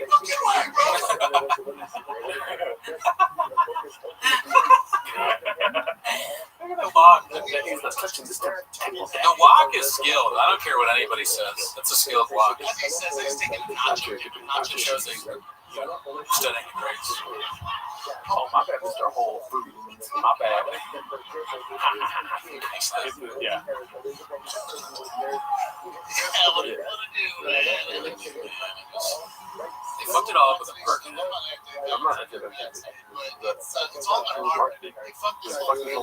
Marketing. You know, Operation We rush speed. They're trying to get vaccinated. Backstage. They're like, yeah, Go go to get vaccinated. Huh? What the fuck? That makes sense. Yes. I feel like hell I yeah. feel like, hell yeah, fuck this. It's so Confusing. He's gonna call his mom soon. My mom came up. Mama, are you gonna get vaccinated? Vaccinated. She's all, I wasn't, but you know how much I was talking about this. Don't laugh. Why are you laughing? That was a Red Bull burp, my friend. dumbass, mess it all up. Yeah. Mess it. Mess it. It's a dumbass that mess it up. First moron. Get that chance. Oh my god, that's so funny. You smoke meth? It looked like you were like laughing. Sweating,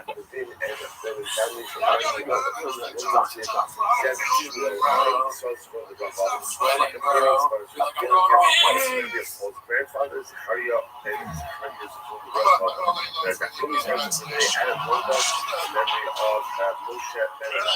Oh, who are the old ladies on your shirt? Asked Oppenheimer. Golden Girls, daddy.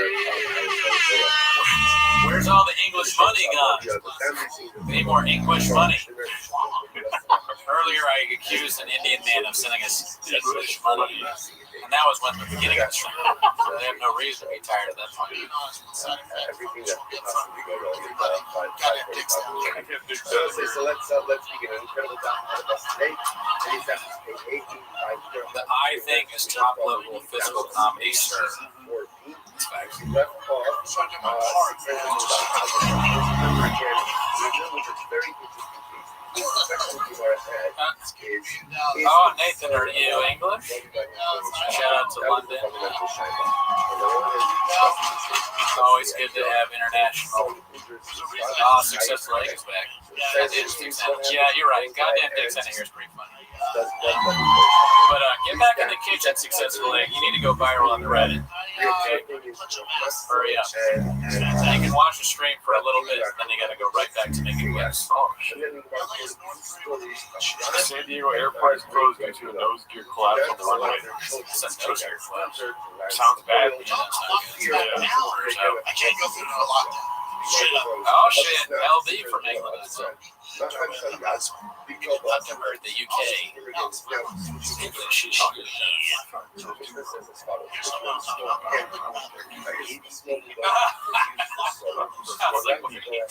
The Gringo Poppy, dude.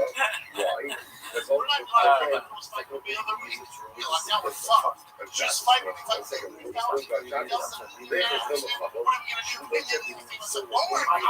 My life would be so much easier if I was just eating shit.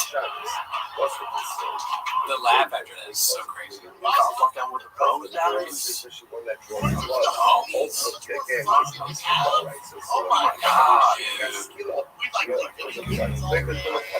Maybe work out. We fuck each other.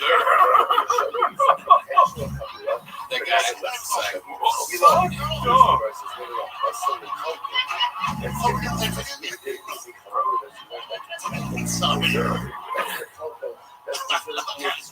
like, don't burn yourself out, Lardo. You'll have a chance at this Oliver again in 10 hours. Good one. Yeah.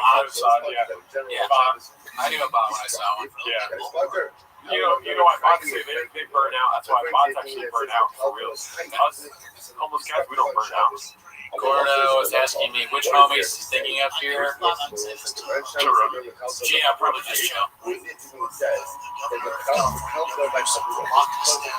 yeah, Newsom. Never heard of him? This guy, bankrupt businesses. Gordo. I realize my girl's not cool. She's not a friendly human being. What would he call Gavin Newsom? We can do another poll for Gavin Newsom. I got some funny names. Yeah, check that. I was going to say, he called Gavin Newsom Gavin DeGraw. What else? Gavin Newsom. I'm so tired of thinking of things. Gavin Newsom. Gerardo Alarcon. Gordon got some. Gordon Gecko.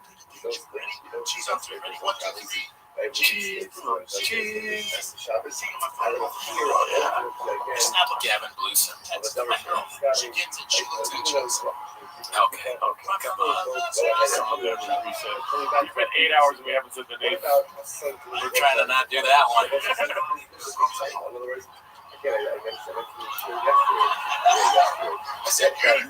Aussie Newsom. I'm gonna go piss for quick. I'm gonna go shake out my pee. What is he drinking? Tiger Thick or no? That's before Tiger Thick. So just whiskey.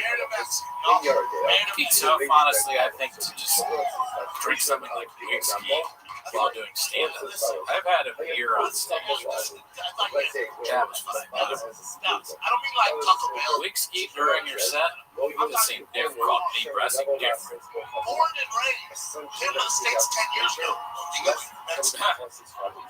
Illegally. The real deal. Oh, yeah, LP, yeah. Who knows? I wonder how many tabs I got. Just to see.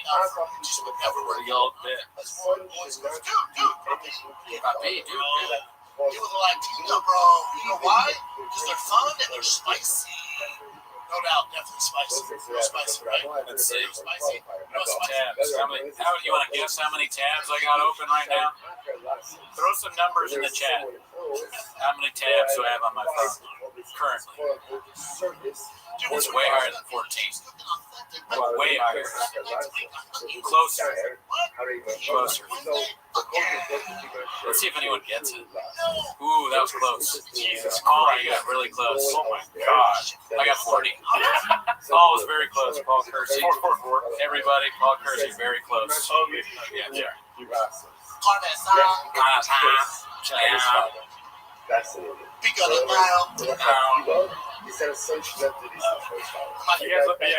a great point. He has a Google of tabs open.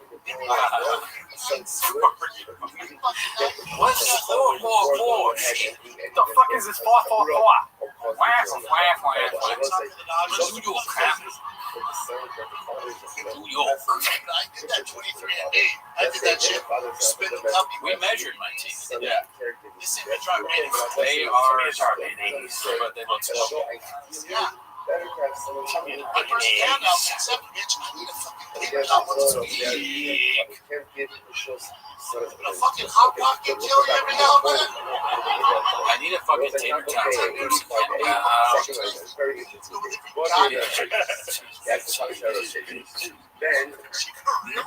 Every time you're coming, does it ever occur to her? Maybe Brendan's not trying to shit his pants. You want to hear something true, Cooney? Yeah. I'm talking to this girl, and yesterday the last message I sent her was, I'm watching the world's worst stand special for 24 hours. What did she respond back? Can we say? Close, but no. Good. Can I watch it with you? No. She didn't respond. But I don't do this for me. I do this for my kiddos. Yeah. I mean, you gotta make money to buy baseball bats and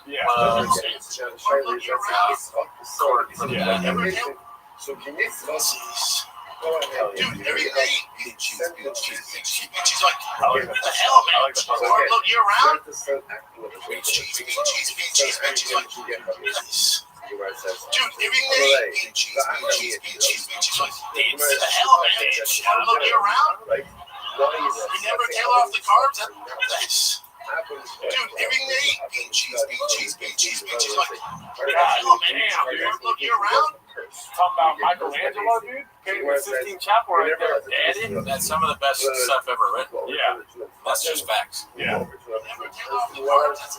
Ice cream. That's what, like, the Migos or something like this, they should make a song called Every Night with that. You know that? White t-shirt. Every night. Same Gringo Pop. I can't even do it right now. How many times do you think Futures watched the Gringo Pop? A lot. Yeah. Great artists watch great artists. Yeah. You know, Iron Shepherd's art. Yeah. You go around, you go up to fucking Bob Dylan, and you're like, have you ever seen a Gringo Pop piece? Yeah. That's actually watched it last night. Comics. Exactly. Special. Yeah. Stick. Guy's number. Yeah.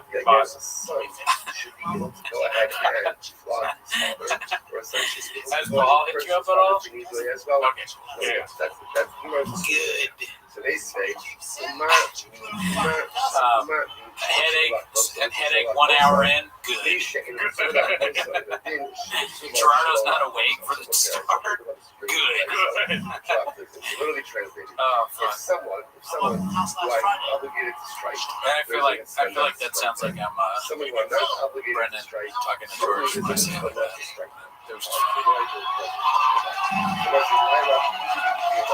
Do you guys think you can write a set that parallels Gringo Poppy but with slightly different jokes? Yeah.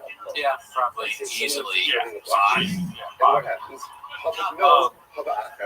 Maybe one guy's just talking about sun, and one guy's fucking take it to the snout. I can't be around it. when it's the I son, see it, I eat it. even though the father is So I walked in, I go, Mama, what are you doing? Are you tired of complaining of grave disease? Good. versus someone else. Bot. Yeah, way to make me laugh, Bot. But when you're working with a person and basing is obligated to give a person love. Gordo, none of your business, Bot. You are below EBB. See Ryan coming in with a jelly roll talk. We haven't talked about jelly roll at all. Yeah. Dude, Jelly Roll would have been a fucking great get right here. Yes, I really like what you showed. You know, the way you treated McGill reminds me of how I treated one of my friends that was a dog bitch. Somebody watch Gringo Poppy for 24 hours. That's a sleeper for the funniest part of Elephant Graveyard's videos where he shows him crying about Mitzi. That's crazy. Yeah. When you stare into the mob, when you stare too long into the void, it also starts backing into you. Be careful as you wrestle with monsters. I'm about this. Yeah. So. We should have gotten the Hungry Wolf on the pod. So you guys do a show. I'm running job.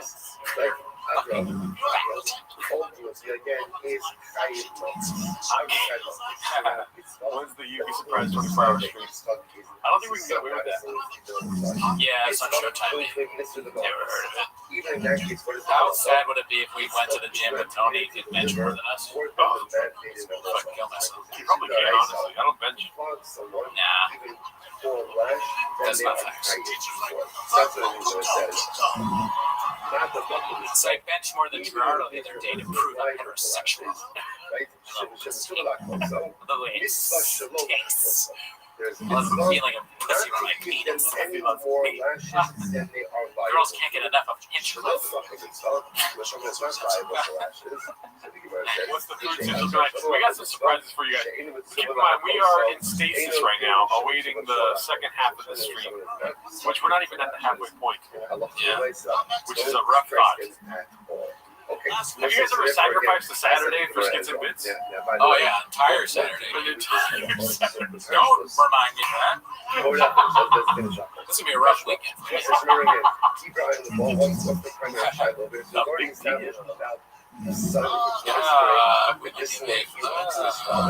Don't do it. Topic number 2 for today. Ellie's Tony Hinchcliffe is her tag. I think it's wasted Saturday. So I guess they're saying that cowbell was never better. Oh wow! Thank you. Text them and say thanks. Yeah, I'm telling you guys, said you did a good job. I'm a motherfucking lobster. I'm a motherfucking lobster. Red lobster, dude. That's so cool that people have been here since the beginning. Are you guys in your mom's basement or what? Yeah, almost that. Yeah. I bet you ain't got a profile pic like I care. Next. Dude, fuck doing this for the rest of your life. Imagine streaming every day. That's crazy that those guys do that. The big streamer That's people. insane. I guess at some point you just gotta completely tune out. Like, I'm surprised. Yeah. Well, you know the cool part about doing this though is that sometimes you're gonna meet your idols. You know what I mean? Yeah, sometimes. Sometimes it's just like unbelievable that you get to talk to people like this, dude. The CEO, which I'm gonna take my hat off. Yeah, dude, take off your hat, dude. All that head. I can't have a hat on meeting the president. The CEO. I should have worn a suit. I have a sports jersey. I'm embarrassed. It's number 66. I can't hear Brian though. Oh, there he is. I can hear him now. We did it. We got him. Thank God, what? Yeah. Something else? Yeah. Whoa. Crazy. Man. BC, just as amazing. What are we calling today's episode? 24 Hours of Shop? Yeah, oh yeah. We've been, I don't know if you know this, but we've been streaming, well yeah, you do know this. We've been streaming the Gringo Poppy since 9 a.m. Wow. I tuned in early with Hella Mark in their Danny Batty, but I can see in his eyes lots of Yeah, no, it was pretty crazy. Yeah, he had a lot of energy. Very fast. So wait, fellas, Gerardo, you can hear me, right? Oh yeah, we can hear it. Yeah. Oh, it's a wild hair day. Oh yeah, sorry. This is 8 hours of streaming here. Oh yeah, this is what streaming does to your hair. Raccoons. Are you guys, how much caffeine slash nose beers you guys brought? Oh, I don't know about caffeine, but we got rain. Rain has a new flavor called white gummy worm. So that's what Gerardo's drinking. Yeah, I had a Red Bull and an Americano. Yeah. So we got a lot of caffeine. We're very tired. I have a headache. No, I mean, listen, if it gets anywhere near 24 hours, there might be like a mistake where I unplug on purpose. Oops. I don't know how much longer I can do this, but And you know the answer to that? Sorry, what was that, Brian? oh yeah, that's a good question. Well, you missed how my hair got this way, but you know why I don't cut my hair, dude? Because it's cheaper to get a Cubitic hat. You know what I'm saying? See that right there? Yeah. We're all about merch. Yeah, dude. What did you miss? Let's see. We had we saw Mark. We had on Brendan Walsh, Alan Strickland Williams. He missed about 30 to 50 replays of beat sheets. But you know, like you didn't miss that much. That's what I'm saying. Yeah. Did you recreate the entire show? Like, I was hoping that you guys were actually going to do jokes. Oh, one time, I think you probably saw. I did like the first 10 minutes. And the second 5 minutes is on the Patreon, but I've never done the full thing. I know I've let you down, and I apologize. But I want to get there someday. It's keto, bitch. I gotta say, Brian, the bits on the show recently have been amazing, as always, but they're getting even better. I don't know how you keep doing it. Every time it's amazing. I mean, I'm just recycling. So, but the whole point is that, is this community cruel and unnecessary? Possibly. Yeah. You guys know comedy, and I don't know if you guys are contributors to the Reddit or just beneficiaries of it, and then, you've spun it forward to make your own safety, hilarious comedy of this shop. But this community of homeless feral cats, I laugh my freaking balls on a daily basis. Oh, yeah. Some of the funniest guys ever do it. We're mainly just beneficiaries. We don't count. We don't matter. I see this. Brendan Walsh, comedian, famed comedian, he was saying he's like addicted to the Reddit. Do you ever feel like you're addicted to the Reddit? It's a problem in your life? I do. I feel like it becomes a problem. Sometimes it gets a little out of bounds, and I'm like, do I want to be associated? These are good questions to ask every day, every night. Definitely good question. But then I laugh my balls off enough that I'm like, somebody needs to document this consistent level of ridiculousness. Oh yeah. The Patreon era has been illuminating. Oh yeah. Yeah, and I mean, it's hit after hit, and then like Land Moonding, that was pretty good. The latest one. That was pretty damn good. Yeah. Is Drive Fast Eat Ass, is that show still around? I don't know. We always laugh about it because the episodes take like 6 months to make, So it's just it's so weird to have a truck show, and then every show starts with these like, "Hi fam," he claps his hands, and then 6 months later there's a new truck. So I'm hoping that in a few more months we see another episode. Today we're serving Francis Ngannou on this carburetor. If you can get him there to Austin in the storage unit, fingers crossed. I was hoping you were going to get Jesse on fire, or Becky on fire, or maybe even Jen on today. Was there a chance? We didn't even reach out. We haven't tried to get Jen on. I don't know if I want to have Jesse on fire. The way you're hesitant to be associated with Shab is the way I'm hesitant to be associated with Jesse on fire. Did you ever have any reservations about BGL entering your home? Well, yes. No, that's a good question. We should have that, but we don't. Unfortunately, we just, it's all risk, no reward. All risk, all reward. Yeah. Me and Mark, we went out to dinner before the first time I met him, and we sized each other up, and I was like, I could take this guy. So I let him come over. The thing about Mark, I will say, is, and the thing I'll say also in my editorial about narcissism is that he's self-admitted. So it's almost humble. You know what I mean? You know what I'm saying? Like, because if you think about it, the lack of self-awareness of Baba is entirely what fuels both his demise, your podcast, and the Reddit sphere. Yes. Yet, Helmut Mark certainly has to have a few bolts missing to work there to begin with, but when he changed over to the light side of the force, it really was a moment in time. I mean, you have to suspend, the fact that we have seen the video of him lifting the car from behind him. Yeah, I mean, that was all Photoshop AI or whatever. Good count. No, well said there. Well said. He actually, BC, I got to tell you, he said he addressed this on the pod today. I don't know if you heard this part. He actually said that he's not narcissistic, he's autistic. So he's saying he's autistic. He actually did feel that. That's very helpful. Yeah. He did say that, right?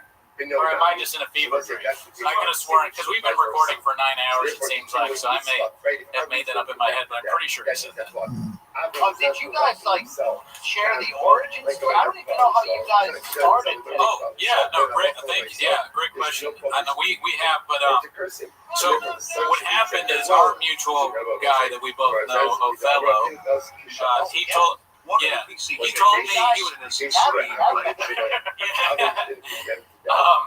he was like, dude, this guy Shab has like a stand-up special. You should do a stand-up special. It's on YouTube. And I was like, yeah, sure, okay. I'm sure we're the same level of. But anyways, it was Gringo Poppy. So I was like, I'm not gonna do that, but I'll do a joke called what do we call it? The Gringo Coonies? Oh yeah, the Gringo I made this thing called the Gringo Cooney. It's like a little Twitter thing. And then I was like, I had just started the podcast with Gerardo. We had some episodes out. And I said, why don't we watch the Gringo Poppy on the stream? And this is all kind of like Othman and me kind of thinking about it. So we watched the stream. We streamed the Gringo Poppy, and it got such a huge hit. And then somebody independently posted in the Reddit, could have been Othman. We'll never know, allegedly. And it got this big hit, and we just started doing. We started finding out about Bappa, and then we were gonna do it, and then we were like, why don't we just watch 10 minutes of it? And then we started making the songs, and then Bobby Lee reached out. Yeah. When it really grew off, when it really went to a new level. Oh, thanks. Yeah. I mean, I don't know, Gerardo, are you a comedian as well, or just a regular do-it-for-it here? Both actually. All right. All three. You say this is some of your best work, these songs? Oh yeah, like I'm a musician, so playing music and doing this and being funny. I've always wanted to be funny, but I make sad love songs, so it's kind of like helped me grow into like funny songs. You know what I mean? Now, did you guys play I mean, I don't understand comedy music, right? I get food out of my own kitchen. Did you guys play in the store during the golden era when Joseph was ruling? Did you ever walk by the truck? And if it was a rocket, and you possibly came a knocking? I mean, I probably did. I think like a few pre-roast battle shows that when Rogan made. I saw Rogan there once. I don't think I ever ran in the shop. We would see D'Elia around, not the store, but like the Improv. Actually, at the store too. Yeah. Yeah, D'Elia, one of the greatest ever do it. So, but I never saw live Bopper and Rogan stand up. What's that? Great comedian, bad boyfriend. Yeah. What's the thing? I'm working on my D'Elia. Now, why doesn't Bopper Texas? Why doesn't it drive him nuts that D'Elia is so awesome? Yeah, it's a good question. I thought they were all going to stick together, Yeah, I thought we were going to fight. Yeah. Not so much. Like, what is Eric Griffin missing? Is it just a paycheck that forces him to go? Yeah, I think they're all kind of like tied together. D'Elia's got nowhere to go. It's a show that has, Theo Vaughn was there for a while, and he had had to go figure some stuff out. He's going through a lot. And then they're just like, we'll just keep going. It's one of the best shows out there right now. So. So have you ever been approached by Shah, by his, he's involved in plenty of lawsuits. Like, have you received any subpoenas? No, but I think we have like interactions with all the Shopperverse. Like I've met Eric Griffin. He told me to move, motherfucker. But like not mean, but I was like in his way in an open micer. And then I've met Chris D'Elia. He disappeared into a restroom. I've met Joe Rogan a long time ago. I met Tony Hinchcliffe. The only blowback. Shop is the only one. Yeah, and also the credit to Shop if he knows about it at all for not suing us. Thank you. But the only blowback at all that I've received is one time I did the show a long time ago, and the producer of the show told me, he was like, hey, the guy that does Shop's poster work saw your name on the thing. He was like, I can't do this poster because this guy makes fun of Shop. And I was like, oh shit, really? And he's like, yeah, but I was like, I'm still gonna put his name on. And then they just ignored him. Or no, actually, no, the poster guy was like, I'm just kidding, I can still work with you or whatever. But he was at least aware that I did that. But that is the only blowback whatsoever that I've heard from us doing. I just can't believe how much the Shop's podcasting game continues to work. I mean, is your entire YouTube algorithm like mine? Just full-time podcast cringe, beige guy. Yeah. And I don't even subscribe to any of these. Sure, you don't. Yeah, you don't. Right. I mean, do you know how many people are making a living off of this man's work? I mean, his father doesn't even know it, but he's financially fueling not just his son to stay alive, but all these other people. And we thank Harold Shaw. You know, we're so happy that he was able to move here from South Africa in the Emerald Mines. We really appreciate that. But to answer your question, absolutely, 100%. Our algorithms are just as embarrassing as yours, if not worse. I am subscribed to some of those things, unfortunately. I mean, some of them have podcast groups, guys. They're like 3 channels and they're good. Yeah, I mean, podcast cringe. I mean, good. I'm not sure I'm willing to go as far as the president. You've always been you go out there. You heard it here first. Brian Campbell, podcast cringe. Good. We haven't ever said that. We watch it. Yeah, it's great stuff. I have so many questions. I mean, I'm sure you guys do. Because here's the thing, I had a cup of coffee in the timeline of Shop at the Park, right? It was, it was South Florida. It was a little fight known as Floyd Mayweather versus Logan Paul. And it was a Showtime pay-per-view, and Papa and LT and I were, the talent hosting the weigh-in or something, and it was a time when I started to realize that this Reddit thing, because all these MK, I did Morning Combat, all these MK fans were like, yo, you gotta check out this Reddit thing, it's wild, because they're like, you know this guy, LT's friends with him, you know Shop. I'm like, yeah, I know. And then, you go to it, and you're just like, oh my God, like, the rap stuff, like, that guy South Oregon Bird, I mean, like, I mean, some of these guys are just accidentally brilliant. Like, I don't even know if they're challenge checkbooks, but they can make me laugh, And so they started to get in my DMs, and I realized there's a lot of crossover here, and they're like, you gotta do Shop to Shop. Oh, shit. Yeah. You gotta bring the bits to him. And I remember thinking, there's a chance I can get my ass kicked for this. Like, there's a chance to go south. But I've got to be honest, I delivered those during that weekend when I shared a few streams with him. I delivered those Shoppisms.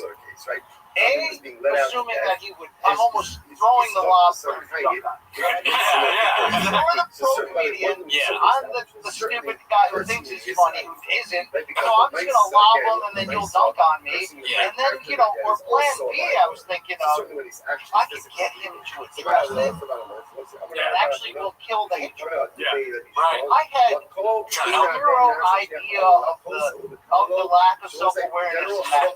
6 years later, we'd be right here, right now. Still, I actually thought I was helping him in a sense, right? Yeah, no, it's impossible to help him, I think, is probably what you learned that day. Because I still can't figure out if he no-sold the shit out of me, or he just literally didn't get it. I mean, probably the latter, I could say. Didn't get it. Or it could be either one. Oh, one thing I wanted to ask you, and feel free to, you don't have to answer, but when we first started on the Reddit, we would hear about you. And they'd be like, the CEO, Brian Campbell, BC. It was like, not the wartime, though. Oh, yeah, not wartime. Sure, yeah, Arrow, Hawani. BC, there was a profile that was supposedly you. Do you remember this? I do remember this, and to this day, I wouldn't even know how to post on it. Okay, we don't know who this is. Hi, BC, I'm sure you just, or whatever. I have no idea. We have no idea who that was. Okay. I just recently figured out that there's an app that you can download. Like, I'm down 47 going on 75. I have no idea. We're with you. I mean, we used to always say, we're so much like Shop. Like, when he was, when he was accusing Kalila and Bobby Lee of, hacker shit or whatever, and she was like, do you know how Reddit works? And he's like, no. That's how I felt for a long time. I still kind of feel like that. A little bit, yeah. I mean, do you think, like, for example, the latest I saw, it could be many life struggles behind, but the Patreon thing, you know, he answered, like, potentially liable answers on Patreon about the CBD lawsuit. Oh, really? Does he, like, not assume that people can take that and put it on Reddit, or that, even worse, every single Patreon subscriber is just a Redditor? I mean, there is no deeper pain than being an attorney for Brendan Schaub, I'd imagine. It's got to be like, oh, why? No. Stop! We actually, speaking of attorneys, you don't think this is funny? When Mark was on, he had his attorney call in the show, and he was just live on the air for a while. And then and Mark was like, "Is it okay to talk about the thing?" And his attorney's like, "Yeah, it's fine." He had some sort of comical, like, TV character, like Bob Blah Blah. His name was Rob Pebble. We're like, all right, sure, he's an attorney. It was ridiculous.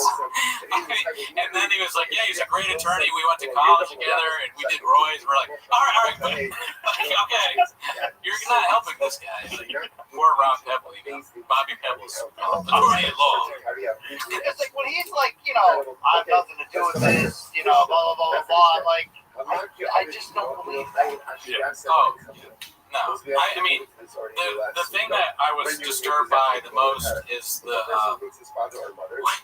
when the person was telling him that their child had epilepsy, and Sean was like, oh, you got to get him on CBD. Just give him some CBD. It's a dog. Promo code Sean, SHAB. Yeah. You know, people give CBD treats to their dog. Yeah, just give them CBD. It cures them. The epilepsy goes right away. Yeah. You know, wet and wild CBD, just give it to your 5-year-old. You know, it's fun. It's like this extended run of us enjoying this comedy. I mean, largely at his expense, but completely his fault. Like, I think of how often it could have just ended with one piece of self-awareness, one piece of, like, I know it's out there, haha, joke's on me, guys, okay, but enough. But it's either, you know, I don't read the comments, or you know, or I'll sue you over this. Yeah, the lawsuit shit is crazy. I guess I'm not a litigious person. It would not cross my mind to sue somebody, you know, but I mean, Schaub is very litigious. He's a hungry wolf, dude. Yeah, that's right. A chance. Yeah, he wants to spill the beans on some motherfucker. That is true. I mean, you know, it's like some people think it was maybe infidelity that led him with comedy. Some people think it was, you know, children's baseball. You know what I mean? I really think it was a turning point with the San Francisco DA. You know what I mean? Once them streets were no longer safe, like, you know, we could have had a third comedy special. But here's what I really want to bring up to you guys. I'll just interview on your own podcast. I listen to I'm an old school pro wrestling fan, so I listen to this fantastic podcast called The Lapsed Fan, which is built upon old school wrestling fans who hate the current product that just deep dive the shit out of what went on back in the day. So when Hulk Hogan died, they are in the midst of like a 9-episode special about like the history of his life. Each episode's like 3 hours long. They research every newspaper archive in history. The other day they had on some like 75-year-old guy who grew up with him. Like they're literally trying to find basically just to prove how much Hogan was alive. They're like interviewing his little league teammates, and they're like, "Here's what he said in his second book. Is this true? I don't know if this is you guys, if you're skilled enough."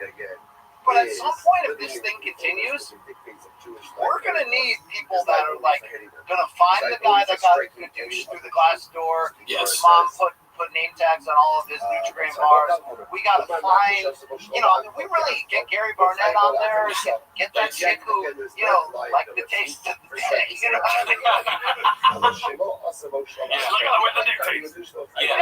Kicker. I mean, there are so many people that Timo, that would be one of them. You know what I mean? Right. To find out about the bench press record there for the Broncos. There are so many people that really can add color to how we got here that no one stepped up and done that yet. Is that a Cooney and Gerardo production in the future. Well, I'm glad he's asking because, we act like this is a 24-hour stream of watching the Gringo Poppy, but really, it is the inciting incident that leads to the documentary about Gringo Poppy and the life of Brendan Shaw. Yeah. It's important that we bring that to awareness, and I'm glad you asked the question because I was willing to say that. Yeah, if I may, I think we're bringing awareness to the fact that it needs to be made. Mr. President, I hear your words. I hear what these edicts or injunctions that you're giving us, and this is something that we're going to work tirelessly to do. We're inspired by the work that you've done so far, and I won't do that personally. I mean, I'm going to fight really hard to find all these people. I've been streaming for too long. I can't even put words in injunction. What is that?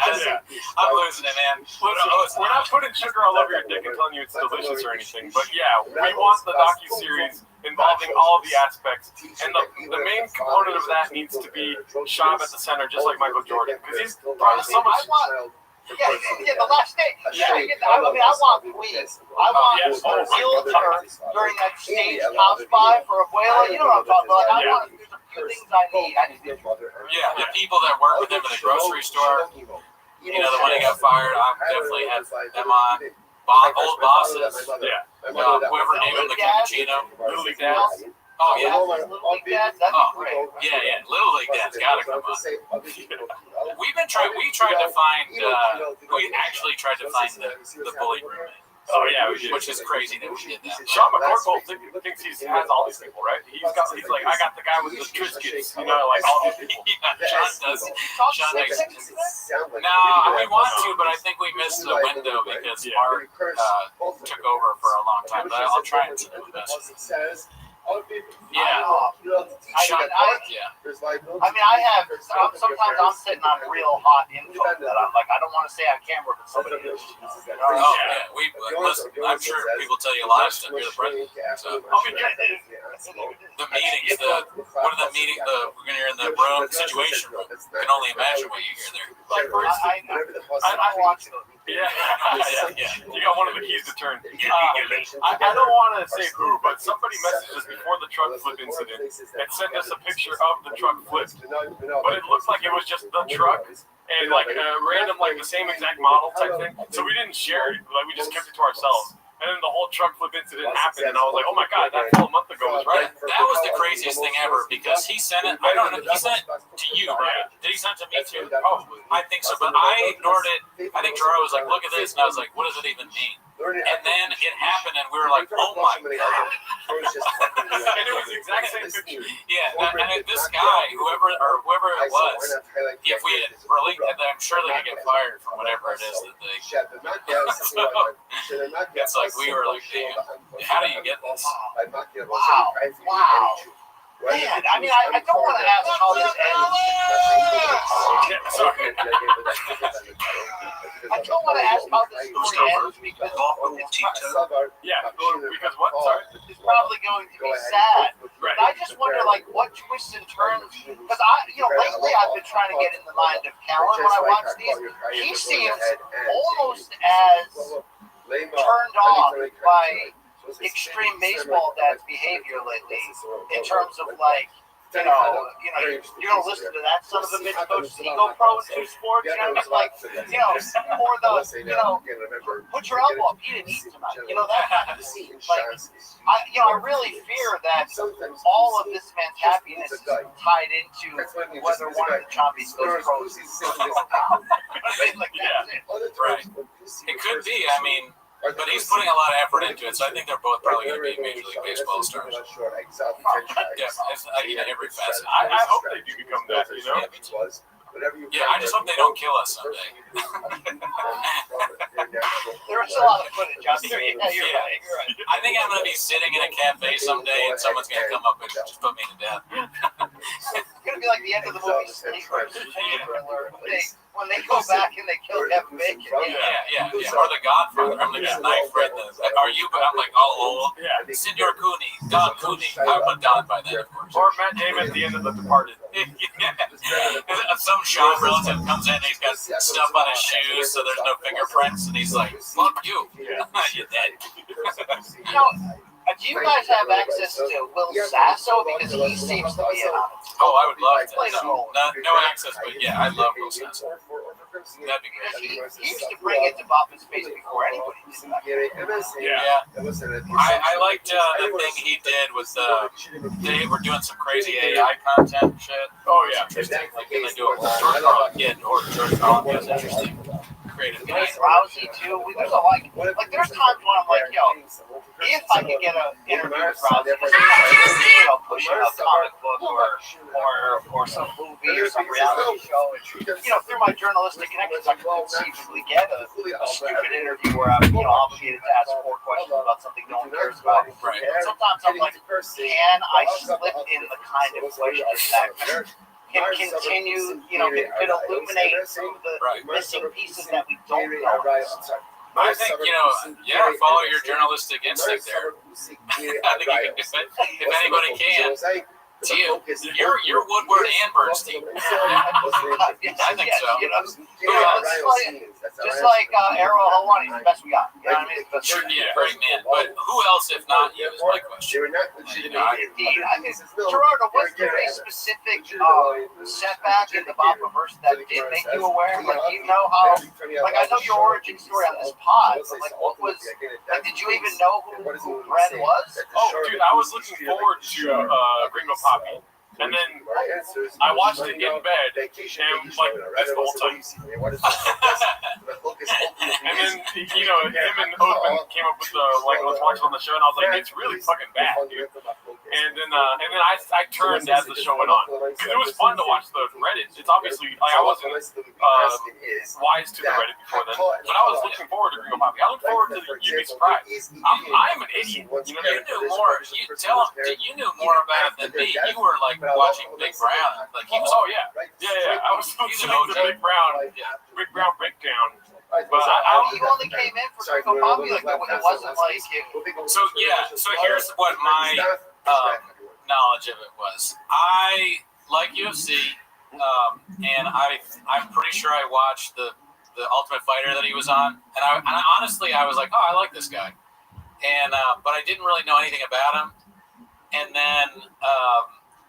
When I was doing stand-up and like the time when he started, people would post about how this angry bitter comics would be like, this guy thinks he can do stand-up now because he did UFC and he's blah blah blah. And I watched it, I was like, they're just hating on him. And then he had a Showtime special, and I was like, I don't have any interest in that really. I kind of was like vaguely remembering him from the Fire thing. But I was like, it's probably bad, but I'm not gonna watch it. And then Othman was like, dude, you gotta check this out. And I watched it with Gerardo. I was like, oh my, I had no idea. And then I went back and watched You'd Be Surprised. And, I mean, cool story, bro. At that point, I was Baja mode. Yeah, I was very surprised by what I saw. The Jamal story, the story about the doctor. And then when they show, I think the moment I got fully aware was the Phage Frequency doctor. Yeah. That changed it. Yeah, I watched that too. Do you know that Greg? Was after the first special. Yeah, no, I think, was it about the first? Yeah, it probably was the first special. Do you know Greg Zoo, the doctor? Have you ever met him? No, I've seen him at UFC fights. So I hadn't even ever realized he existed until they showed the side by side of Chop doing the Asian voice and this guy being like, well, actually. Yeah. That was so crazy. It was a special time. Yeah. That was one of the greatest things he's ever done. I mean, he might be a Hogan-esque liar. Like, it really is on that level where, I think, legitimately 90% of the stuff he says is not only false, but is easily, flippable. Like, you didn't have to lie about it. Yeah. No one would have thought you were decently cool. You know what I mean? Like, it's mind-boggling. Because it's just it's equivalent of like a 5-year-old. It's just lie on top of lie on top of lie on top of lie on top of lie. There's never any reason for his lies. Like the random things. I just think about the time when he was like, so I had this Spider-Man over for my son's birthday. He was this fat guy on cocaine, this fat Mexican guy on cocaine. It's like, what? No, you didn't. That didn't happen. There was no fat Mexican Spider-Man at your house. It just doesn't exist in real life. That's not a thing. I mean, I benefit from the crossover audience of the Reddit. I think that, we only won more. Spoiler alert, we only won Morning Combat Podcast Awards because of how aggressive these Reddit fans jumped on MK. But I think we still cross over today. Don't you have a superstar fan of your work named Saul from Louisville? Oh, yeah, Saul, great guy. Never met him. Cheers to Saul. Thank you. He's wonderful. One of the best people on this planet. Yeah. I mean, one of the things we like about you is your humility. And, of course, the Reddit had nothing to do with the great results of Mortal Kombat. Best MMA show out there, Yes. We all love that show, the live chat that Luke has. Your podcast. I mean, you're just one of the best to do it. Yes. That's what I've heard. Beast of a dad, beast of a podcaster. You teach T-ball, a travel dad. Are you doing anything with trucks lately? No, but not flipping. I was hoping that you guys were going to give one away. Fully come full circle on here. I mean, I'm shocked that didn't end in jail time. Right? It's fairly illegal. You can see right through it. Like, it's like, you know what I mean? Come on. Yeah, no, we joked about that a lot because of the entries thing. It made no sense. Like, what is 40x Spider-Man with the kiddos birthday party? I'm no attorney, but I still don't fully understand. 100x entries. What? And the winner just happens to be the guy that runs in the same truck races. That's just what a coincidence. Yeah, I mean, I respect the scam. It's a good scam. Can I ask you a question, BC? Yes, please. Non-ironically, what is your favorite bit from the Gringo Poppy, if there has to be a favorite? I mean, here's the deal. Like, I'll answer this, but I'll take a long way to get there. Yes. When the biopic eventually comes out, Yes. I don't know Does who's the going to play. Subaru ever go Baja mode? You got a question. We got to figure out who's going to play him in it. Yes. But I need a scene where he sits, Slow Joe and Mom-in-Law down and is like, look, our career's on the line. Showtime let us go, but I lied to everybody and said that that's not myself. We got to go to YouTube, but I told everybody that, we're talking to Netflix. Hey, here's the deal, though. For this to work, I'm going to have to disparage your entire heritage, the heritage of our children. You know what I mean? Because as I'm watching that, I'm like, I got to tell you, I actually thought that the Gringo Poppy in real time wasn't a massive failure, only because I actually legitimately laughed like 2.5 times. Compared to the first comedy special where I was just like, I'll give him credit. The Rousey story, how he built to it there. Like, the guy could tell a story when he has professional writers like he did for that one. Setting him up there. But like that second one, I remember thinking like, wow, he really tried. And if I'm a member of his extended family, like we're calling it a divorce lawyer, right? So definitely to answer your question, it was like it's how the escalation of his eye and face muscles when he's going down the line of like. Chilaquiles, like each one, it's like it's just going to a new level. And to answer your question from earlier, I actually lived with the writers of You'd Be Surprised. I lived with two comics that wrote for him. Yeah. Who wrote it? Hassan Ahmad and Derek Boston. Derek Boston didn't live there, but he was there writing with Hassan all the time. So I always assumed that like that whole first thing was not him. The whole first thing. I mean, they were always working with him. Like they were always busy and then always going on the road with him and whatnot. Yeah, like you need somebody to watch him, make sure he doesn't fall over, eat something wrong. Right. That kind of thing. Make sure you drink some water. Make sure there's a sink around the corner, if anything, Right. I mean, do you think Joseph led him down the comedy road only because he felt bad about calling him out on the podcast live and ending his fighting career? So people forget that Chop did consider a cut down to light heavyweight after that and actually was like, gonna do it. The doors kind of slammed in his face.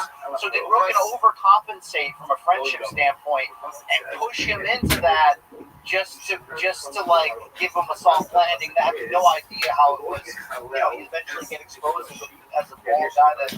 I mean, he's a ball guy that slings dick.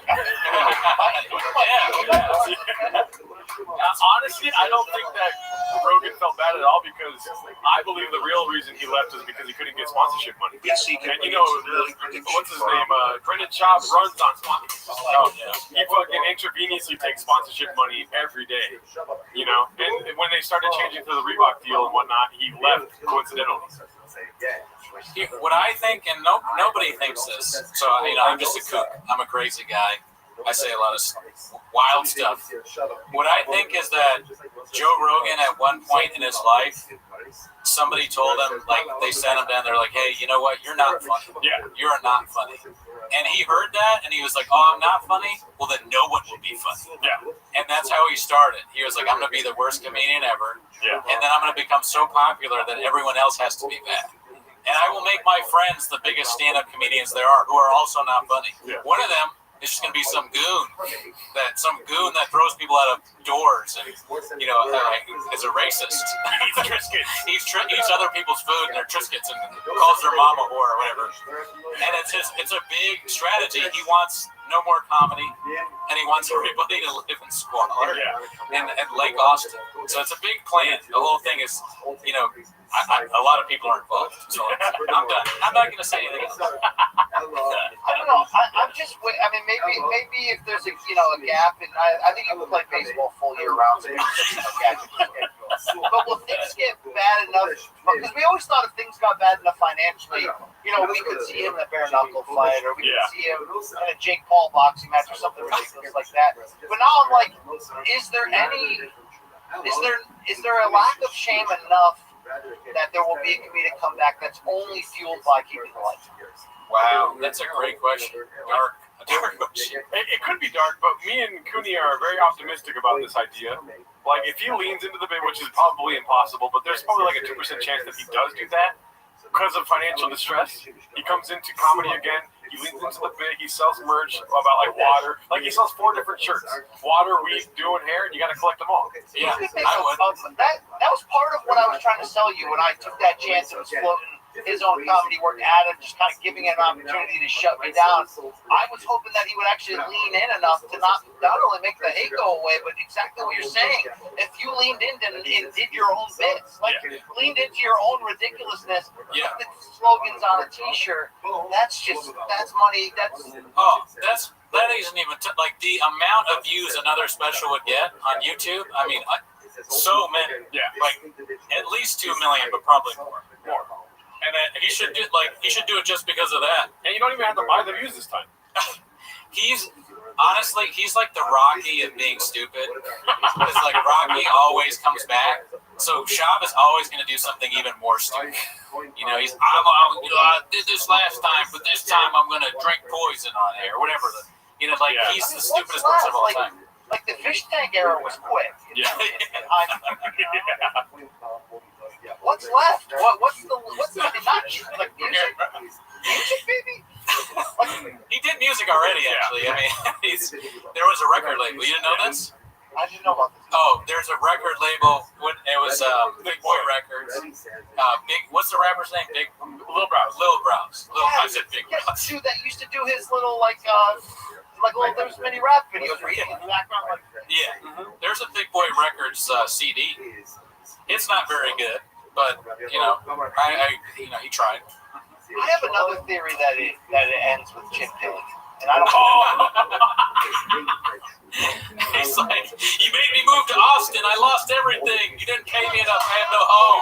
I live with Donald Trump the dog. Yeah. And then it ends the whole film ends with Chin throwing a match onto the house dripping with gasoline. He just throws a match on it. Right. Yeah, that's right. Did I say house? I meant to say storage. Yes. Storage unit. Yeah. Schaub's living in a storage unit. He's been kicked out of his own house.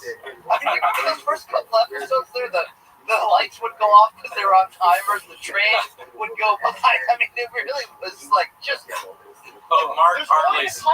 Is there going to come a time when he was in on it all along? I don't think so. I mean, he's like Pagliacci, the mask off. I've been talking Because this will be like, forget Andy Kaufman. This will be the his greatest work.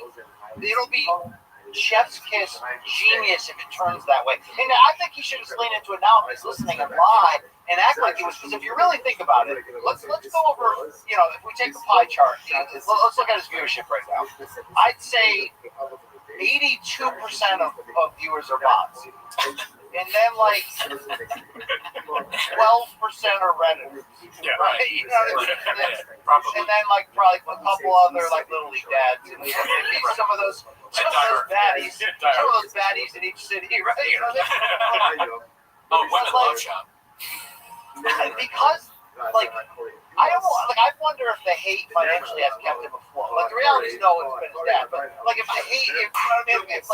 If the hate clicks have kept him afloat, if one day he just goes like, it's like the big reveal at the end of the movie. He's like, you know, I was in on this. Like, God, this was all. I mean, that would really be beautiful. Yeah, he should wear Joker makeup when he does it too. Yeah.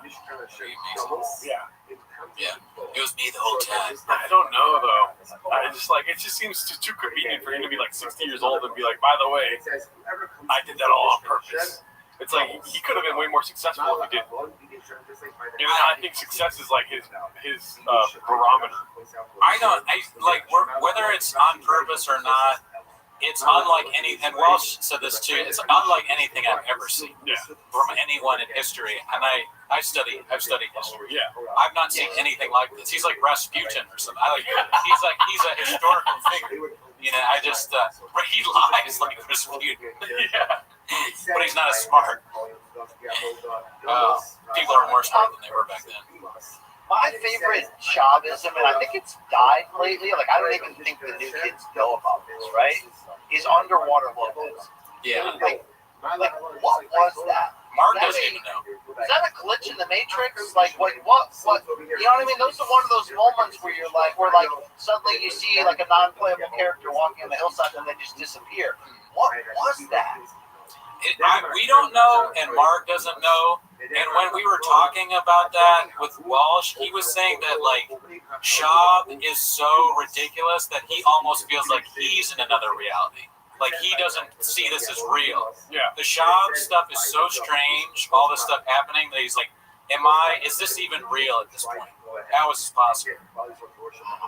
And I talked to people that worked in that West Coast office during the Showtime era, and the whole like pissing in the office sink in front of everyone as people are getting like that's 100% real. That is not a bit. That is like complete Hell's Angel, mark my territory. Yeah. You know, I don't give a damn about any of you. I mean, could you imagine there's like somebody filling up their coffee mug, you know, somebody else filling on there and this dude's just, you know, spreading it wide over the community sink. Do you think he rinses it afterwards or just like... I don't think so. Yeah, I mean, that's funny. I've never really put myself in that position where it's like, can you imagine your boss? Yeah. You're just working at a bookstore or something and you see the boss go and piss in the sink. Yeah. You're like, did you rinse it? He's like, I didn't shit, I pissed. Why would I rinse it? He's like, we've been streaming for a long time. I just hope Shin isn't the one that has to go in like the seat cushions and pick out all those. Like, that's crazy to put it in your own furniture. Yeah. You own that furniture. And why? It's yours. Yeah. You're definitely suffering from Down syndrome. Degrading your own stuff. It is one of the great epic falls, but at such a slow, sustained pace. Yeah. It's the slowest fall in history. Yeah. He'll outlive us all like some kind of stupid cockroach. You know? He's going to be there. When we're dead and gone, he's going to be like calling the president of some country the wrong name. You know, like in an offensive way. How many more do you think of Tiger's birthdays that Theo will show up? Like, is that only I just hope he doesn't kill me type of gesture? Or what? Oh, I don't know. I mean, they stick together. He hasn't missed one. Really? Well, I think Theo is like of service to others. He, Shop had a big part of his earlier days type shit. You know what I mean? So maybe he'll never stop. Maybe Shop fucks up the relationship just like he's fucked up many other relationships. With him and whatnot.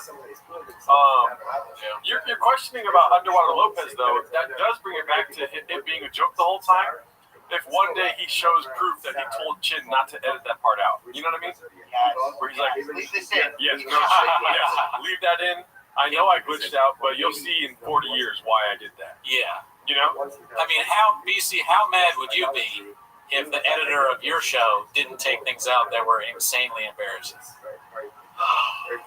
Yeah, I'm with you on that one. It's a perfect storm. It's like they got a terrible producer, 2 bad co-hosts, dead air left and right. In a storage unit. In Austin. Where it's hot. You know what? Like, Chen seems like a good dude. He can sing. Like, he makes gross fish on those camping trips. But like, I have a heart for that guy. Yeah. Oh yeah. No, I enjoy Chin. I think he's funny. And I feel bad. I worry about him with the way they talk about him. We can never tell what's true or not. They're like, they have him on the show. This guy that works for them for not enough pay and all this, and they're like, you're an alcoholic. Like, all right. I thought my job was to produce the show. They're like, you drink too much and your heart rate is bad. Sleep outside, kid. Yeah. And also, we didn't think of any moving expenses for you. Like, we didn't help you. So you're living with your brother now in Texas. What? Doesn't sound like a good job. Yeah. Yeah, it sounds like he's getting paid just enough to keep the lights on, like a Social Security type of pay. Well, we got some skinny on pay if you're interested in how they get paid. Mark was telling us, Chef and Mark in the chat going wild, but Mark said that Chin makes, and I feel bad saying this out loud, but I've streamed for long enough that I have no culpability. Chin makes $100,000 a year. Jamie makes $1 million. What'd you say? Jamie makes $1 million on Rogan, $1 million a year. Yeah, that's probably a discount. But what did Callan's get? Callan got 25 a month. 25 a month. Wow. How? That's a lot of money coming out of Harold Shop's pocket. Wow. Is that Peter's shop? I'm making stupid bits. I'm doing skits and bits. I like to call him Harold. But so like Callan making that money when Mark told that to Walsh, you could see a part of Walsh died. You could see it in his eyes. He was like, that's what he was like, this doesn't exist. And also a part of me died. How does he make that much money? I legitimately would have guessed like 32,000 for Chin. So actually, you know what? Maybe Chin's like in on it. I mean, Chin's got it. Yeah. I mean, 100 sounds like a lot more than I thought he was making. Because we heard that he just doesn't pay his staff. A lot of times he just won't pay. Yeah. And then he does donut. He fires you, and then he does donuts in the parking lot. It sounds crazy. I gotta say though, as a pro wrestling fan, Hella Mark's face turn, after that broke down, and like it was pure pro wrestling because like when he was a heel, I hated him. One of the worst people on this earth. And then you just instantly had a heart for it. Yeah, Pro Wrestling Federation. We don't deserve Mark. It's the same shit. Only a true artist could play those roles that effective. In a way, Mark is kind of the character we're talking about, where there's like a turn. He's doing what Papa should have done. He's the character. And this is a great point by Mark. Is 25K is Brendan's quote, so allegedly 25,000 a month. Yeah. Oh, and Saul just said, "What's up?" Shit, Saul's in the chat. Is that my CEO? Is that my CEO?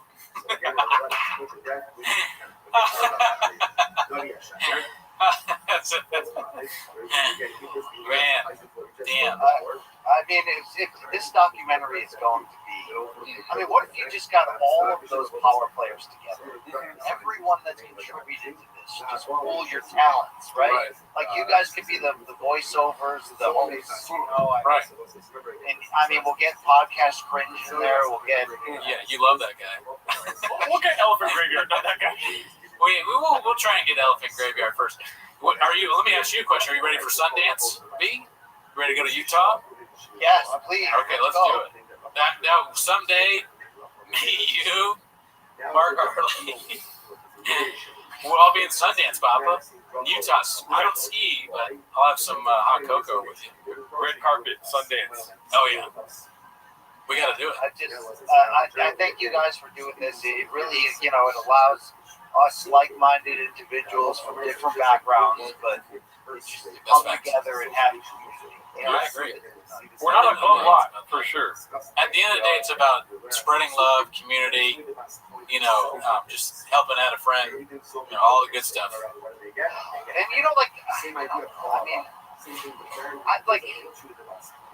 he was kind of reaching for Kalila too, right? Yeah. Oh, yeah. But I mean, are you looking at the similarities or the differences? You know what I mean? Because I would reach too. You know what I'm saying, dude? Facts, daddy. Gerardo hits on Kalila every time Bobby Lee sends us a check. Yeah, dude. Yeah. I don't sign the back. I just put my phone number.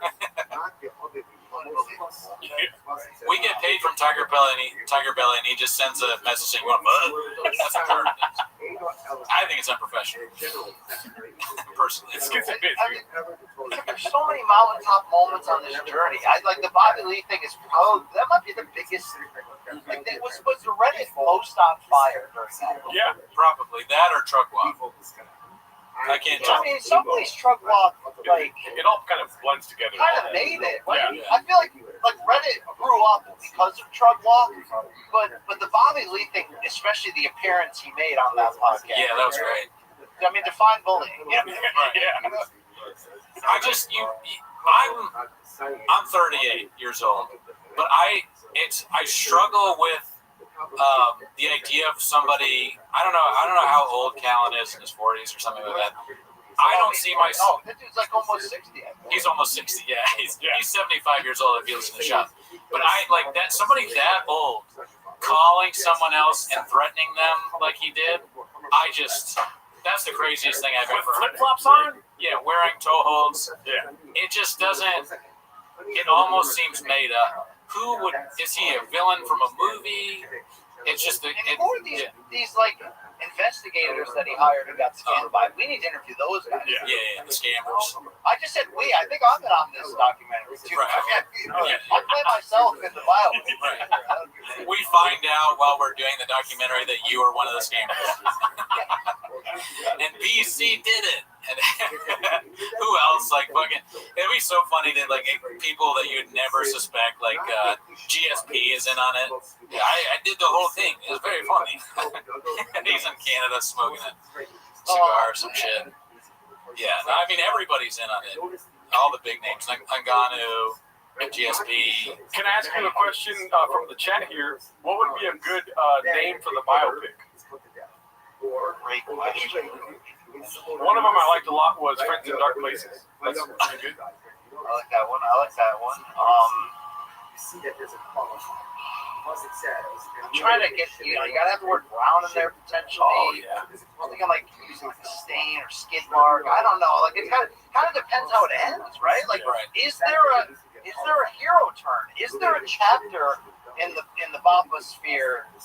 Is there a redemption angle? Short of coming clean and saying either it was me all along, or either, all right, guys, I'm finally gonna, join. If I can't beat them, join them, which won't happen, right? Because if you're that lack of self-awareness, it'll never change. But is there one more? I got one. Is he gonna fall into something financially, like a Bernie Madoff scheme or something? Or crypto or something? What? Is there some way that this? So many opportunities. You're coming up with plot twists. I was going to say, save somebody from a burning car, but he already locked up that. Crypto for sure. It's too bad he never got into NFTs. I guess there's still time. But as far as if you're thinking of a name for a documentary, you got to think about the name. Drugs and Fucks.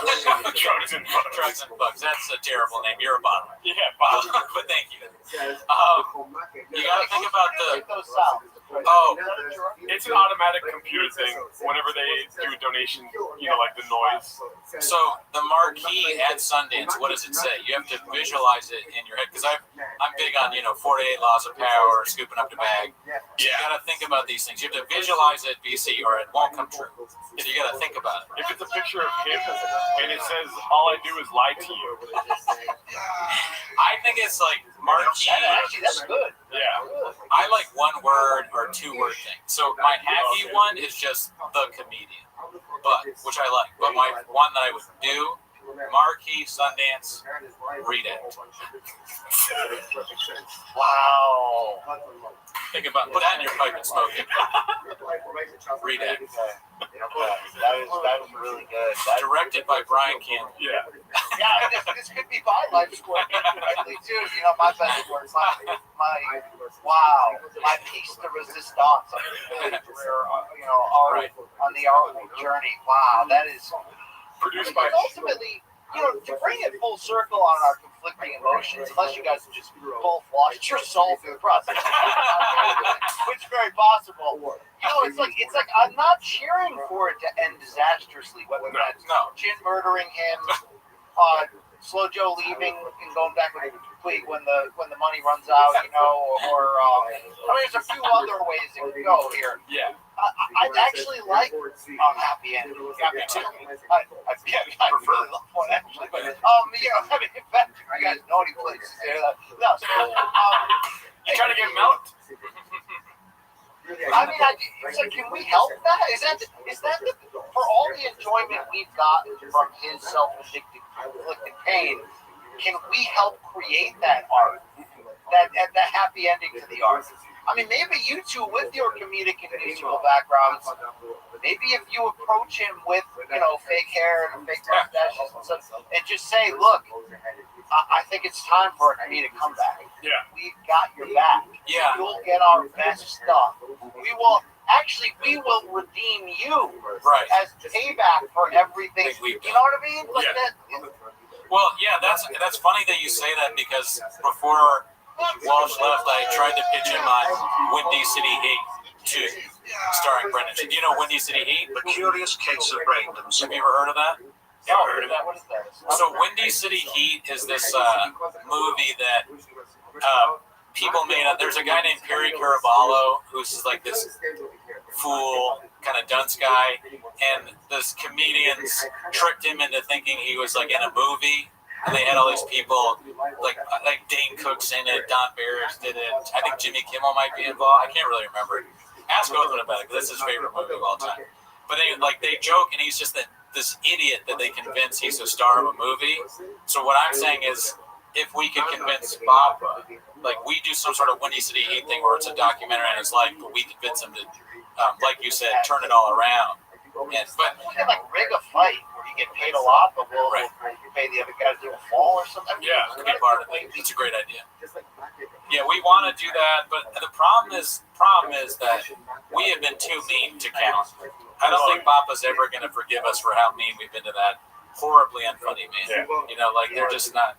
It's his friend, and I get it. Listen, I get it. Look, he has been falsely confused for a while. You gotta give Papa that. Yeah. Wow. I believe in it. I believe in the redemption arc. I've always held hope for that. I don't think it's gonna come it's gonna come with a lot of resistance. I think he's going to continue to resist against it until admitting that we're correct and that what he does is unintentionally funny, but that it is funny nonetheless. I feel like he doesn't want to be that guy, but he is. He's just always been that guy, Interesting. Do you think you can ask Jay anything? I've asked Jay a lot, and Jay has not answered.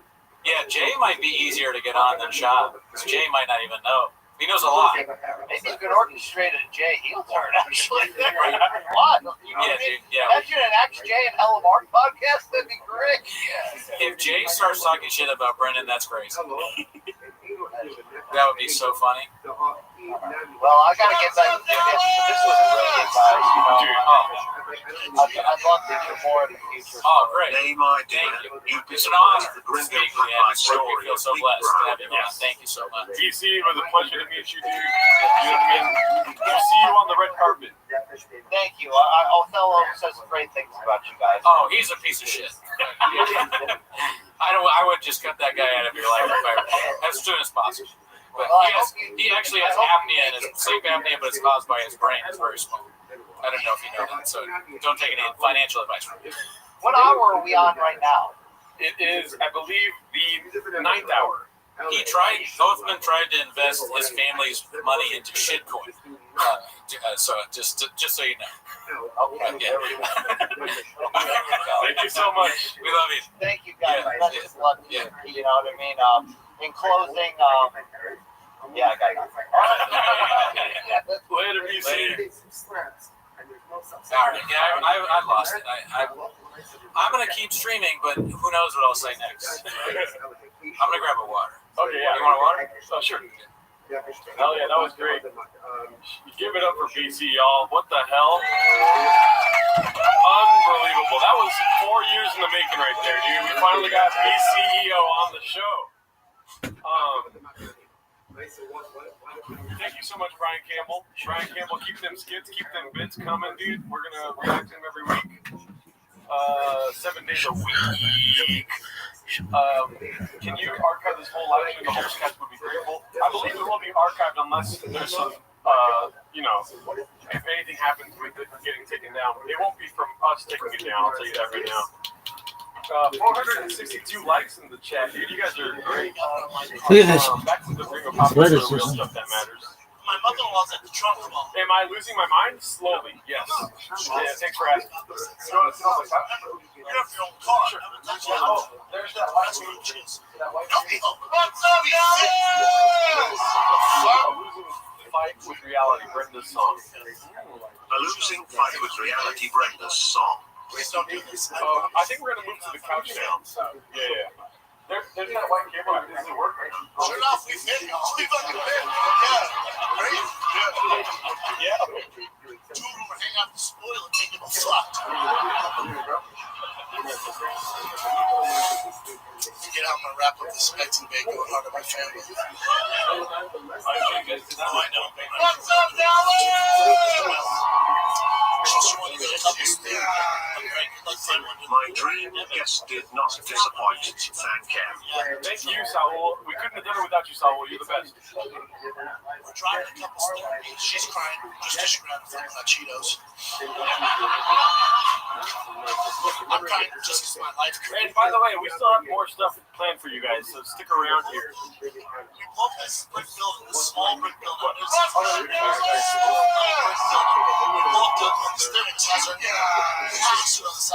Can you rewind the special I Missed My Fat Joke?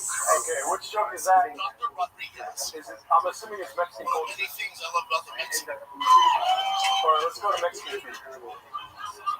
Take with 3 fucking. Alrighty, let me get dude, bean cheese. She's like, what the hell, man? Carb load year round. They eat bean cheese. She's like, what the hell, man? Carb load year round? We never tail off the carbs. That's the game plan. We're all gonna be built like armadillos. Oh shit, I'm back. Am I back? Can you hear me? Yeah. Okay, good. I think so, yeah. Yeah, it's good. It's not loud. Oh, that's cool. The chat's right here. Keep your knee. Mark, the fact that I bought my purple driving nuts. It's all good, Mark. I got to text you. It is hard to text and do a show at the same time. Stick around, brother. I was in the waiting room for the stream to start. Ooh, dude, you got a shout out from BC. How cool is that? That's awesome. Do me a favor, though. I don't want to be tempted. I don't want the house. Do me a favor. Tell your mom I'm on keto. Can I do that, James? Won't you tell her? She's got some flesh on her. I got no idea where you're talking about. Guys, we have surprises coming up. for you. Just checking to see if the surprises are still going on. Let's talk to the chat. This is Eve Learning. Thank you. I appreciate that. My favorite food. You know how I feel vodka. What else you got? Just hang on. We have one. At least we're gonna get the "It Doesn't Matter" people on at some point. I think we have another surprise for you, though. How awesome was that interview? I was so tired. I think my headache went away. That shit was crazy. BC is hilarious. Right? How funny was he? Oh, you know what? I wish I had connections to Mayhem. We'd have them on. Maybe we should have an episode of Mayhem and Sean.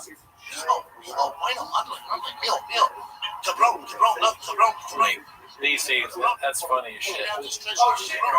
Yeah. Yeah, I can help you. I'll be right back, folks.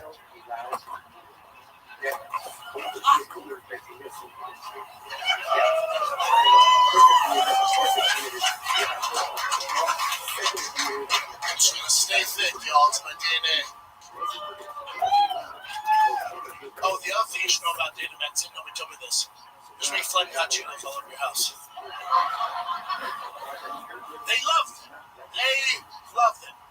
It's like catnip for Mexicans. They love them.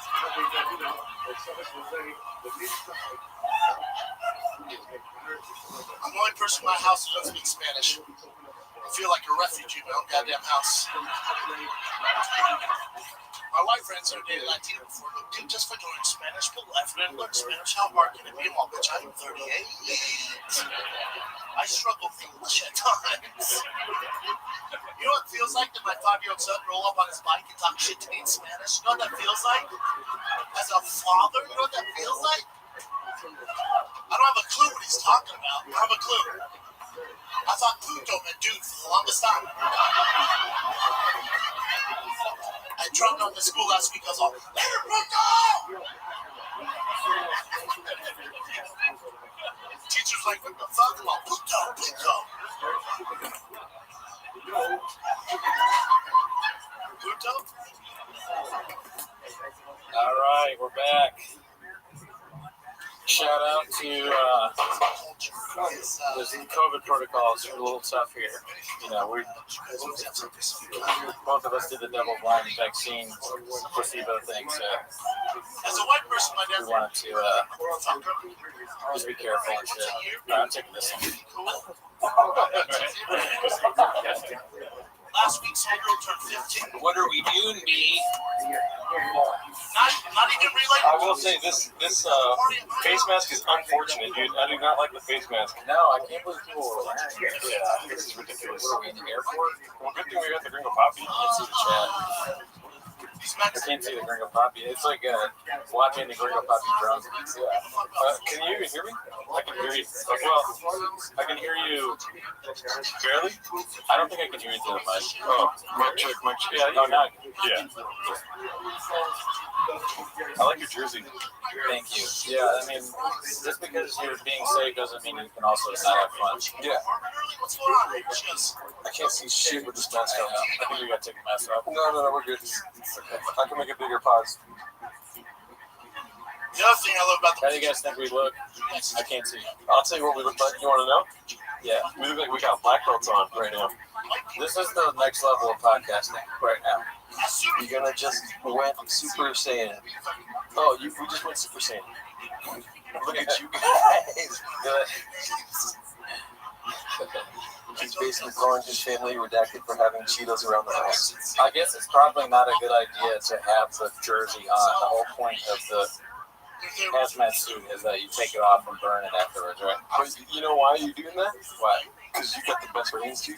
Why? No, you're doing the thing because you have the best brains. Oh, I think I'll probably have to burn the jersey now. True. Oh, yeah, because it's outside the hazmat suit. Right. Mama, we just talked about this inside the house. Remember, you're In the hat. eat at the restaurant. She goes, "No, we fit." The fuck? Sure enough, they fit, y'all. She goes, Oh yeah, this is Please don't do This suit fits crazy well. I'm talking about the special. Yeah.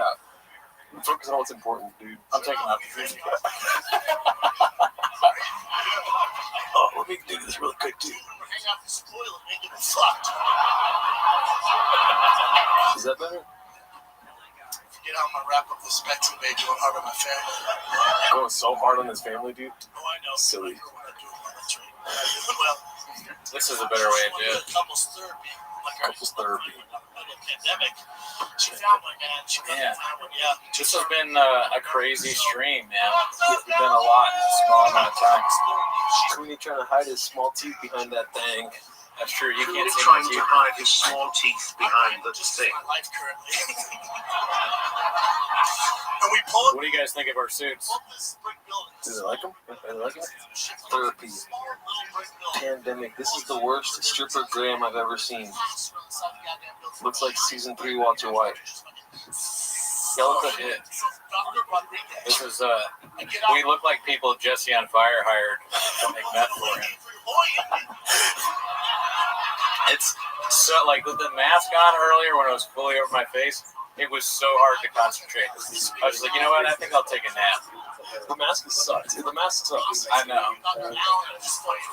It's a tough, home field advantage. now it feels like I'm a poker guy. Like I'm counting cards. blackjack. It's kind of funny. It's kind of like a hat. Oh my Yeah, god. put it, yeah, put it up. I forget how good my vision is with the mask on. Welcome back to Rick Glassman's podcast. I'm Rick. This is Glassman. I feel like the Red Bull worked. Oh yeah, yeah. You guys are true American heroes. Thank you. Appreciate that, Sonny Spinelli. Can I be honest with you? Yeah. You're on fire, dude. Thank you. Can I be honest with you? Go for it. You're on fire. Dog, stop it. Should we thank the guy that got us the? Oh yeah, dude. Shout out to Paul C, dude. Paul C's the realest, dude. Yeah. He got us. Oh, he didn't think a bit about you though. Oh really? He got us baby carrots for your small teeth. Hey, that makes sense. I can only eat smaller size carrots because of the tooth size. A lot of people don't know that. And he was like, also, I would have got the bigger carrots, but your fridge is tiny. He said. He actually got carrots? You want some? No. Oh. Fuck carrots. Dude. I want to fucking. I'm actually not hungry at the moment, but I only want unhealthy things. You know, I'm guilty of catching flies during the BC interview. Did you see what I did? What'd you do? I put salsa on the cookies. No, you didn't. I did. I mean, the Portos cookies are delicious. It was a different cookie, but Oh, you got another cookie. it was disgusting. That is horrible. It was god awful. There's salsa right there. Oh shit, you actually did do it. I thought you were. I'm not joking. I really did that. Is there a cookie left? Yeah. I'll do it if you want me to. Oh my god. You do have the suit for it. Yeah, I know this is probably the safest way to eat a Mexican cookie. Oh shit, wolf out again. Oh shit, income. Playing golf this Sunday. I wish you too like that. Salsa with kratom. Salsa cookie. It is kind of like the equivalent of a Red Bull. What time is pizza delivery coming? Pizza delivery coming to Q2. I don't know if I have pizza in me. Pause. Yeah, I definitely want it, but I can't. We shouldn't. We'll see. This is not good. David right next door to me. David. Adam Hayward is coming on next. We have that for one of his characters. For a sleepover episode. Our favorite comedian. Yeah. All right, dude. He's doing Dr. Phil. Yeah. Hi, I'm Dr. Phil. Everyone can do this. What do you mean you watched it for 24 hours, David?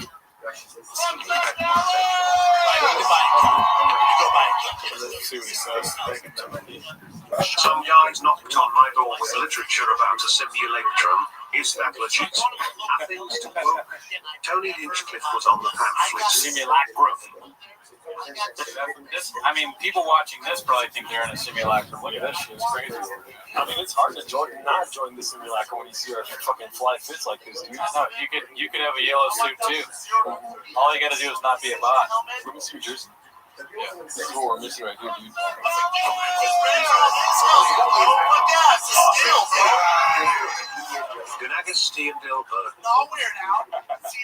That's us. Oh, there we go. Daddy's number in full picture. Mark, if you ask nicely, maybe. What? He said, are we drinking that? Jesse! This shit is fucking dope. That just sounds like a medical procedure. I said the other day on Twitter that everything that Walt did, or I said nothing that Walt did in Breaking Bad was worse than Andrew Schultz's voice.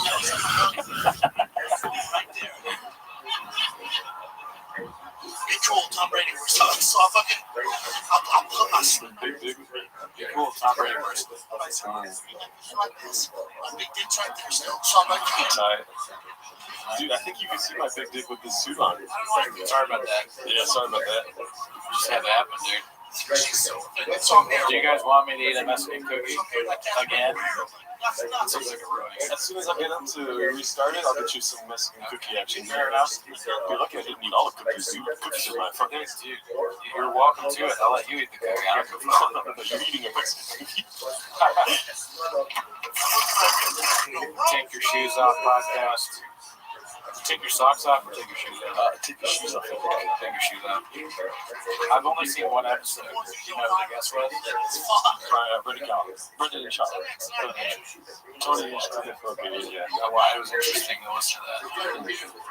They had grievances against each other that they ironed out. I watched the Dan Cook one. That was pretty cool. What happened with that? He pulls out his old records. Yeah. Like, retaliation and. I don't know the name of Dave Cook, but I'm not going to do shit. Neither do I. It was funny when Brian was like, he's like, I really like podcast grants. Like, whoa. I don't have a problem with podcast grants. I just thought that was funny. God damn it, I'm rubbing my feet together. Son of a bitch. This is why I have the mask on, dude. I can't see the bots. Yeah, that's a bot. Yeah. Thanks for letting me know, bot. Yeah, thanks, bot. Humans, it's the human body. Have you ever heard of it? Sometimes you rub stuff. You probably grab it by the scruff of the neck and be like, enough's enough. Enough's enough, kitty. I love it. You kicked a line. He kicked a line. It's a line of the mountains. It's a line of the mountains. The mountains. This thing was Mufasa. This thing was Mufasa. It's like this mountain line being Joe Rogan's trash. This thing. That would be funny if they had to play this in court. You were like dressed like him. You were watching him. Yeah. We're being sued, and we're like, do anything, and then they play this. We had to watch the 24-hour stream in court for 24 hours. I don't want to see this image in court ever. I would not be happy with that. Yeah. But it is hilarious. Yeah. This is a great costume. It's a Halloween costume, dude. Yeah, I feel thick with 3 fucking CDs. Looks like I found my Halloween costume. Oh, man. I felt like we just started. Let me start it. It's fucking short. You think my ass is tiny? I have no ass. Gringo Bobby. Gringo Squad. All I see is cake. All I see is my wings. Oh my god.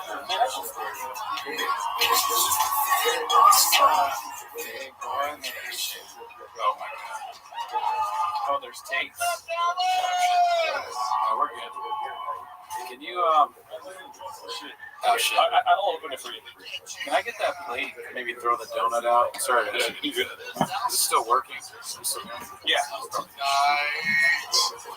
not used to that. I think I unplugged. Oh, my goodness. Dude, how many times have you watched this? So many times, dude. Do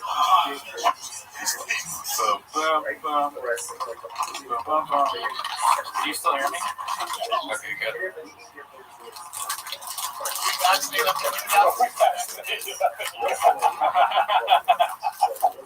I wear this because I'm not vaccinated. I'm vaccinated, but I also take methylene blue and scorpion venom. Scorpion milk.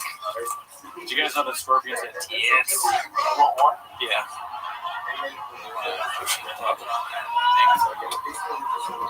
That angel's not touching this fucking temple, Daddy. I mean, to be fair to you, I put a little bit of salsa on it, but I got plenty of salsa on it. You know what I mean? You really did that? I swear to God. So why did anyone see it? Only one person commented about it, but I didn't want to make the whole interview about what I just did. I was trying to do like incognito mode. That's funny. And so like one person said something and I was happy with that. Yeah. You know what I mean? I feel like they have to do something for me to do this. I don't know what. I mean, they've done so much already. They have done a lot. This has been a great stream, y'all. Yeah, you guys are the best. All right, fair enough. You know, you deserve what you deserve. No ass because you're Guadalajara Mexican. Bot. It might take me a long time to do this because my wrists are burning. Oh, dude, we got like 45 more hours left. And I'm not flirting with the idea of this. Yeah, you put the mic down. I'm not going to.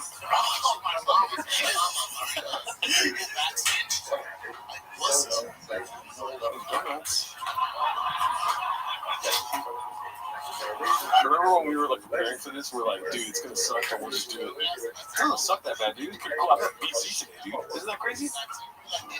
Dude, that was amazing. Right? And also, opening this made me feel like that right-wing podcaster that couldn't open the pickle jar. That guy, I was like, oh shit, I'm that guy. I didn't open it all the way and see if you leave it like that open and then just pour on top. That's what I did earlier. Okay. So yeah. I don't feel good, bro. Oh, I know, it's so bad, dude. It sucks. This is the worst joke ever written for this. Yeah. Oh, God. I mean, I'm cool with that if you're. Oh, okay, good. Yeah, you're good. It's enough, right? Because you don't need the juice. It's just salsa. It's salsa. You're not even Mexican. You need to hire some. ASW, fix your mic. That's from a while ago, B. Fine. Get them on there. Sorry, lady. All over the news. Oh, Nathan, charge your phone, dude. Cooney, how did you meet BC? From the street. Bot. Good one, Bot. Anorexic dyslexic is he wants to watch Gringo Poppy. You have a lineup, bro. Good one, Bot. Yeah, bots. I thought we would get actual viewers for this stream. Didn't know it was going to be all bots. Yeah, a lot of bots going down. I'm not gonna lie to you, I did put more salsa than that, but it's fine because you know you're holding down the fort, I'm holding down the fort. You know, who wants me to have the salsa Mexican cookie? Does anyone in the chat want me to eat this cookie? Yeah, it's just so much love. that's where you find that little bit content. You don't know that shit. Squad wants me to eat it. That's one place. I'll try to follow them and shows to cool and not have that these coaches. Or try to follow Brendan like the great All caps. canceling Eat it now. stupid. Now I Tapatio. Actually, this is Tapatio. This is I have some Tapatio if you want it. Casa Sin. That's not salsa. It is technically salsa. Yeah. All right. Fine. Okay, I'll get it. This shit is hard to fucking work with. Get this out. Could you please take this from your Thank you. It looks good. It's hard, dude. I struggle to open it. It's keto, bitch. When I locked down, my girls fight with me the other week. Yeah, like now we're fucked. Just you know what? Maybe it's more of the cookie that Chef says if it's Tapatio and salsa. Like it's a really serious topic. Technically, doctor, it is salsa. I kind of want to try a cookie with Tapatio now, dude. I'm worried that family of mine will someday see that. They're all over us, dude.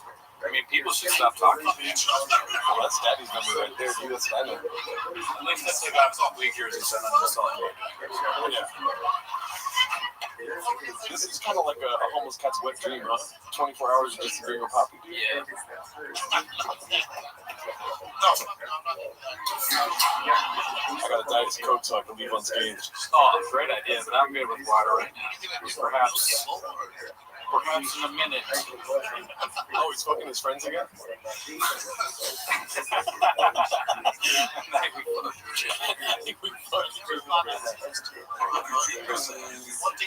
Shout out to Walking Dead. Good to see you again, dude. Oh, shit. Dude, shout out to all the new subscribers. We've gotten a lot of subscribers today, dude. Oh, really? Yeah. Welcome to the show. I hope you're enjoying it.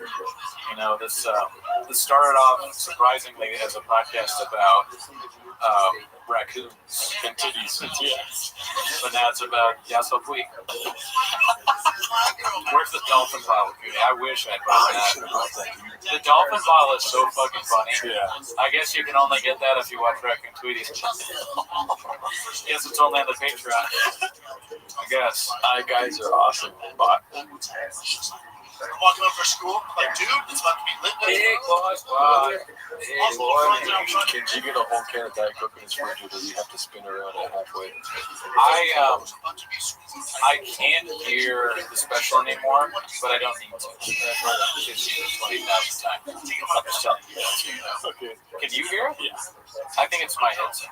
I think maybe if it's not playing in the headphones, it's just playing in my head like reverberating. I don't know if I fucked this up or what. I'll try right here. I said, you're in a group chat with the parents, dumbass. That one guy loves that joke. Oh shit, he's like savage. No. But I don't need to. Yeah, you I'm fine with this. You put in the hours, dude. Yeah. I mean, it's all good until we have more guests. Yeah. Listen, man. God is shit. Imagine we can get Brendan Schaub at the last minute. That would be insane. He came on. A boy can dream, you know what I mean? Yeah, I keep looking at Instagram, hoping that he messaged me. Yeah. I know, right? But we don't matter. No, We don't count. we don't count. I said it happy too. I'm like, we don't matter. I would also break my headphones. It's kind of funny.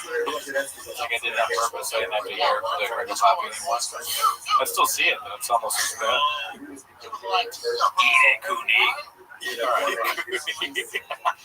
Who said that? Mr. Catatonic? Wow, this shit breaks. Oh yeah, it's really, really big soul. So this is the first bite of a Mexican. Disgusting. Yeah. It's gross, huh? And then you know what? I forgot the first time when we did it. It leaves a fucking taste in your mouth. It's just like unbearable. All right. I ate a whole cookie. You know, you don't have to. No, I'm kidding. I just wanted water. Oh, okay. That was disgusting. It is disgusting. It's like the joke is so funny. Yeah. It's weird that something, a joke that can be so funny can be that gross. Yeah. I think that's why it's funny, because it is gross. I just want to be authentic. I just want to be authentic, you know? Yeah. Oh. Every night, though, 7 years later, Oh my God. I gotta look Latin. There's no I did just like this also. It smells like tomatillo too. That's disgusting. I'm glad they can't really see it. Yeah. It's like too small. But I think if you saw this up close, you'd be grossed out. This is chili hot. Is this what churros are? Hey, we're gonna watch Brendan's podcast. Oh my God! Hey guys, let's all gather around and watch it. So Man Lehman's like, imagine if Cooney vomited in a hazmat suit. I guess that's the perfect way to vomit. Take a picture of your phone. Oh, of the phone. Okay. I don't have my phone. I guess. Maybe Brendan's not trying to shit his pants. How about that? Brendan's not trying to shit his pants tonight. How about that? Ready? Every time dinner would come, I ask her like this. I'm gonna send this to the Discord. Dude, I might pass out from this face mask. Take the face mask off. No, because then I pass out for a couple hours. I wake up. You want it? That's awesome. I'm sending the. I should post the that on Reddit. Yeah. Or I think let's test. You always hate. You say I can't multitask. Oh, go for it. We'll prove you wrong right now. So fuck you. You're a bot. You're being like all super nice to me. I'm like, fuck you. You're a bot. I would say, look at this bot. I just want to say shout out to Mark, dude. Shout out to Alistair Williams. Shout out to Brendan Walsh. Shout out to Brian Campbell, dude. That's all I have to say. Yeah, shout out to everybody that came, and apologies to Sean McCorkle. We'll do another 24 hours I tomorrow. want you on. I'm going to text you after your apologies, but I guess you got to go beat up Mark. Oh, that's what he said? Damn. He didn't say that. It's crazy. He's always saying shit like that. Oh, man. Dude. What was your favorite part of the Chiefs theater? Oh, I mean, dude, he's saying he wanted to get milked. That was pretty cool. He was like, happy endings if you know any place around here. I'm like, oh, this guy's one of the 250. You know what I mean? It's just like the quickness he has with the fucking, you know what I mean? Dude. Shout out to the subscribers, dude. Yeah. Yeah, that was a crazy interview.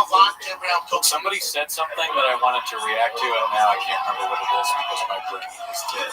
But it's not even something that I wanted to touch on the fact that the Red Bull actually works. Oh yeah. Like I feel better. Yeah. Usually Red Bull makes me feel like crap. You know what's funny is that the fucking rain did not work. Because I was like knocking out during that ASW. Oh man. The ASW interview, I was kind of like dozing off. But you were on fire, dude. You were like, oh really? Yeah. I mean, I thank you. The fucking the Red Bull was a good idea by you, you took one for the team. You had a reign. You deserve props for that. Because I'm a bitch. I won't drink it. I think it's disgusting. But you will. Yeah, dude. So thank you. My body's a dumpster, dude. You're a bot. Yeah. Or am I a bot? When I match with chicks on Bumble, I go, I'm a bot. My body's a dumpster. You want to fuck? That's what I say. Yeah. And it's like you don't even need to like cook food. It could be anything. I eat sausage salad. And by the way, we're gonna eat some. Yeah. Oh yeah. Yeah. I mean, sausage is great. It's probably healthier than pizza. That'd be funny if you're like, yeah, I gotta go. Yeah, I am out. And also, let me compliment you again on the place. It's very clean. You did a great job cleaning up. Yeah. You set up. You did a wonderful setup. You didn't land the end. You did a perfect setup, right? You cleaned.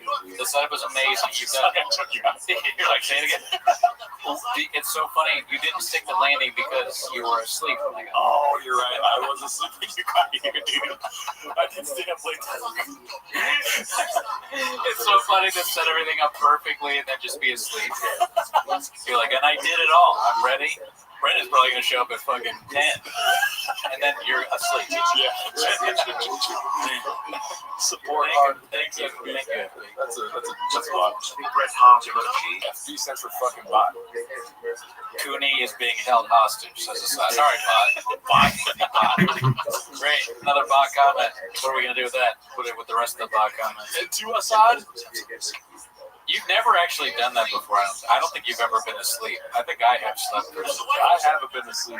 You haven't or have? I have, I think. Now, I'm sure I've slept. Oh, no, I'm thinking about getting picked up for gigs. When Jesus picked me up for gigs, I'd be asleep. And they would do the same thing you did, scream in my window. Yeah, it's funny. It makes it easier to get in contact with you. Yeah. That setup that you got. Yeah. Yeah. I'm trying to think. Have I ever slept through? I've definitely been late. Yeah. Not often. Neither of us are really late. That much. That's a dilemma for sure. Yeah, I mean, I got my beauty sleep. Gordo, why aren't you taking this opportunity to sit in your cell with your toe holds on, commit to the bit? You don't want to see my feet. Yeah. Haven't I talked about that before? How gross my feet are? You have a hammer toe. Hammer toe, yeah. The two middle toes both have hammer toe, which makes the nail look like something out of Lord of the Rings. And I have flat feet. Damn, I really am fucked up. I got a lot of problems. What's another thing I love about the Damn, it's 6 o'clock, dude. 10, 11, 12, 1, 2, 3, 4, 5, 6. Dude, that's 9 hours. We got more time because I think we can maybe send a link to IDM maybe 9:30 or I don't know. Oh, you mean like their time? Yeah, so like that's not far from that. In 30 minutes. It's like 30 minutes. Okay. So And then after that, we'll do some sausage salad because I've been eating bacon so crazy. I'm coasting on bacon right now. This stream is a plot to kill me. Oh my god. Cookies. Gargoyle food is fun. That's a bot. You got some sort of SDK from a process. Another bot. What time do you remember from comedian Brendan Shaw being most farm is not a bot question? You're like prolonging the misery. I was just shove it in the pot. Shove it all in there. I make bombs. I really put it on top of the cookie and then just shoved it all in my mouth. It's funny, like, here's what's funny to me now. There are parts of it that don't have hot sauce or salsa on it. But I hate those parts.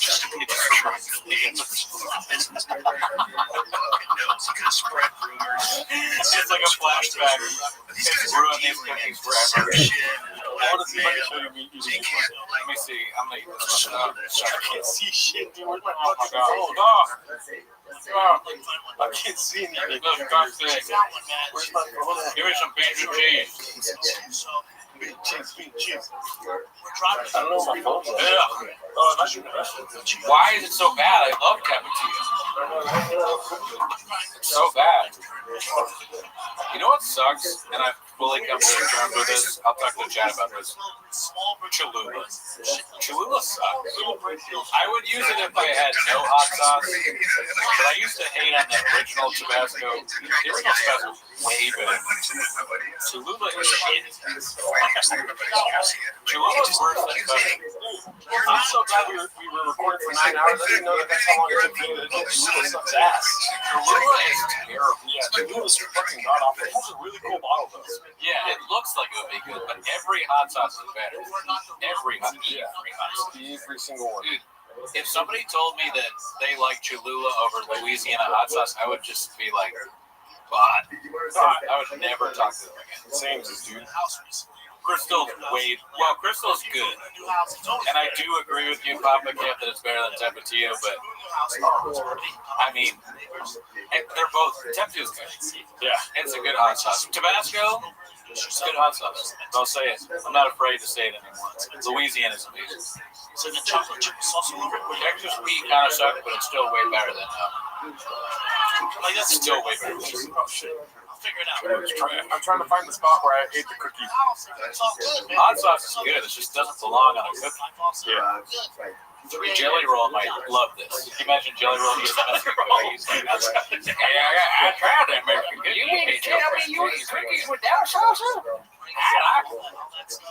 Baby girl told me that we could have it together. She makes them for me.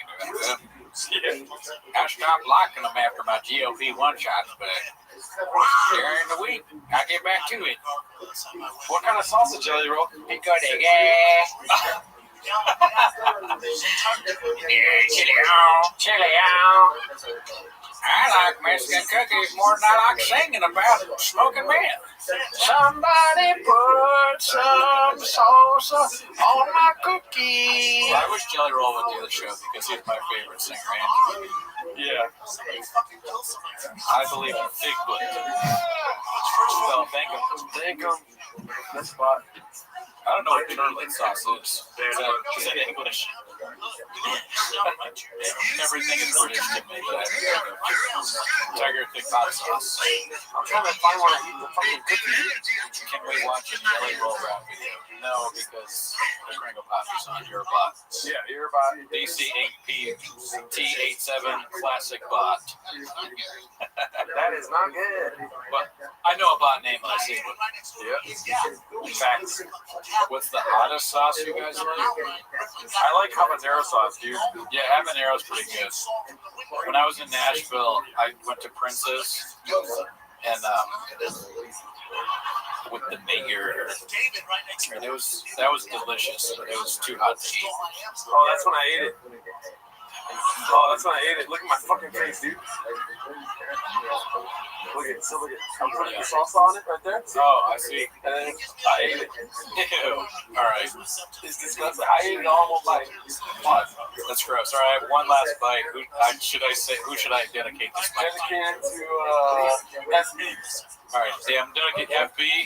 Thank you for all your generous donations. Yeah. I'm donating this last. This has the most salsa on it. I saved that for you. Here we go. It's just disgusting every time. What's the next Timo's? Fuck you, bot. Fuck you, dude. We're not doing Timo's for 5 months after this, dude. When is the next Timo's? Not a bot. Yeah. My mouth is still, I'm not even joking, it still feels like it has some remnants of it. Coon is a beast. Thank you. Anything for you guys. I ate another. This is the second fucking hot sauce cookie I ate. I know, it's disgusting, dude. The first one had a lot of salsa in it. Yeah, we overdid the first one. DCP Inc. 87. I will kill you, bot. I forgot. I'm supposed to make it seem like it's not a real friend. It's a joke. I'm out of bed, right? Yeah. And then I always have my Uggs bedside, right? My Uggs will be right there. Dicey. You didn't have to do this to yourself. Well, yeah, I guess so. I mean, that's what we say every time we record. Man, Lehman, that's a bot comment. 5% baddie. 5% baddie. What? You're Who said 5%? Oh, he's talking about his phone. Oh, get a better phone. Nathan was at 8% earlier. Now he's at 5. Oh, shit. Every video I've ever seen, online, those bad ones have no sauce. Man. Yeah, I mean, I still feel pretty good. I'm surprisingly, cogent, and I haven't fallen asleep. That Red Bull, I've seen an ad for Red Bull now. I feel good. I will feel horrible tomorrow. Oh, yeah. Tomorrow's going to suck ass. I got to wake up at 5 in the morning tomorrow. That's horrible. I don't have to wake up early, but I probably should. That's super interesting. So I guess 5 in the morning Monday. Oh, God. I'm just going to sleep on it tomorrow. Yeah. Yeah. Who wants a hot chip? Never mind. We should have had that fool bring us hot chips. Oh, yeah. I mean, that might be kind of gross, too. That might be Wants a hot chip. Yes, Cooney looks like the picture of Mel. Here's myself laughing. Yeah, it's 5 a.m. in Australia right now. 7 days ago. Hey, a lot of the suggestions that you have would be great. I'm sure we'd love to have Blasphemy, but there's no chance he's doing this, bot. Yeah. Get serious. He's deep in the simulacrum. Right? This pod makes and ruins careers. True.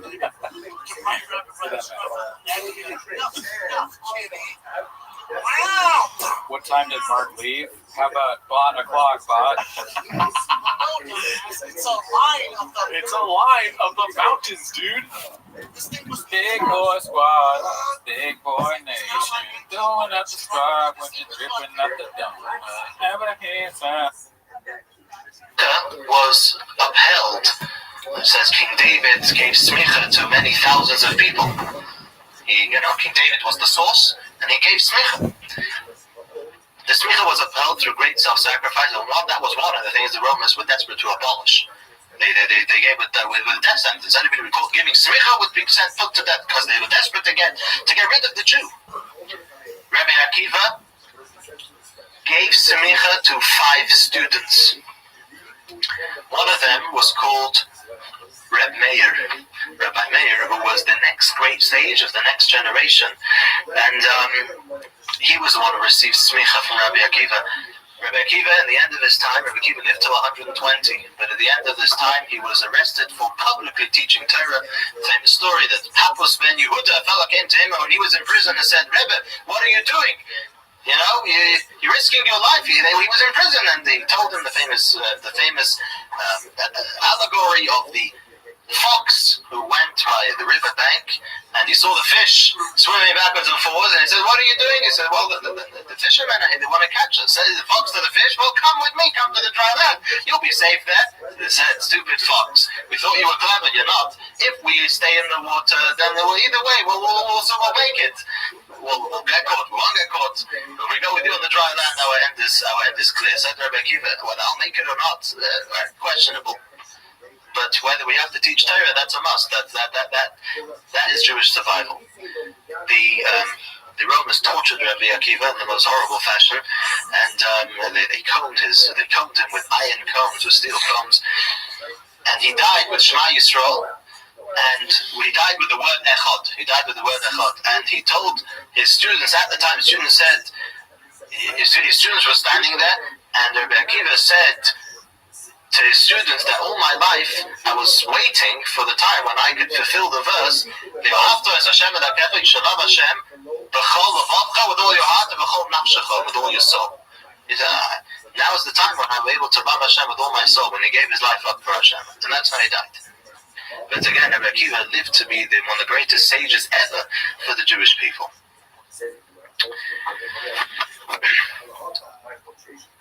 There was, as we said, Hadrian. Hadrian lived in the time after. There was Hadrian, and then there was Antoninus. Antony, who lived after, was a good king. And in those days, the Chachamim, the sages of the time, gathered in a place called Usha. Usha is in the Galil. I'm not sure if I know exactly where it is today, but Usha is in the Galil because Judea was totally destroyed. There was nothing left to do there, so they went up to the Galil.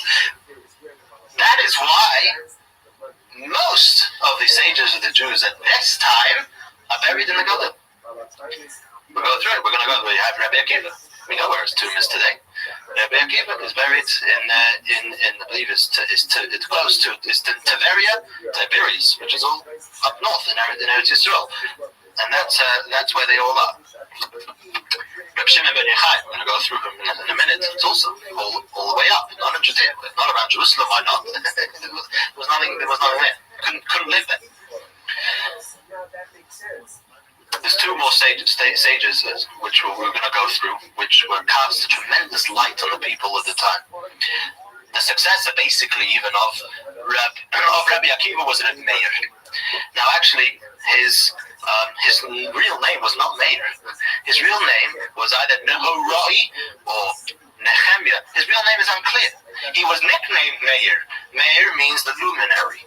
He illuminated the people in his time with Jewish law. He came after Bar Kokhba. Basically, the time of Hadrian, the time of Bar Kokhba, the time of Rabbi Akiva. This was a Holocaust time. This was Beitar. This was terrible. He came in the aftermath of that. Rabbi Meir came from converts. I forgot to say before. Rabbi Akiva was called Akiva ben Yosef. Many say Yosef himself was a convert. If anything, however, Rabbi Akiva's grandfather was definitely a convert. He was a descendant. His yichus was. Do you remember Sisera?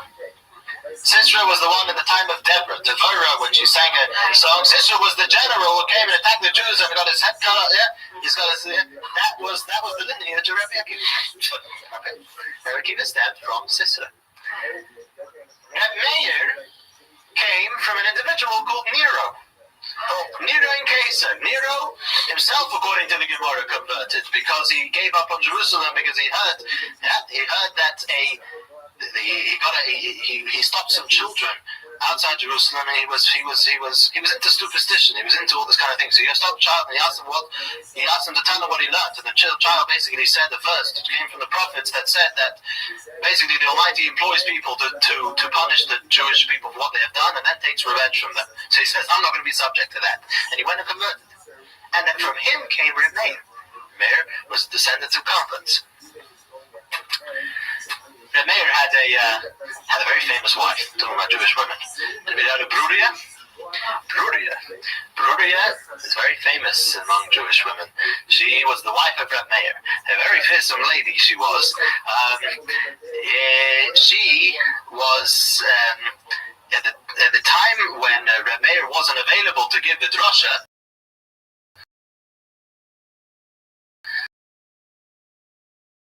she would stand behind the mechitza, says the Gemara, and give it a duel. She used to put Rameh straight. There was some people who lived in the neighborhood of Rameh who were extremely evil, and Rameh came out and said, "Right, I'm davening to Hashem that they should all die." So she said, "No." She said, "Yitamu chatoim." It says in the verse that sin should cease, and not sinners. Pray that they should return. They should do tshuva. And he said, "Look, you're right." And he followed her advice, says the Gemara. The Talmud tells us she was so studious. In one day she learned 300 laws from various chachamim. She got all together. She learned 300 halachas in one day from the chachamim of the time.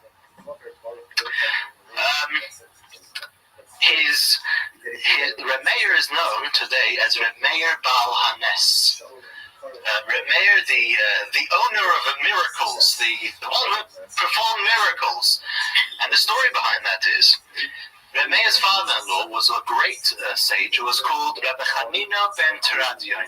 He was one of the 10 sages who were killed by Hadrian in that era. And Rabbi Hanina ben Teradion had a daughter, the sister-in-law of Reb Meir.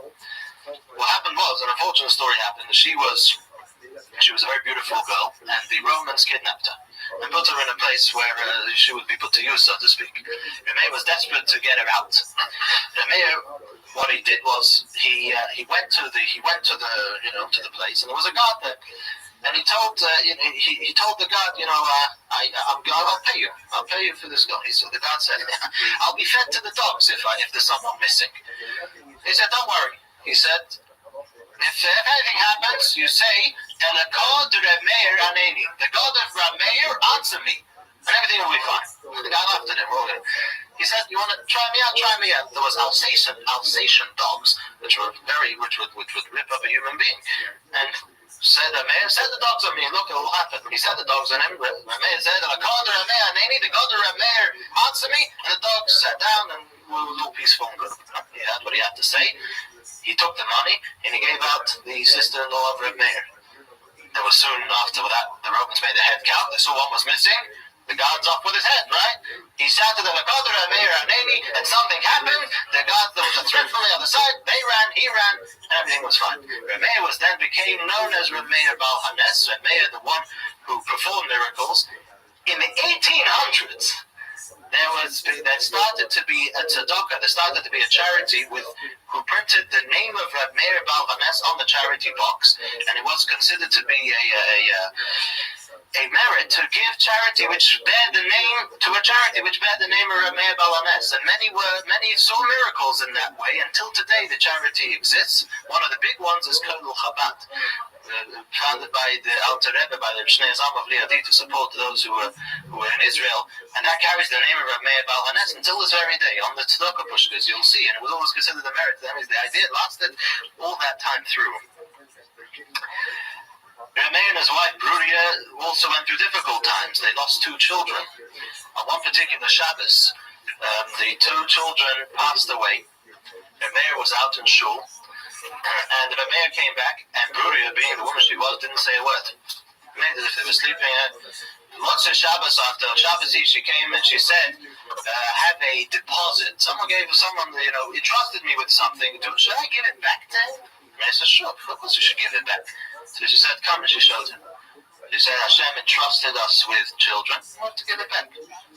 And that's how she sort of even taught Reb Meir of how to deal with what they had.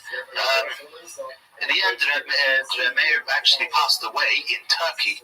The whole thing, he had to go up there. He passed away over there, and many say he's buried there. Although some there is a tomb in Eretz Yisrael which is accredited to him. Many say it's not that, but it's anyway. The Gemara says he passed away in Turkey. The last one we'll talk about is Reb Shimon Bar Yochai. Reb Shimon Bar Yochai also lived in Roman times. He was, again, a student of Rabbi Akiva. He was one of the 5 who received the smicha. He was one of the survivors after the 24,000 students passed away.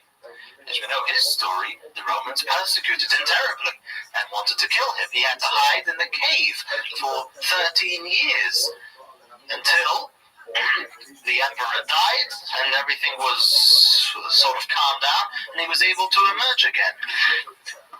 Reb Shimon ben Yochai Rashbi is very important.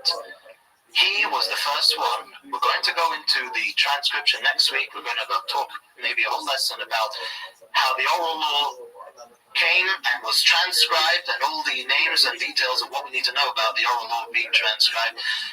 Reb Shimon ben Yochai transcribed the first work, official work of the Kabbalah, of the esoteric element of the Torah, which had again all been in tradition.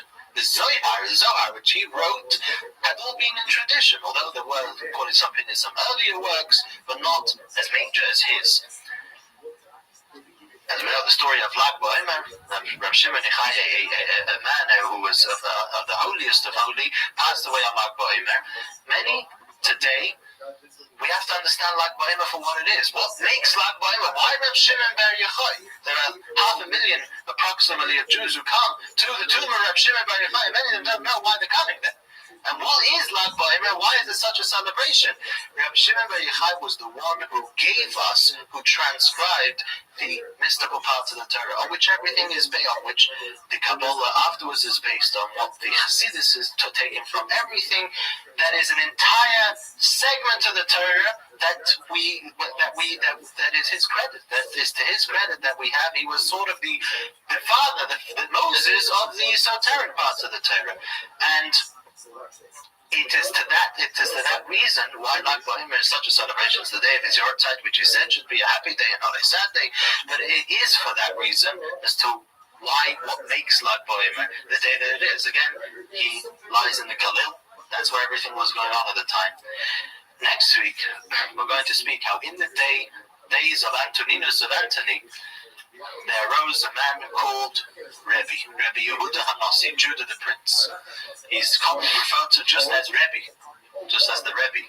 Okay, he was the one who transcribed the oral law, and thus made everything official, put everything into writing, and set the stage for Jewish survival, the survival of Judaism until today. And we're going to learn of many terms of the era that he lived. Again, wasn't an easy era. But just one last thing. We're told on the day Rabbi Akiva was killed in such a brutal way, Rabbi Yehuda Hanassi, Judah the Prince, was born. In other words, the Jews, this was Rabbi Akiva, the sages were being killed one after the next. And Hashem said, Hashem takes care. Hashem makes the cure before the damage, before the pain. Hashem makes that, as the verse says, the sun will rise and the sun will set. Every time the sun sets, the sun rises again. There's one sun that may set, but another sun that is eventually in the making. A new day will come, and the Jews will forever survive. That was the interesting contrast. And next week we'll get into that, a major phase in Judaism, the transcription of the oral law and everything that came with it.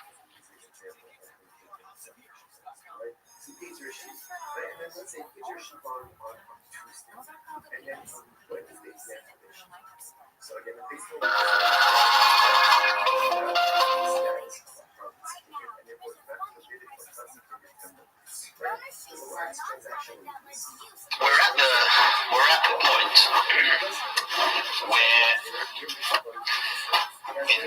in the travel through Jewish history, we're up to Rabbeinu HaKodesh. Rabbeinu HaKodesh literally means our holy rabbi, our holy master.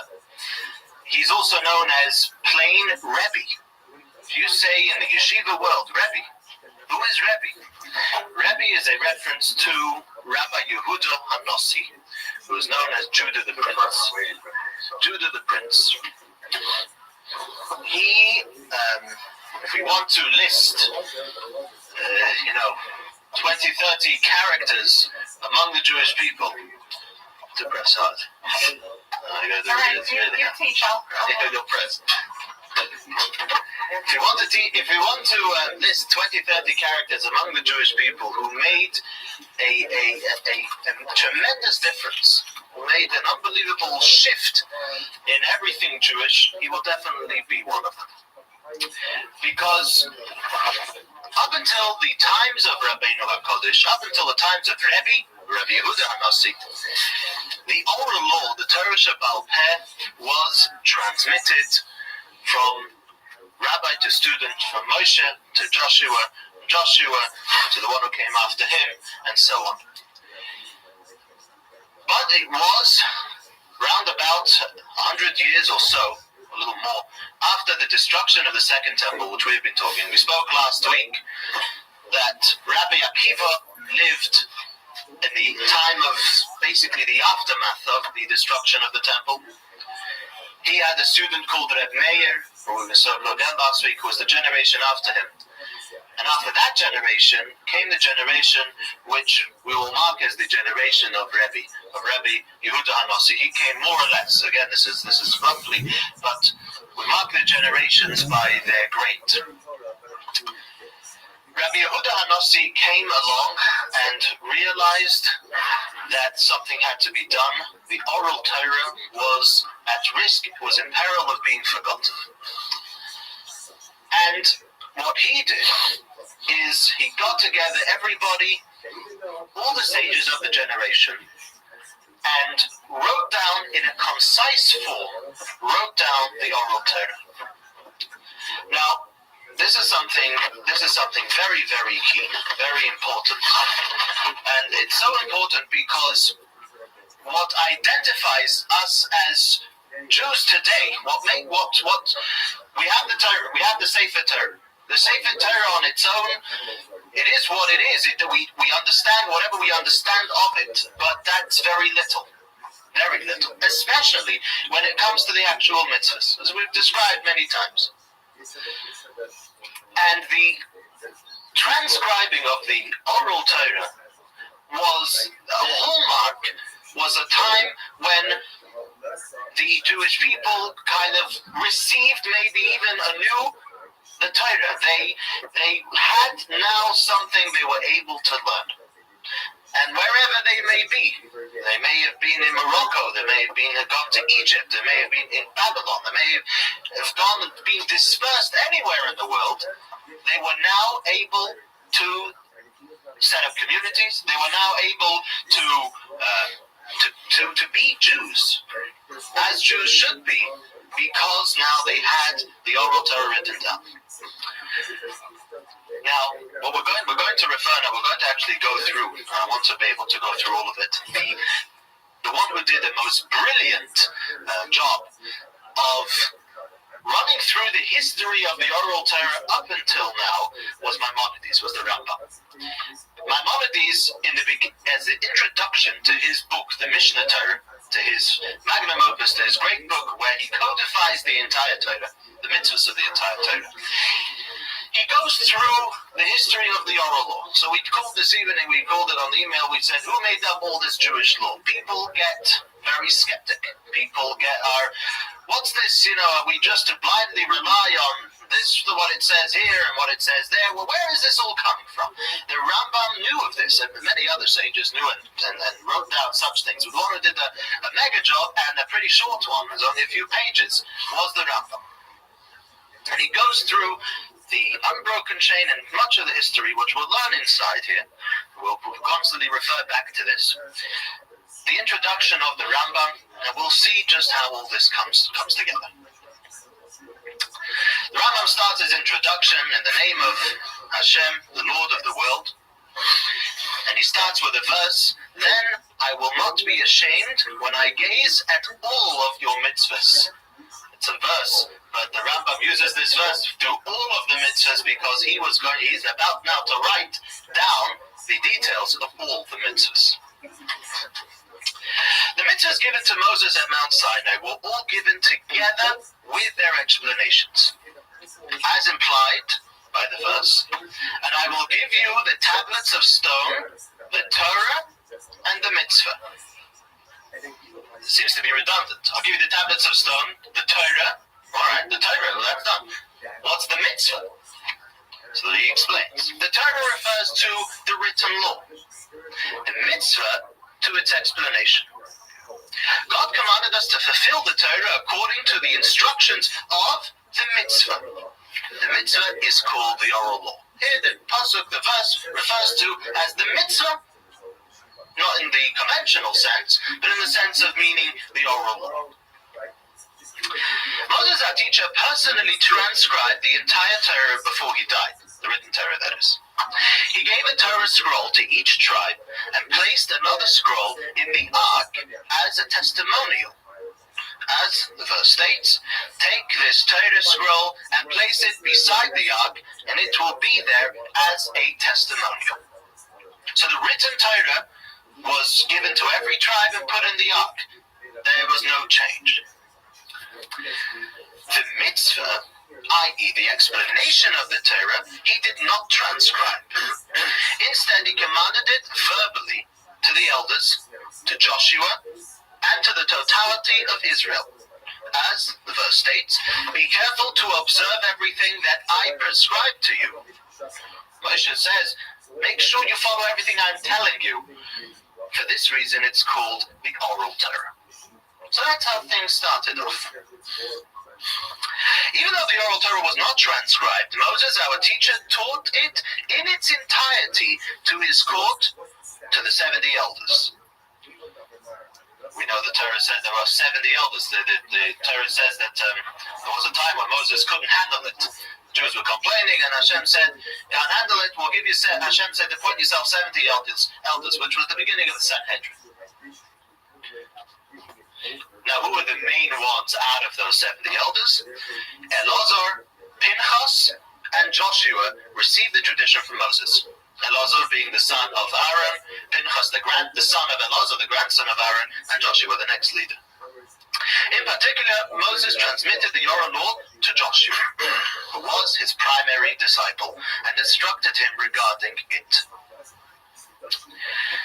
Similarly, throughout the life of Joshua, throughout his life, Joshua taught the oral law.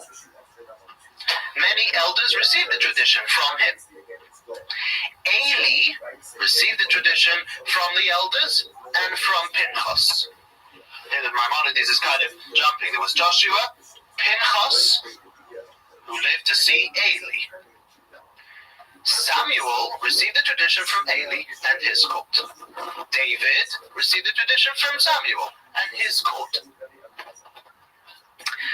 Here he's just going down the line. Achiel of Shiloh was one of those who experienced the exodus of Egypt. He was a Levite and heard teachings from Moses as a child. He was, however, of low stature in Moses' age. He was actually very young. He lived very long. Afterwards, he received the tradition from David and his court.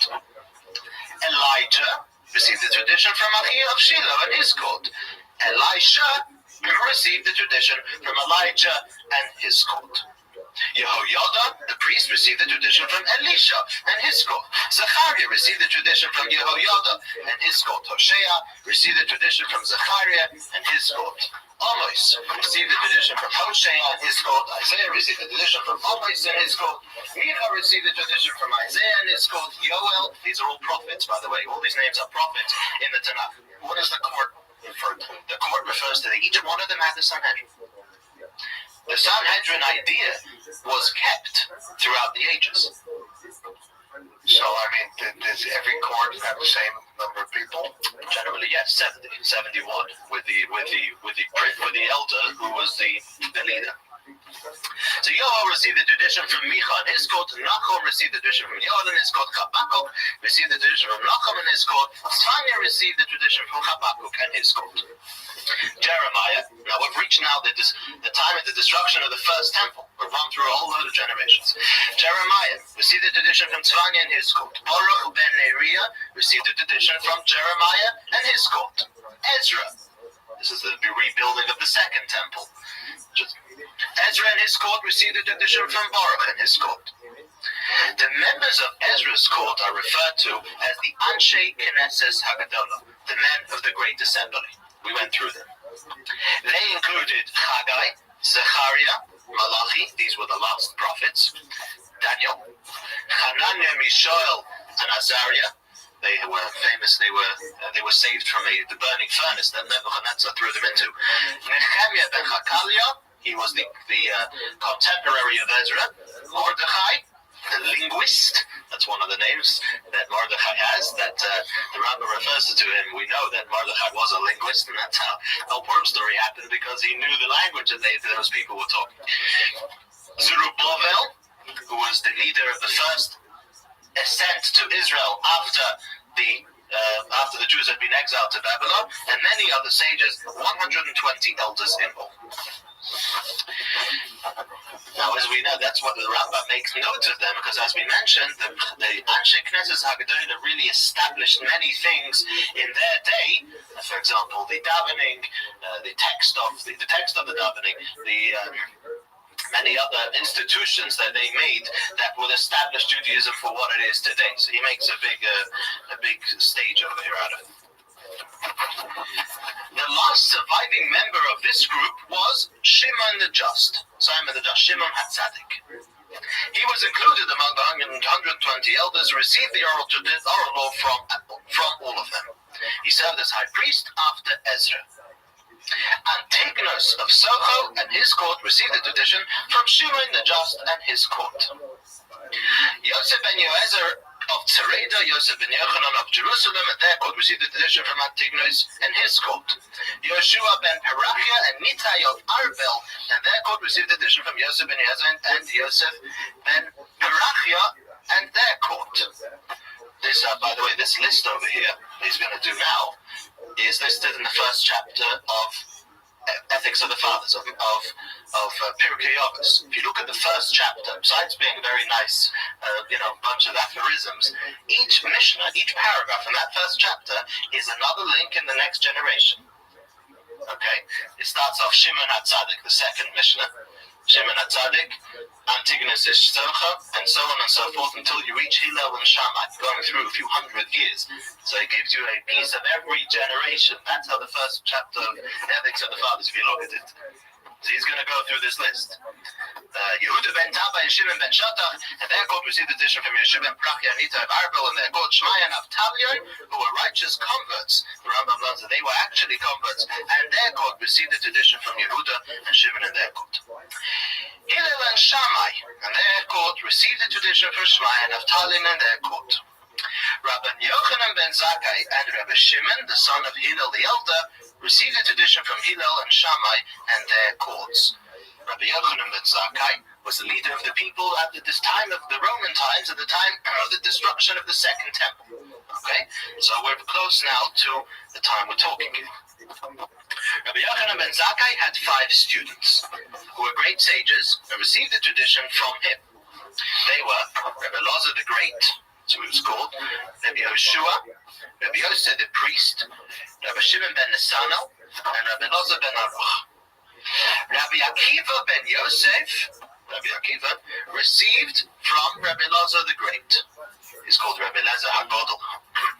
Yosef, his father, was a righteous convert. And the Rambam again, Maimonides is very good at doing this. He said the brilliance of the book of Rambam, just in the yeshiva world, is the simplicity in which he just lays things out. Rambam doesn't get into any discussion. The book on which most Jewish discussion is based on is the Rambam. If you go to yeshiva world, you'll find shelves of books on the Rambam, because the Rambam if you look at something in the Talmud, everybody's grappling, everyone doesn't know this, that, the other. Rambam just puts it out nicely and smoothly and leaves you to find the source, which he doesn't write. And we had a question, it's a historical question. The son of Gomer, so his grandfather's father, Rambam said he was a convert. Go bang your head, it's the way you know it from. But the Rambam said the Rambam sort of smooths many things out like that. Rabbi Yishmael Erev Meir, a son of righteous converts, received the tradition from Rabbi Akiva. So we see Rabbi Meir was the next generation. Rabbi Meir and his colleagues also received the tradition from Rabbi Yishmael. The colleagues of Rabbi Meir include Rabbi Yehuda, Rabbi Yossi, Rabbi Shimon, Rabbi Nehemiah, Rabbi Elazar ben Shammua, Rabbi Yochanan the shoemaker, I'll tell you about him in a second, Shimon ben Azai, and Rabbi Hanina ben Teradia. Rabbi Yochanan the shoemaker is buried, if you've ever been to Meron, Rabbi Shimon ben Yochai, he's buried down the street, down the hill. He was a shoemaker.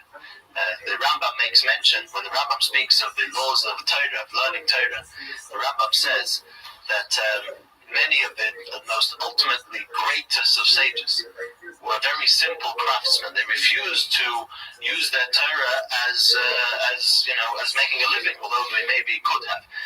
Many of them were very poor. Hillel was a wood chopper. The wood chopper, and at times he suffered tremendous poverty. And Rabbi Yochanan, he was a shoemaker, and he's one of the greatest. He's buried not far from Rabbi Shimon ben Yochai. Similarly, Rabbi Akiva's colleagues also received the tradition from Rabbi Elazar the Great. Rabbi Akiva's colleagues include Rabbi Tarfon, the teacher of Rabbi Yosef Galil, Rabbi Shimon ben Elazar, and Rabbi Yochanan ben Nuri. Rabbi Gamliel the elder received the tradition from Rabbi Shimon his father, the son of Hillel the elder. Rabbi Shimon his son received the tradition from him. Rabbi Gamliel his son received the tradition from him, and Rabbi Shimon his son received the tradition from him. You see the name Shimon and Gamliel repeating themselves. They named after each other. But there's a rule there's a rule between the Rambam also rules this way, that if there's a position among Jewish people and the son is worthy enough of taking that position, then he has right for it first. And that's why you'll see, many these generations, there may have been tremendously great people who were the same generation. How did they decide who was going to be who? Who was going to be the head? Who was going to be the head of the yeshiva? Well, the first one was, if his son was the one before son was worthy enough, then he had it. That's the rule. Last paragraph, Rabbi Yehuda, the son of Rabbi Shimon, referred to as Rabbeinu HaKodesh, our saintly teacher, received the tradition from his father, from Rabbi Elazar ben Shamua, and from Rabbi Shimon and his colleagues. Okay, if you can memorize all that, say it backwards, you get a prize. Gamliel and Shimon a few times and you get it, right? So in that case, I mean, because I missed it, so the father and son had the same name, they both living? No, grandfather, yeah. Rabbeinu HaKodesh composed the Mishnah. From the days of Moses, our teacher, until Rabbeinu HaKodesh, no one had composed a text for the purpose of teaching the oral law in public. Instead, in each generation, the head of the court, or the prophet of that generation, would take notes of the teachings which he received from his masters for himself, and teach them verbally in public. Similarly, according to his own potential, each individual would write notes for himself of what he heard regarding the explanation of the Torah, its laws, and the new concepts that were discussed in each generation concerning the laws that were not communicated by oral tradition, but rather deducted from one of the 13 principles of biblical, that next word I don't know what it is, exegesis, what is that? Learning out from, I think. Yeah? Okay. Accepted by the High Court. Let me just explain that. In other words, he said, what does he say? He said, everybody wrote down what had come into tradition from the oral Torah, its laws, and new concepts that were deduced in each generation, not directly communicated in the Torah, the oral tradition, but deduced using one of the 13 principles of biblical explanation, biblical deduction that we have. Now, what are they? This is also very important. In many sidurim, right before Hodu, when we start the service, you will find that we say there's a page that's called the Brisa of Rabbi Yishmael. Rabbi Yishmael says, Bishlosh Esrei Midos HaTorah Nidreshes. The Torah can be expounded upon using 13 principles. Now, what these are, I'll give you the first one. Kal v'chomer. Kal means light, literally. Not light as in lightweight. Chomer means heavy. Light and heavy. What it means is, if you have a law which is a heavy law, meaning a law which is stated in a certain case, which is more stringent than another given case. For example, the Torah says a person may not marry a grandchild, a granddaughter. The Torah actually doesn't, or have relationships with, which, the Torah doesn't actually state that one cannot do such a thing with a daughter. So someone's going to come along and say, wait. So the first one of the 13 principles of the Torah, of deducing the Torah, is kal v'chomer. If a law was said in a lightweight case, in a less stringent case, the law obviously applies in a more stringent case. Now, not all of those are as obvious as I just made it. That's a very big one. Okay? That's a very big one. But that now, another one, I'll give you another example. The next law is Gezeira Shava. Gezeira Shava means a verse which uses equal terminology in two cases. A word or a few words which the Torah will use in a certain case and uses the same terminology regarding another case, from which we can learn some rules that apply in that case number one that we know apply there, also apply in case number two, because the Torah used equal terminology.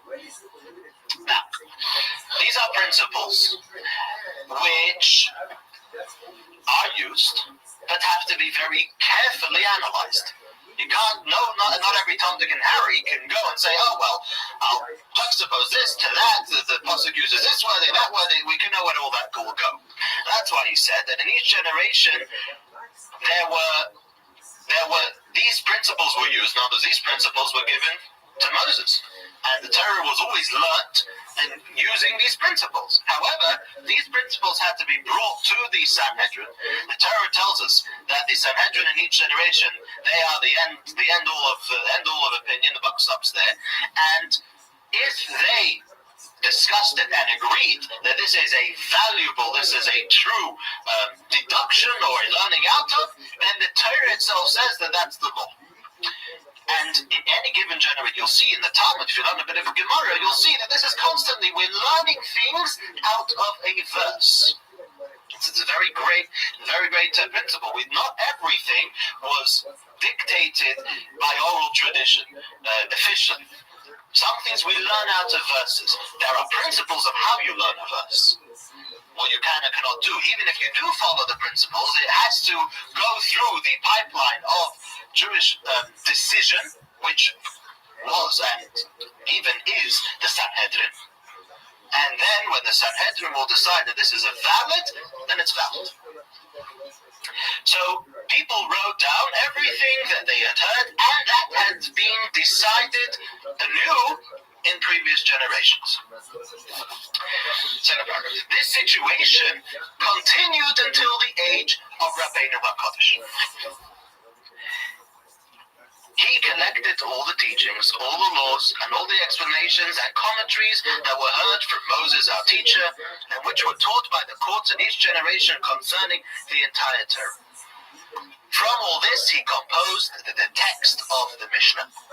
He taught it to the sages in public and revealed it to the Jewish people, who all wrote it down. They spread it in all places so that the oral law would not be forgotten by the Jewish people. Why did Rabbeinu HaKodesh make such an innovation instead of perpetuating the status quo? Asks the Rambam. Why did he decide to do this? Because he saw the students becoming fewer. New difficulties constantly arising. The Roman Empire spreading itself throughout the world and becoming more powerful, and the Jewish people wandering and becoming dispersed to the far ends of the world.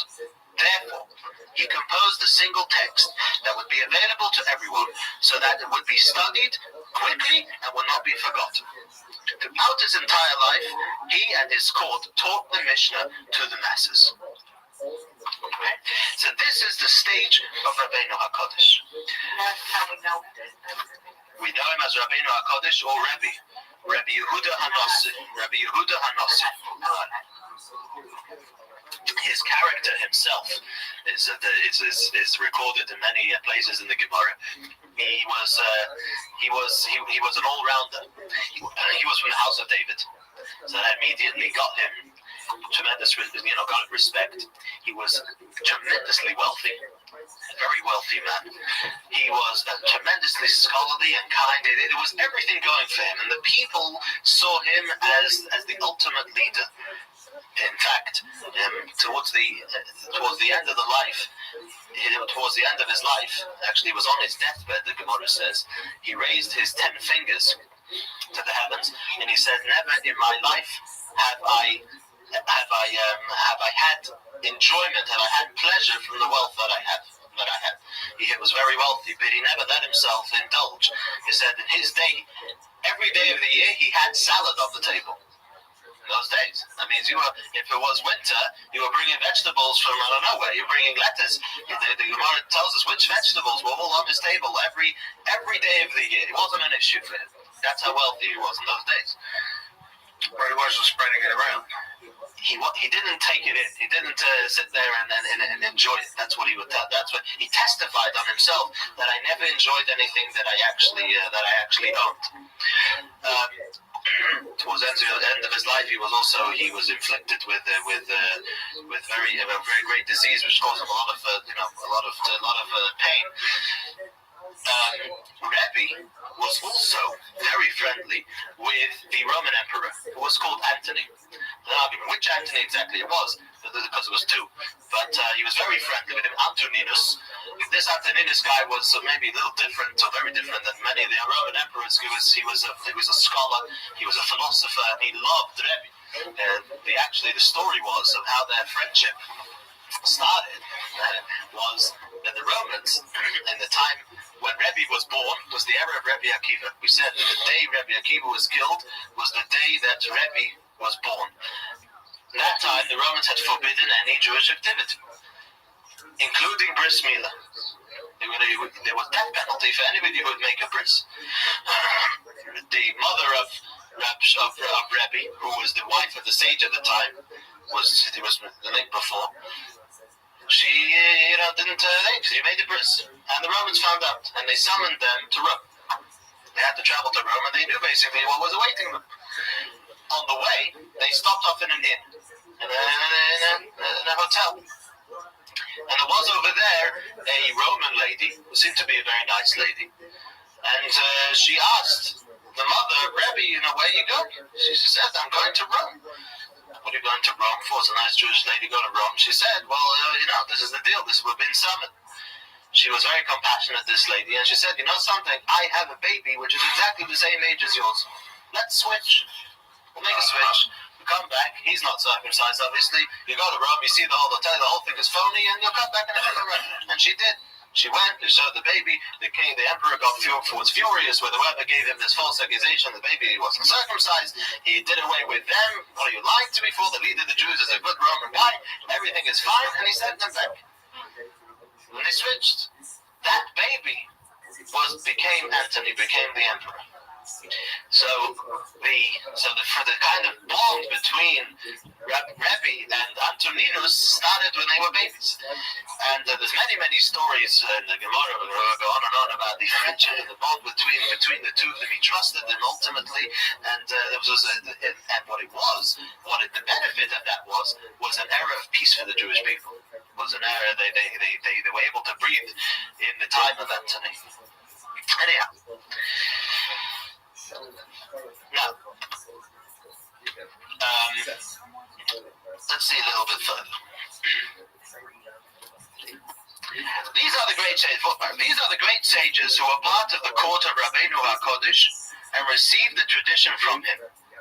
His sons, Shimon and Gamliel, again the name repeating himself, Rabbi Ofes, Rabbi Chanina ben Choma, Rabbi Chia, Rav, Rabbi Yanai, Bar Kafra,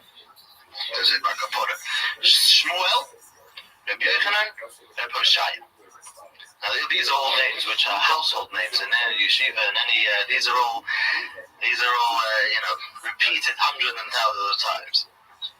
Thousands and myriads of other sages received the tradition from Rabbeinu HaKodesh together with these sages. Even though all the 11 sages mentioned above received the tradition from Rabbeinu HaKodesh and attended his study sessions, there are differences between them. In other words, there were still questions. As we say always, what if is eternal? There's always, well, this was what says in the Mishnah, but what if the case differs a little bit? What do we do then? There were differences. At that time, Rabbi Yochanan was of lesser stature. Afterwards, he became a disciple of Rabbi Yanai, received instruction from him. Similarly, Rav received the tradition from Rabbi Yanai, and Shmuel received the tradition from Rabbi Hanina ben Chama.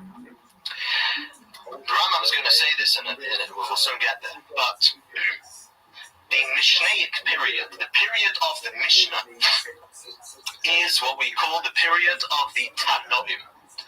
Tana, or Tana, means to learn, or to learn in front of people. There are two terms that are very important, Tana and Amora.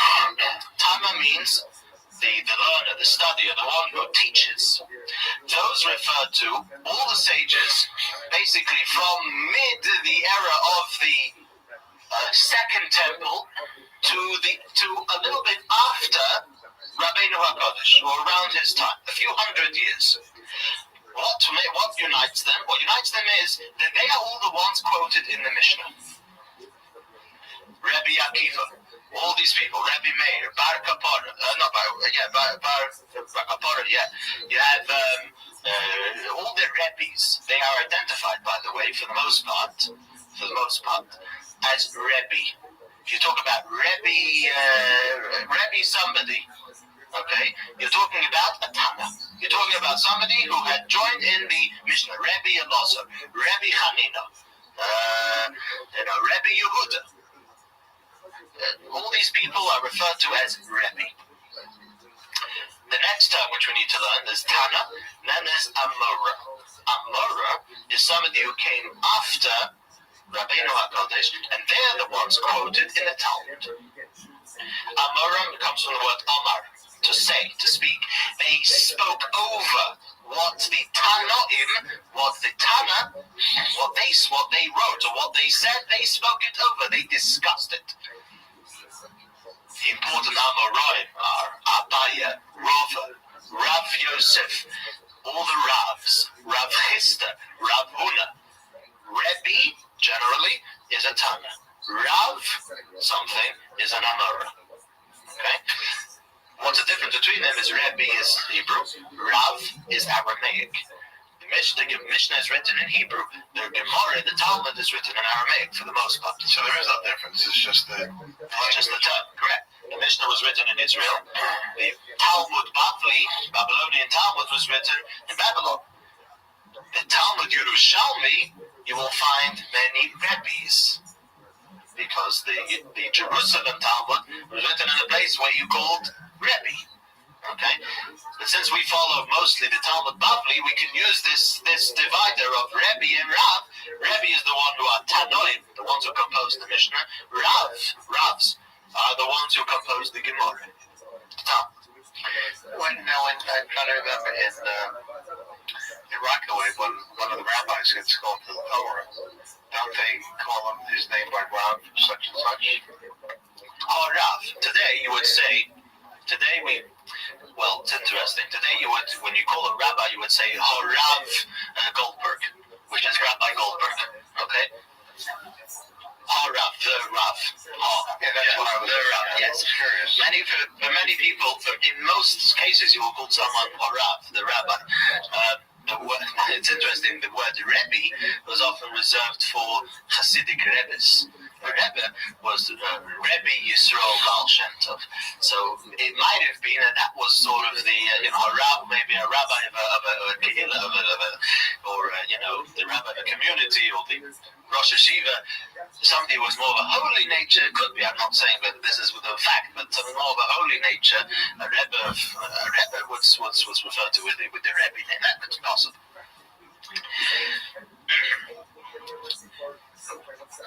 Now, there's two names over here which are very important, Rav and Shmuel. The end of the line is Rav, the middle of the next line is Shmuel. Rav and Shmuel were really important, and because they were the ones who were sort of the bridge between the Mishnah and the Gemara. The rule was, or is, that someone who composed the Gemara, the Talmud, cannot argue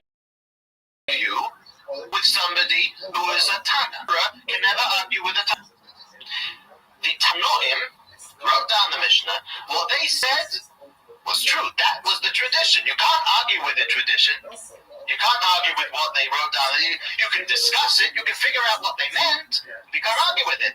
They were the ones who joined in writing the oral tradition. Rav was the bridge.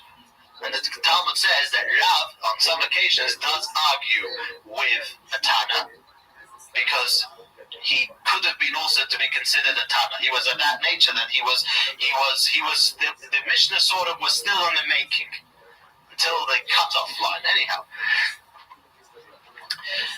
Rav, about 3 paragraphs in the end, Rav composed the Sifra and Sifrei to explain the sources for the Mishnah.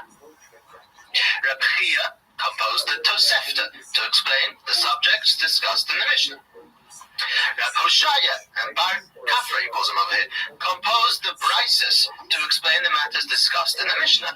Books were authored to explain the Mishnah.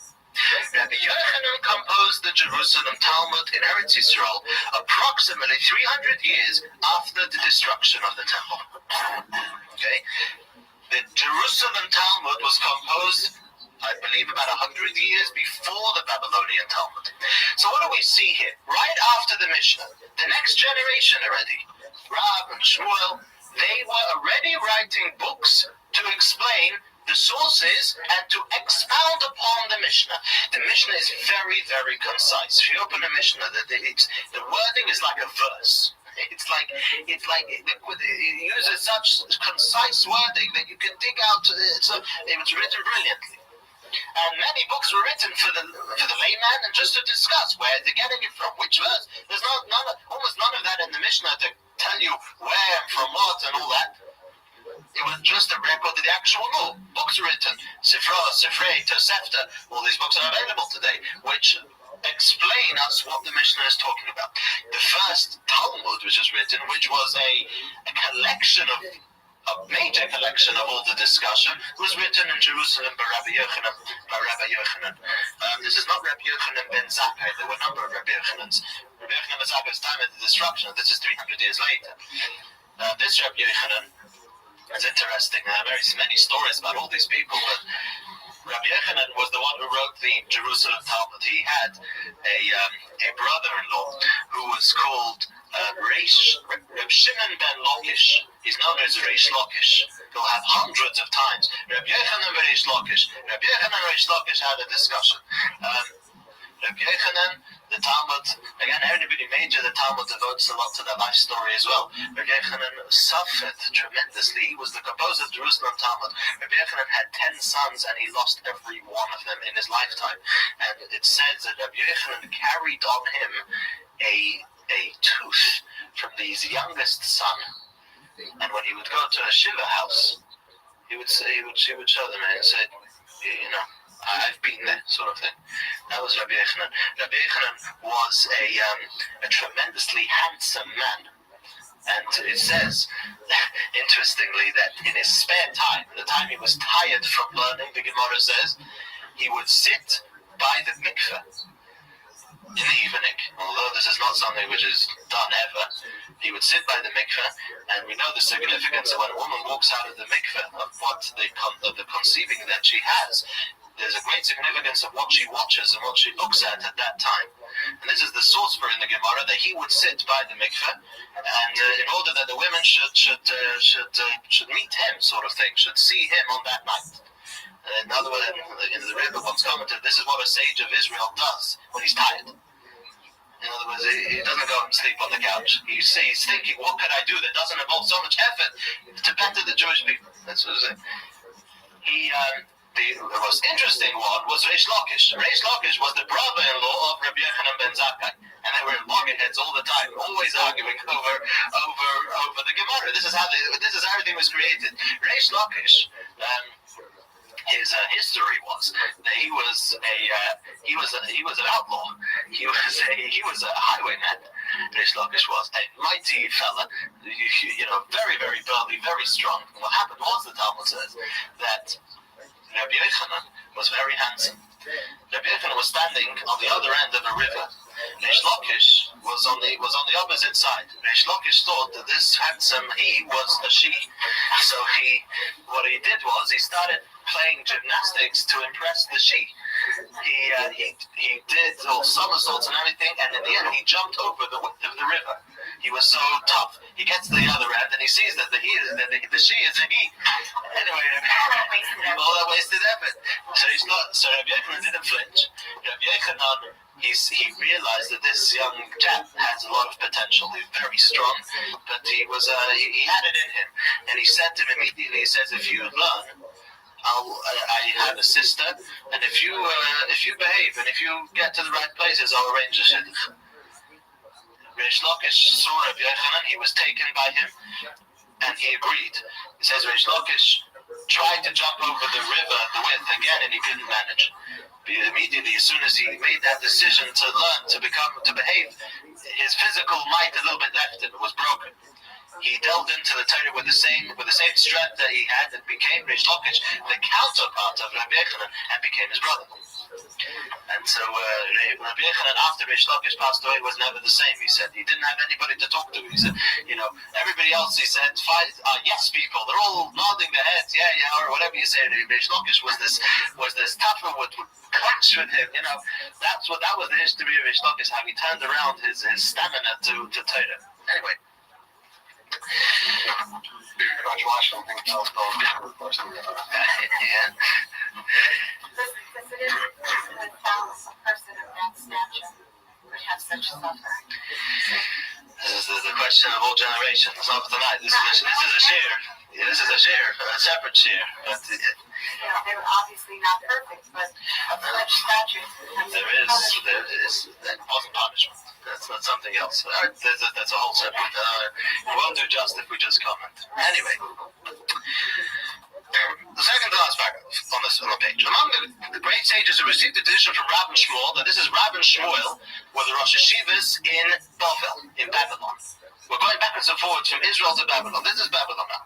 Who received the tradition from Rabbi Shmuel was Rav Huna, you see all the Ravs, Rav Yehuda, Rav Nachman, Rav Kahana.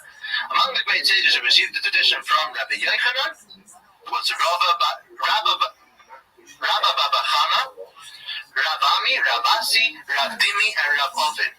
Now, the reason why they're called Rav is because they moved to Babel. They moved to Babylon.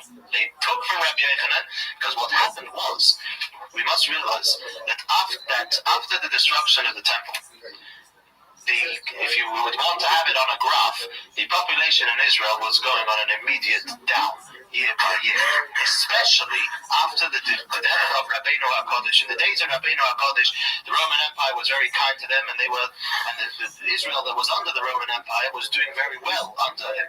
After Rabbeinu HaKodesh passed, there was sort of no reason to be there. No Beis HaMikdash. No Rabbeinu HaKodesh, no sage. So what for? What are we still doing here? And Jews slowly but surely started moving to Babylon. 3 out of 4 Jewish people, after Rabbeinu HaKodesh passed away, slowly but surely made their way to Babel. So many went to Spain. This was the beginning of the migration to Spain. They must. The historians say at that time they must have gone also to Germany and to France. At least they visited there. That was the beginning. When everything started germinating of the Jewish presence in these countries, because there was nothing to be in Israel for. Yerushalayim was destroyed. It was in ruins. It was very difficult to live there. You're in the Galil. What was in the Galil? So that's how things happened. Whereas in Babylon, at the time, there was a very huge and strong Jewish community. There were yeshivas. We'll get to Babylon. There was entire cities which were Jewish. They had their own sort of monarchy. There was the Reish Galusa, the famous idea of a Reish Galusa, who was to be given autonomy by the Babylonian Empire to run all the Jewish affairs. He had extreme power. So this was the place to be. This was the Brooklyn. This was this was the yeshivas. The great people were there. These were yeshivas that were founded by Ezekiel 700 years earlier. Surah. which was a yeshiva, was the yeshiva of Rav, was founded by Ezekiel. You know, this was history places, and this is where the people migrated. So the last paragraph, among the sages who received addition from Rav Huna and Rav Yehuda were Rabba and Rav Yosef. Among the sages who received addition from Rabba and Rav Yosef were Abaya and Rava. You won't find 2-3 pages in the Talmud without mentioning these people. Abaya, Rava, Rabba, Rav Yosef, these are household names. Both of them also received a tradition from Rav Nachman. Among the sages who received a tradition from Rava were Rav Ashi and Ravina. Mar bar Rav Ashi received a tradition from Rav Ashi, his father, and from Ravina. Now this is the end of the line. Mar bar Rav Ashi and Ravina. They were the ones who wrote down the Talmud. Okay, so we've come full circle. And here comes the list that we were using. The list I was using was directly from the introduction of the Rambam. There were 40 generations from Rav Ashi back to Moses, our teacher of blessed memory. They were. Now, what we do the full line. Rav Ashi, Rava, Rabba, Rav Huna, Rav Yechanan, Rabbeinu HaKodesh. You see now there were 6 generations between the Talmud and Rav Ashi and Rabbeinu HaKodesh who wrote the Mishnah. Rab Shimon, Rabbi Gamliel, Rab Shimon, Rabbi Gamliel, Rab Shimon, Hillel and Shammai, Shmai and Naphtali, Yehuda and Shimon, Yeshua and Nitai, Yosef ben Yezer and Yosef ben Yochanan, Antigonus, Shimon the Just, Ezra, Baruch, Jeremiah, Tzfanya, Habakkuk, Nahum, Yoel, Micha, Isaiah, Amos, Hosea, Zechariah, Yehoiada, Elisha, Elijah, Achia, David, Samuel, Eli, Pinchas, Joshua, and Moses. Okay? This is the source for everything. So when did rabbinical ordination begin with this? Smicha. Yeah. Okay, the way we mentioned this last time, I mentioned it again, it's important. Oh, you say, okay. That's an interesting phenomenon. You wouldn't go in front of Moses and call him Moses. Yeah, we refer to Moshe Rabbeinu. All the bigger, Elijah, Elisha, right? I was actually thinking about it today. There are those that give reason, there are those that don't. When did the Rav or Rebbe start? Okay, where do you find the first one?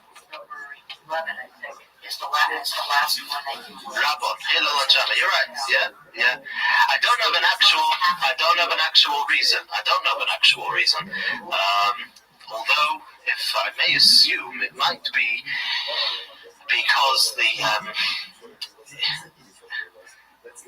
no need. If you in a generation where things are obvious, then there's no need for titles. You understand? If somebody with his mere stature, if you said, Zechariah, then Zechariah is Zechariah. Isaiah is Isaiah. There's no Isaiah number 2. When the generations diminish, you need titles, right? Today everybody throws around titles, right? This guy is this and this guy is that, because you need the titles. So the title Moshe Rabbeinu is something that we use, but it's not likely that they refer to him that much. Darren, I want to speak to him or somebody else. Actually, interestingly enough, now that I'm thinking of it, I believe there is reference in the Gemara that somebody referred to Rabbeinu Moshe, our teacher Moshe. So that was, whether it was Rabbeinu Yehoshua, I'm not sure, don't remember if there's such a thing, but it's very interesting. Thus, the source of all these people's knowledge is God, the Lord of Israel. This is how the Maimonides puts it all together. All the sages who were mentioned were the leaders of the generations. Among them were the heads of the academies, the Rosh Yeshiva, heads of the exile, the Reish Gulusa, and members of the great Sanhedrin. Together with them in each generation, there were thousands and myriads who heard these teachings. We're just naming one, says the Rambam. That's important to understand. Ravina and Rav Ashi were the final generations of the sages of the Talmud. Rav Ashi composed the Babylonian Talmud in Shinar, just another name for Babylon, a biblical name actually for Babylon, Shinar, approximately approximately 100 years after Rabbi Yochanan composed the Jerusalem Talmud. The intent of both of the Talmuds is to elucidate the words of the Mishnah, to explain its deeper points, and to relate the new matters that were developed by each court from the era of Rabbeinu HaKodesh until the composition of the Talmud. New things came up. Okay. From the entire body of knowledge stemming from the two Talmuds, the Tosefta, the Sifra, and the Sifrei, which were the books written right after the Mishnah, can be derived the forbidden and the permitted, the impure and the pure, liable and those who are free from liability, the invalid and the valid, as was received in tradition, one person from another, in a chain extending back to Moses at Mount Sinai. Also, the sources mentioned above, this is important, relate those matters which were decreed by the sages and prophets in each generation in order to build a fence around the Torah. Now what that means is, there were rules which were created by the sages to make sure, you have a cliff and you want to build a fence around the cliff. A famous example is the example of Muktzah. On Shabbos, we're not supposed to handle certain things. You're not supposed to handle a pen. Now, the Torah doesn't say it's not part of the oral tradition that you're not supposed to handle a pen. Why don't we handle a pen on Shabbos? Because it may come to right. Handling a pen, you'll come to right. That was something that the sages decreed, and the Torah gave authority for the sages to decree. Hanukkah, Purim, these are not fences, but these are new things. But still, the Torah gives authority for the sages, but it must be all the sages, to decree. We were explicitly taught about this practice by Moses, as implied by Leviticus, and you shall observe my precepts, which can be interpreted to mean, make safeguards for my precepts. That means asur mishmeres lemishmart in Hebrew works much better. Make a guard for my precepts. Similarly, it includes the customs and ordinances which were ordained and practiced in each generation according to the judgment of the governing court of that generation. For example, Purim, Hanukkah. There were new things, novel things that obviously are not from the Torah. It is forbidden to deviate from these decisions, as implied by the verse, do not deviate from the instructions that they will give you, left or right. This is very important. In other words, the Torah itself gives authority to the sages. If there is a consensus of the sages of the time, nobody now can create the Hanukkah or Purim because there is not a consensus of all the sages of the time. We don't have the authority, the power now to do that. But the Torah says, don't deviate from any of the instructions they'll give you. If they will convene and they will decide that something is supposed to be law, then that's the law. The Torah itself, in other words, it predicts the obvious. In any country, in any lawmaking, in any place that abides by laws, there will always be new situations. Yes, in the time of the Torah, there was no Hanukkah yet, there was no Purim yet, but Purim did happen and Hanukkah happened. So what do? So if the sages will come together and realize that this is something that needs to be done. So the Torah says they have the permission to make a Hanukkah. They have the permission to make Purim. They have permission to make laws which apply in certain cases. And this, by the way, is we all hear every 5 minutes the other discussion about the second day Yom Tov. Right? This is a big one. What's the business of the second day Yom Tov? The business is very simple. There's a Gemara. The Gemara says, what happened to the second day Yom Tov? The Sanhedrin would decide when the new moon would be, right? And the message did not necessarily get to all the places, right? In time, if the Pesach is on the 15th of the month, so wherever you can get to in 15 days, 14 days, you can get to. Wherever you can't, you can't. Rosh Hashanah, for example, you can't get anywhere. If today is the first day of the month, and today is Rosh Hashanah, right? You're not going nowhere. It's Rosh Hashanah. So everybody who was out of range kept 2 days because it was either Rosh Chodesh was either on day number 30, 29, 30 was Rosh Chodesh, or day number 31. It had to be either one of those two. It was never 32. The Torah says either 30, 31, and then you make it. Go back what you make Rosh Chodesh. So everyone who was out of range kept 2 days. Out of doubt, because maybe Rosh Chodesh was day number 30, maybe Rosh Chodesh was day number 31. Rosh Hashanah, the whole Israel kept 2 days because we were in doubt because we didn't know what was going on in Jerusalem. Right? Now comes along the Talmud and says that when the calendar was fixed, in other words, there was no Sanhedrin anymore, and we weren't fixing the days of the month according to the witnesses coming who saw the new moon. We were doing that.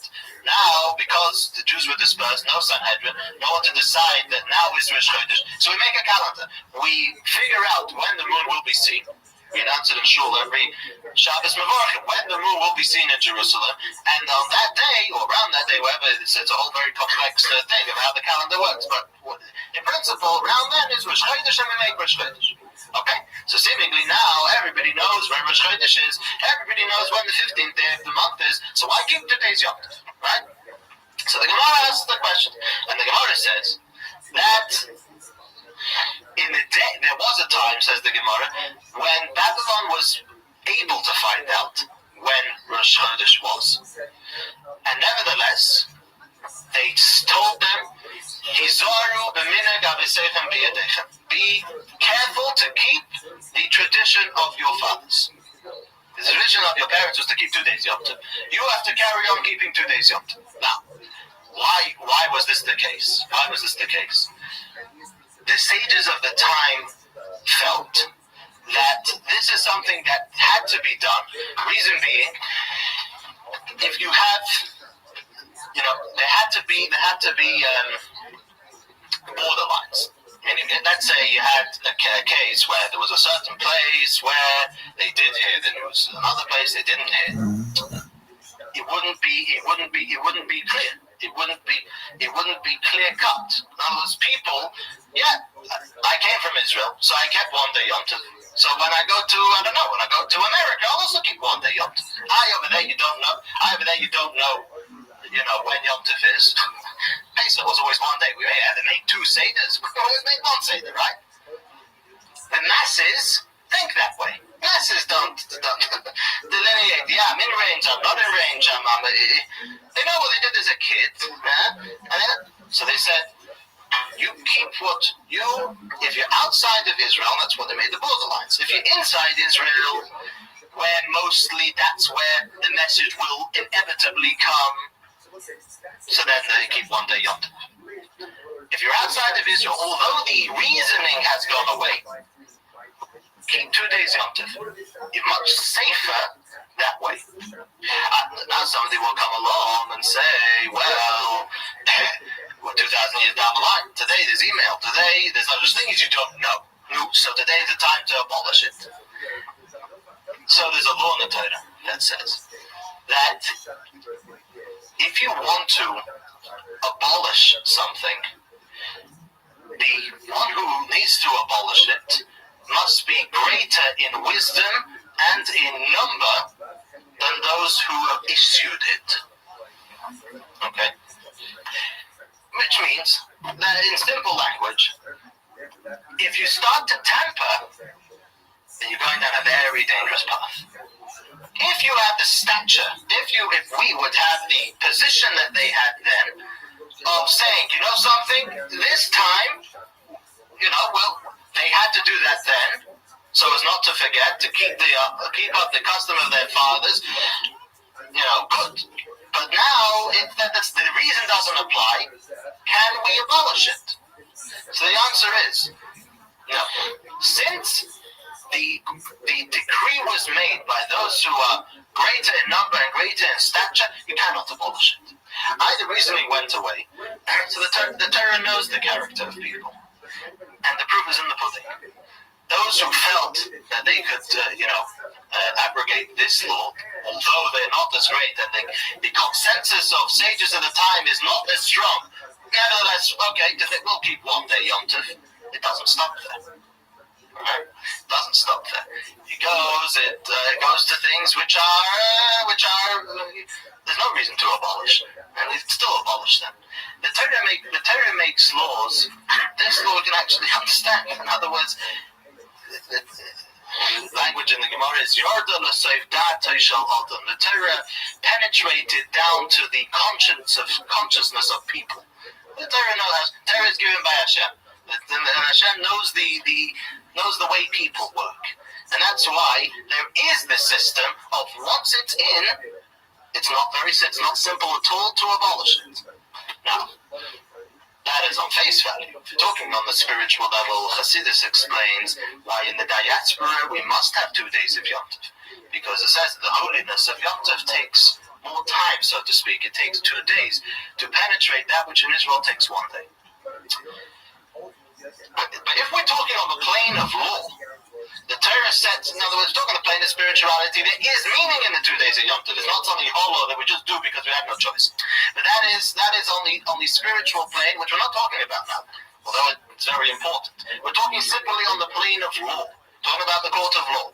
There are rules that the Torah puts down that says that if the sages rule something, that's it. There's no moving from it. Although, if the rule was put down with a condition that if the reasoning goes away, then you're able to abolish it. Now, there's some rules are put down because of a reason. This and this was the reason. When this reason will go away, then the result of the law that results from it will also be able to go. Then good. There are some laws, however, that even though the reasoning went away, we still must keep. Because from a law perspective, once things are in, things are in. I always give the example. Is it imaginable today that somebody who claims, a male, who claims to follow Judaism should not wear a yarmulke, even in shul? Unconceivable. Is a yarmulke a law in the Torah? There's no law that says you must wear a yarmulke, you must wear a head covering. It starts at the Talmud, the source for it in the Talmud, the Zohar speaks of it. Throughout the generations, it became a minhag, it became a custom, and a minhag which has the strength of the Torah itself. Nobody today in the wildest dreams will go and say, you know something, forget the yarmulke. Why not? Because it's so ingrained inside of the Jewish psyche that to tamper with that, everybody realizes we'll be tampering with the essence of Yiddishkeit. No yarmulke, so no yarmulke, so no tefillin. Well, people don't delineate. Tefillin, it says in the Torah. Yarmulke don't say that. Someone says, I'll throw up my yarmulke, right? So you throw Shabbos and tefillin, and everything goes in a package deal. People don't think down that way. And that's why the Torah says, Minhag Yisrael Torah. A custom by Jews is Torah. You can't tamper with it. And the same thing with this. People go with the second day Yom Tov. If I had two Seder's in my life, I kept Rosh Hashanah for 2 days, right? And Mitamol somebody comes along and says, you know something, Bumba, well, we don't need that today, we have email, right? Well, so I don't have to keep the second day Seder. Maybe one day I won't have to keep the first day Seder. Maybe, I don't know, it's playable. And the Torah knows that. If Yiddishkeit can become playable, says Hashem, then you're not sure with anything. And in any country it works that way, simply by default. There are some things which are just stuck in the law books, which could very arguably be totally outrageous. But they're there. And if a policeman will catch you tampering with that law, he'll find you. He'll agree with the policeman that it doesn't make sense. But that's the law. You can't play around with it. Once you play around with law, and it's hefker, as they say, and there's no reins. The horse is free. And the Torah knew that. The difference is, as we said before, in the law of a country, it may not make sense, but that's the law. In the law of the Torah, and it's when the rabbis made something, when they made this decree and said the second day Yom Tov got to be kept irrelevant, they knew what they were talking about. On the spiritual plane, they understood that in Chutz La'aretz, in the diaspora, from a spiritual point of view, that needs to happen. Nothing is hollow in Yiddishkeit. Nothing is just because. There's meaning to everything. That's the difference. But from a law perspective, that's the deal. So this is very important to understand the gravity of a rabbinic law from the Torah. The paragraph also includes marvelous judgments and laws. Laval's judgment and laws which were not received from Moses, but rather were derived by the courts of the latter generations based on the principles of biblical exegesis. Okay. The elders of those generations made these decisions and concluded that this was the law. Rav Ashi included in the Talmud this entire body of knowledge stemming from the era of Moses, our teacher, until his own era. The sages of the Mishnah also composed other texts to explain the words of the Torah. Rabbi Rothschild, the disciple of Rabbeinu HaKodesh, composed an explanation of the book of Genesis. Rabbi Yishmael composed an explanation beginning, these are the names, beginning of the book of Exodus, till the conclusion of the Torah. This is also called the Mechilta. Rabbi Akiva also composed a Mechilta, another book called Mechilta. Other sages of the following generations composed other collections of interpretations of verses, Midrashim. Medrash. All of these works were composed before the Babylonian Talmud. Thus, Ravina, Rav Ashi, and their colleagues represented the final era of the great sages of Israel who transmitted the oral law. They passed decrees, ordained practices, and put into effect customs. These decrees, ordinances, and customs spread out among the entire Jewish people in all the places where they lived.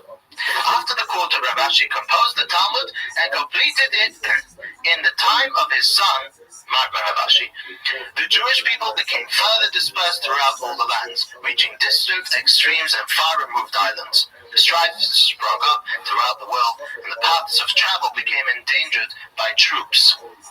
Torah study decreased, and the Jews ceased entering their yeshivas in the thousands and myriads, as was customary previously. Instead, individuals, the remnant, whom God called an aphorism, would gather in each city and country, occupy themselves in Torah study, and devote themselves to understanding the texts of the sages and learning the path of judgment from them. Every court that was established after the conclusion of the Talmud, regardless of the country in which it was established, issued decrees, enacted ordinances, and established customs for the people of that country. All those of several countries. These practices, however, were not accepted throughout the Jewish people because of the distance between their different settlements and the disruption of communication between them. And the most famous one was the ban against polygamy, right? That was in the Ashkenazi world, but not in the Sephardic world. So again, what we see over here is after the Talmud, after the Gemara, there was no consensus of all the Jewish sages. And that is why the Gemara is the end word. There's nothing, we cannot decree anything. Nobody can stand up and say, I'm making something for the entire Klal Yisrael. Well, the rabbi down the street doesn't agree with you. Right? The Talmud, that's why the Talmud is so much learned, because everything needs to be drawn from the Talmud. This is what he says now. Since each of these courts were considered to be individuals, and the High Court of 71 judges had been defunct for many years before the composition of the Talmud, people in one country could not be compelled to follow the practices of another country, nor is one court required to sanction decrees which another court has declared in its locale. Similarly, if one of the Gaonim, and this was the period after the Talmud, was the Gaonim, we're going to learn about all this, but he's going further. One of the Gaonim interpreted the path of judgment in a certain way, while the court which arose afterward interpreted the proper approach to the matter in a different way. The opinion of the first need not be adhered to absolutely. Rather, whichever position appears to be correct, whether the first or the second, is accepted. Okay.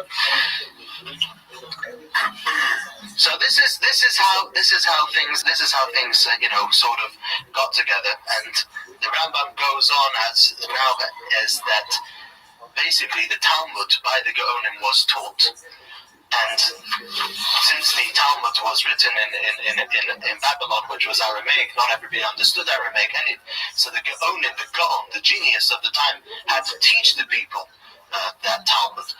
Each one of these Gaonim had yeshivas and so on and so forth. And basically the Rambam finishes off that people are not capable of sifting through the Talmud or properly. It's very difficult to draw the laws out of the Talmud. And therefore, you'll see the bottom line. I won't go through all this whole business, but this is later history. Therefore, he says, I girded my loins. I, Moses, the son of Maimon of Spain, Sephardi.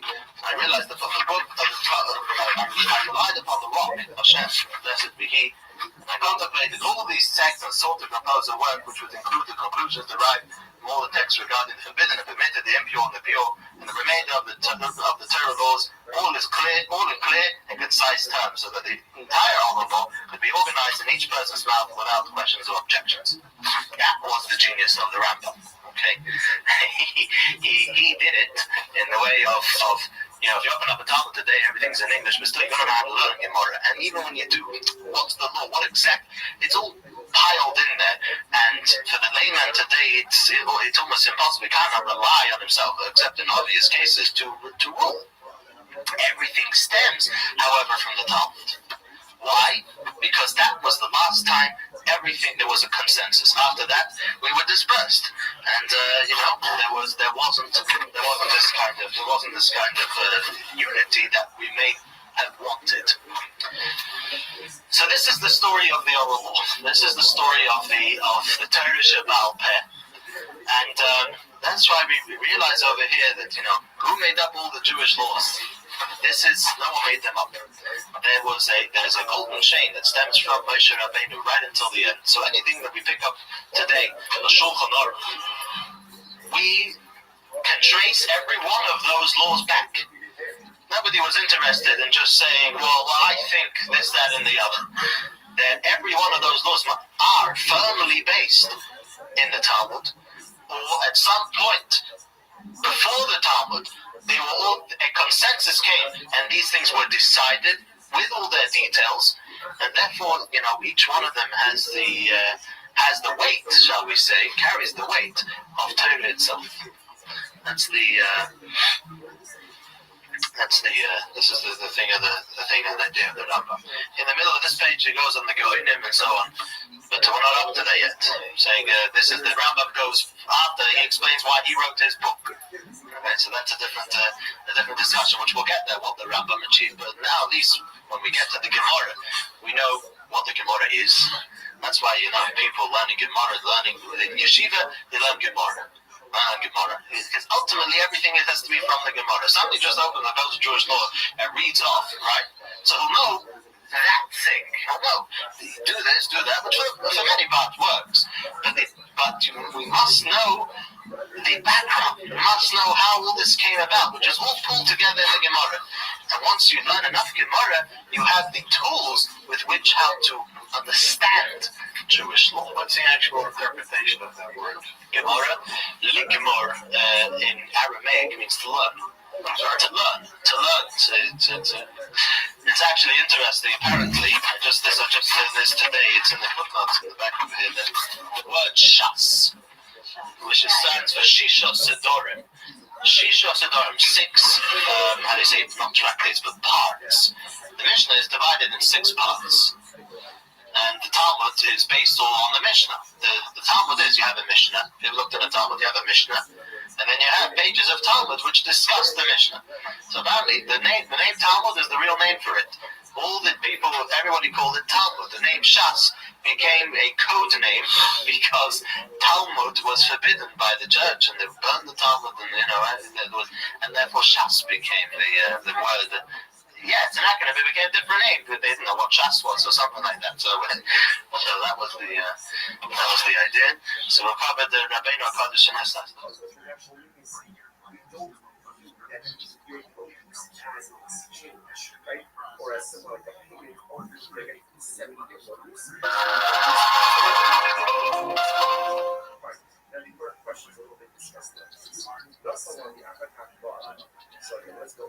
There was a man called Hillel, not to be mixed up with the original Hillel. This is 13th generation. He was a 13th generation from his ancestor, the famous Hillel. He's known as Hillel Hasheni, the second Hillel. It's great that we have spoken about Hillel, but as great as Hillel was, he is referred to as Hillel Hasheni, the second Hillel, not for no reason. He did something which was of priceless value for the Jewish people, and that was he set the Jewish calendar. Let's get a bit of background. Up until this point, more or less, from the time of Moshe Rabbeinu until this time, the months were set and the years were set by the Sanhedrin, by the high court that were in Jerusalem. How was it done? The Torah says that the authority to make the month lies within the hands of the Beis Din, of the high court. And they did it by getting witnesses, the witnesses who saw the new moon, the new moon that came about after it had been concealed. Those witnesses who had seen the new moon came to Jerusalem, testified to the fact that they had seen the new moon, and the new month was proclaimed. And only when the Beis Din proclaimed it did it actually become a new month. They had a limit. It was either on day number, there was 29 days in a month, it was either day number 30 to be Rosh Chodesh, to be the first day of the new month, or day number 31 to be Rosh Chodesh. If the no witnesses came by day 31, they proclaimed the Rosh Chodesh anyway. But that's where we get the 2 days from. It was either one of those 2 days. Therefore, the Jews who were able to hear of the new month being proclaimed had 1 day Yom Tov, and the Jews that weren't able had 2 days Yom Tov. That's how it all came about. We spoke about this last week. So, this is what was going on from the time of Moshe until this time. And what it was at this time when Hillel Hasheni, this Hillel, saw that the Sanhedrin was not going to be able to convene for too much longer. It had already been, so to speak, exiled. It was not convening in Jerusalem. Jerusalem was destroyed. It was convening after Jerusalem was in a place called Usha. From Usha, it was in the Galil in Israel. Then from there, it went somewhere else. It was going to fall apart inevitably. So so something very drastic had to be done. What's going to be now with the Jewish calendar? What's going to be? How are we going to keep any Yom Tov, any time? So what he did was, there are rules which, if you want to see even a synopsis of those rules, Maimonides puts down. Maimonides was a genius of a man, and he put down, he had a mind for astronomy like no one else.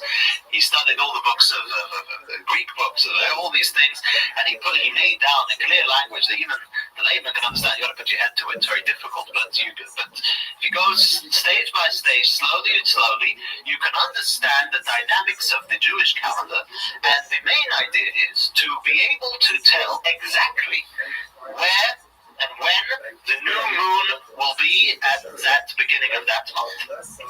We actually announce this in many Chabad shuls that on the Shabbos, the Shabbos before before Rosh Chodesh, we bless the new month, and before that, the custom is to announce the time when in Jerusalem, we go by Jerusalem, when in Jerusalem, to the minute, not just to the minute, but to the second. It's called Chalokim. Chalokim are astronomy gives how do we say degrees, but not just degrees. Degrees are very general. Within the degree, you have another bunch of degrees. Within those things, you have another bunch of things. Little, so how many Chalokim are there until an hour? You told me that, but open my mind and see. I've been hearing it for years. I believe if there's this dog quote me on this, if there's 180 degrees, there are 180 degrees, 360 degrees, say 360 degrees, and I think there's 1,080 chalokim in each one. So it will be. Yeah. Wow. The degree is not the ground. The degree is the sky. Saying the degrees we're talking is the most circle on the table. Not a circle on the table. Well, 360 degrees is a circle. I believe. Don't quote me. This is gonna have to. It's a big circle. Yeah. Anyhow, so. Now these are rules in astronomy where you can work this out to the split second. Anyhow, so it's doable. It's very doable. Sometimes I say parts instead of so what he did was Hillel got together the entire Sanhedrin and posed the problem. They agreed that this was eventually, at least not for now, but eventually was going to present an issue. So what they did was, every month the beis din court would sanctify the new month. They would say, Makudesh, that Rosh Chodesh today is a holiday, sort of. It's Rosh Chodesh. We know Rosh Chodesh is a special day, especially for women. What they did was they convened at that time. They worked out, they laid down the rules to the Jewish calendar, which were always known, but they never actually followed it. They knew, they based it. One of the ways that they would test out the witnesses, they knew what they were talking about because they knew exactly where and when the new moon would be seen. Okay? And they knew how it would look and where it would be if the new moon would be pointing this way a little further. They knew everything, and it's all known today. They knew exactly. They only needed the witnesses because that's what the Torah said. Torah says the witnesses, when you have witnesses that actually saw it, then you can do it. What they did is that they set the calendar by where they knew where the moon is going to be seen and sanctified every single Rosh Chodesh from that time until the coming of Mashiach. Which meant that they laid down the rules for the Jewish calendar, and any Jew, anywhere, was able to fulfill the Yom Tovim, Rosh Chodesh, to observe the holidays anywhere they may be. Which was a major, we can even compare it to writing down of the oral Torah. Oral Torah didn't need to be written down for over 1,000 years until the days of Moses, until the days of Rabbi, What do you need to write it down for? The Jews were together. There was transmission from teacher to student. Everything was going well. Now came a time when that wouldn't be, and so too was the Jewish calendar. And hence, you have the stories of Jews landing up in a desert island, or Jews in concentration camps who knew exactly when Pesach was, or when Rosh Hashanah was, to the day. No questions. Well, they didn't have one of these calendars come out sent out to Bergen Belsen, what I'm saying? It didn't. They knew because the rules are quite clear, and if you put your head to it, Maimonides says, the simple part of what I just wrote, even a child can acquire this knowledge in about 3 days. The Rabbi was talking about one of his kids or one of our kids, but he said they're very, very simple. And when they are, if you put it's math. But you got to put it together, and it's doable. Oh yeah, he codified it. Yeah. The place where you'll see it all laid down and put together. Scientifically, I got to tell you, there's been articles written recently that things that scientists, astronomers have only found now, were already known by the sages of the Talmud, by what they said things which didn't seem to be correct scientifically. And there's been this just recently, a few months ago, somebody showed me an article written in Israel, a mind-blowing article. You have to swallow one of these astronomy books to understand it, but it's the exactness to of what they knew then could only have been something godly. It could only be something given from the Almighty. But on Sinai, they got the rules of how to do this. It's a fascinating subject, anyway. Okay.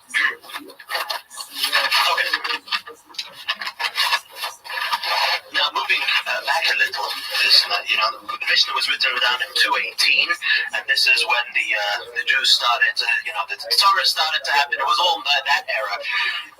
However, from the year 235 until the year 350 was the time in Israel when there was still yeshivas. This was a gradual descent. But that was a time when the Talmud Yerushalmi, the Jerusalem Talmud, was put together. There are two Talmuds. There are two versions of the Talmud. There are two Talmuds. One is called the Talmud Bavli, Babylonian Talmud, put together in Babylon, and one the Talmud Yerushalmi, the Jerusalem Talmud. That was written by Rabbi Yochanan, who we went through him last week. They managed to put together the Talmud, although things were on the decline, but the Talmud Yerushalmi was nevertheless put together. Babylon also wasn't absolutely free. We did say it wasn't a paradise. There were times when things got tough, especially there was the Gemara actually makes note of a fellow called Ardashir, I think his name was, who he took over the reign in Babylon. He was quite a fanatical individual, and he had all sorts of things that went along with his religion. For example, he forbade lighting candles at night, which meant that Hanukkah candles couldn't be lit, and the Gemara has a whole discussion of where Hanukkah lights, which should be put in a public place, either by the window or by the front door, says the Gemara, in the time of the Pharisee, in the time of the Persian, sort of, this guy was Neo-Persian, who didn't allow lights, so you could put it on the table, says the Gemara. This was where the discussion of the Gemara comes up because of this sort of 15-year period, but a very, very difficult period. But even though he did have some very evil decrees, the Kehillah, the community in Babylon didn't disturb its ongoing growth, and it was in this era, starting from about 200, give or take, where for the next 7 generations, the Talmud Bavli, the Babylonian Talmud, was put together. Now, that was a major work. What it was is you have, what is the Talmud? What is the Gemara? We were referring mainly to the Talmud Bavli. The Talmud Yerushalmi, the Jerusalem Talmud, went along similar lines, but today, since the community in Babylon was then on the increase, most of the great were over there, and especially later on, when the migration from Israel came to Babylonia, they had it all. They had the great from Israel, and they had their own great, which constitutes the fact that we follow today and learn primarily today the Talmud Bavli, the Babylonian Talmud. What was it? Rabbi Yehuda HaNasi, Judah the Prince, put together the Mishnah, as we said, in about the year 218. He put it together in a very, very concise manner. It really was. It was a project which was the beginning of the writing of the oral law. They want to say, some historians even say, it's because of his lack of excitement to do it. It was something which they had to revert to. If this is what it looks like, we'll write down just the key things, and all the discussion will remain oral. So we'll have a basis. That's how some people want to understand it, which is very understandable. He wrote things very, very concise, just that things should be written down in its essence, in its seminal way, so not to be forgotten. Now, after that, what the yeshivas were doing and what the greats of the generation were doing were discussing the Mishnah. You have a Mishnah. Let's take the very first Mishnah of the Talmud, okay? First Mishnah of the Talmud is, there's a mitzvah to read the Shema in the evening. In the evening, we say this in the Shema. When you lay down and when you rise. What does it mean when you lay down, when you rise? Says the oral Torah, you should read the Shema in the evening and in the morning. Okay? So, the question is now, when is the evening? Says the Mishnah. What's considered the evening? When do we consider it? Says the Mishnah. The Mishnah has a couple of opinions. There's one says it was actual nightfall. One says a little before nightfall. So the Gemara, the Talmud comes and looks at it and says, well, what made this opinion say what he says? Where did they get it from? And more importantly, who do we rule like? Okay? There are many, many principles by which we follow in order to figure this out. Besides that, Judaism has a very lot of information which are around these laws. Learning now, the beginning of the first tractate, starts talking about, rising in the. It starts talking about the night being split into 3 parts. What's the night being split into 3 parts? The whole story comes. The Talmud goes into King David. King David got up. What time did he get up? It's a whole shebang, right? Where's all that information? Not a Mishnah. The Mishnah says the law. The Talmud is a record of the discussions which came about from the Mishnah. You can imagine you have an instruction, a very short instruction for a very major thing, and there's obviously a lot of discussion around it. There were 7 generations that the Talmud makes record of, and we'll mention a few of them. Now, all these names are, these names you can any kid who started learning Gemara and started learning the Talmud will be all too familiar with all these names. Many of them worked in pairs and contemporaries. We mentioned last week of Rabbi Yochanan and Reish Lakish, who worked in a tremendous way together. There was in the generations, along these generations, there was a pair of people called Rav and Shmuel. Now, Rav means Rav, Rabbi, and we only had that before with Rabbi Yehuda HaNasi, Judah the Prince, also called Rebbe. He was in Israel, so Rebbe in Hebrew. Rav, who's Rav? His name was Rabbi Abba, but he was such a great man that people simply called him Rav. Shmuel was his counterpart. Shmuel also was very well versed in secular knowledges as well as Torah. He said he lived in a place called Nahar Dor, and he said the pathways of the heaven, of the constellations, are as clear to me as the pathways of Nahar Dor. He was a genius of a man who also had very great contact with the Babylonian philosophers and astronomers and people who highly respected him. Just to give you an idea, in a Talmud, Rav and Shmuel are quoted hundreds of times, mostly arguing with each other. And this was the clash. You had some. It was always, as we mentioned by Rabbi Yochanan and Reish Lakish, they always wanted somebody to think differently, to deal differently, and much of it followed logic. Some of it followed tradition. An argument in tradition, an unclarity which the Gemara always has to unravel, has to make clear this unclarity. Did he get it right? Did he get it wrong? If there's a few people who said one thing, then he's refuted. This is how it goes. The law always follows Rav when it comes to forbidden matters or permitted matters. Is something kosher or not? And Rav and Shmuel will have an argument. The law follows Rav. That was his line of expertise. The law always followed Shmuel when it came to business laws. When it came to monetary issues.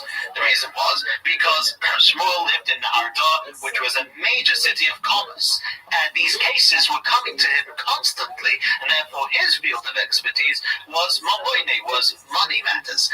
And halacha karav be'isuri, the law follows Rav when it comes to isur, to forbidden or permitted items, and the law follows Shmuel b'mamoini in money-related issues. Shmuel, as we said, lived in a place called Nahar Dor. Rav lived in a place called Surah. Both had very great yeshivas in them. The yeshiva in Nahar Dor eventually got destroyed, and then a new yeshiva opened in a place called Pumbedisa, all cities in Babylon. The next pair we'll speak of, again, is people hundreds of times in the Talmud. Rabbi and Rabbi Yosef. Rabbi is the great one. He was just referred to like that. And Rabbi Yosef. The Talmud says Rabbi was somebody who was referred to as the uprooter of mountains. He was so sharp. He was. If there was a mountain, there was something there which seemed to be just so given and so obvious. He was the one who dug under it and uprooted it, and it's not so obvious. He was as sharp as that. Rabbi Yosef was referred to as Sinai. These are the nicknames. Sinai means Sinai. He was so well versed in quantity of everything that just was to know. It was as if people compared to him that he stood on Sinai and heard it all. He just knew everything. And in fact, there is an argument in the Talmud. The question was, you can only have one Rosh Hashiva. Now, one boss, more or less. They did work in pairs. But who would be the Rosh Hashiva? And a question arose is, who's better? The sharp one or the one who knows everything? And the question, if I remember correctly, was sent to Israel. At a certain point, till a certain point, the authority in Israel was recognized by the Babylonian sages because it was Israel, and ultimately everything goes to them. When the migration started, that kind of faded away because there was nothing left there. So they sent to Israel, and they said, Sinai, it is the one, Rabbi Yosef, the one who knows everything. Because ultimately, everybody, the phrase was, everybody needs the one who sells wheat. Everybody needs flour. I mean, you gotta know at the end of the day. A question how sharp you are, all right, but you gotta know it. You gotta know the information for starters, and therefore he was to be the one more important. Maybe the most famous pair was a pair of people called Abaya and Rava. Abaya, just to give you an idea, lived till 60 years old, and yet is quoted in the Gemara about 1,400 times. Rava, who lived till about 70, is quoted in the Gemara about 2,000 times. And now there are not much more, I believe, pages in the Talmud than 2,000 that runs around there. You cannot turn a few pages in the Talmud without getting Abaya and Rava once or twice. Abaya, in fact, was an orphan and brought up by Rabbi, his predecessor. There's Rabbi and Rava. Abaya was an orphan brought up by Rabbi. In fact, Abaya wasn't really his real name. Abaya is an acronym. There's a verse that says, Asher b'cho Yerucham Yosoim. It is in you that, the verse says, it is in you, Hashem, that a orphan is given benevolence. Hashem is benevolent to the orphans. Asher b'cho Yerucham Yosoim is Abaya. The beginning of every word, that's how he was referred to. And that was Hebrew to be Abaya. The halacha, interestingly enough, although Abaya is quoted this amount of time, 1,400 times in the Gemara, the halacha usually follows Rava. It's interesting. Usually many times how the halacha was decided was by the later ones. In other words, the next generation were able to look objectively to what the previous generation had said and rule it. So that was what they did, and most of the time it came to be as Rava. But Abaya was the Rosh Yeshiva in his day.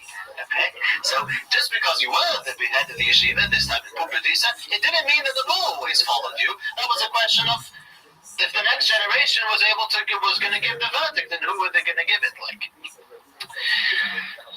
So this kind of pattern followed. These were huge yeshivas. These weren't just a few boys getting together. These were places of Torah, which, and we mentioned the other time, that twice a year the sages instituted in Babylon there was to be something called the Yarchei Kala.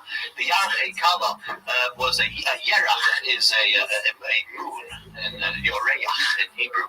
The Yerach is a moon, means a month. For 2 months during the year, about 10,000 Jews would converge on these yeshivas and devote the month to learning. All business was stopped, whatever they were doing, they took a holiday, and that was it. They came to learn.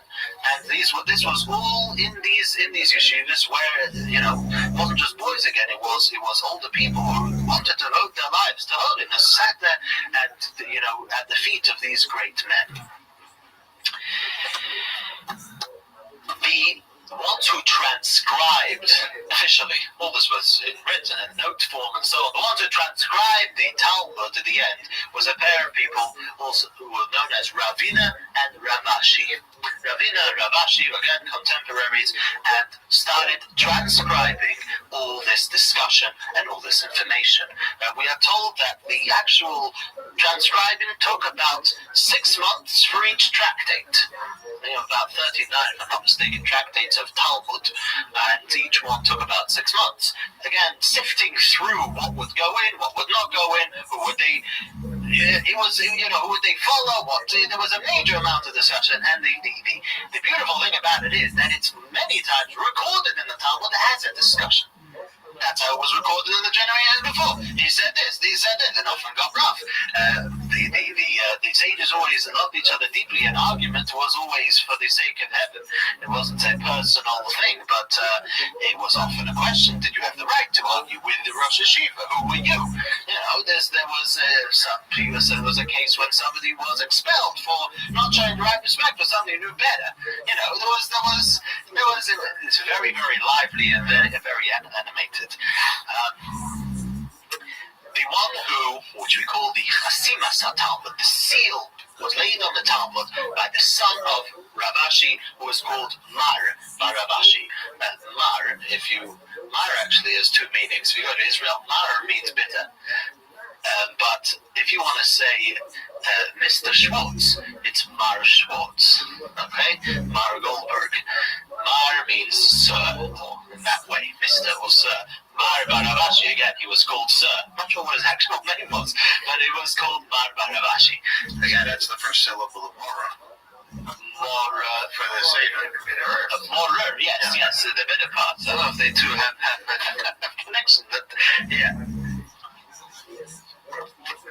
So, Mar Bar Ravashi sealed the Talmud about the year 500. From then on, we call it the seal of the Talmud, the sealing of the Talmud, because from then on, nobody had or has the ability to refute, to argue with anything which is laid down in the Talmud. Why? It was at that time that once again they had the consensus of all the Jewish sages.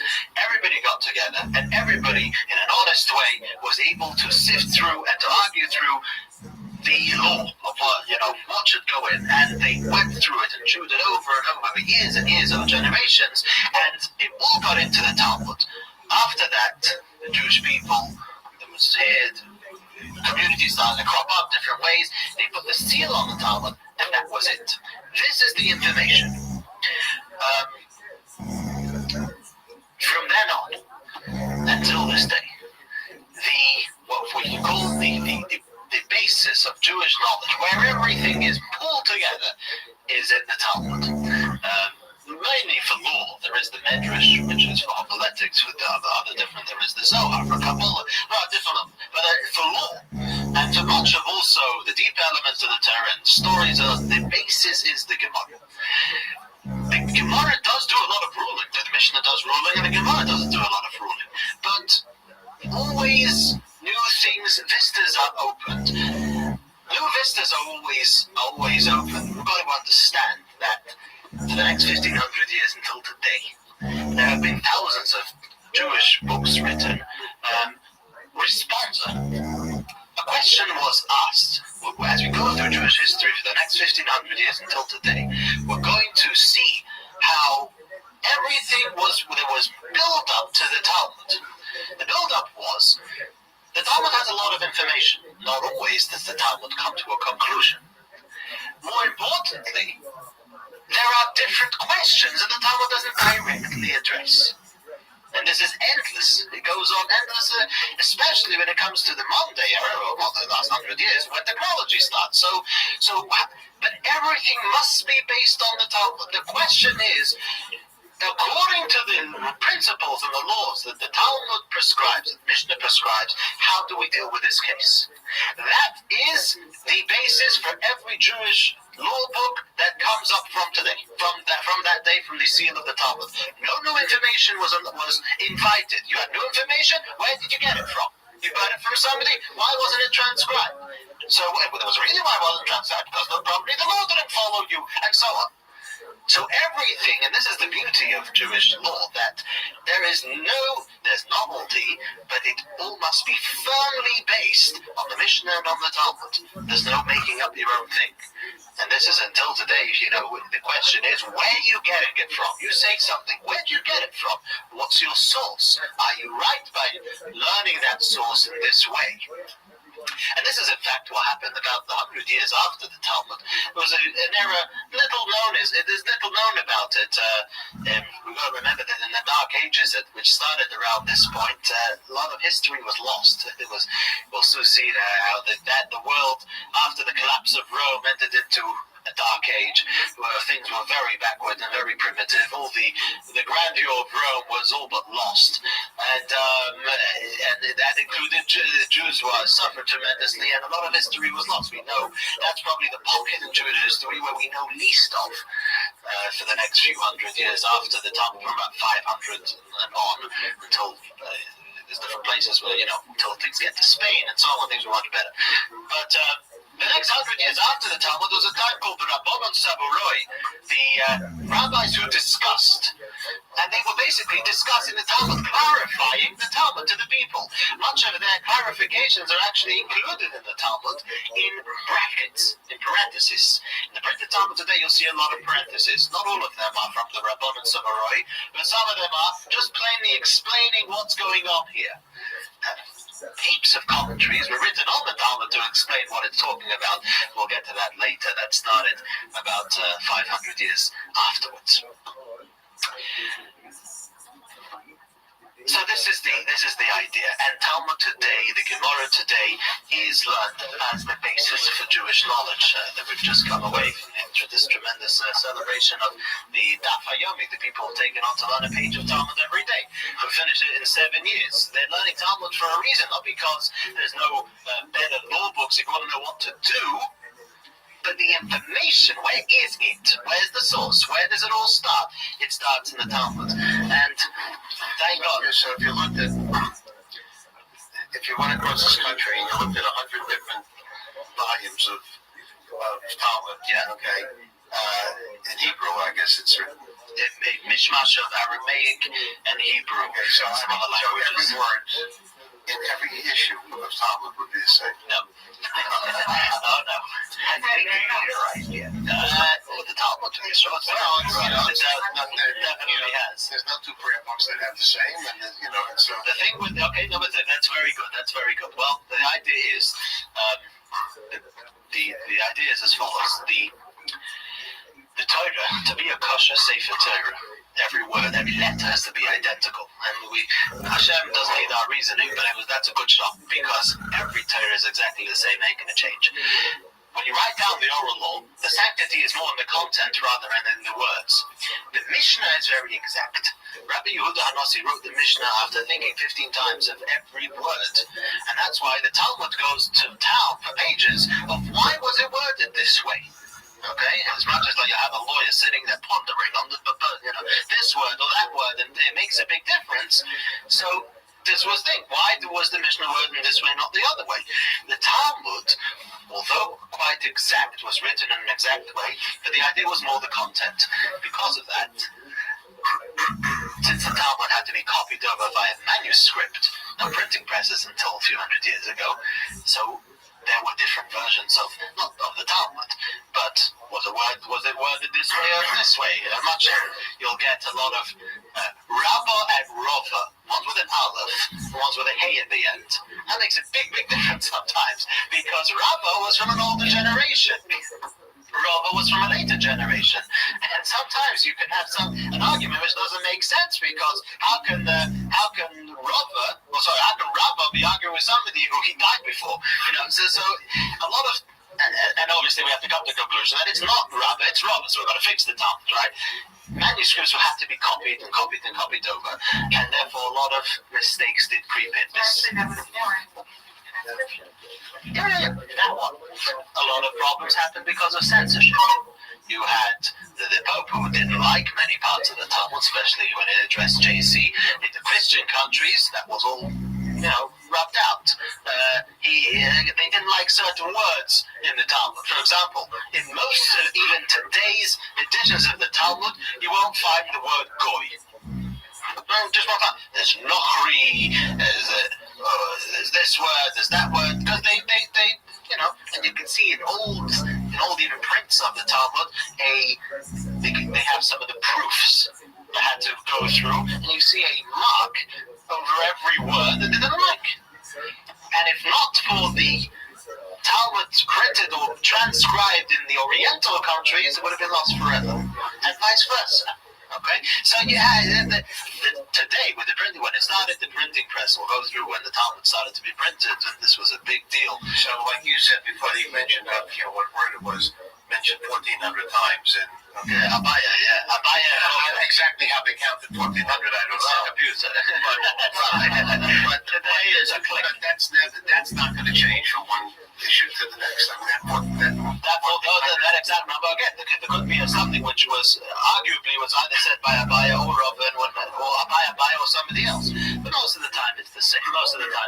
There are books today printed of the various what we call girsus. And girsa, literally, in the Aramaic means to learn, but a girsa means a version.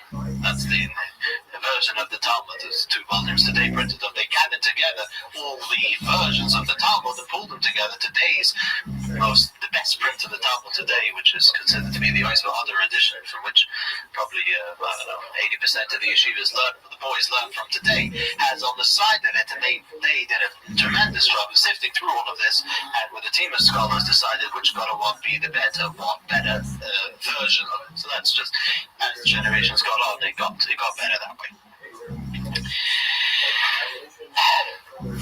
And that's how the Talmud is alive today. We have, thank God, we can even say tens of thousands of young people who don't know who Shakespeare is, but who know Abaya and Rava are. And they are. The Gemara mentioned the other time, we say the Gemara says, Rashi says, not that he said. Said as a mortal, said as a human being who may have died a few thousand years ago. Says is that they are here, they pulsate, they are a presence. And Abaya and Rava are alive today in the Jewish people because of their contributions to what they made to the Talmud. The Reish Galusa, the one who headed the community leader, was quite a figure. It was a very important position. He had to be, as we said, from the House of David, and he was given unparalleled honor.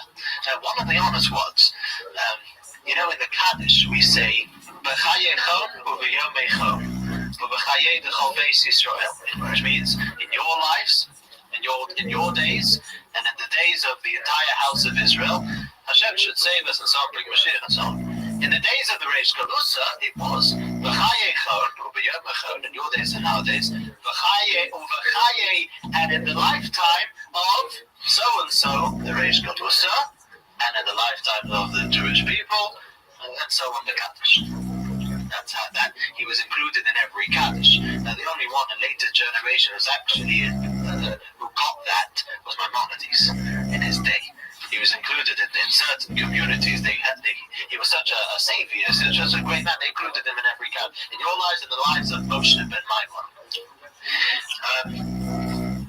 Another honor he was given, again unparalleled, was at least at one point when he received an aliyah, the Torah would be brought to his place. Okay, he didn't have to go up to the Torah was brought to him. So this was, and it was seen as a sort of continuum to the kings from the house of David. And the Jews wanted to preserve this and remember this. So besides his stature politically, but they had in this, the preserving of the house of David. The good thing was, luckily, that most of them were good people and were always followed the rule of the heads of the yeshiva. They collaborated. There was the political figure, the Reish Galusa, one who dealt with the government, one who dealt with political affairs driven by the people, but he followed Torah law, which was an amazing thing. An interesting story, which is actually quite well documented, goes the following story. It was in the day of that 15 sort of year period where things were going. There was a king in Babylon who was very evil, and one of the things, the evil decrees he wanted to do was he wanted to eradicate the house of David. No more of this. No more Reish Galusa. The Jews were. This was not to be tolerated. And he went about and he started getting rid of every family member of the house of David that was under his control. Now everybody by more or less that time, all those that from the house of David were in Babylon because Jechoniah, the king, hundreds and hundreds of years before, was brought to Babylon, and his entire family was there. He got to the very last person, who was a woman, who happened to be pregnant at the time. If he had killed her, that would be the end of the house of David. The story was, again, very well documented. This king one night had a dream. And in the dream, he was walking in a beautiful orchard. And in his dream, he figured, this is not my orchard. He wanted to destroy the orchard. And he got an axe, and in his dream, cutting down every tree in the orchard. And he managed to cut down every single one of them, beside a small sapling which was in the ground, which was still growing. He lifted his axe to chop this small sapling when an old man came and seized him. And he says, "What are you doing? This is not your orchard. I tilled so hard to nurture this orchard. How dare you go and chop it all down?" And in his dream, he seized the axe from him and gave the king a blow on his head.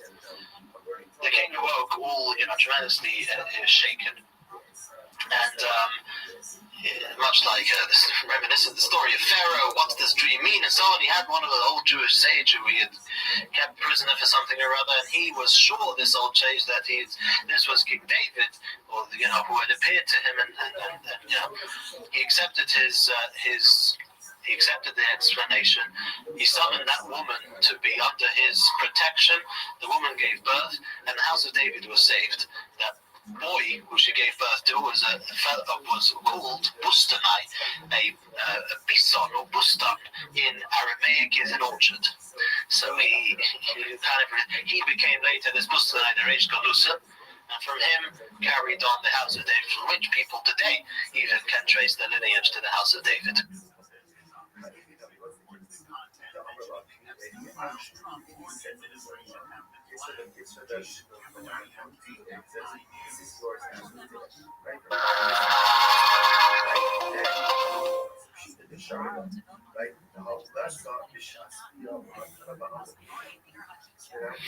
We finished last week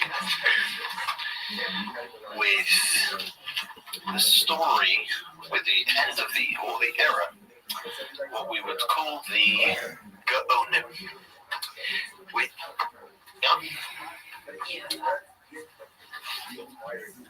we got there?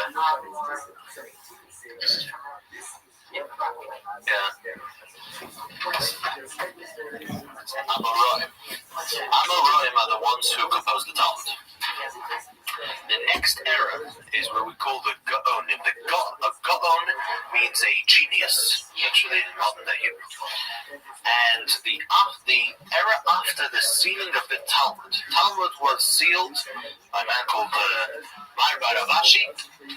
After him, about 100 years, there was an era which was called Rabbanon Savaroi, which means those rabbis who understood the Talmud and explained it to the masses. And then started a system in Babylon for many hundreds of years, which was the system of the Gaonim. Again, we went through what life was like in Babylon. You had the Reish Galusa, you had the one who was the head of the exile who ran the political affairs, and then you had the Gaon. The Gaon was the one who was basically the spiritual head of the people. Again, there are